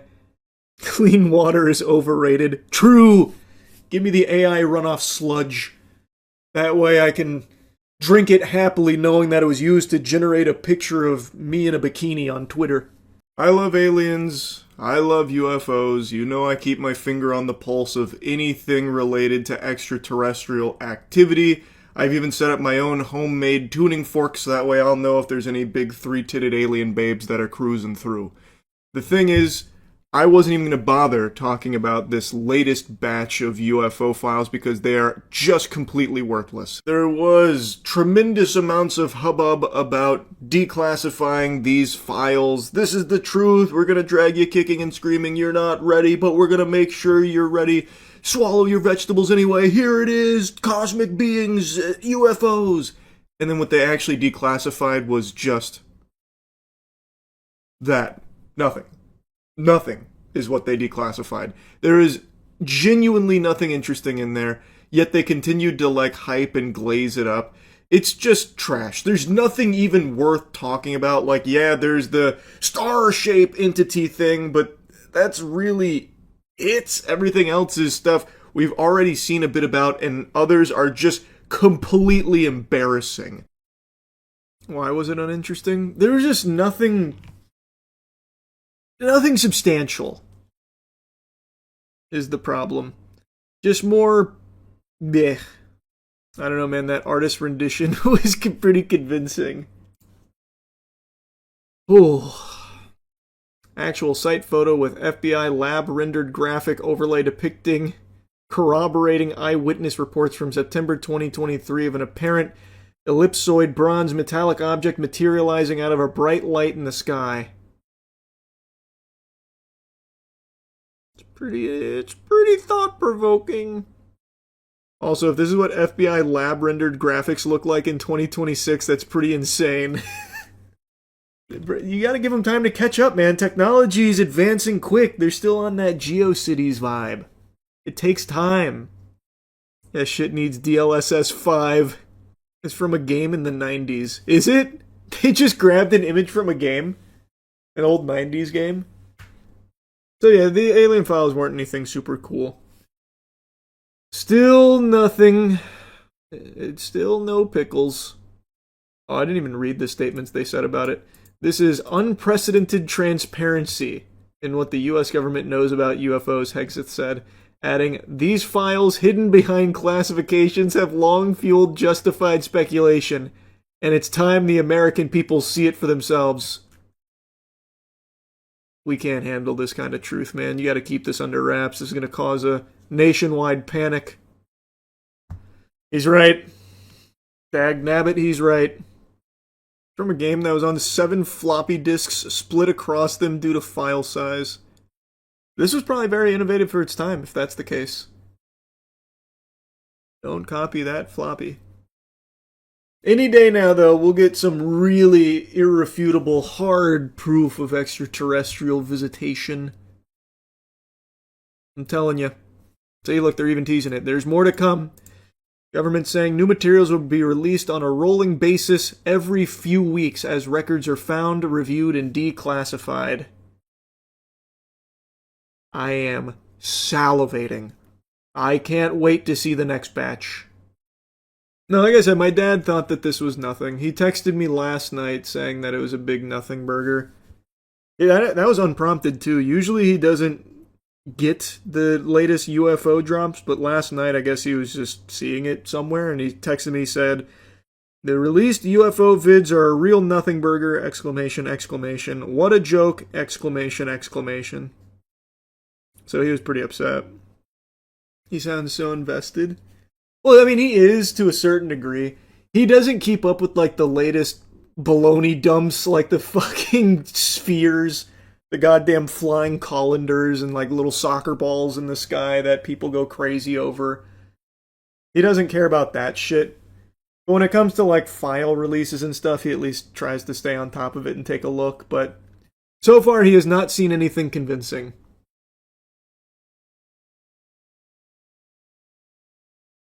So he's not active in the UFO subreddit. He is not. He certainly doesn't like that very much. They're hiding the real UFO pictures like Bubble Bass hiding the pickles under his tongue. Brother, I've got bad news. I'm going to rip the Band-Aid off. There is none. Like, I'm sure they have some, like, wacky files and stuff, because they had so many old-school weirdo projects, like the MK Ultra stuff. They also had all these, like, astral projecting projects that they were doing, the CIA was conducting with like the psychics and stuff, which is why like a year ago you saw those articles about the declassified CIA documents confirming that there was giants on Mars. But if you actually look at it, what they were doing is they had these drug-induced maniacs go in, fucking blindfold them and try and like guess cue cards that they were holding, and then they'd tell them stories about how they astral projected onto Mars and had conversations with giants. Like, you're not going to find anything like actually convincing when it gets declassified, because they did some fucking nut job shit in the CIA back in like the 60s and 70s. They were actually trying to do like Marvel X-Men stuff. And then they wrote about it as if it was like successful. So like ESP, mind readers, astral projectors, time travelers, they had all of these kind of wacky programs. They also killed a lot of people. Well, I mean, in the pursuit of mutants and superhumans, that's to be expected. The gay bomb, too. Oh, the gay bomb is a classic.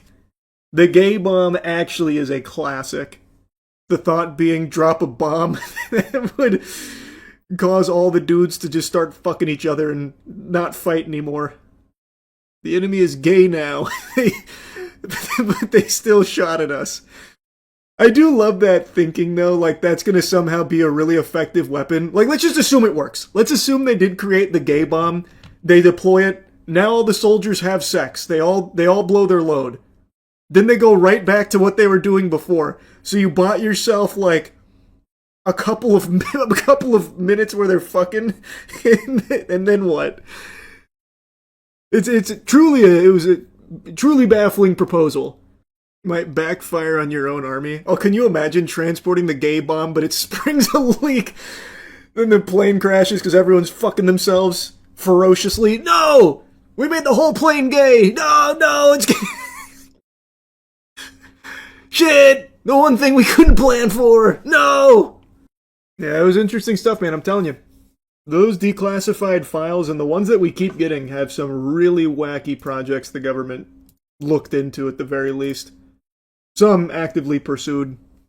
Oh, point I was making, to tie it back to the alien stuff, I do not think they have anything like groundbreaking in regards to aliens. Like, I don't think there's alien bodies, alien weaponry, alien craft that they've ever recovered or anything like that. Surely they have, like, unexplainable aerial phenomena, like stuff that they've already declassified, like the tic-tac, that kind of stuff, which is interesting, but I don't think it's extraterrestrial. I don't think they have anything, like, that's going to make you go, oh my god, aliens are real and they were here. Because I don't think aliens have ever been here. Because if they have, we would have never known about them. They're not going to get all the way here and fucking crash. That's not going to happen. The technology that they would need to get here, it would be unthinkable that it would somehow malfunction here. You can't even begin to understand and comprehend the technology that would be necessary for a different species to make it here. It defies our understanding of everything. But you can't debunk that tic-tac, can you? I can't. I don't know what it is, but I just don't think it's extraterrestrial. I don't think it was aliens in their cruiser. Just because I can't explain it doesn't mean that that's the default correct answer.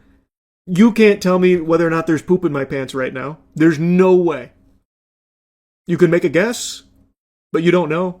I know I've already covered a case similar to this, but this one's even more egregious.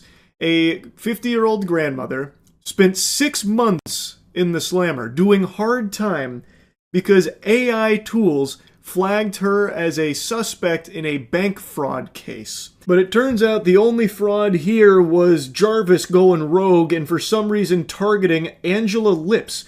She spent 6 months behind bars for this. Police in North Dakota using AI facial recognition technology that they must have found on fucking Temu flagged her as a suspect in a bank fraud case in North Dakota. Now, Angela Lips is a mother of 3, grandmother of 5, and has lived her entire life in north central Tennessee, roughly 1,000 miles away from where the crime she was accused of committing took place. And yet still, U.S. Marshals showed up at her doorstep last July while babysitting 4 kids and arrested her at gunpoint. The lore goes as follows. There was a woman in North Dakota that was using a fake U.S. Army ID to withdraw tens of thousands of dollars, and then Fargo police were investigating. They ran the surveillance footage through facial recognition software, and it returned a match to Angela Lips. And then, hallelujah, flesh and blood came in, but unfortunately he was missing a brain. A detective compared Angela Lips, that was flagged by the facial recognition software, to her Tennessee driver's license and social media images, and concluded she was the perpetrator based on facial features, body type, and hair. Nobody from the department contacted Lips before U.S. Marshals arrested her at gunpoint on July 14th while babysitting those 4 kids. I already know exactly how that detective's thorough analysis went, because we'd actually already seen this before in the last case I covered of AI incorrectly identifying a suspect and leading to an innocent person being arrested. In that last incident, what happened is the authorities were comparing, AI had flagged somebody, and they were comparing driver's license to the picture, and he just basically said, well, alright, if AI says so. There is this blind trust in AI from authorities like this to just do their job for them. So I feel pretty confident that this detective most likely just did the exact same thing, like, alright, AI said it, and AI's never wrong. She's definitely guilty. Let's, sick the Pinkertons on her. Let's get the U.S. Marshals. We'll rappel down. We'll blast through the windows. Maybe let's just tear gas that bitch. Let's go hog wild. We already know she's guilty. AI's flagged her. I imagine that's exactly how that went. It is incomprehensible that they acted solely off of AI saying that this is probably that person in the video. They didn't contact her, they didn't question her, they did no actual investigation of this woman before swooping in with the U.S. Marshals holding her at gunpoint in front of the children that she was babysitting. And then it only gets worse from there, because she sat in jail for 108 agonizing days before North Dakota officers collected her, and her attorney, Jay Greenwood, immediately requested her bank records, and Fargo police finally met with Greenwood and Angela on December 19th, 5 months after her arrest, and records showed that she was buying cigarettes and depositing Social Security checks in Tennessee at the time police placed her in Fargo. So she literally could not be the suspect guilty of bank fraud in North Dakota. And they didn't bother to do any investigation or anything at all, clearly, and she had to sit there and stew, marinating in jail for 108 days for doing nothing wrong, literally doing nothing wrong and having no idea why she was there or what the fuck had even, connected her to this crime. The case was eventually dismissed on Christmas Eve, but the damage had already been done. She had no money, no coat, no way home, and subsequently lost her house, her car, and her dog. This fucking ruined her life, and she did nothing wrong. This just goes to show you nobody is safe. Literally, no one is safe. You right now watching this, you at any moment can get flagged by AI systems as a huge criminal, and it seems like police won't even bother to investigate. They'll just take AI's word and come swoop you up at gunpoint, and then you'll sit in jail for 6 months before they'll finally even entertain the idea of an investigation from the sound of things. This is just total clown shit. This is terrifying. You can do nothing wrong and still just end up in jail, confused, cock in hand, wondering what the fuck is happening. And they won't even investigate. They just listen to AI as if it's God. They worship it. It's shocking to me.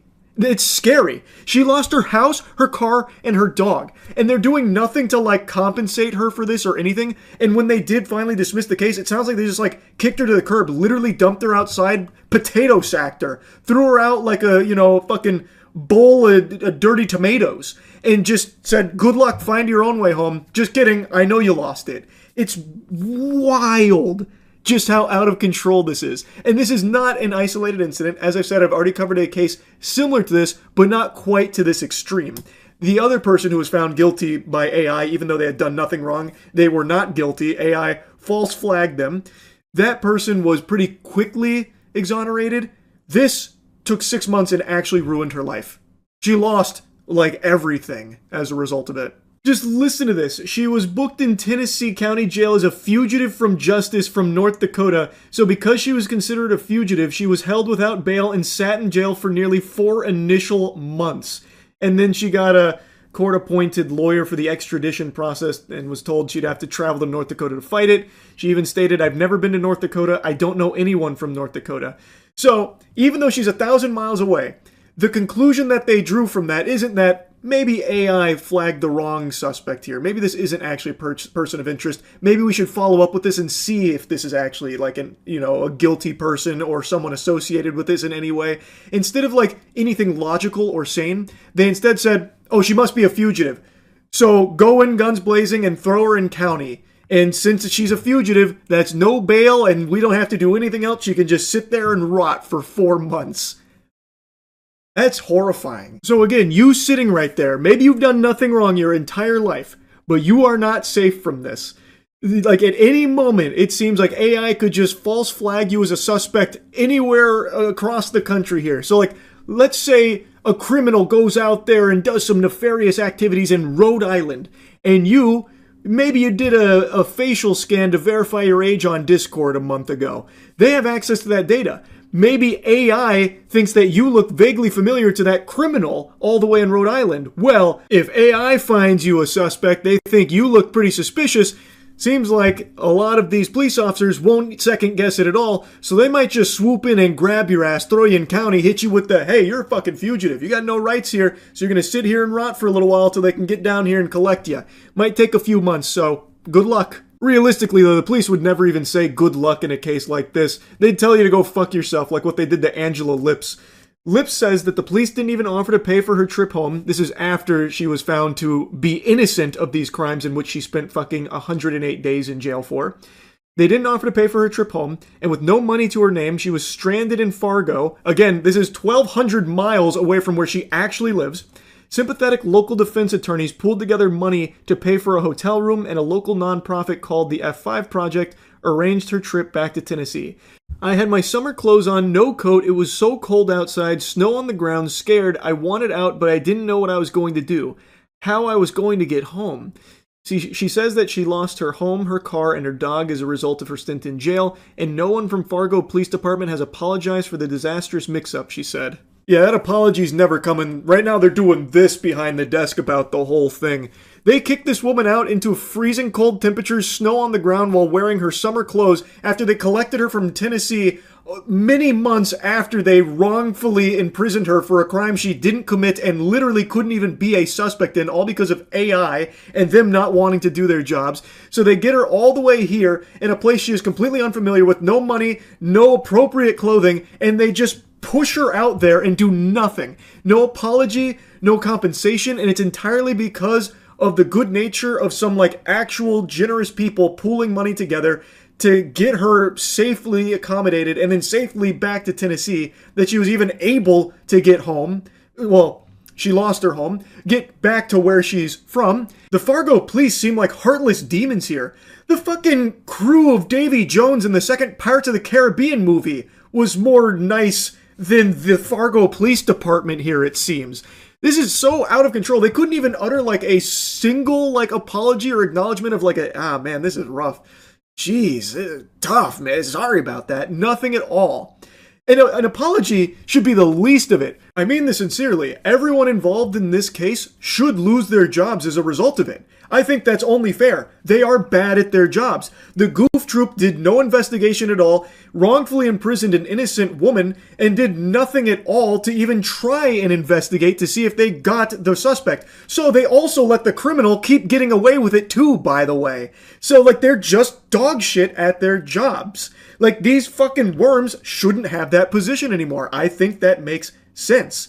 1,000%. And it makes you question if there's more people wrongfully imprisoned over there in North Dakota as a result of these police officers here that for some reason just let AI police North Dakota for them and do nothing at all on their own to try and enforce justice and actually catch the bad guys. So why the fuck do these police officers still have their job when they're not even doing it? It's AI doing it and it's doing it poorly.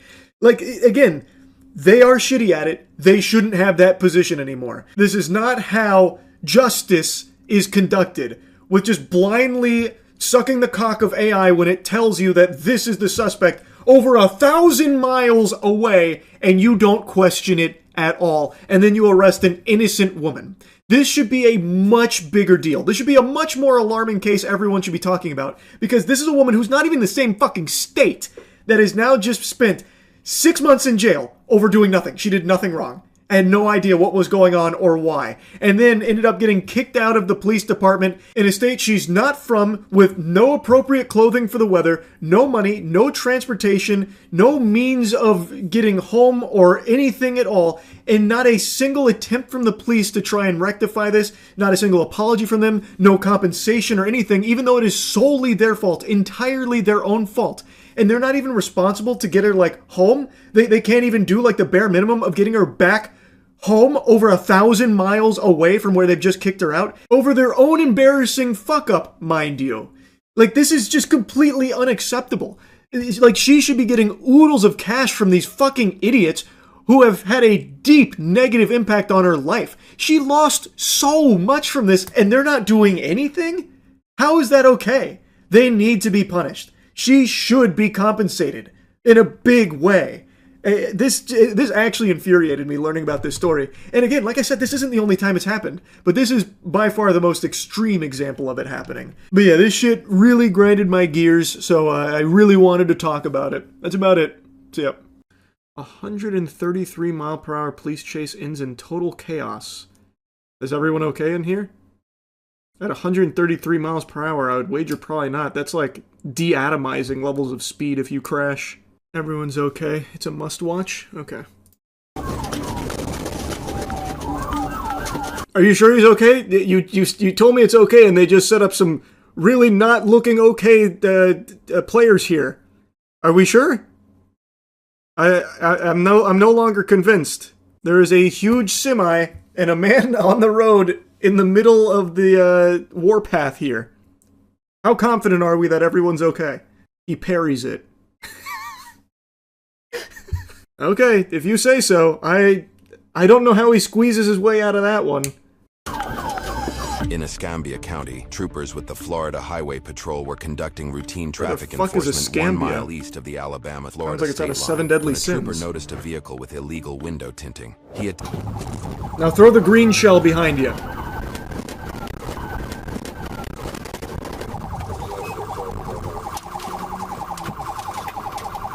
And he's spinning those tires.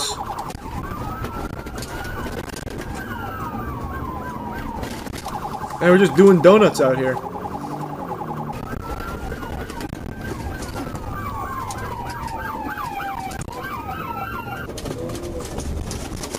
Man, oh, good lord, how many officers are in there? Holy.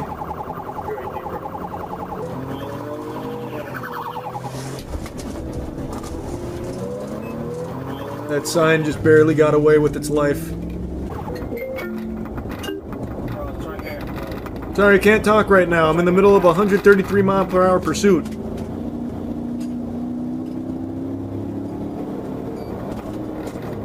Oh. Oh, they're scaring him. A pit maneuver at that speed would probably send that fucking car to space.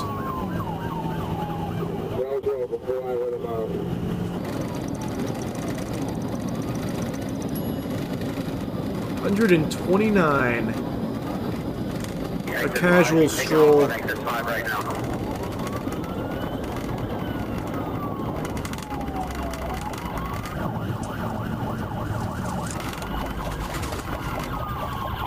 Oh shit!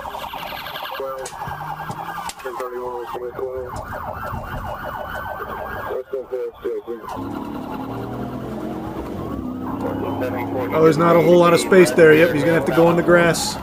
Oh! Shit! Oh, whoa! Was that on purpose, you think? I bet that guy was just like peeking over like, man, what's the holdup up there? Son of a bitch! Holy!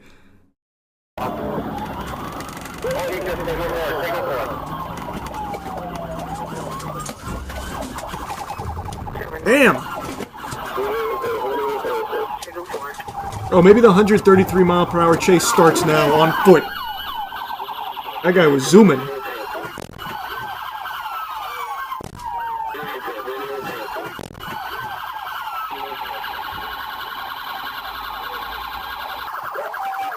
Oh no. Oh, it was a miscommunication. The officer forgot he had cocaine in his fucking chest pocket. Oh, it's chaos. It's chaos.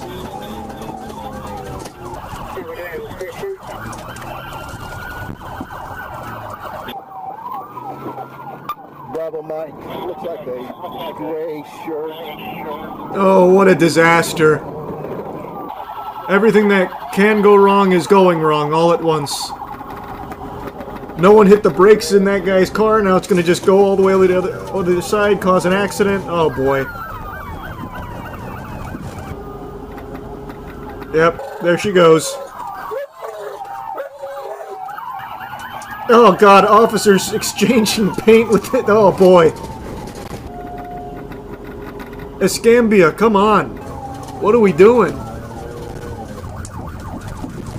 That is... Oh, good heavens. Jesus Christ. Send the dog, send the dog! Ranger, moving.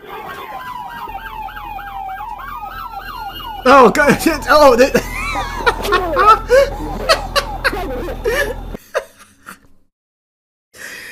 oh for 2 on the K9 unit today, unfortunately. That's gonna be a turn in your badge and gun type moment right there, I think. Attacked one of the officers and then went straight to the something over there by the tree. Oh boy.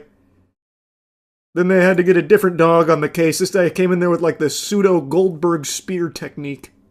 A little high though.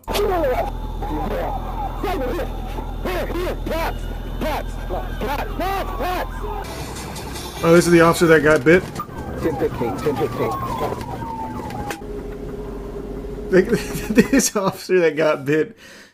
What the hell happened? Did he also get like a confusion debuff or something as well? Because he has been like in a trance-like state ever since. He's so stunned. Can't believe Ace did that. Yeah, it looks like everyone was okay. What do you know? Good news!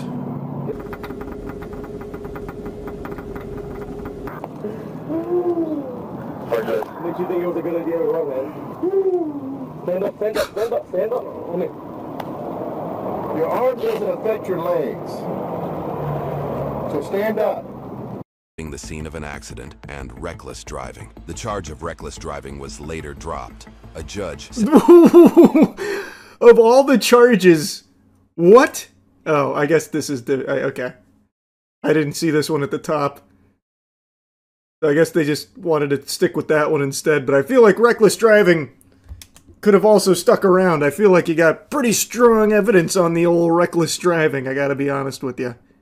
Working through the system when he was arrested again on December 4th, 2023, this time for murder and attempted murder. According to the arrest report, Isaiah and his brother allegedly met a group of 3 men to buy an ounce of marijuana. During the transaction, Isaiah grabbed the weed and ran while the victims gave chase. After the victims rounded a corner, gunfire erupted, leaving 1 person in the group dead from gunshot wounds. Isaiah also bragged about being internet famous due to running from the cops and being bit by a canine. What a fucking loser.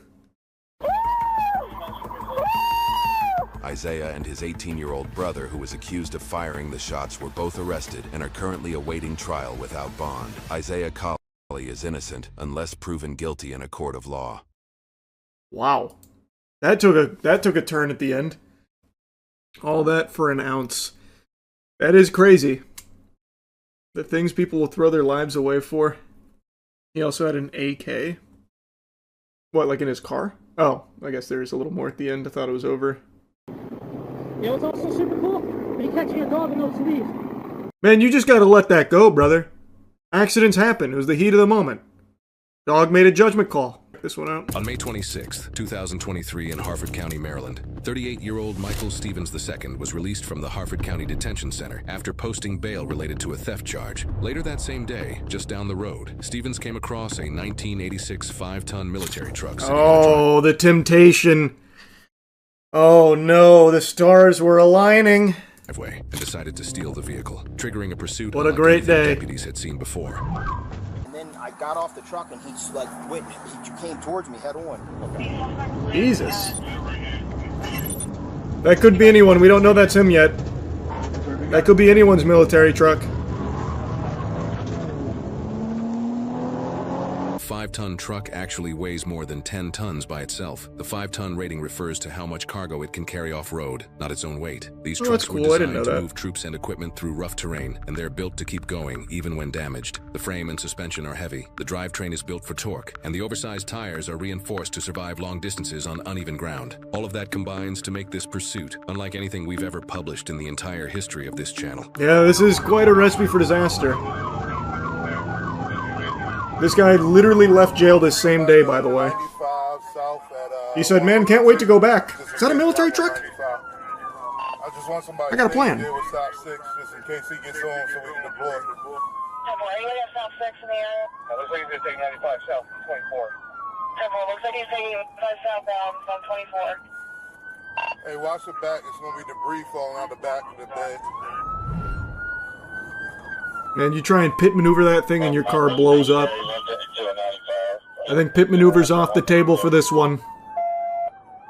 We're gonna have to get him with the classics. Throwing knives out of the window to pop the tires. Circus style. All right, I'm on it. Somebody get on 95 south just past 1. Speed at 55. Speed at 55. So far, nothing's flown off the back yet. 152 with stop 6. Stop sticks aren't going to work. It's designed to overpower them.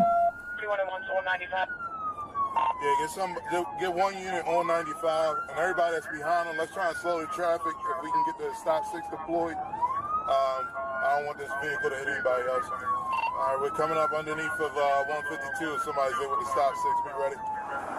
All right, it's game time.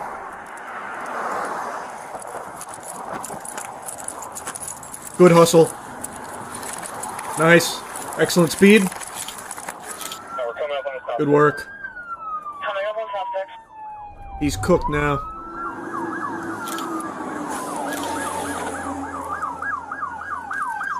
How'd we do? We got one tire. Not bad, not bad.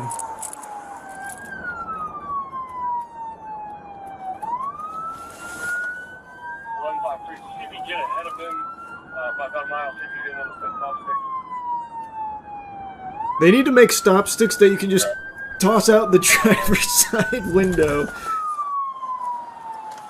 Wait, here we go. We got more.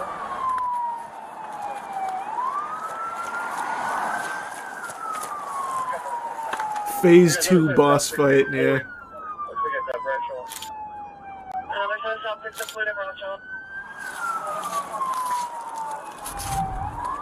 They gotta use the harpoon more often.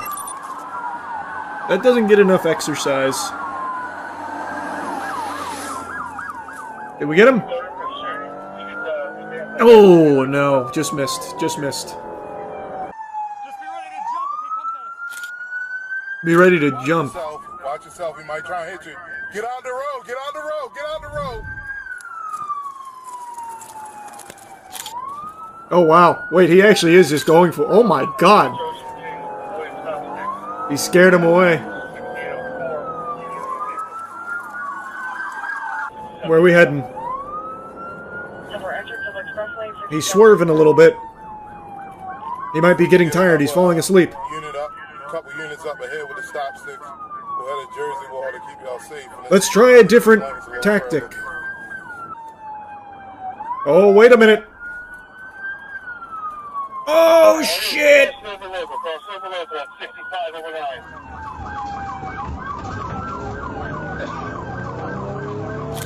He's blending in now. We're gonna lose him. Luckily, we still got eyes on him. Don't let him get too far, though. Where is he? We're past White I lost him. At 695. How far ahead are we?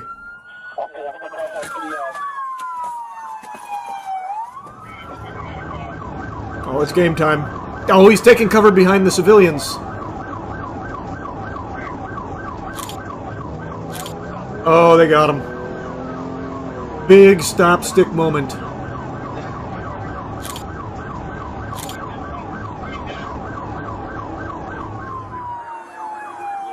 What was Squad 2 doing? Just getting a good view of it? But where was their stop sticks? Continuing 95 at 695. What did he try to do? Like activate Sharingan or something on him to scare him? Like, I didn't see any stop sticks. What was Squad 2's plan?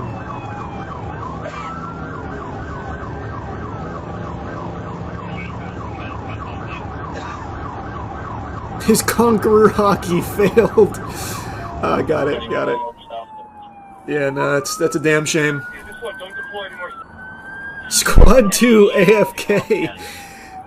Yeah, that was unfortunate. They were in a great position as well. I really do wonder what Squad 2 was doing. They pulled over. I thought they had stop sticks or some kind of plan. Maybe they thought the stop sticks would work so well Squad 2 would go out and catch the truck or something. I don't know.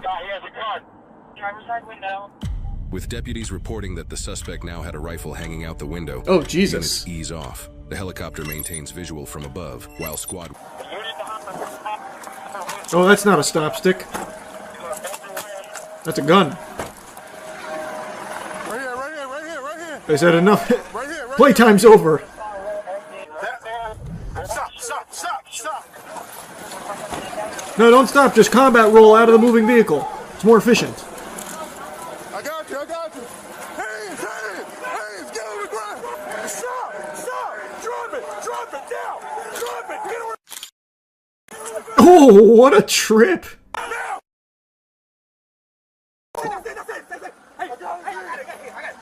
Stop reaching. That officer actually saved his life. What is he doing under his shirt? Tweaking on his own nipples? What the fuck was that? That was a textbook trip, though.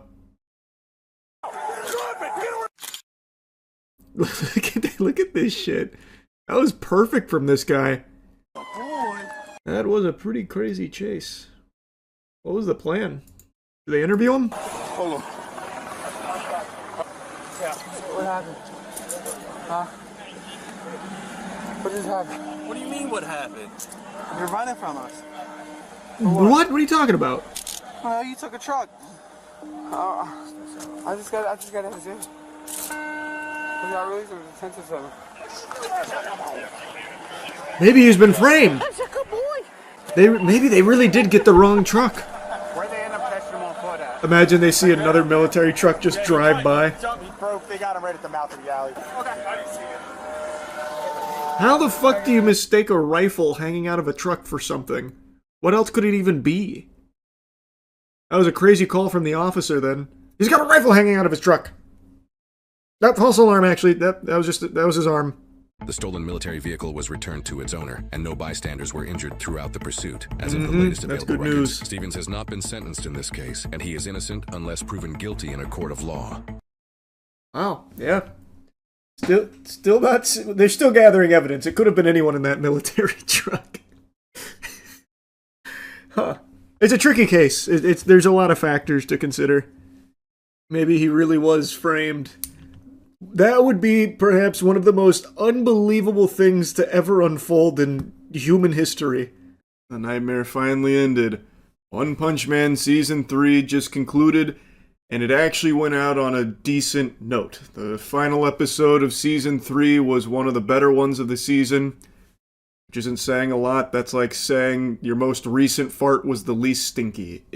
Not to say that it was like an all-around bad episode or something, but it was such a horrible season that even like a decent moment just feels very sad still. Unfortunately, this season was a wash like 6 episodes ago. It was just dead, and there was nothing they could do to save it. They couldn't get the defibrillator out and shock it back to life or anything with a great episode.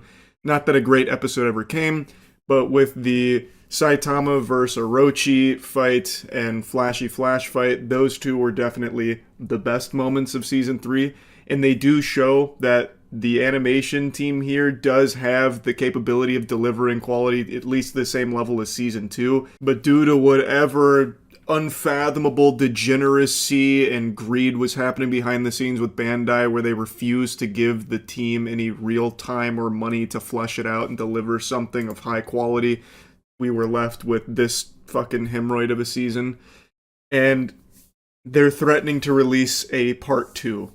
So there's an official announcement, as far as I can tell, an official announcement. Maybe this is all like a big out-of-season April Fool's joke, who's really to say at this point, where they're announcing a Season 3 Part 2. Now, it's slated to come out in 2027, which means that should be 2 years of being able to cook this season, which is significantly longer than reportedly the team had to work on Season 3 Part 1.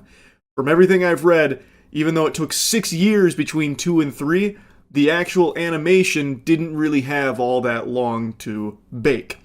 So that gives me a small glimmer of hope that maybe Part 2 will be a significant improvement and get back to what JC staff was able to deliver with Season 2 at least. That being said, the official poster that was posted for it is literally the exact same one that they made for Season 3 Part 1 2 years ago. They just flipped the PNGs around.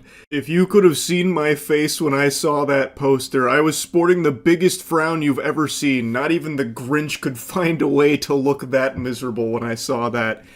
Because that's, you can't really come up with a good excuse there other than they didn't feel like making a new poster. They wanted to do the bare minimum. You can't even blame that on, like, budget or, like, time constraints or something to just reuse the same image from over 2 years ago and just flip the characters around. That's Jiminy Christmas. Holy Toledo. That's rough. Heavens to Betsy. That is already putting Part 2 in a pretty sour spot that they couldn't even be bothered to make like a new poster for it. But again, with 2 years here, 2 years of playtime, hopefully it can be an improvement from what we just experienced here with Part 1.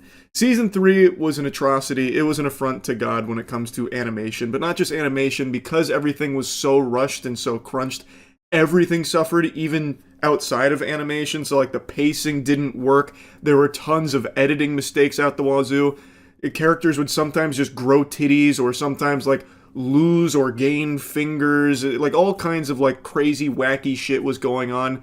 And then like the humor would fall flat because it was edited so poorly and cut from like the joke away from the punchline, then back to the punchline. It was just a complete disaster. So while the animation did look like a PowerPoint and it's the main thing people criticize and spit on, it had even more problems than just that. The whole season was pretty embarrassing to what the source material had provided.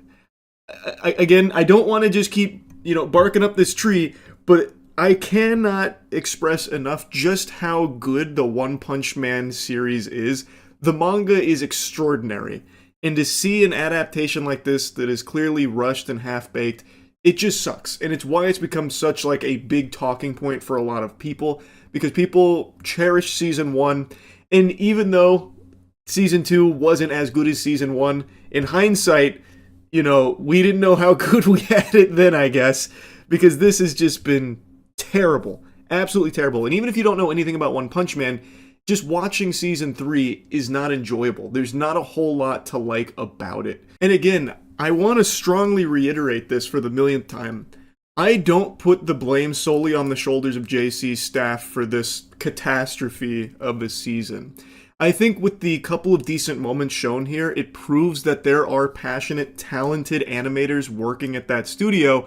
I think the problem comes from a higher level. The fucking husks, the soulless corporate zombies in suits at Bandai that are so against putting any amount of actual money and elbow grease into this property, and reportedly only giving them like 6 months worth of production to shit out Season 3 here. It seems like they're committed to delivering the cheapest, laziest, and most bare bones anime adaptation just to cash in on the goodwill of the One Punch Man name. I don't understand why, and I honestly feel like even though the release date is 2027 for Part 2, I wouldn't be surprised to learn that they don't start production until like January 2027 and it comes out in like October of 2027. It really wouldn't even have me raise an eyebrow. That seems to be Bandai's MO right now.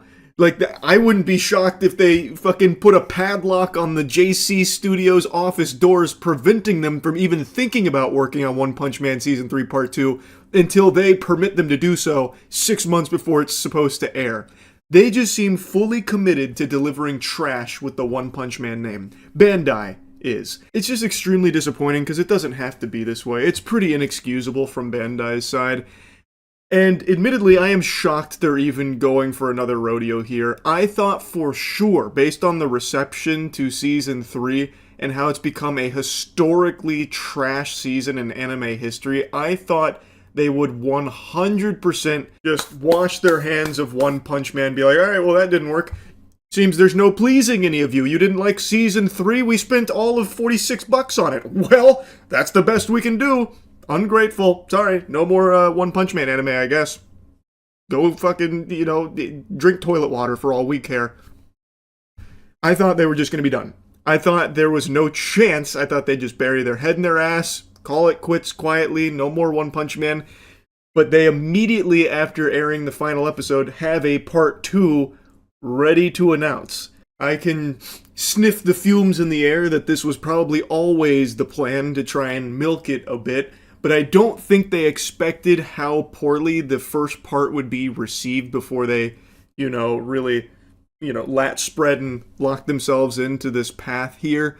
But who knows, maybe Christmas miracles do happen. This is going to sound like fanfic and a lot of dangerous levels of hopium, but maybe Bandai learned their lesson here with part 1, where they realized that they can't just, plop out any amount of garbage and people will swallow it with a smile on their face and endlessly support it and spend money or whatever.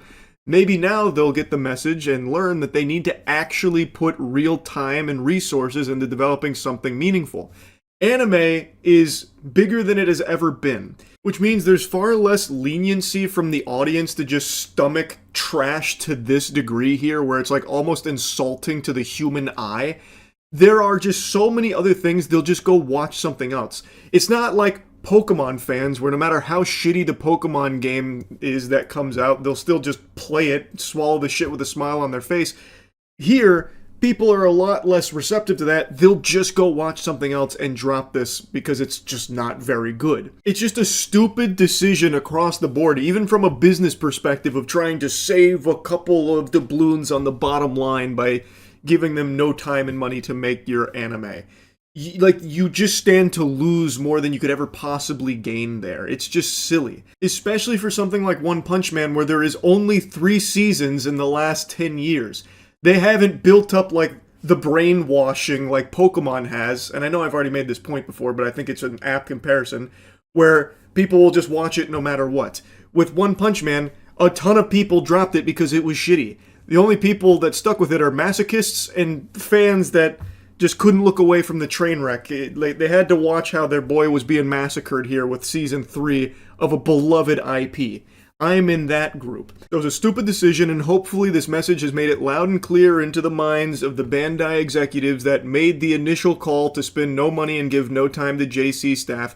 Hopefully with part 2, that has really sunk in, and they are going to actually put more money and give JC staff more time so they can hopefully get back to what they were doing with Season 3's... Oh god, good lord. That was like poison coming out of my lips. With Season 2's level of quality. Hopefully we never see anything like Season 3 ever again.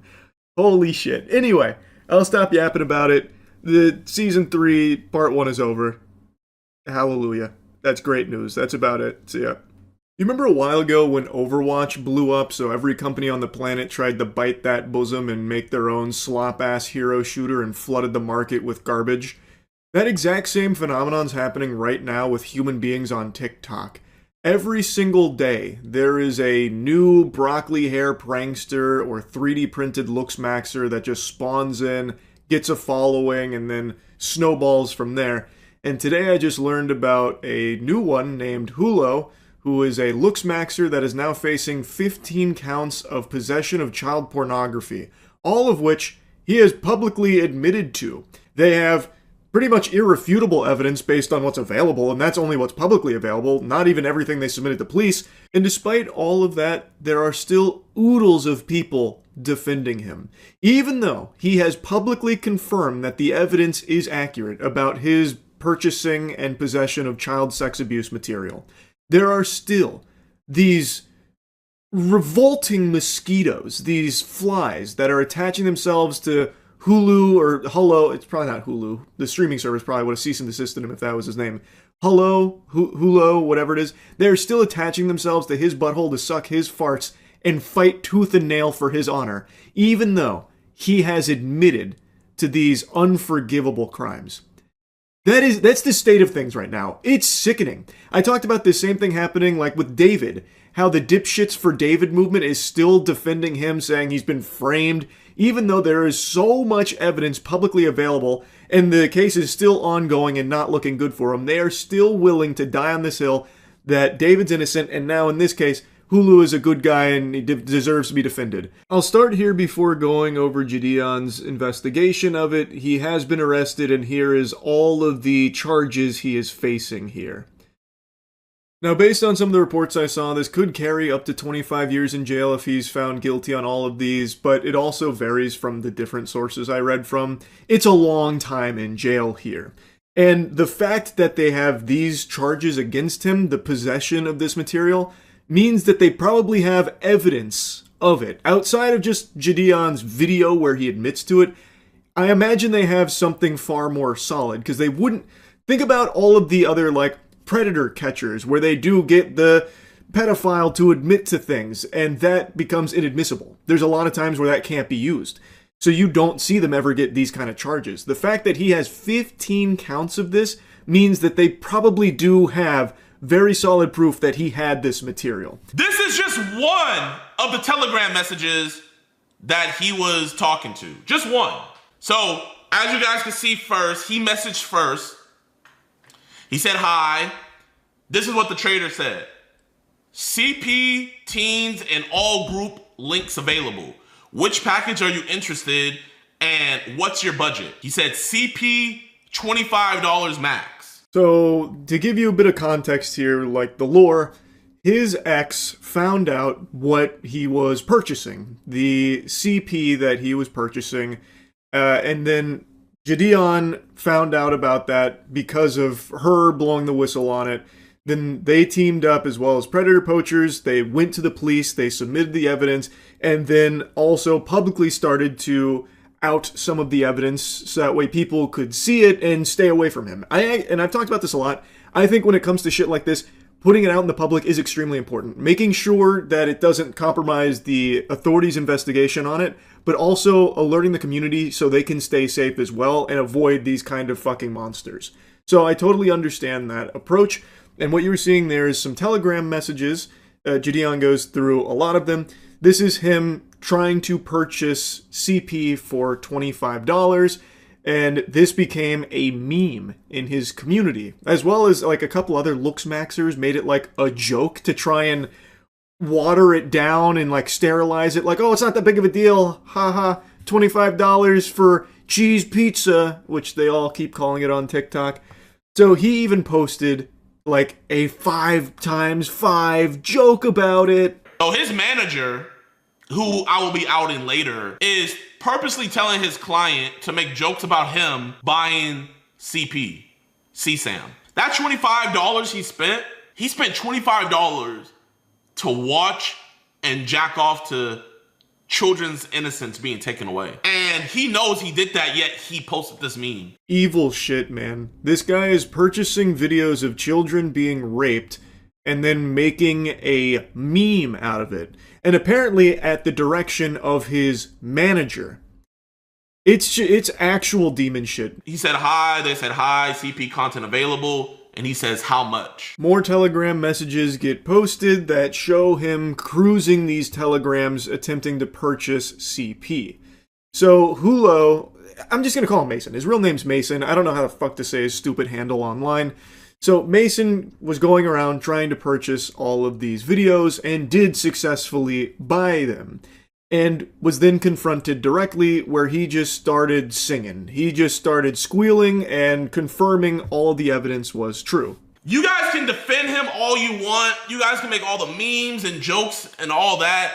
But keep in mind, this man has a 10-year-old sister and an infant sister as well. And listen to what he admitted. Like that you saw? A little bit of this, a little bit of that. I guess. Okay. So I'm just going to ask you straight up, because you've been straight up with us. You're going to be straight up with this too. Did you masturbate to those videos of the 12-year-olds? Or was your hand rubbing your penis at the time that was being watched? It was just I guess my hand was on my dick like the whole time. I'm just going through everything. Okay. So, was your hand going up and down on your penis? Yes. Okay. So, it's fair to say that's probably masturbating. Yeah. Okay. I appreciate you being honest about that, dude. On camera, openly admits to masturbating to videos of 12-year-olds being sexually abused, and the Hulo is innocent gang doesn't care. He is then asked again if the allegations are true, and he confirms they are. That he downloaded those videos, he claims he deleted them. Also, it says he, told the police. When directly confronted, he openly admits to it. And it's all on camera. And now he is being charged with 15 counts of this. And still, people are defending him. In Gideon's own chat there, you could see a lot of people saying he's not a bad guy, free him, it's not that big a deal, that kind of thing. You can literally see it in Gideon's own chat. And then on TikTok, his community is standing beside him 100%. As if it's, some kind of mistake that he made that he'll learn from. That's not a mistake. That is pure evil. He is buying videos of children being raped for his sexual pleasure. He apparently tried to say that he was in a dark place when he was doing it, but now he's a changed person, so people are like, oh, he deserves a second chance. No, we can't let his life be ruined over this. He was just in a bad spot. Do you know how many people are in a bad spot that don't turn to paying money to watch videos of children being raped so they can jack off to it?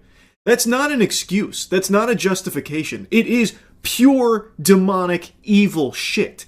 And people are just giving him a pass. And fighting tooth and nail for him. They got their fucking shield up going to bat for him like white knights to defend Hulo. Even though he openly admits to it, he is being charged. They're pursuing 15 counts of possession of the child sex abuse material, and still people don't care. They think that this isn't that big of a deal, and that, well, he was in a dark place, so we can't be mad at him for it. They're not even saying that he's innocent, that he didn't purchase these and watch these. They're not even saying that. They are saying they don't care that he did. It's just unhinged, man. It is actually scary. Because it's not a small amount of people. It's not. It is not a small number of people. I know you can always point to these fringe outlier freaks that'll defend anyone and anything. But here, you can find a ton of them. Go to any post that's talking about this, or go to any video, or go to some of the communities. There's even some people in the Looksmaxing community that are going to bat for him. You can find so many people defending him.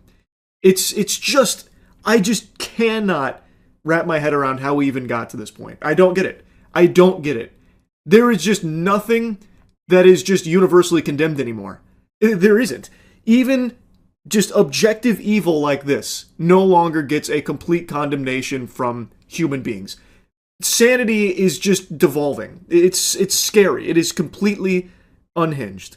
Anyway, I just wanted to yap about this. I think it is a great thing that he is being charged with all of this. He's a fucking disgusting monster. Anyway, that's really about it. See ya. Father, Papa, Dad, all words you might be familiar with to describe the man who helped carry you into this world. Not in his tummy, but in his sack. I call this man Charles Sr. That's my dad. And my father, for the last 2 years, has been working on a car project that I made a video about almost 2 years ago now. A 32 Ford, which is a very special car to him. He built it when he was 16 years old with his dad, but ended up getting an offer he couldn't refuse and sold it. Since then, he's regretted it because it's a very hard thing to find all of the components for to build it again. 2 years ago, he did happen to stumble across a unicorn out there with a 32 that they could restore and basically build, not from the ground up, but, somewhat close to it. Basically, what he wanted to do is recreate that build that he did when he was 16 years old, which was modeled after the American Graffiti 32 Ford. So for 2 years, my dad's been in the shop like fucking Frankenstein here, bringing back to life a monster, this 32 Ford Coupe. He teamed up with his buddy Joe, who has a shop in Orlando, and the two of them together have been working every single week for 2 years now to build the perfect 32 Ford Coupe from the American Graffiti movie. And it's finally complete, and they're very excited to show me, and I'm excited to show you 2 years of work with this 32 Ford.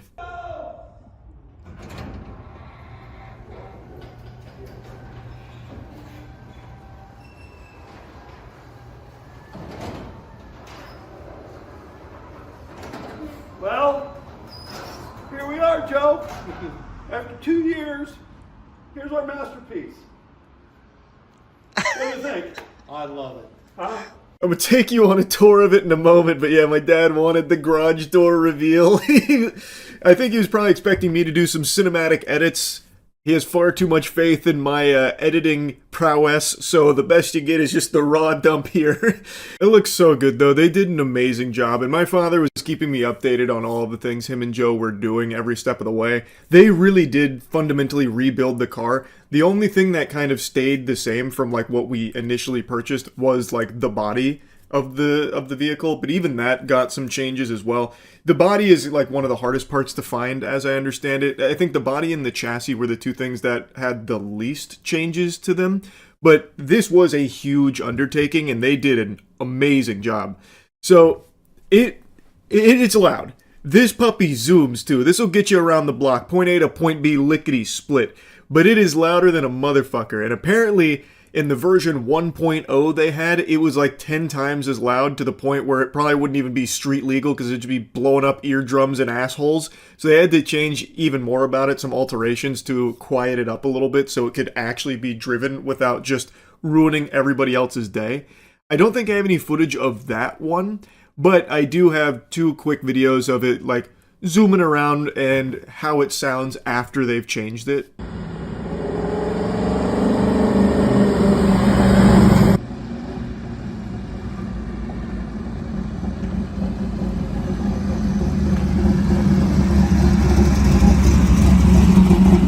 You guys did a great job. We love it.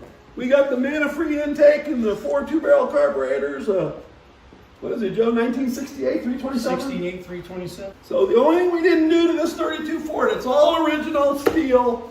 The only thing we didn't do is chop the top 3 inches like the American Graffiti car, because Joe said, hell no, we ain't touching that car. That body's too nice in there, right? You're Joe? too tall. Walk over here, Joe. You're too tall. My dad is too tall. It makes me sick. He kept all the height for himself and selfishly refused to share any with his only son. Isn't that fucked up? He's 6'5", and look at me. Joe, show me the interior. Show him what we got. Well, we moved it. That's my pillow because I'm so short. I can't reach the clutch. But you got to understand, Charlie's 6'5", so we're building a car for a giant. And so we had to have headroom, and we have to have leg room for him. So this is I think it's an original bench seat. It's the original 1932 Ford bench seat. And we took the package tray's been removed, and we moved the seat as far back as we can get it so Charlie can fit comfortable. And then we ordered an offset shifter, so it moves the shifter towards the center of the car, basically. And we got blinkers and brake lights and stereo and electric fuel pumps. And we got a completely powder-coated undercarriage front end. We got old finned brake drums from an old 53 Buick on the front, just like old nostalgia hot rod. It's got a Ford 9-inch rear end. Ford 9-inch in it? It numbered out as a 71 station wagon, which is a heavy-duty Ford rear end. And we changed the rear gear to 373, so she's got some giddy up. Yeah. But this is the finished product right here. So we just wanted to show everybody what all the gauges work, right, Charlie? Even the fuel gauge works. Everything's new, wiring harness is new, everything in the car is brand new.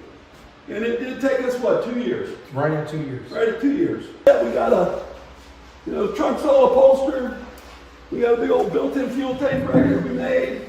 And car's done now, we're just going to drive it, right, Joe? Mm-hmm. Have some fun with it. Yeah, that's a mean-looking car right there. Tell you what. So the next project is Joe has a 1932 Ford sedan, a chopped sedan that we built. Get over here, Joe. We built it in 99. We built that car in 1999. It was a 427 blower motor in that car, and it was so fast it was scary, wasn't it? Yeah. Huh? Yeah, I lost control of it twice. So I finally pulled the motor out of it. Then I sold the body, and then I got the body rolling chassis back 13 years later. Yep. You know, I sold it 13 years and it was gone. Yep. And so now we're going to put a small block in it and not make it so deadly. We got plans to put it back on the road. It's like this, but it's a sedan. It's a 4-seater instead of a 2-seater. Yeah, it's really cool. And it's painted Purple. purple. So that's it. The 32 project's done. That's the update. We'll move on to the next one. Well, what was the hardest part of the build? What do you think, Joe? Really, nothing much for me. You know, one of the hardest thing what slowed us down was wiring. Wiring? Because him and I are just not good at wiring. And we haven't done it in so long. And my brother used to do it, my older brother, but he had some health problems and couldn't do it. So it ended up, my oldest son stepped forward, Dylan, and he wired it from front to back. The other thing was we took our time, and I was doing a lot of searching on the internet trying to find the original parts that was on the American Graffiti movie car. Like the bumper. Like the bumper. That's cool. The bumper that's on this car is an original 1973 Alfa Romeo front bumper guard, and that's what was on the American Graffiti coupe that was in the movie. So I actually found one from a guy in Michigan who had one brand new that he never put on his Alfa Romeo that he bought in 1973. And I bought it from him and he shipped it to me. So it's just shit like that we didn't want to rush into it, and we wanted to make it, as cool as we could with all the original Then we parts. did a few changes, like the exhaust. We first started it, God, it was loud. And Charlie's like, this thing's never going to go in my neighborhood. So we came up with a stainless exhaust idea. If you want to bring that over here, look. And we went through the bottom of the header and brought it in for the exhaust that goes underneath. This is underneath where his shoes are. These are actually 12-inch muffler turnouts that has a baffle in it. Yeah. But it was even so loud with the baffles exhausting right here that I said to Joe, we gotta quieten this thing up. So what we did is we cut a hole in the bottom of the header. We got this crossover pipe going out under the car on each side. And we've got Flowmaster mufflers in the back, and it's actually exhausting out the side, but it looks like it's exhausting right here on the side. It's exhausting out the back. And what we did is we welded a plug inside of this muffler, so it's capped the exhaust off, so it's exhausting out the back. Now, if I ever want to really make noise and really upset everybody, we can slide them off. We just pull this exhaust piece right off, and then it's open header from here right on back. So I said 3 inches, and Charlie said 1 inch, and we settled on 2 inches. So they're 2 it's 2 inches out from there. So And we figured out just took our time. Kind of compromised and took our time. And talked about stuff and what we wanted. Make sure we got everything the way we wanted. Put all new glass and rubber and everything. Sandblasted the body. But it's a real steel car. It's not a plastic car. So. And that's it. That's the update. What about I remember you told me American Graffiti had motorcycle fenders or some shit? In the front. Yeah. You guys did the same thing. Yeah. So we found those fenders Joe found them at a motorcycle shop. And we made brackets for them, and so it's exactly the same. Yeah, we got pictures of the original car, and Charlie and I were talking about the brackets. I wanted to paint the brackets black, and Charlie's like, no, the originals were yellow. And so I was like, and so he sends me a picture of the original American Graffiti car, and the brackets are yellow. So we painted them yellow. We're trying to. We did not cut down the grill shell. We didn't like that look. No, when they chopped the top 3 inches, they chopped the grill shell 3 inches. And this is our steel grill shell, original grill shell. We're not going to cut that either, so that's why the car's a original height. And I'm tall, and you need the headroom anyway, so it's like it's more comfortable to drive, Yeah, you wouldn't have fit in it if you chopped the top at all. No, we built a Model A years ago, 31, and we chopped the top on it, and it was yellow. Charlie pulls up at a car show like this. It was miserable. He's like, I hate this car. It's so small, I can't drive it. He sold it. Yeah. And so then we knew then that there's no way he could drive in a chop top car and be comfortable. No. So anyway. Yeah. Well, there you go, Joe. Good. On to the next one, brother. That's right. Okay, bye, everybody. Bye everybody. It's really cool to see the 2 years of work paying off here with something very special and so meaningful, not only to my dad, but to Joe. As I mentioned in one of the other videos with the 32 progress, Joe has a business called Joe's Paint and Body in Ocoee that's been there for 42 years, and he is still working every single day, hard as fuck, but would still find time every week to spend hours on this 32 with my dad. The two of them just back in the saddle again, back in the mega mix, because it is something that meant so much to them both. And they were both very excited by it. So I'm really happy, and they really were excited to show all of you that it's complete and how it looks. I don't have a ton of videos of it running, but I think it's going to be getting quite a workout here in the hands of my dad here. He is so happy to have this 32 back. I think it's just super cool, and I just wanted to share all of this with you now that the project is complete and they're on to the next one. So yeah, anyway, that's really about it. So yeah. Well, it finally happened. We're here, baby. This day was inevitable. You didn't need to be Nostradamus nor Baba Vanga to predict that eventually someone was going to get shot over Pokemon cards.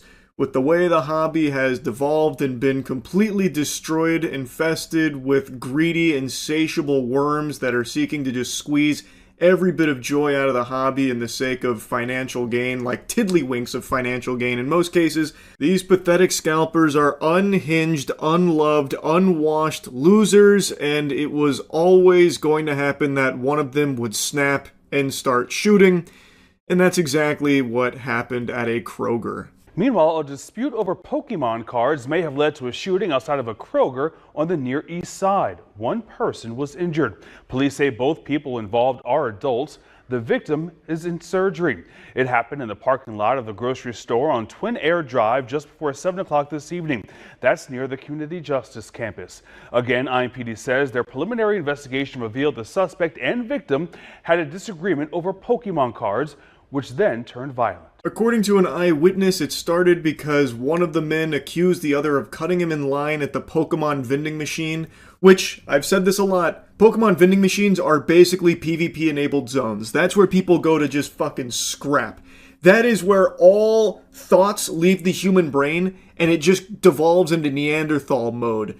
I have made so many videos clowning on and talking about the degeneracy in the TCG community, not exclusive to just Pokemon, but Pokemon is by far the biggest and scummiest of all of it. And these degenerate fucking vermin love to go to Pokemon card vending machines and just fight each other and fuck each other.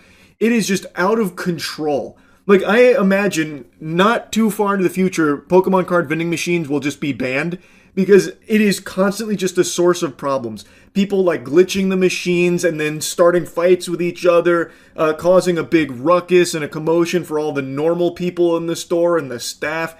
I bet stores will start electing not to put those in their establishment because it's dangerous. I mean, quite frankly, if it does turn out to be an argument over the Pokemon cards, yes, I think it's totally ridiculous. I'm not a collector of them. I understand that, there are some that are very expensive, but this, like I said, we were told an argument. The suspect is in custody, and IMPD says that there is no ongoing risk to the public. No one else in that parking lot was injured. I don't know. I'd say sleep with one eye open just in case. You never really know when it comes to these scalpers. They are demons. They are the lowest of the low, and there is nothing they won't do to get their grubby, unwashed paws on some Pokemon product to try and flip it for a $5 profit.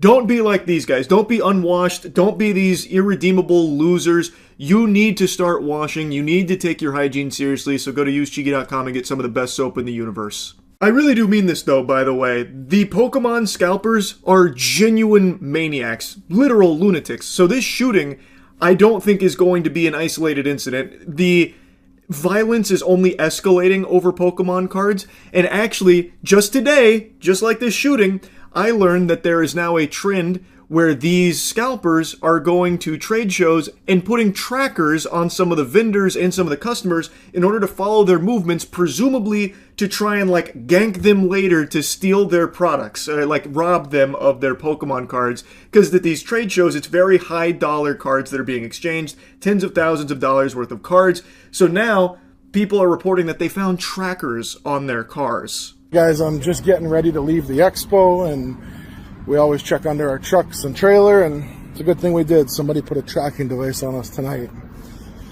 So somebody's trying to track our stuff, follow us home. You know, you get the point. It's pretty crazy. Be safe out there. That goes for customers and vendor alone, any show you're at.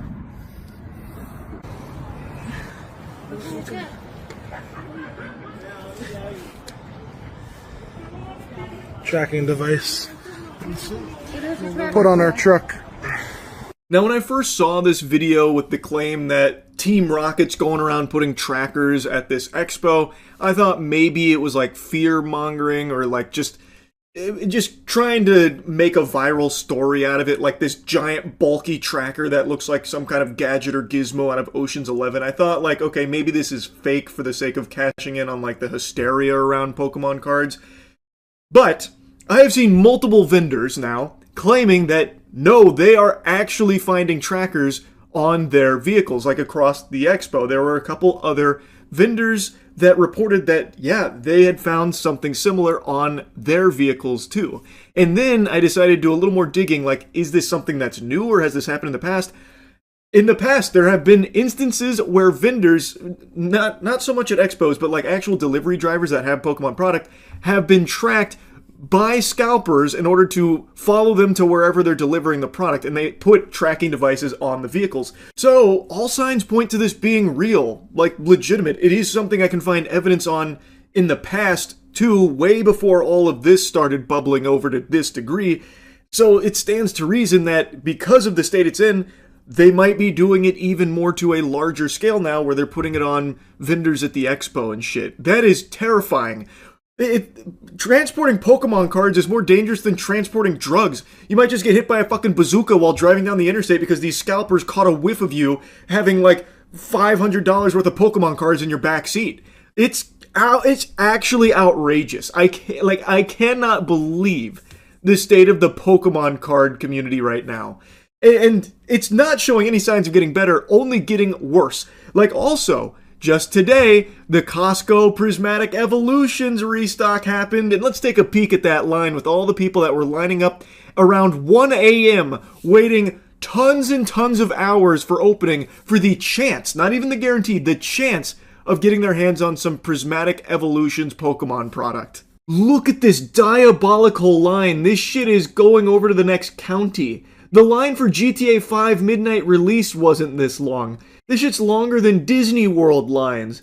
Fucking Taylor Swift concerts probably don't even have lines this long. And this is Costco at like 1 a.m. or something with all of these goobers lining up waiting for it to open to maybe see Prismatic Evolutions. It blows my mind. It's so pathetic. And not a single child in sight there, unsurprisingly, because what kid is going to be getting up at 1 a.m. to go wait in line for 8 hours before open to go maybe get some Pokemon cards?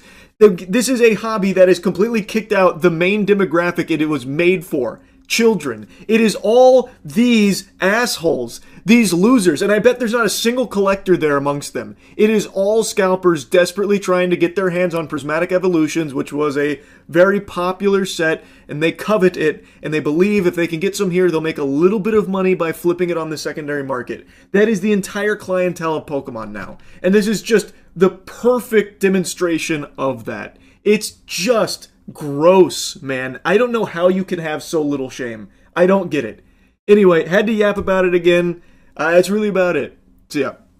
Have you ever wanted to be sued? Perhaps.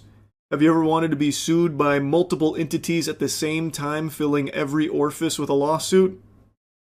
I would imagine no. That's an awfully hot copied spot. We're talking about Pikmin copying the homework of multiple big titles to like an almost comical degree. Like this would be something that I feel like would be almost satirical from like a game development student in college making this as like a, I don't know, a project piece for class, never actually anticipating selling it or anything because they know that they would get fucking biblically smacked down by the companies that they are heavily borrowing from. And borrowing is doing a lot of heavy lifting there. That is loosey-goosey, because It is almost one-to-one carbon copy a clone. That's right, I'm talking about Pikmin.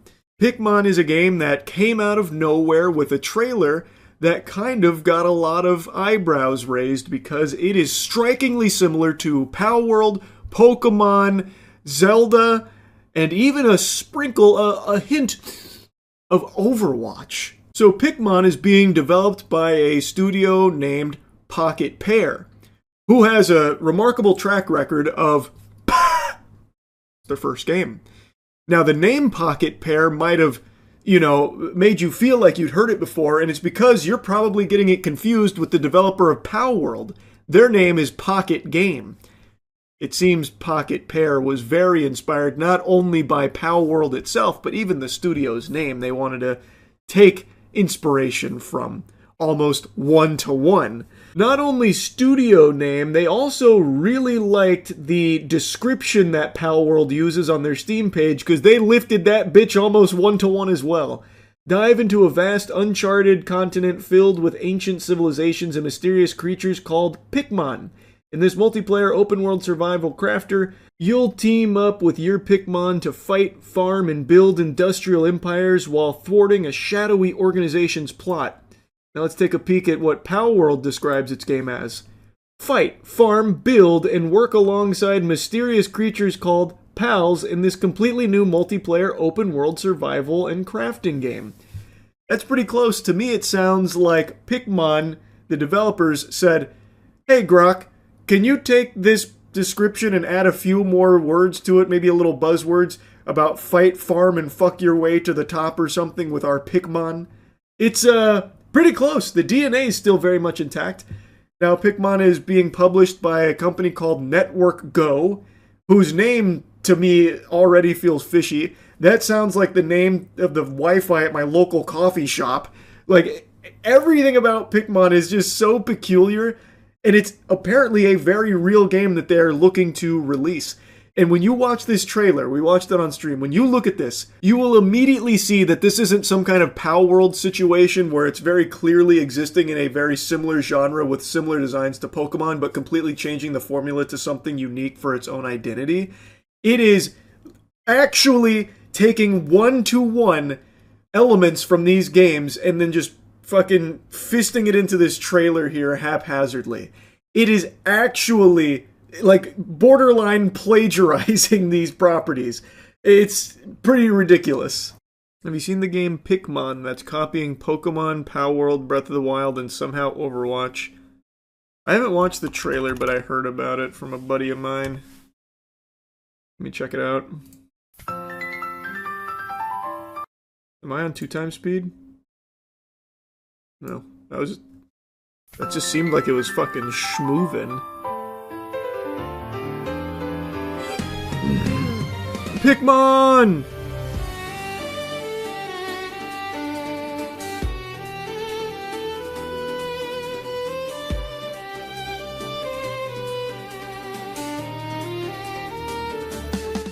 I feel like Nintendo's gonna send me a cease and desist just watching this trailer.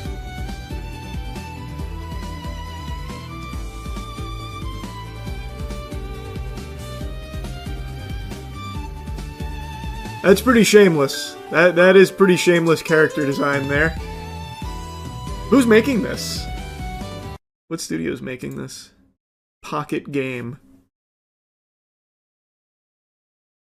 Let's see.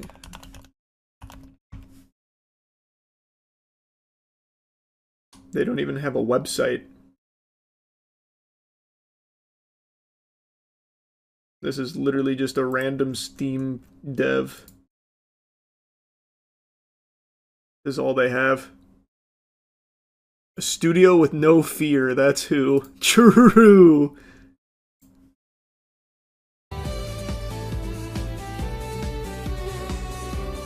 That's actually just Lucario, isn't it?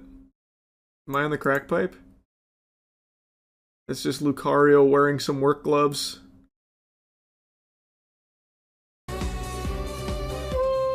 No, it's clearly not Pikachu. That didn't look like Pikachu at all. He had like a mullet.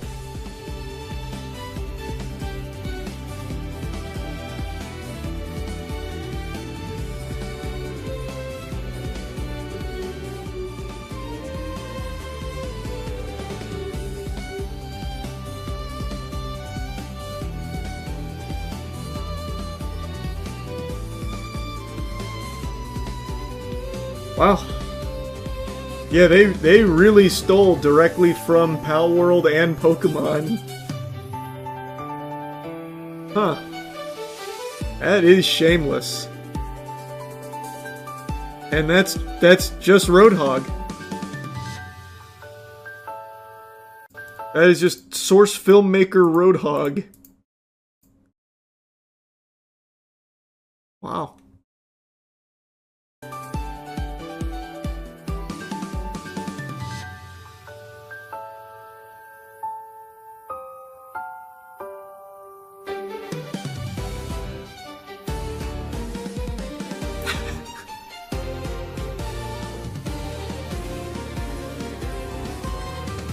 Wow. I guess the strategy is get sued for marketing, maybe? Is the idea? Oh, didn't mean to click that. There's apparently an after credits scene here. It's probably gonna be Luigi or something. Steal from literally everything. Bro, that's literally Pikachu. I mean, yeah, they did just direct rip many things. Pretty interesting. It feels like a stupid idea. Because, like, Pal World, while it's clearly Pokemon inspired, it's totally different, night and day, to a Pokemon game.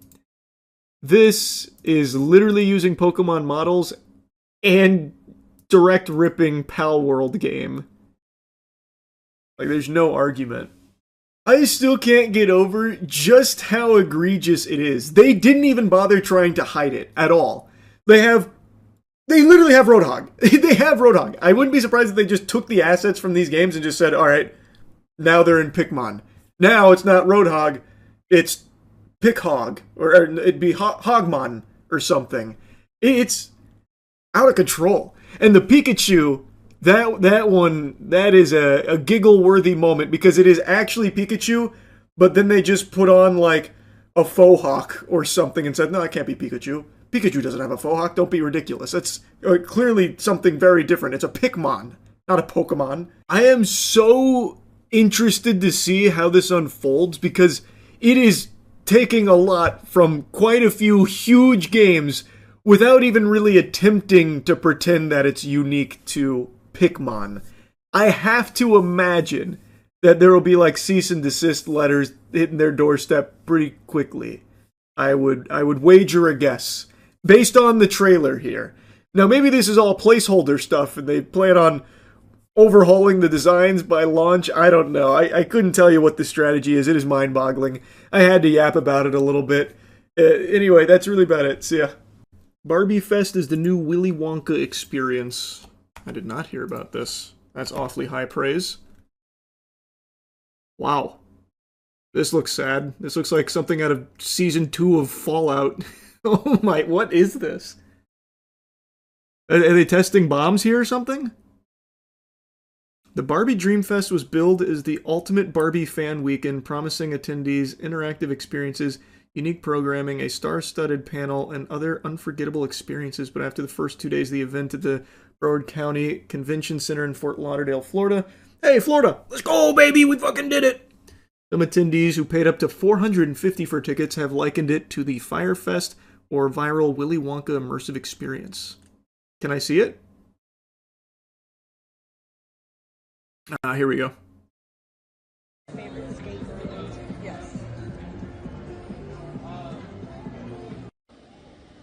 Oh, let me see that again.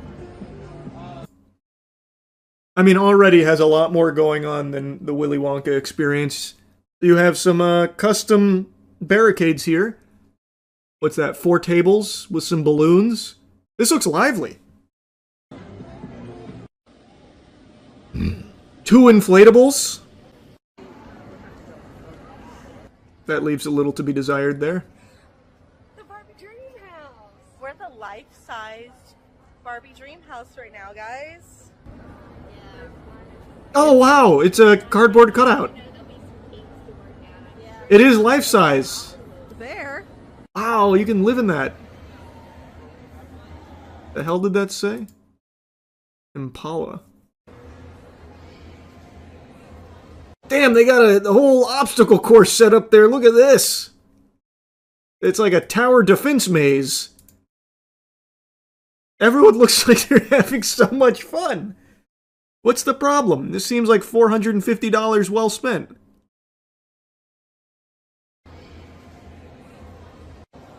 You just have to imagine the houses. You're so fucking right. That's so true.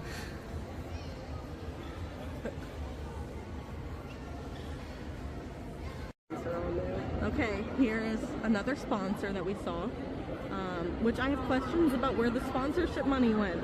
Is there money? Because there's no cookies, and they make cookies. So what did they contribute? What? Sweet Lawrence is... they make cookies?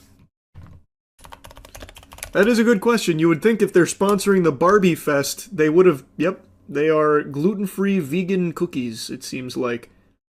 You would kind of expect them to want to be putting their product there.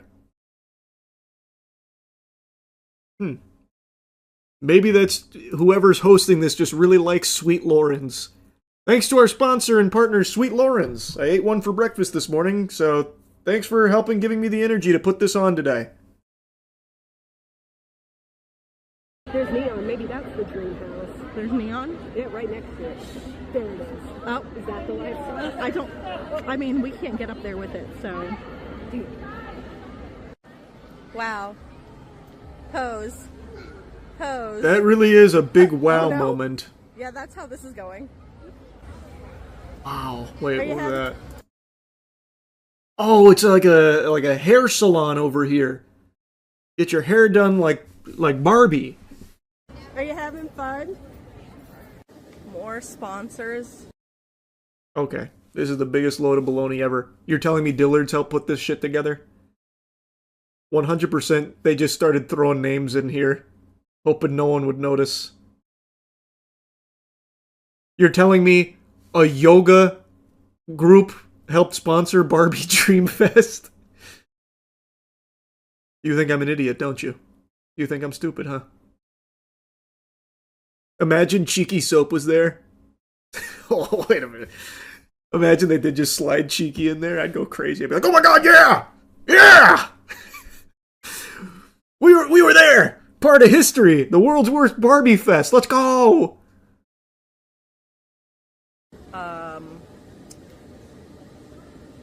They're here, I guess. These three are here. Those three are there. Michaels is there. No way. Show me the official Michaels booth. Michaels doesn't... What do they sponsor? They don't sponsor shit. Michaels is just like the #1 spot for arts and crafts supplies. You think they're sponsoring fucking Barbie Dreamfest? My left shoe. What do they sponsor? Let's see. I'm seeing if they've ever sponsored anything else ever. I feel like they just brought in some Michaels product that they bought earlier that day. I also don't know why I thought I would find anything about what they've sponsored in the past by just typing in Michaels sponsor. It's just trying to put me in touch with their press packages. What a terrible search from me. I still just don't believe it, and I don't feel like looking harder now. This is the yoga one. Maybe it's not the store Michaels, just a dude named Michael. Very cute pink outfits in Perhaps. a lot of different sizes. This is real cute for the kiddos. Yep. This is here, Miss Rocks. That's gorgeous. That might be the yoga mats, yeah. Yes, that's the yoga mats. A lot of yoga. No, baby. No. I think the braiding loft... That might be in there. Yes, I think they're working with the glam bar. Didn't see that. Definitely didn't see that. I'm not convinced that this is a flop yet.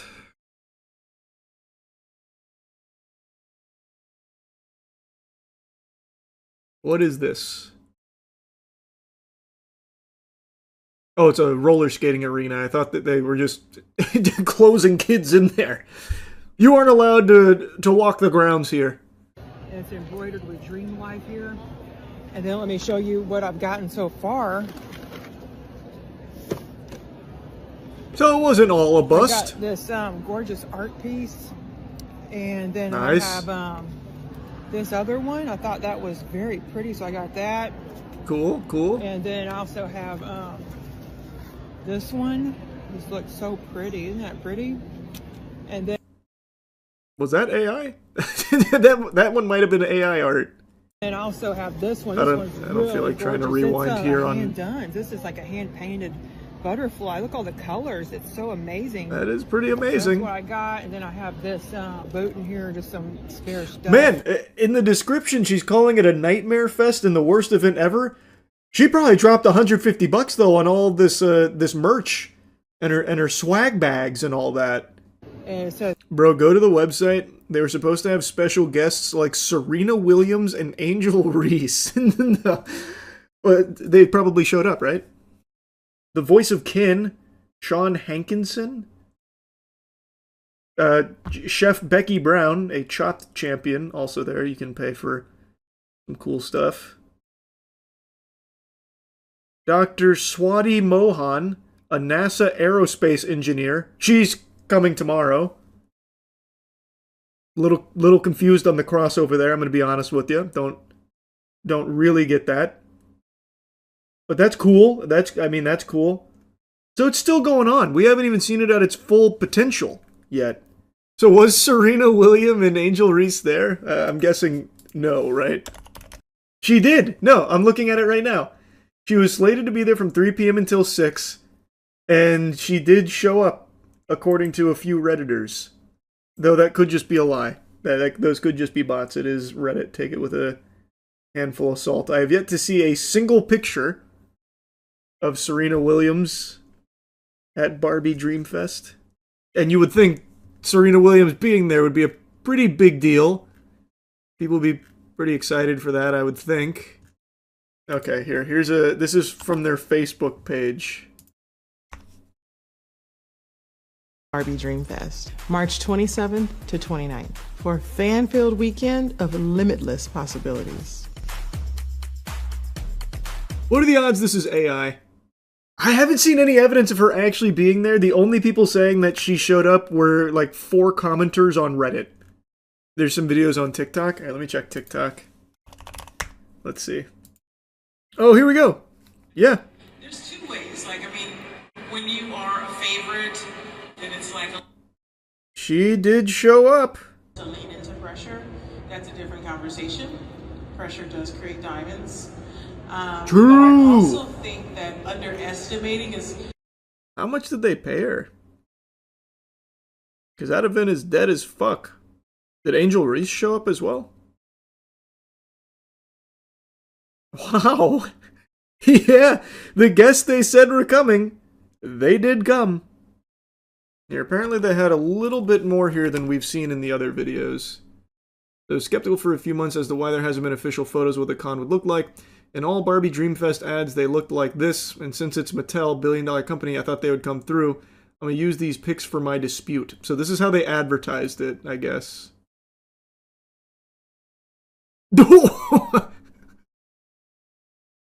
Wow, they were so close to that, too. Oh, wow. Yeah, that wasn't there, unfortunately. If only they didn't blow all their budget on getting Serena Williams and Angel Reese. The first thing that comes up when you start typing Mischief Management is Mischief Management Scandal. Mischief Management and Romance Con. So this seems to be their last flop. Harnessing the power of fandom. Barbie Dreamfest. They have one coming up called Enchantian? Enchantian? I don't know what that is. Broadway Con. Partner events. Camp Film Festival. In partnership with Patreon. Alien Con. In partnership with A&E. Here we go. Okay. When I go to the Doug Marcaita's website, he's the only one I can find with a post about HistoryCon, which is proudly advertised here, by the way. Please note this event has been postponed. This is the most recent thing I can find. So it looks like this didn't even happen. Hey, Chauncey Billups is kaput, and we wanted to celebrate by, I don't know, this is like the worst intro. Gambling has been a big topic of discussion. Chauncey Billups indicted on some very serious allegations of cheating in poker games. We brought out what I believe to be one of the most talented human beings on the planet with cards, Simon, who is going to be our dealer here and cheat, showing these methods. Chauncey Billups used technology, but now you know you can't trust technology, and you also can't trust human beings either. You can't trust this guy. Simon, I've spent the day with him. He's just technology. he's like an actual warlock. Do you want to start? I am Iron Man. Do you want to intro with yourself. A little intro yourself, show a little trick? Yeah, my name is Simon Black. I do magic. It's quite fabulous. But I also I specialize in technique with playing cards. So I love, you know, hands-on kind of analog stuff, not technology, but like they were saying, I am the technology, you know. But anyone can learn this kind of stuff, you know. Any of this stuff can be useful. And then the thing is, I can extend even beyond that. Like you could reach in and just grab one of those. It could be anyone. Oh God, this does one. Here, you can remember it. It doesn't matter if I see it. It's not that kind of. But don't show me anyway. Okay, so look, check this out. You could have taken any of these, yeah. Look, all of these cards are different. Now I could look through and I could try to guess which one is missing, but that becomes very difficult, you know, because I mean there's 52 cards in the deck and. You could have taken any one. So instead, like I will try my best. If I just kind of flick, I can get one card out. Look, that's the 9 of diamonds.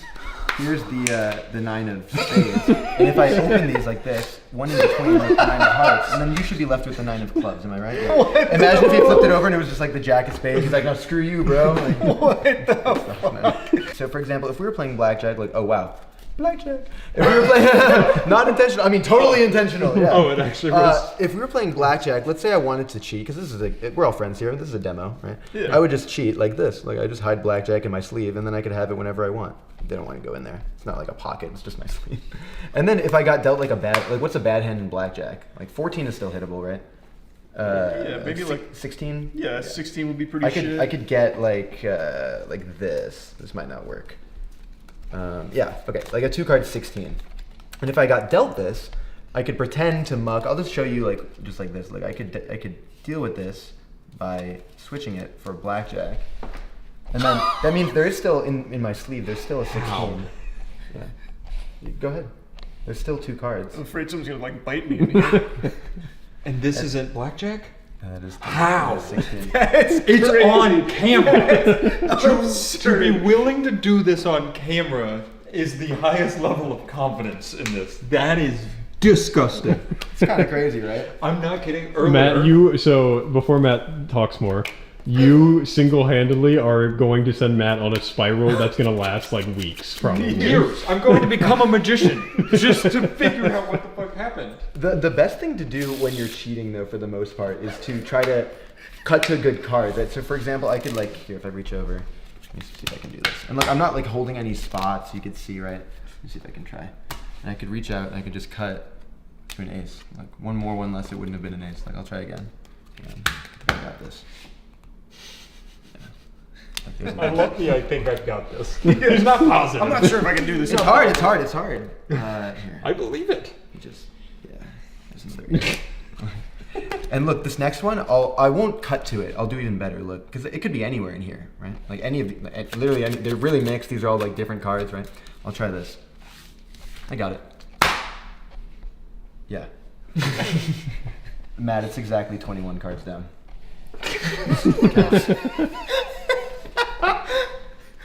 21.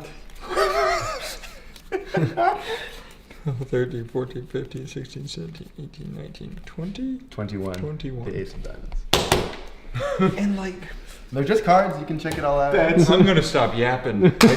Earlier today, I had yet to see him do a trick. He was in the barn doing this with Charlie and Aaron. As I'm walking through the barn, Aaron walks out of the barn visibly frustrated. And he's like, I'm not kidding. That is a demon. Like, he was like, whatever he just did is not of human nature. He was like, it's insane. This is all gambling oriented stuff. Yeah, I mean, I do a lot of other, like, it's a thematic video and stuff. Yeah. But obviously I do, I specialize in card magic, but I can just kind of apply magic principles and make them look like I'm cheating. But if I'm going to be completely honest here, none of the stuff that I'm doing here is like applicable at a casino because of cameras, and also like if I keep winning and all that stuff, you're gonna want to you know, these cards are like super. The players at home might think that they're like messed up. Like I have other decks, like we can use. It doesn't even matter. I don't know how you're gonna cut this. We can probably cut this part out. But the people at home, what was I trying to say? Cut. Right. Yeah, I remember. So the people at home might think that I could just walk in anywhere and do this kind of thing. But the thing is, if I was just winning at a casino, eventually they'll ask me to leave, right? The casino can't prove necessarily that I'm doing anything if I'm not doing like techniques. But if I'm just like knowing where cards are or whatever, it's not like I'm shuffling the cards. There's a dealer present, right? So you have to end up going with like, you know, switching cards. But again, I'm not even holding the deck. So even if I were to go forth and make like, if I wanted a 4, for example, or any, let's just say, then it wouldn't work. I'd have to, if only, all this stuff would only work at like a home game. You get what I mean? Which Chauncey Billups specialized in. Exactly. By the way. But if I was playing a home game, then I wouldn't want to win myself. I'd want like someone else to win. Otherwise, it would kind of be futile, right? So instead, here I'll try this. I have. If this doesn't work, then you can have this $20 bill. You guys don't need it, but there's a chance it's mine anyways. Yeah. Exactly. So I want to play the fairest game of poker possible. Okay, so we'll play together. Okay. Like I said, if we were actually cheating, I would want to play with a partner and have them win, and have them just be a random person that came in, not have me win because it would give me away, right? So here, can you shuffle these together? Yeah, absolutely. Fairest game of poker possible. Beautiful. You can push them. Right? Oh, close enough. Embarrassing. And actually, I've never failed. Maybe you just messed him up. I don't think you did. It's fine. And then we'll play. Let's just say we're 5-handed. Let's just say I'm getting a phone call. Doesn't matter. Deal 5 cards in a row, but they could be in any order. Like we're doing. Okay. Like, do you want to switch any of these? No, that's fine. You sure? Yeah. Okay. And then how about this? Cut these again, and then shuffle them together. I know you could do a better job than last time. Yeah, this is your redemption. Can I cut that again? Yeah. Okay. Make it more even piles so I don't fuck it again. Nice. And then give them a cut as well. Okay. Yep, and complete. And then continue dealing. And again, this is not like traditional poker. This is not what we would do. Now, do you want to deal in that order, or do you want to swap any of this? Can I swap 2 of them? Yes. You care if I swap? Swap them. We're gonna beat the dealer.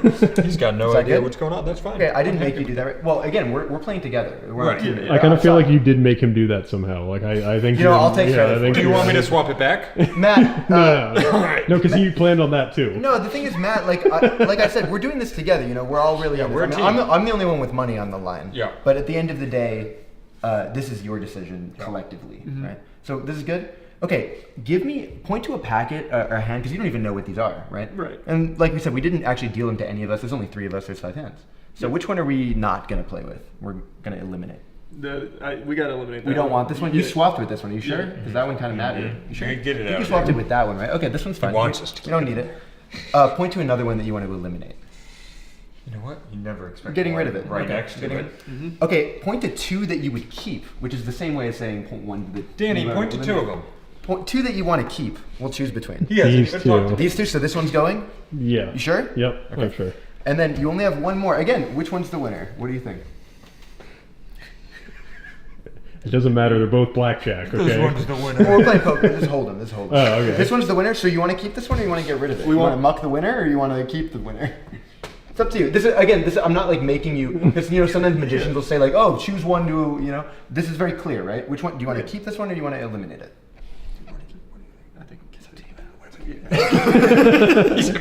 We're keeping it. I'm not fucking leaving. We're getting rid of this? No, that's leaving. Last chance? Yeah. Gone. Okay, we don't need these. None of these matter. You sure? Yep. I believe you. Gone. This is the winner. I believe. Can you deal out? Do you know how to deal Hold'em? Do you know what the procedure is? Yeah. So you burn 1 card, and then deal the flop. 3 face up. Here, I'll deal it more towards camera. Okay, so there's like a straight draw here for any of the people. I don't know if we had like 8 and like Jack 8, for example, would be good here. Or what's the nut? There's no nut here. Jack 8 is the nuts. In fact, if you guys don't know what that means, the nuts means the best possible hand, right? Jack 8 here is the nuts. Okay, let's deal the burn and then turn. Okay, so the flush comes in. So now we open up. Just an 8 is a straight, but also like if we had ace of diamonds and then any diamond, that would be the nut flush. But also like an 8, 5, 8 of diamonds or 8, 10 of diamonds is a straight flush. Super solid. Burn and deal the river. Okay, that's not bad. Okay, 5 of diamonds already there. Okay, sick. So the nuts at this point is literally just the 8 of diamonds. Or second nuts would be like ace of diamonds and then anything, right? Right. Let's see what we have. Remember, you chose exactly these cards, right? Look at this one. Does this help us at all? Okay, this is a straight. Not bad. That's pretty good, Matt. Not bad. But if you dealt us, if you chose pocket 8s with the 8 of diamonds, that is the single best hand that you could possibly have right here. And I am known to be turn this face up like Chauncey Billups. Oh my god. Pocket 8s with the 8 of diamonds. Congratulations. I get to keep my 20, but I have an extra surprise for you. The extras are what get me. Can you open that 20 up? No, it's gonna tell me the date I die. Well, say it. We will win with a straight flush and diamonds. You did everything. You shuffled, you cut, you dealt, you made all the choices, and that is how a magician cheats with friends. That's absurd. What the fuck? I've never felt more on edge than around you. Thanks. I like you too, man. That is crazy. That was amazing. Incredible. These are just cards, by the way. You guys can check these out. I mean, you shuffled these, you cut, you did everything, and you can look at the burn cards as well. None of these are another 8 that would have given us a set, but no good, obviously. Huh. Oh, god damn. Yeah, it's pretty nasty. Yeah, so obviously when you're gambling, you don't want them to know that it wouldn't be like in a performance scenario like this. You wouldn't want them to know they're getting swindled. But facial expressions and psychology and body movements, reading that kind of thing are called tells in the gambling world. And you can kind of key into something that someone might be thinking, whether it be a play they're trying to make or even a card that they're thinking of. And yeah, so we can try something kind of like that if you want. So here, I can try to. You need to do this one. Yeah, All right, you I'll do do this one. This one's fucking crazy. I think we did this one. No, right? this was before you came. I think that was the one. I'll get rid of that, but we'll come back to that later. You got rid of a card already? Yeah, but we'll get to that later. What I'd like you to do, Matt, and also Charlie, I'd like you both to think of a card. Do you have one? Yeah, I've got one. You got one? You have one too? I've got it locked. Yep. I'd like you to change your mind to a new card. Okay. Okay, can you both change?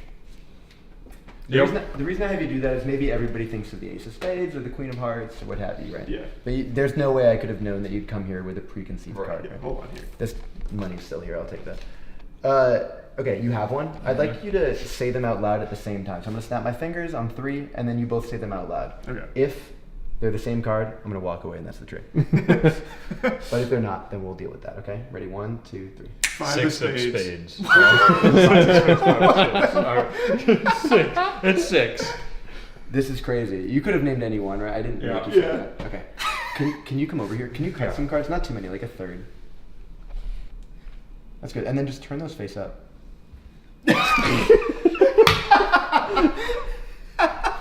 I hope he's in his head like that was a part of the trick. That's fucking crazy. Well, the thing is that if you'd cut one more or one less, then it wouldn't have worked. Right. Look, these are all different. Which card did you think of? 6 of You spades. thought of the 6. You thought of the 5, right? Yeah. This is interesting because if you had cut the cards and cut to the 5 of spades, look, any of these cards it would have been possible. Yeah. But look, you can't have cut to the 6 of spades. I wonder why. Because look, there is no 6 of spades.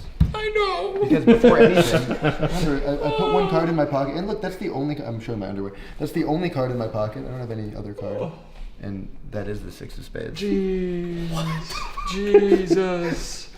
I truly don't understand what's happened. Which one of these do you prefer, the 6 or the 5? Oh, easily the 6, right? Okay. God damn it. I can try this. So I'll try to find just like more gambling stuff. Because it'd be good to have like 4 of a kind. That's like a good thing. So I'll try to find not just the 6 of spades. I'll find the 6 of clubs, 6 of hearts, and you could have said the 5, but because you said the 6, I'll do it. And the 6 of diamonds. So all 4 6s with just one hand though. Like I'll do them all with one hand. Like all of the 6s, but actually with this hand. Look. Can you name me, Danny? Can you maybe name me a random card in the deck of cards? It could be anyone. Like Hang on, give me a minute because I'm not letting you work your Jedi mind tricks on me. True, that's good. That's good. Yeah. Think of it behind my back. Name it out loud. No line of sight.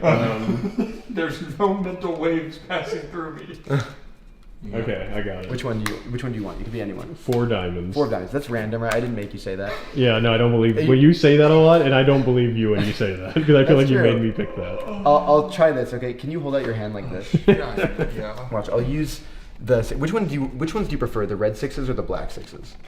Black 6s. Black 6s. So that would be the 6 of clubs and the 6 of spades. Now, if I wanted to switch hands with someone, like in a game of poker, obviously they would know. But this is a demo, so. If I go like this, I could take the 2 black guys. Like you should have the reds. Turn them over. Yeah, but I can do better because you could have. You said 4 of. What did you say? Diamonds. Can you hold out your hand? 4 diamonds. Put your other hand on top if you would. Just cover those up. 4 of diamonds. Okay. All right. It's actually pretty close to the top. I'll do this. Like, if I cut, it should centralize it. And get 1 card from the middle. I'll do better. If I squeeze it like this. It should look like it goes. It doesn't go far. Look, it's really gone. Can you lift up your hand? Just spread those out. In the middle, there's one. How? It's on camera. I'm staring at him doing it. And we have been with them for 2 days. Like, I'm staring. Obviously, this guy knows infinite card trick. Like, he has been doing this for almost 24 hours straight at this point. I say this all the time. You've heard me say this already this week, but I've forgotten thousands more tricks than I know. And I know thousands of tricks, so it's like you could understand. It's incredibly impressive. So there's like unbelievable. Yeah. There's like I appreciate you. Although I'm always working on new stuff, so. I think something really fun that you mentioned is most of the stuff you perform is stuff you've made. Like a lot of it. I mean, for the most part, because nothing is like original anymore. Right. So like it's a variation of a variation of a variation. But I do invent the vast majority of the things that I do, or it's like me and a friend. Like I have a friend, Moritz Mueller. Shout out to Moritz, who we talk all the time and just like create card tricks. And he's in Germany, so we have to find like common time to do it. But I would like to deal you, like you said, like a hand of poker that I could rig basically. So is there like a lucky pocket pair that you have? Pocket 7s, baby. 7s, okay. Never failed me, never will. All right, I'll try this. I just have to, and then if you were seating with the 4 of us, if you were seated, which hand, like which seat would you be in?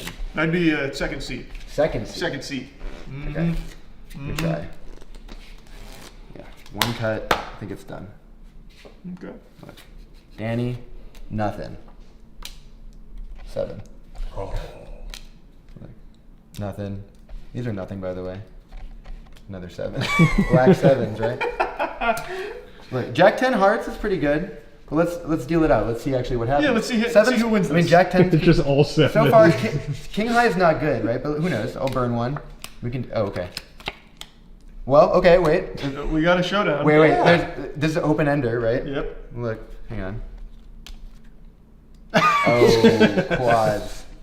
No beating that. But he's still in there because the flush draw, and of course the flush gets there, so you take all his money. Holy shit. And just to clarify, in case anybody didn't get that, I was the second seat. Charlie's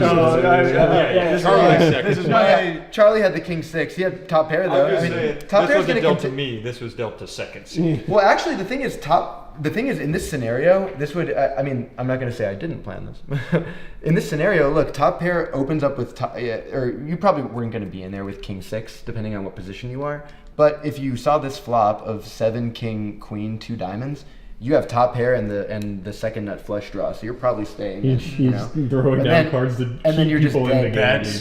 And then you're here, and you now have 2 pair, still with the second nut flush draw. You're still in there to any bet, and then obviously this guy stays in. He has a flush draw with an open ender here, so he's staying in. This guy's probably out, but yeah. I mean, you're gonna this guy's gonna stack both these guys for sure. I mean, by the river, if you made a massive bet here, this guy's folding, but he's in there with the literal 3rd nut flush, second nut flush, because the king's on the board. So yeah, second nut flush. Wait, no, third night. It's third. It's third. Something that like a lot of good tricks, bro. Yeah. To deal the hands you want is so unbelievably broken in the household Well, I mean, poker you can meta. do stuff like, so there's a lot of like false things you can do, like retaining cards and stuff like that, right? Yeah. You can even do like false deals where I'm not like dealing this card, you see, like that. I can even show you what it looks like face down. It's difficult to see, you know. Wait, like you were just doing the same thing there? Yeah, but did I... Like you're pulling not top cards. Yeah, exactly. What the fuck? Yeah. Using, like, cheating with playing cards. So, for example, like, using an ace of hearts, let's just say, as, like, the target card that we're talking about. Charlie's going to learn that in the next few days. It's gross. I could, like, retain this card. These are, like, different false deals, you know, stuff like that. I could even do it face down. I can show you in, like, slow motion what that would look like. Right? Stuff like that. And you can, like, you can see that as these go by, like, the thumb really, like, lifts up, and it looks like I'm dealing the card. That's, like, false shuffles, false deals, and stuff like that. I mean, there's a lot of things that you can do, you know. Just take one. Yeah. Be careful, Jesus! All right, wait. Are you sure that's the one? I'm gonna Are you take sure this that's the one? That's the one. Can I look at it? Yeah, please. That's the good one. Oh, that's a big card. That is a big card. Yeah, I'm really good at this. I will try this. Here, you can just hide that over there for a moment. Eat it. Like not in my pocket. Yeah, just leave it out. It's fine. It doesn't matter. Just set it. Yeah, perfect. Okay, I firmly believe that is no longer the card I just said. Can you take like a clump of these cards, like just like a bunch? You don't have to look at them. Just hold them in your hands, just like that. And then can you take some as well? Like, just reach out and grab like a clump. Beautiful. Sorry. I'm not leaving any wiggle How many room cards here. do you think this is, more or less? I can take this. It's okay. How many cards do you guys think you have, more or less? Between the two? Yeah. Like 16. 16? Okay, I only need 13. Can you take them and deal them down? 13 I could have cards? been wrong. Might be 20. Or maybe 12. Yeah. Nice. Now, you have a card over there. Can you turn it over? It's okay. It is my card. Okay. Okay, because you picked that a was spade, close. because you picked a spade, check this out. If I shuffle like this, Matt, at some point tell me stop. Stop. Right there? Spade. What's it mean? Well, because you said a spade, I made sure that this was not a spade. Oh. But also, guy's good. but also that one is not a spade. Oh, God. And also that one. And that one, and that one, and that one, and that one, and that one. None of these. These are all fucking spades. These are all They are spades. indeed. Like every single one of these, all of these are No. in fact spades. No. But the thing is, look, can you come closer? Can you take the ace and just wave it over this pack? And now if I do that, put it down. Now they go ace, 2, 3, 4, 5, 6, 7, all the way up to the king of spades. Can you see how this would be useful when you're playing poker? So cool. Oh, he's gonna make us pass out. We're both dead on the floor. He's like, "Can you see how this would be useful?" Damn. What's the moral of the story, Charles? John C. Billups is bad at cheating. Yep. You should have just become a magician. Yeah, Just been a magician. Billups, eat your heart out. Like whatever you would, if you having a walked good into time? a hospital and somebody said, "I've got a day to live, kill me now" with a joke or a trick. Why do I keep saying joke? Like, I'll mix these cards. Matt, can you take those and give him a shuffle? That's what he wants me to do. What if I didn't shuffle at all? Ooh, it's too late. I shuffled while saying that. He played you like a fiddle. Yeah. Okay, Matt, this is the way that you mix the cards, correct? Are you happy with this? That's exactly how I wanted them. Okay. Yes. You can show for the people this really are mixed up cards, right? Every single card, it's not the same card again and again. You see that? Put them in my exact order. I am the magician here. Right. Danny, I'll drop cards like this. At some point, you just say the word stop, okay? Stop. Right there? Yeah. Can you take this card? Yeah, I'll And then take can it. you take this card? Can I show it to the Yeah, camera, yeah. And to the then class? show the camera, show everybody. Yeah, yeah. Okay. And look, these are really different cards. All of these are different, right? Yep. All Good? different. And put somewhere in here. Danny, go ahead. Anywhere in the deck. Yeah, near the top is fine. Doesn't matter. Okay, or the bottom. That's also good. I want them to go in like different places. So Danny's is near the bottom, and then yours maybe we put near the top. Okay. Because we're gonna put some other cards near the middle. Now the thing is, look, your cards could be anywhere. I won't shuffle. Like really somewhere in there, right? So we know that one card is near this area, one card's near this area, but we know that they're not in this central area, right? So I will use the jokers to try to find your cards. I'm not even gonna do it. I'm just gonna use the jokers. I'm taking the night off, okay? And we're going to put them somewhere, wherever Charlie says. Charlie, where do you want to put them? More or less like here, there, somewhere in the middle. Yeah, I think we can get right into the heart of it. Right in the heart of Gotham, right over here. Another one? One more. One more? Right there. Right there. Look, nothing in between. You can see just 2 pieces of paper, right?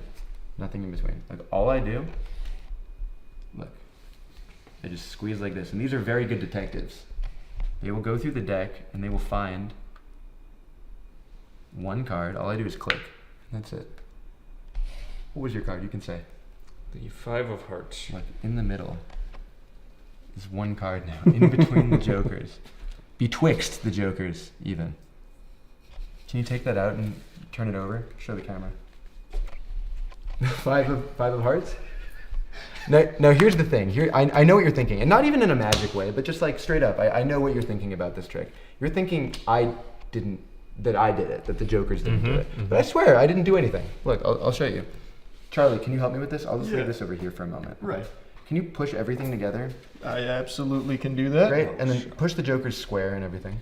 Yep, and then pick everything up. I won't even touch. Look, I'm not even gonna touch.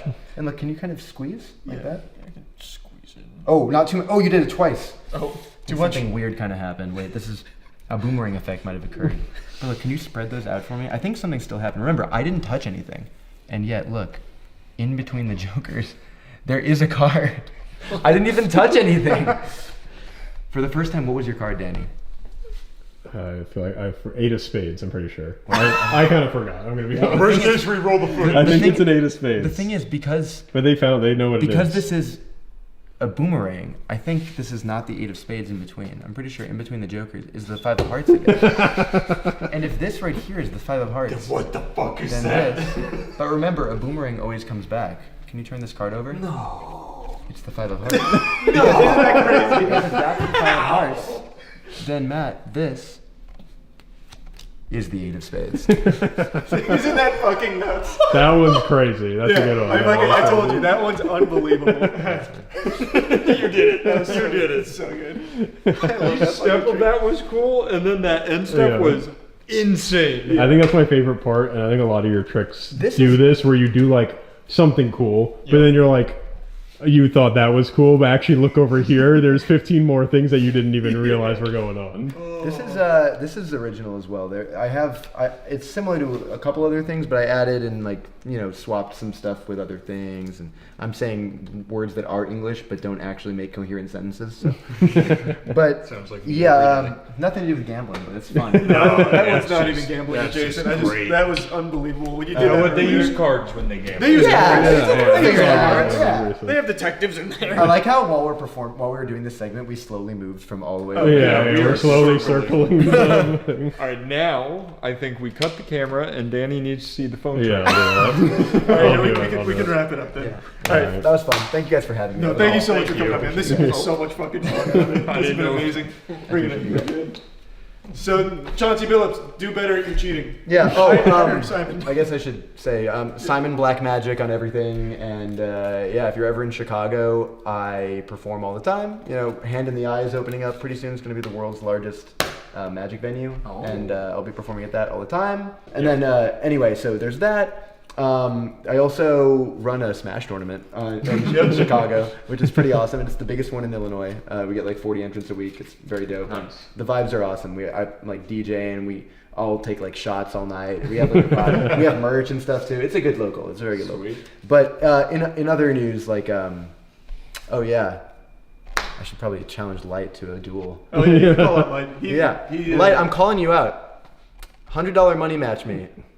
First to 5. If I take one game, I win though. I could choose one game. Bring your own money. Yeah. It's not coming out of the. No, definitely bring your own money. I got that. Wow. Thank you again. Man, it was really awesome to be here. Just like seeing your guys' vibe, all the stuff that you do, the people that you're working with. It's just like really good energy in this place. I really appreciated being here and taking part. It's really fun. Thank you. Thank you. Right. Bye. Merry Christmas, you filthy animal. Great news. Krampus came early and he slit the throat of Ronald McDonald, took control of the company, and farted out a wonderful AI advertisement that everyone's making fun of. And while the ad itself is terrible, the response from the people behind it is the most pathetic shit you could imagine. I'm not surprised McDonald's would go the route of like Coca-Cola AI ads trying to force that up everyone's asses. But what I am surprised at is that the people that actually generated it are like genuinely trying to present themselves as if they did something impressive, like this was backbreaking labor. It is a comical response. But anyway, let me show you the AI ad. It's the most terrible time of the year. All the shops turn to mayhem, even Santa knows space, and the tree redecorated your place. It's the most terrible time of the year. Sorry for the greasy old man jump scare here, but I've just got to interrupt briefly for my own little halftime show because I find it to just be beautiful how delusional the hacks are behind this AI that they actually convinced themselves that a good marketing push for McDonald's would be basically getting pugilistic with Christmas itself, shitting on one of the most beloved holidays in the Western world, calling it the most terrible time of the year. That is a galaxy brain scheme right there that only the most poisoned of AI meat gobblers could cook up. Like, actually some shit the Grinch would maybe pull, but even then it'd be somewhat charming. This is just foul. The most terrible time of the year, and showcasing why Christmas sucks using an AI advertisement to promote McDonald's. It doesn't really get worse than that as far as combinations go. That's like combining Coke, Mentos, and my fucking raw bussy. The roast turned to charcoal, and the cookies burned too. Freaking chaos, it feels like a zoo. It's the most terrible time of the year. So you flee from the madness, the lights, and the cheer, and hide out in McDonald's till January's here. Oh, McDonald's can save us from Christmas? Well, I'm out the door right now. I want to make sure I avoid Christmas and family and all of the holly jolly spirit. It can save me from the madness. What a great idea. Incredible marketing campaign. If you hate Christmas, McDonald's is the place for you. Now, like I said, the ad is bad. It looks like shit. It is very clearly just AI slop. No one's gonna watch this and get any warm, fuzzy feelings inside their soul or anything. It is just very cheap trash. But don't tell that to the agency behind it, because they are defending this garbage tooth and nail. Before diving into the spaghetti and meatballs of the full statement, let me give you a sneak peek here, the appetizer from marketing manager Karen, who stated that the goal was simply to show that December is a busy month for everyone. Not to diss the biggest holiday for much of the Western world, we want to give people something to look forward to each day, not only the traditional peak dates, and this campaign brings that idea to life in a new way. Karen, do you have eyes? Did you watch that by chance? I feel like what she may have been given is a ChatGPT prompt of what was initially pitched as their marketing campaign, but the video they got does not reflect that idea at all. It is blatantly calling it the most terrible time of the year, showing that it fucking sucks, and that the only escape is by going to McDonald's to hide out there until it all passes like a storm. Like some shit out of the mist, really. So I don't know what crack pipe she's boofing here to be saying that the campaign is about giving people something to look forward to each day. What it's actually presenting is an escape route from the season. Go to McDonald's if you need to get away from the hustle and bustle of Christmas, the most terrible time of the year. Like, I don't know what she's yapping about. I think it's pretty clear showcasing all of the worst parts of the holiday season without ever really giving you anything about, like, but it's all worth it because family matters, you know, fucking Fast and Furious style. Instead it says, it's not worth it, you need to escape to McDonald's ASAP. It's like fucking Cloverfield or something. You gotta get away from the monster, go to McDonald's, we'll save you. It's a pretty bold marketing move. Now, obviously, I don't give that much of a fuck. I'm not on the board of directors here at McDonald's. I'm not a shareholder, and I'm not offended by it or anything.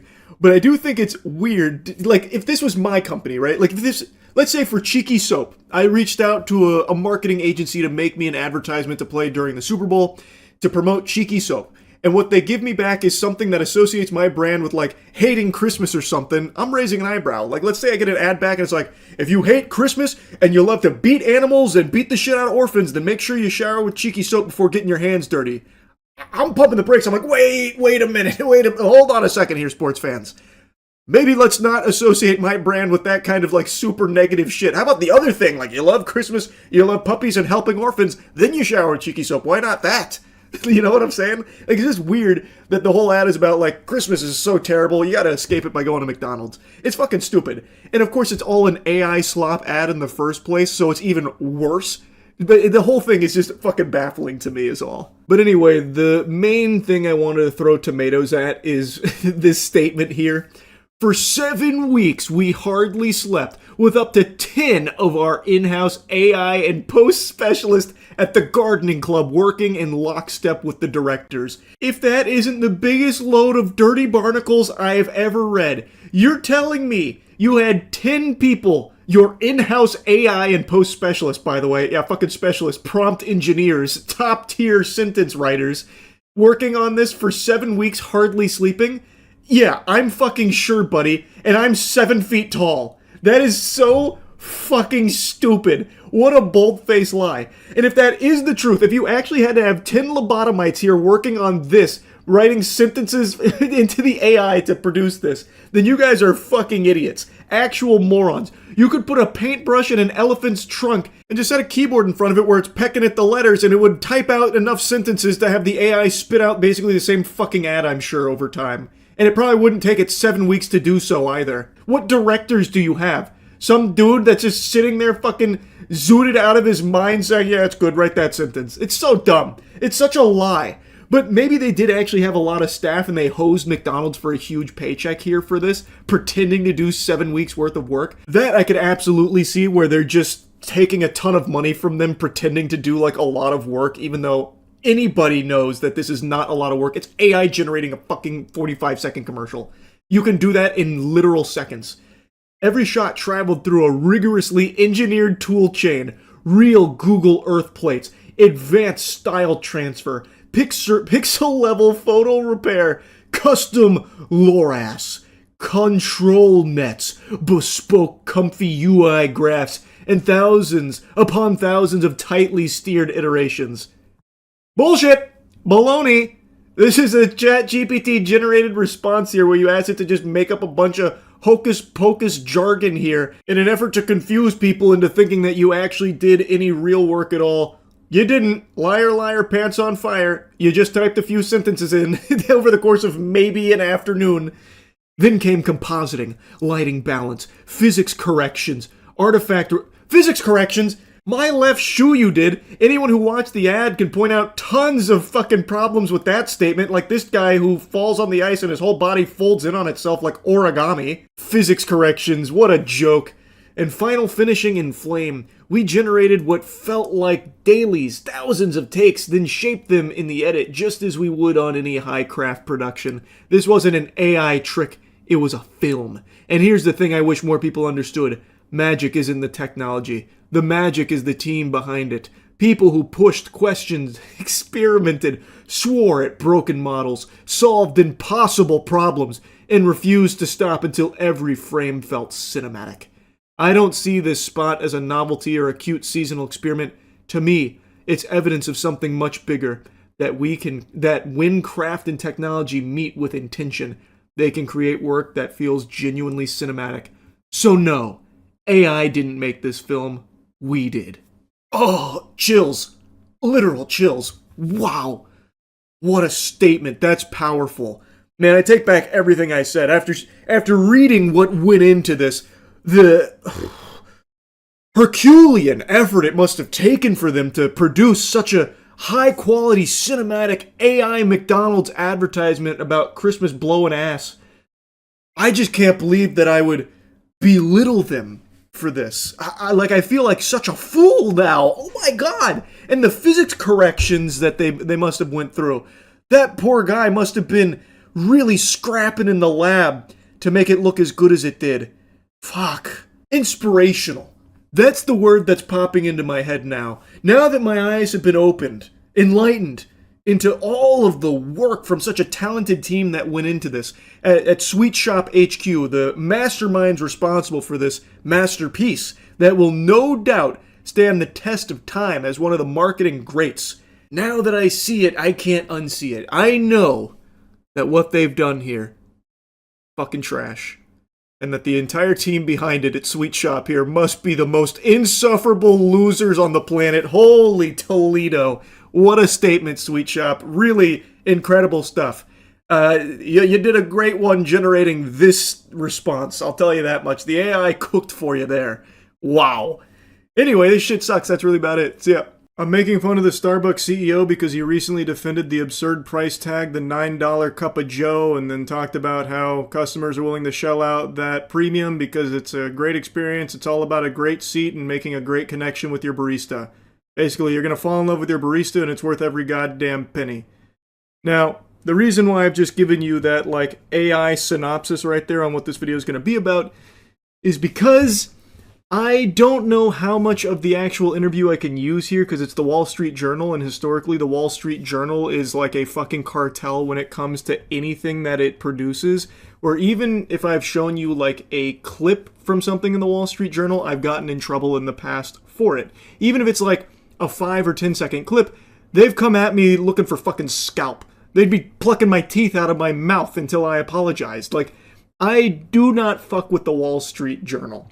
Like, they've done great reporting, I get that, but any time that I've tried to opine on something that's been broken by the Wall Street Journal, I am very prohibited in what I'm allowed to show you, so instead we're going to be looking at, like, a transcript, and maybe I'll jump scare you with, like, split seconds of this CEO talking in the interview and see how that goes. So yesterday, the Starbucks CEO, Brian Buttfuck My Wallet, went on to defend the company's $9 cup of coffee, insisting that the price reflects a premium experience offered to customers.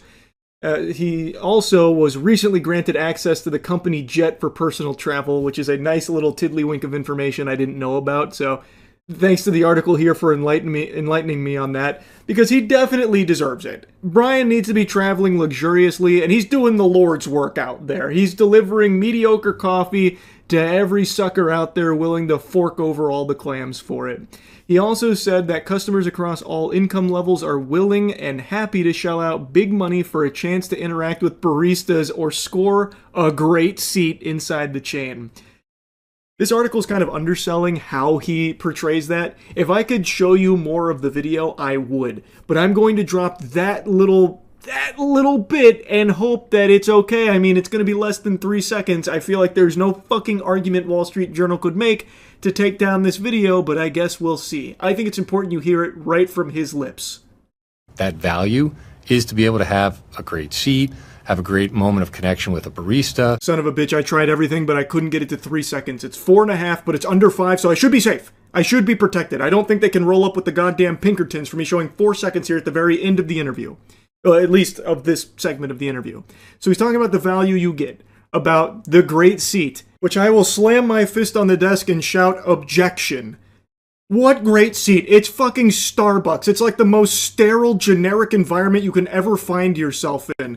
You sit down in a swamp-ass throne and you maybe tinker away on your laptop or something while drinking some mid-ass coffee. What great seat are you talking about here, Brian? And I can't make a lot of promises to you about what you'll encounter in your life, but I can make one promise that I know 100% with certainty will never happen, and that's you forming a special connection with your barista over going to Starbucks and getting yourself a coffee. That doesn't happen. I don't know what he's talking about. Do they have like intimacy coordinators on staff at Starbucks where they try and like get the baristas excited to maybe fall in love with a customer or something after serving a pumpkin spice latte? I doubt it. They are workers looking to just do their job and go about their day. Not be bothered, not be harassed, and not have this expectation that a customer is going to come in there and form some kind of special connection because the CEO said so. That doesn't happen. It will never happen.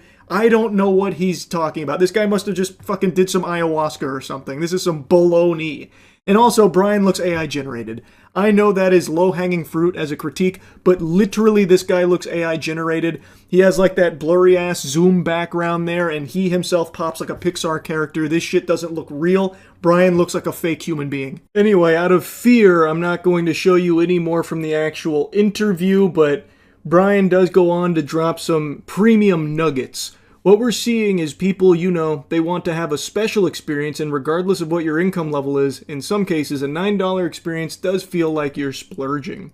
And then what that means is we have to make it worthwhile, right? And then in other cases, people believe, well, this is really affordable premium experience because they're saying like, well, it's less than $10 and I get a really premium experience. I don't know what dimension this guy lives in, but it's so detached from reality. Out of touch doesn't even begin to encompass this. This is just like actual mental illness. This is delusional. He needs to be institutionalized. He needs to be medicated. What is Goober even yapping about? What premium experience? Every Starbucks is exactly the same. They're copy and paste. It's a place where joy goes to die. I wonder if you can tell that I'm not the biggest fan of Starbucks. I wonder if that's coming through loud and clear. I have never had a positive experience at one. The food is at best. I'm not a coffee drinker already, so they have nothing to offer me, and every time I've tried coffee from there, it's even worse than other coffees I've tried elsewhere. There's nothing premium about it. That's like saying that the shitter at the AMC movie theater is premium because you're comparing it to a gas station toilet at the local Shell. Like, it's still trash, man. Like, there's nothing premium about it. It is like the most by the numbers, formulaic, nothing new establishment you could ever venture into for your coffee and overpay for. You're paying $9 for a normal experience of just going and getting some mediocre beverage. There's nothing special about it, and there is certainly nothing that Starbucks does to make it worthwhile for $9. That is just expensive. I don't know who he is citing when he's saying, and then people look at it like, well, this is really affordable for a premium experience because it's less than $10. Nobody says that. No, not even an NPC that you programmed would say that.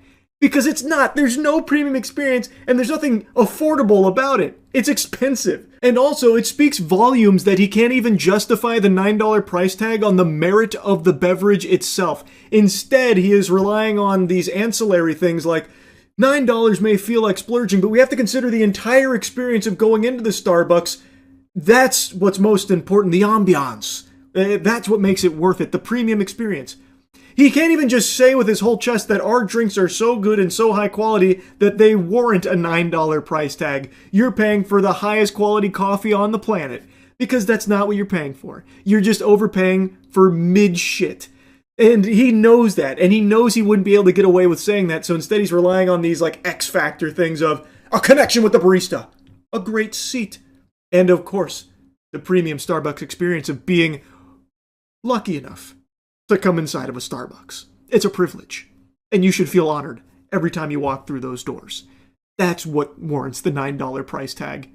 Not our shit-ass coffee. Anyway, the interview continues. Brian keeps putting his asshole in his mouth. He's talking about how Starbucks is actually doing very well, hasn't been impacted, and then even bragged about how the coffee chain is doing really well with younger generations. Hey Brian, you know what else is doing really well with younger generations? Fucking tongue sahur. Scalping neatos, fighting each other over Pokemon cards at Walmart and Target. That statement is a nothing burger to me. In my eyes, it is a full-blown venti vaporwave nothingness. Starbucks hasn't done anything to improve the quality of its products or improve its brand or anything at all. So I don't think it being successful with the younger generations is a testament to it doing things right. It's a testament to it just being there and existing. And the younger generation has clearly heard of it before, so they're willing to consume the product. That's it. I don't think he's hit some kind of home run here in recent Starbucks changes, because from everything I've seen, there haven't been any. It's just the same old Starbucks, but now just even more expensive than I ever thought possible for its shit. This fucking guy is so cringe. We're doing really well with Gen Z and millennials, and then really had strong performances across all income cohorts. It can start with as little as $3 for a traditional cup of coffee. And then obviously you can build your way into all sorts of customized drinks that people love and that move that ticket up. The way we're going to play the value game is you're gonna feel like it was worth it. Who walks away from Starbucks saying, holy shit, all that money I wasted was worth it? That was a premium experience.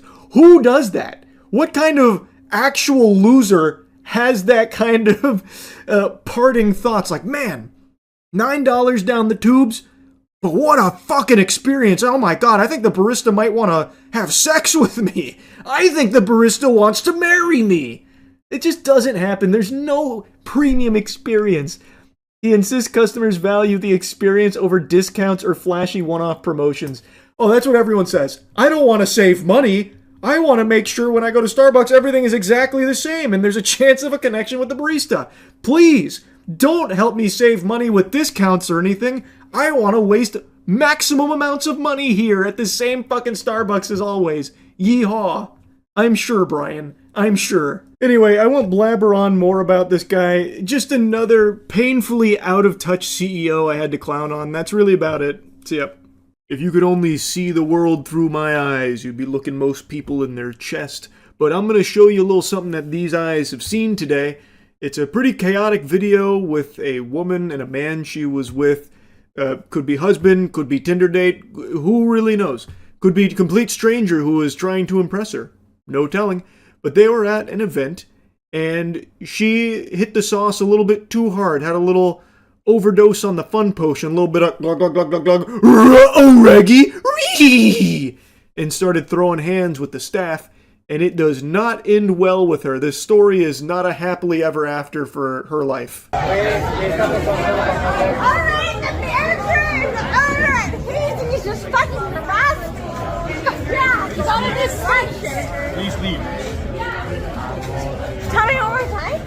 Did you touch me? I did not touch you. Oh, he's a liar. So the background here is she's a little too drunk and she's starting to hallucinate. She is now accusing someone of harassing her, which apparently did not happen. The guy's even saying that didn't happen. She's got her phone out to record her POV, so you already know she's fucking delusional. It is crazy, astonishing, just how often people that are making complete fools of themselves, just absolute clowns, will be the ones to take out their phone and start recording it as if they're in the right, thinking people will be on their side. So she's got her own POV. Well, it's not even really her POV because she's holding it like up here. It's probably looking like straight at the ground, but she's just off her gourd right now. According to a bartender that was at the center of this fucking pandemonium, couple came in at around 9 p.m. and immediately there were concerns raised about how intoxicated they were. The night was quite chaotic. The couple came in, they were requesting dinner service. Initially, the server verbalized to me that she could tell that her table was not only intoxicated, but perhaps on some other substances, and they were giving her quite a rough time and being quite verbally abrasive with her. Then I do believe after that, the server asked for the manager to intervene. So the manager got summoned to the battlefield here. He enters the rift, runs it down mid, basically just saying, get the fuck out of here, takes their cocktails away, asks them to leave. And when he brought the cocktails back to staff, he said they had enough to drink, we shouldn't serve them anymore. And that's what led to this intense spiral you're about to see from that couple.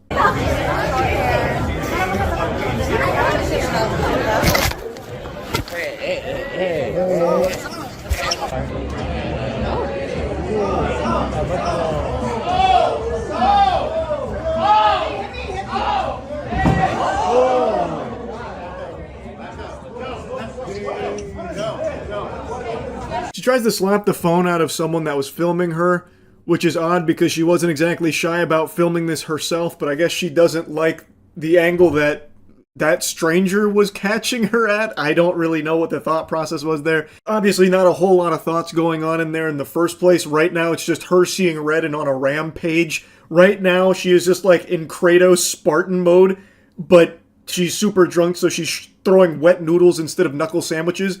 And she gets physical with one of the staff back there, and the boyfriend's trying to like separate her from them. And as he is doing that, she then aggroes somebody else there trying to attack them, and they were not playing games. This was not Weenie Hut Jr. anymore, so she actually got hip tossed. You can see the staff pick her up, well, not fully pick her up, but take her and throw her down straight to the floor, and you hear a big thud. She just got potato sacked. It was almost like a perfect little hip toss there, and she was too drunk to really feel the impact, but I know that shit hurt the next morning. She probably felt like she got hit by 5 different fucking freight trains. Get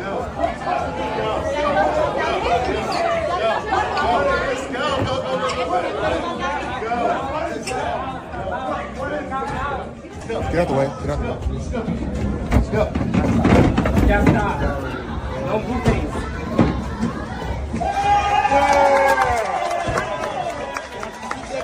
Now the goober she's with is trying to get involved, so he's starting to get physical with the staff. You can see him kind of like loosely shoving them a little bit, kind of bumping and grinding on them more than anything. And eventually they both get dragged out of the establishment. The guy was getting absolutely manhandled. He tried to get physical and then ended up just getting like fucking little broed here to headlock. And then she gets taken out in like a pseudo full Nelson and people are cheering for them getting thrown out. That's how you know you are in the wrong. That's how you know you are a giant asshole, when people are applauding your exit. So they get forced out of the establishment here, but that's not where this is curtains. It doesn't wrap up there. It only escalates because these two are now even more upset and even more combative.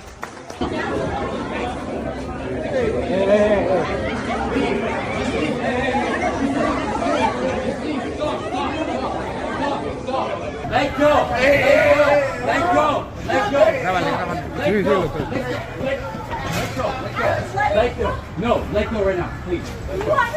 Yes, please let go. Please let go. Please let go. I'm not touching your boy. Okay, stop. No, keep on this Stop. No. Hey.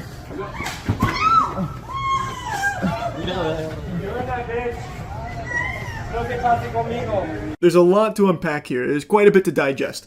So they have now been forcibly removed from the premises because they were obviously disruptive, violent, aggressive, combative. They're now outside and she grabs a fistful of hair, refusing to let go. She has got it firmly grasped here like SpongeBob. And as she does that, her boyfriend, or whatever goofball she's with there, whatever his relationship is to her, he is now gripping onto her like this, yanking her back as he is getting pulled back by somebody else. So it's almost like that stereotypical scene in a movie where like someone falls and like 5 people grab each other's arms trying to catch them. It is that, except people desperately trying to get these two fucking colossal losers to get out of there. And unfortunately, it's still just not enough. She is a force of nature fueled by pure alcohol in her veins. She's still going Insano style, and this time she's breaking free. She's going off the fucking leash here. It's sicko mode now. Because the employee whose hair was being grabbed her phone, saying, she wraps my hair around her hand and just pulls on it for dear life. It was quite painful, and that she only let go when he took her phone out of her hands and threw the phone to distract her to get her away from the restaurant. Like throwing a bone at a dog that's attacking you. So that's exactly what happens. He threw the phone, and immediately she's like going right after it, so charging back towards them.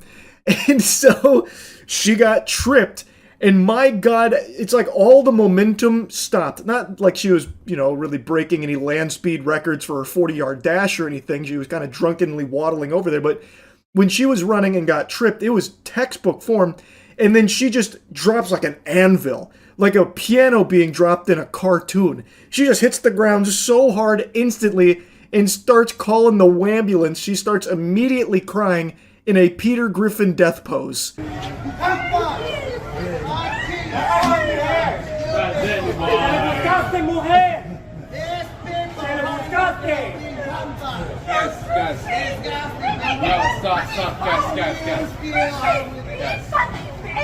Guys. No, stop.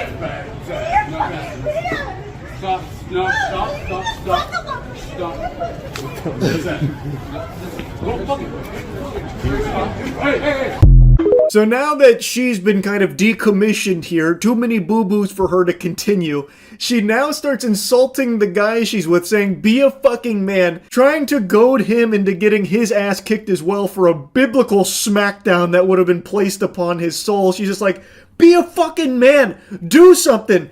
And you can just kind of see the gears turning in his noodle. You can kind of almost hear his heart breaking, like, oh no, if I don't do something, she's gonna break up with me. But if I do something, I'm going to be broken in half.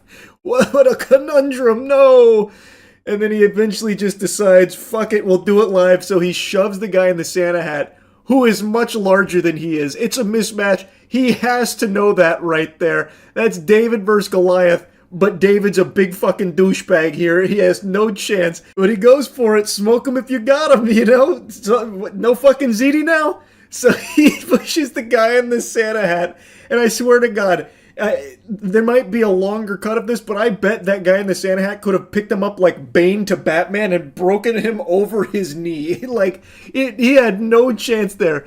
But that girl, she was whispering the siren song in his ear, and by whispering I mean shouting drunkenly, fucking trying her best to make sure he is also bruised, bloodied, and broken. Now that's where the video ends, but the story just keeps on going. This is the holiday gift that keeps on giving here for everyone that's not her and that guy she was with. So apparently after the dust settled and everything, the San Francisco Police Department took her in. This was a very popular clip, so much so that her employer caught wind of this.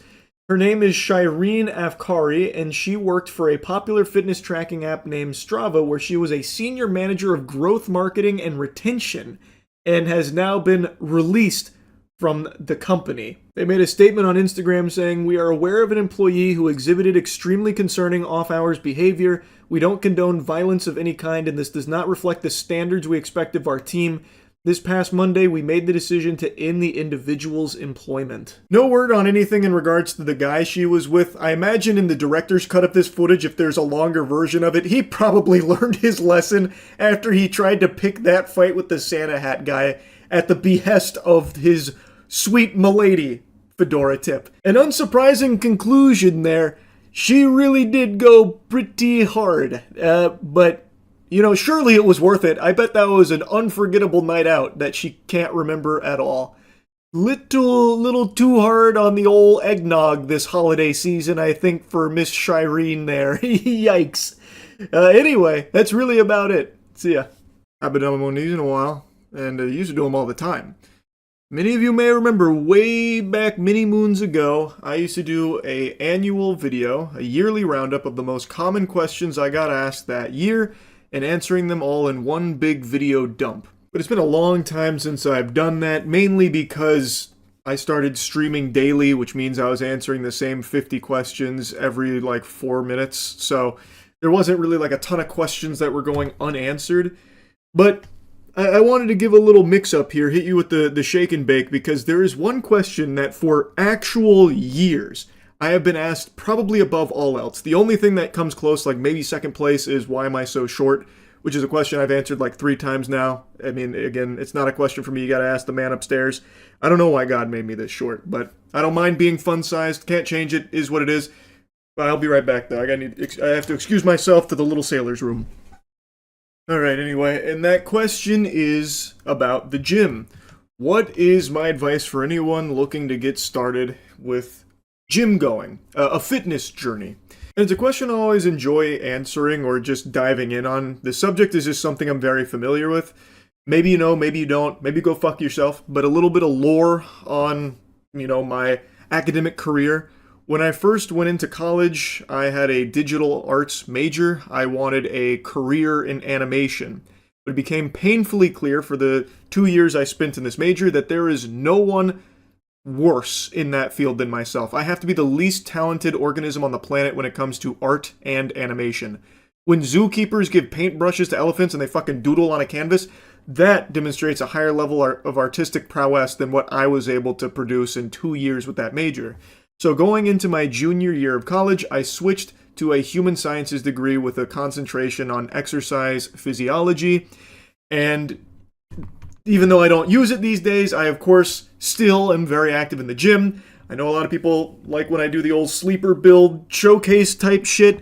It is something that I've always been very passionate about, and as such, I get questions about fitness and gym all the time, like where to start, because that is the hardest part of this whole journey. So I wanted to make this whole video dedicated to that topic on how to get started with working out. I always really enjoy seeing that so many people are really taking their health more seriously. It's always been like the number one thing I recommend to people that are struggling with self-esteem or maybe finding themselves in a bit of a rough spot mentally. I always recommend starting some kind of fitness journey, setting these small, attainable little goals that you can chip away at, so that way you can feel yourself progressing and taking your health more seriously, I really think it can just do wonders for people's self-esteem, their outlook, and their general attitude. And it's something that's completely free to begin with. You don't need an expensive gym membership. You only need your body.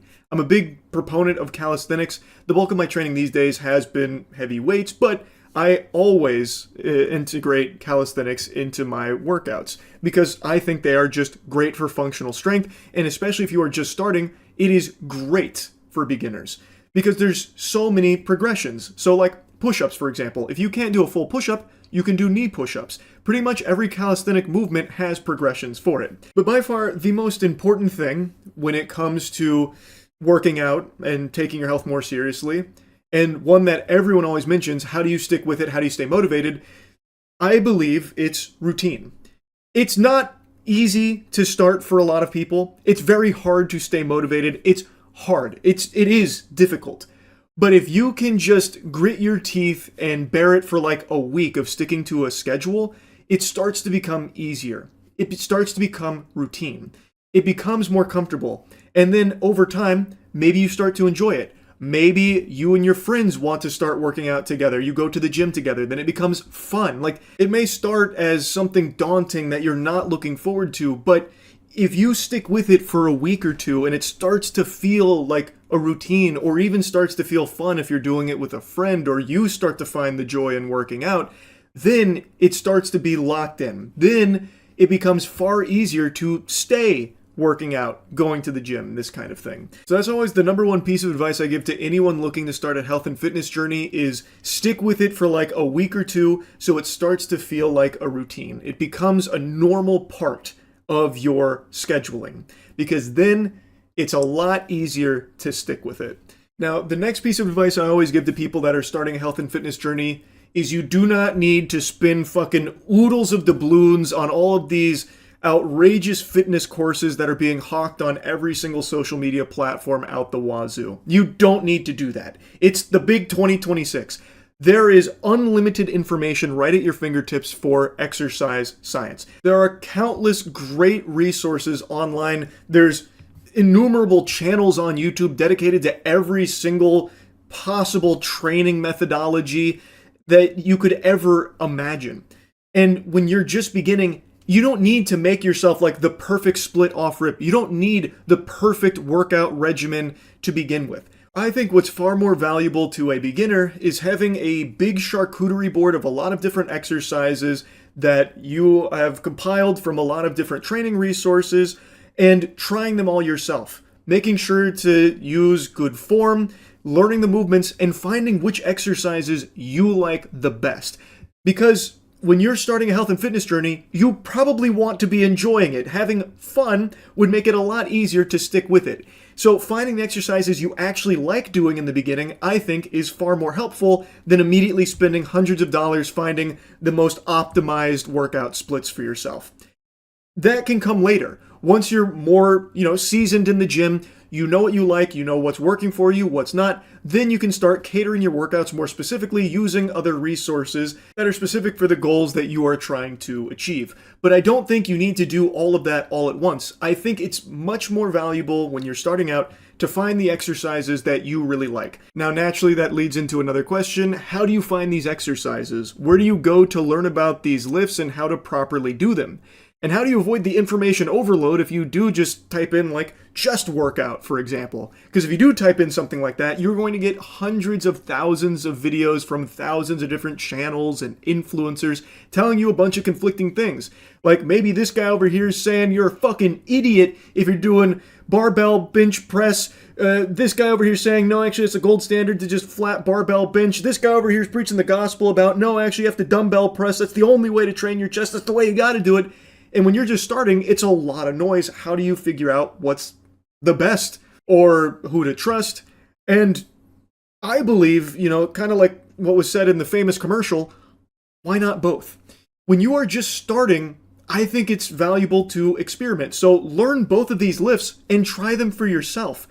Because maybe this guy hates dumbbell press, but you end up loving it. So now that can also help you narrow down what channels you want to get your fitness information from, what resources work for you personally and what you enjoy most from your lifts. And like I said, it doesn't always have to be weight training. Maybe you fall in love with calisthenics.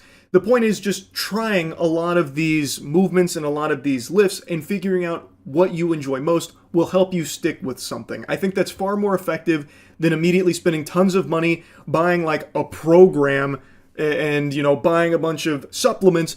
Just try shit yourself first. And as you become more accustomed to working out, as you start making it more of a routine, then you can start fine-tuning it a bit more. And I think by trying a ton of things, it'll help you narrow in on what resources are teaching you these kind of things, and those can be the channels or influencers, whatever, that you follow as like your trusted source for workouts, because it's what's, you know, most enjoyable to you and what's working for you on a personal level.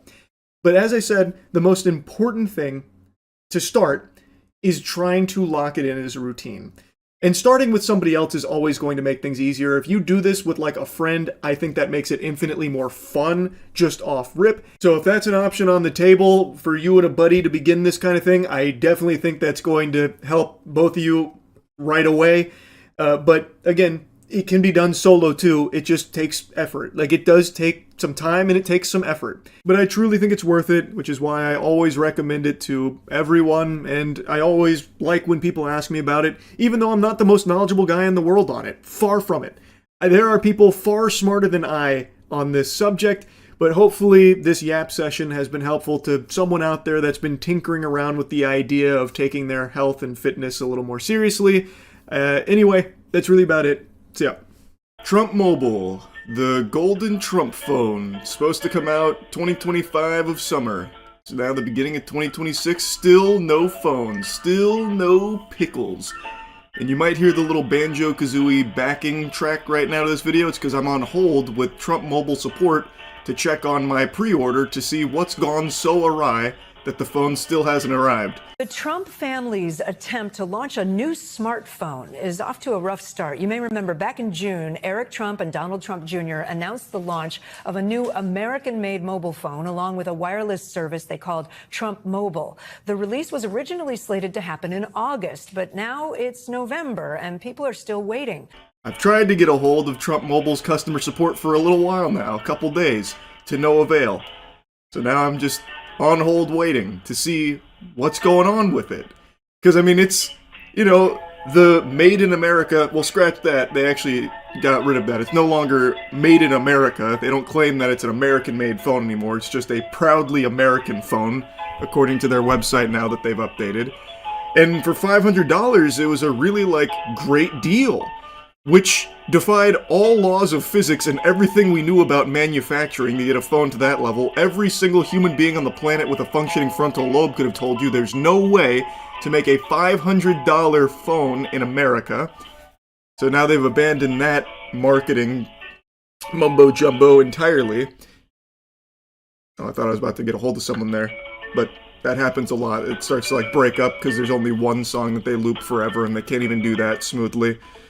But yeah, anyway, I wanted to see what's going on with Trump Mobile, because the phone still hasn't been delivered. There's no signs of life. There's no pulse at that company, if the company even exists in the first place. I'm starting to get skeptical now. And yeah, I'll just keep you updated as I continue to stay on hold endlessly in this fucking void, this purgatory that they've locked me in here. Alright, let's try again. Yesterday they were closed, so this is right in business hours and business time. Thank you for calling Trump Mobile. For English, press 1. Para Español, oprima el número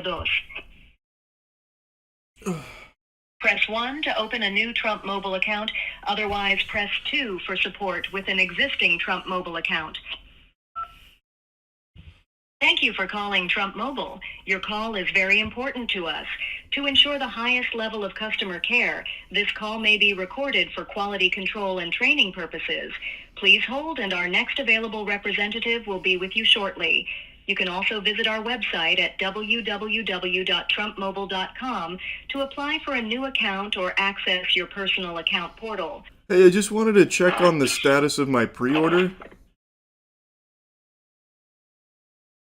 I'll be more than happy to go ahead and assist you, ma'am. Please have the telephone number your account is under. Now, interestingly enough, I gave them a bunch of phony baloney information. Like, the email and phone number I gave them are not associated with any Trump phone or Trump mobile pre-orders, yet somehow they found my account. I don't understand how, because it's not registered under anything I provided, but just in case that does end up being someone's actual phone number, I'm not going to put that clip in here. But what I gave them is not tied to a pre-order because, shocker, I didn't put $100 down on the Trump phone, but somehow they were able to locate my account. So, due to the government shutdown, there were some delays with the delivery process. Everyone who pre-ordered the T1 phone has secured their order for the phone. So what we're doing is that we are sending out the phones priority shipping. Soon as shipment resumes, everyone who did pre-order the phone will receive a confirmation email once the phones have been shipped out. Okay, wait. I mean, it was supposed to come out in the summer, though. That was before the government shut down. I thought there was just some kind of... I'm sorry, go ahead. I was just saying I was expecting it in the summer of 2025 when the shutdown wasn't till after that. I guess I'm just a little confused on how that affected the manufacturing. Well, the phone was scheduled to come out in December, which is around the time that the government shutdown did happen. And like I said, the reason why it was delays on it was because we needed to get the approval from the FCC, the Federal Communications Commission, before releasing the phones. And so that's why we are doing priority shipping to get the phones out to the customers as soon as possible. Is there a time I should be expecting it? Like, is there an ETA? As of right now, we don't have like an exact time frame. We were just told just to update the customers. Once shipment resumes, we will be communicating with all of our customers via email. Okay, well, but I'm sorry for the skepticism. I'm just getting a little concerned because it's been a while. The phone is real though, right? You've held one? Honestly, me myself, I have not actually held one in my hands, but they are real. You can also go to our website at trumpmobile.com, and like I said, it does have all the information about the phone as well. Well, yeah, I see it on the site. It's just me and my family were kind of expecting it by now. Do you know anyone that has held one? Like, do you know anyone that's using one currently or anything like that? I'm going to be honest with you. No, because like I said, everyone pre-ordered the phone, has not gotten their phone as of yet. So, from my knowledge that I know of, no one has received their T1 phone as of yet. And we know that, like I said, the customers haven't, been waiting on it, and we do value our customers. And like I said, that's why we are trying to, expedite the process to get the phones out as soon as possible. Okay, well, I appreciate the honesty. I guess I'll just sit tight then until I get that email. I really appreciated how honest this guy was. It would have been super easy to say, oh yeah, I'm actually holding a Trump phone right now. But he didn't do that. He just said, yeah, I've never held one. I don't know anyone that ever has. Like, I appreciate that he was willing to be that open. He seems like a good guy. And I imagine they're probably getting flooded with actual customers being very concerned where their phone is because they've actually put money on it. And it's not like it's an insignificant amount of money. $100 for a phone that was supposed to ship like 5, almost 6 months ago now. And when you go to the website, they still proudly say that it's coming out by the end of the year, which was 2025. That year is now past. That year's in the books now. It's done and dusted. And they still have it on their website that if you're pre-ordering now, you are going to be getting it by the end of the year. 2025 is the assumption because it's been there since 2025. It's pretty absurd. In fact, when you go to their website, you can still put the $100 down to this day, despite there being no evidence of the phone's existence, not even from customer support. You can still put $100 to the idea of the golden Trump phone, despite no planned or expected release date or anything to bring further clarity to the whereabouts of this unicorn they're calling the Trump phone. An American flag on the back, and so we put that pre-order, and they were promising that these phones would be released in August. Here we are in November. I've been trying to get out to the call center every few weeks and say, hey, what's the update? And I've been perpetually told it's going to be released at the end of this month. It's going to come out next month. When I would ask about reasons for the delay, they didn't have much to answer for except for that they were working on this phone. At one point, they even blamed it on the government shutdown, interestingly. But again, his findings are similar to mine. The support did say it's because of the government shutdown. I guess a very convenient excuse if you ignore the fact that it was supposed to come out before the government shutdown.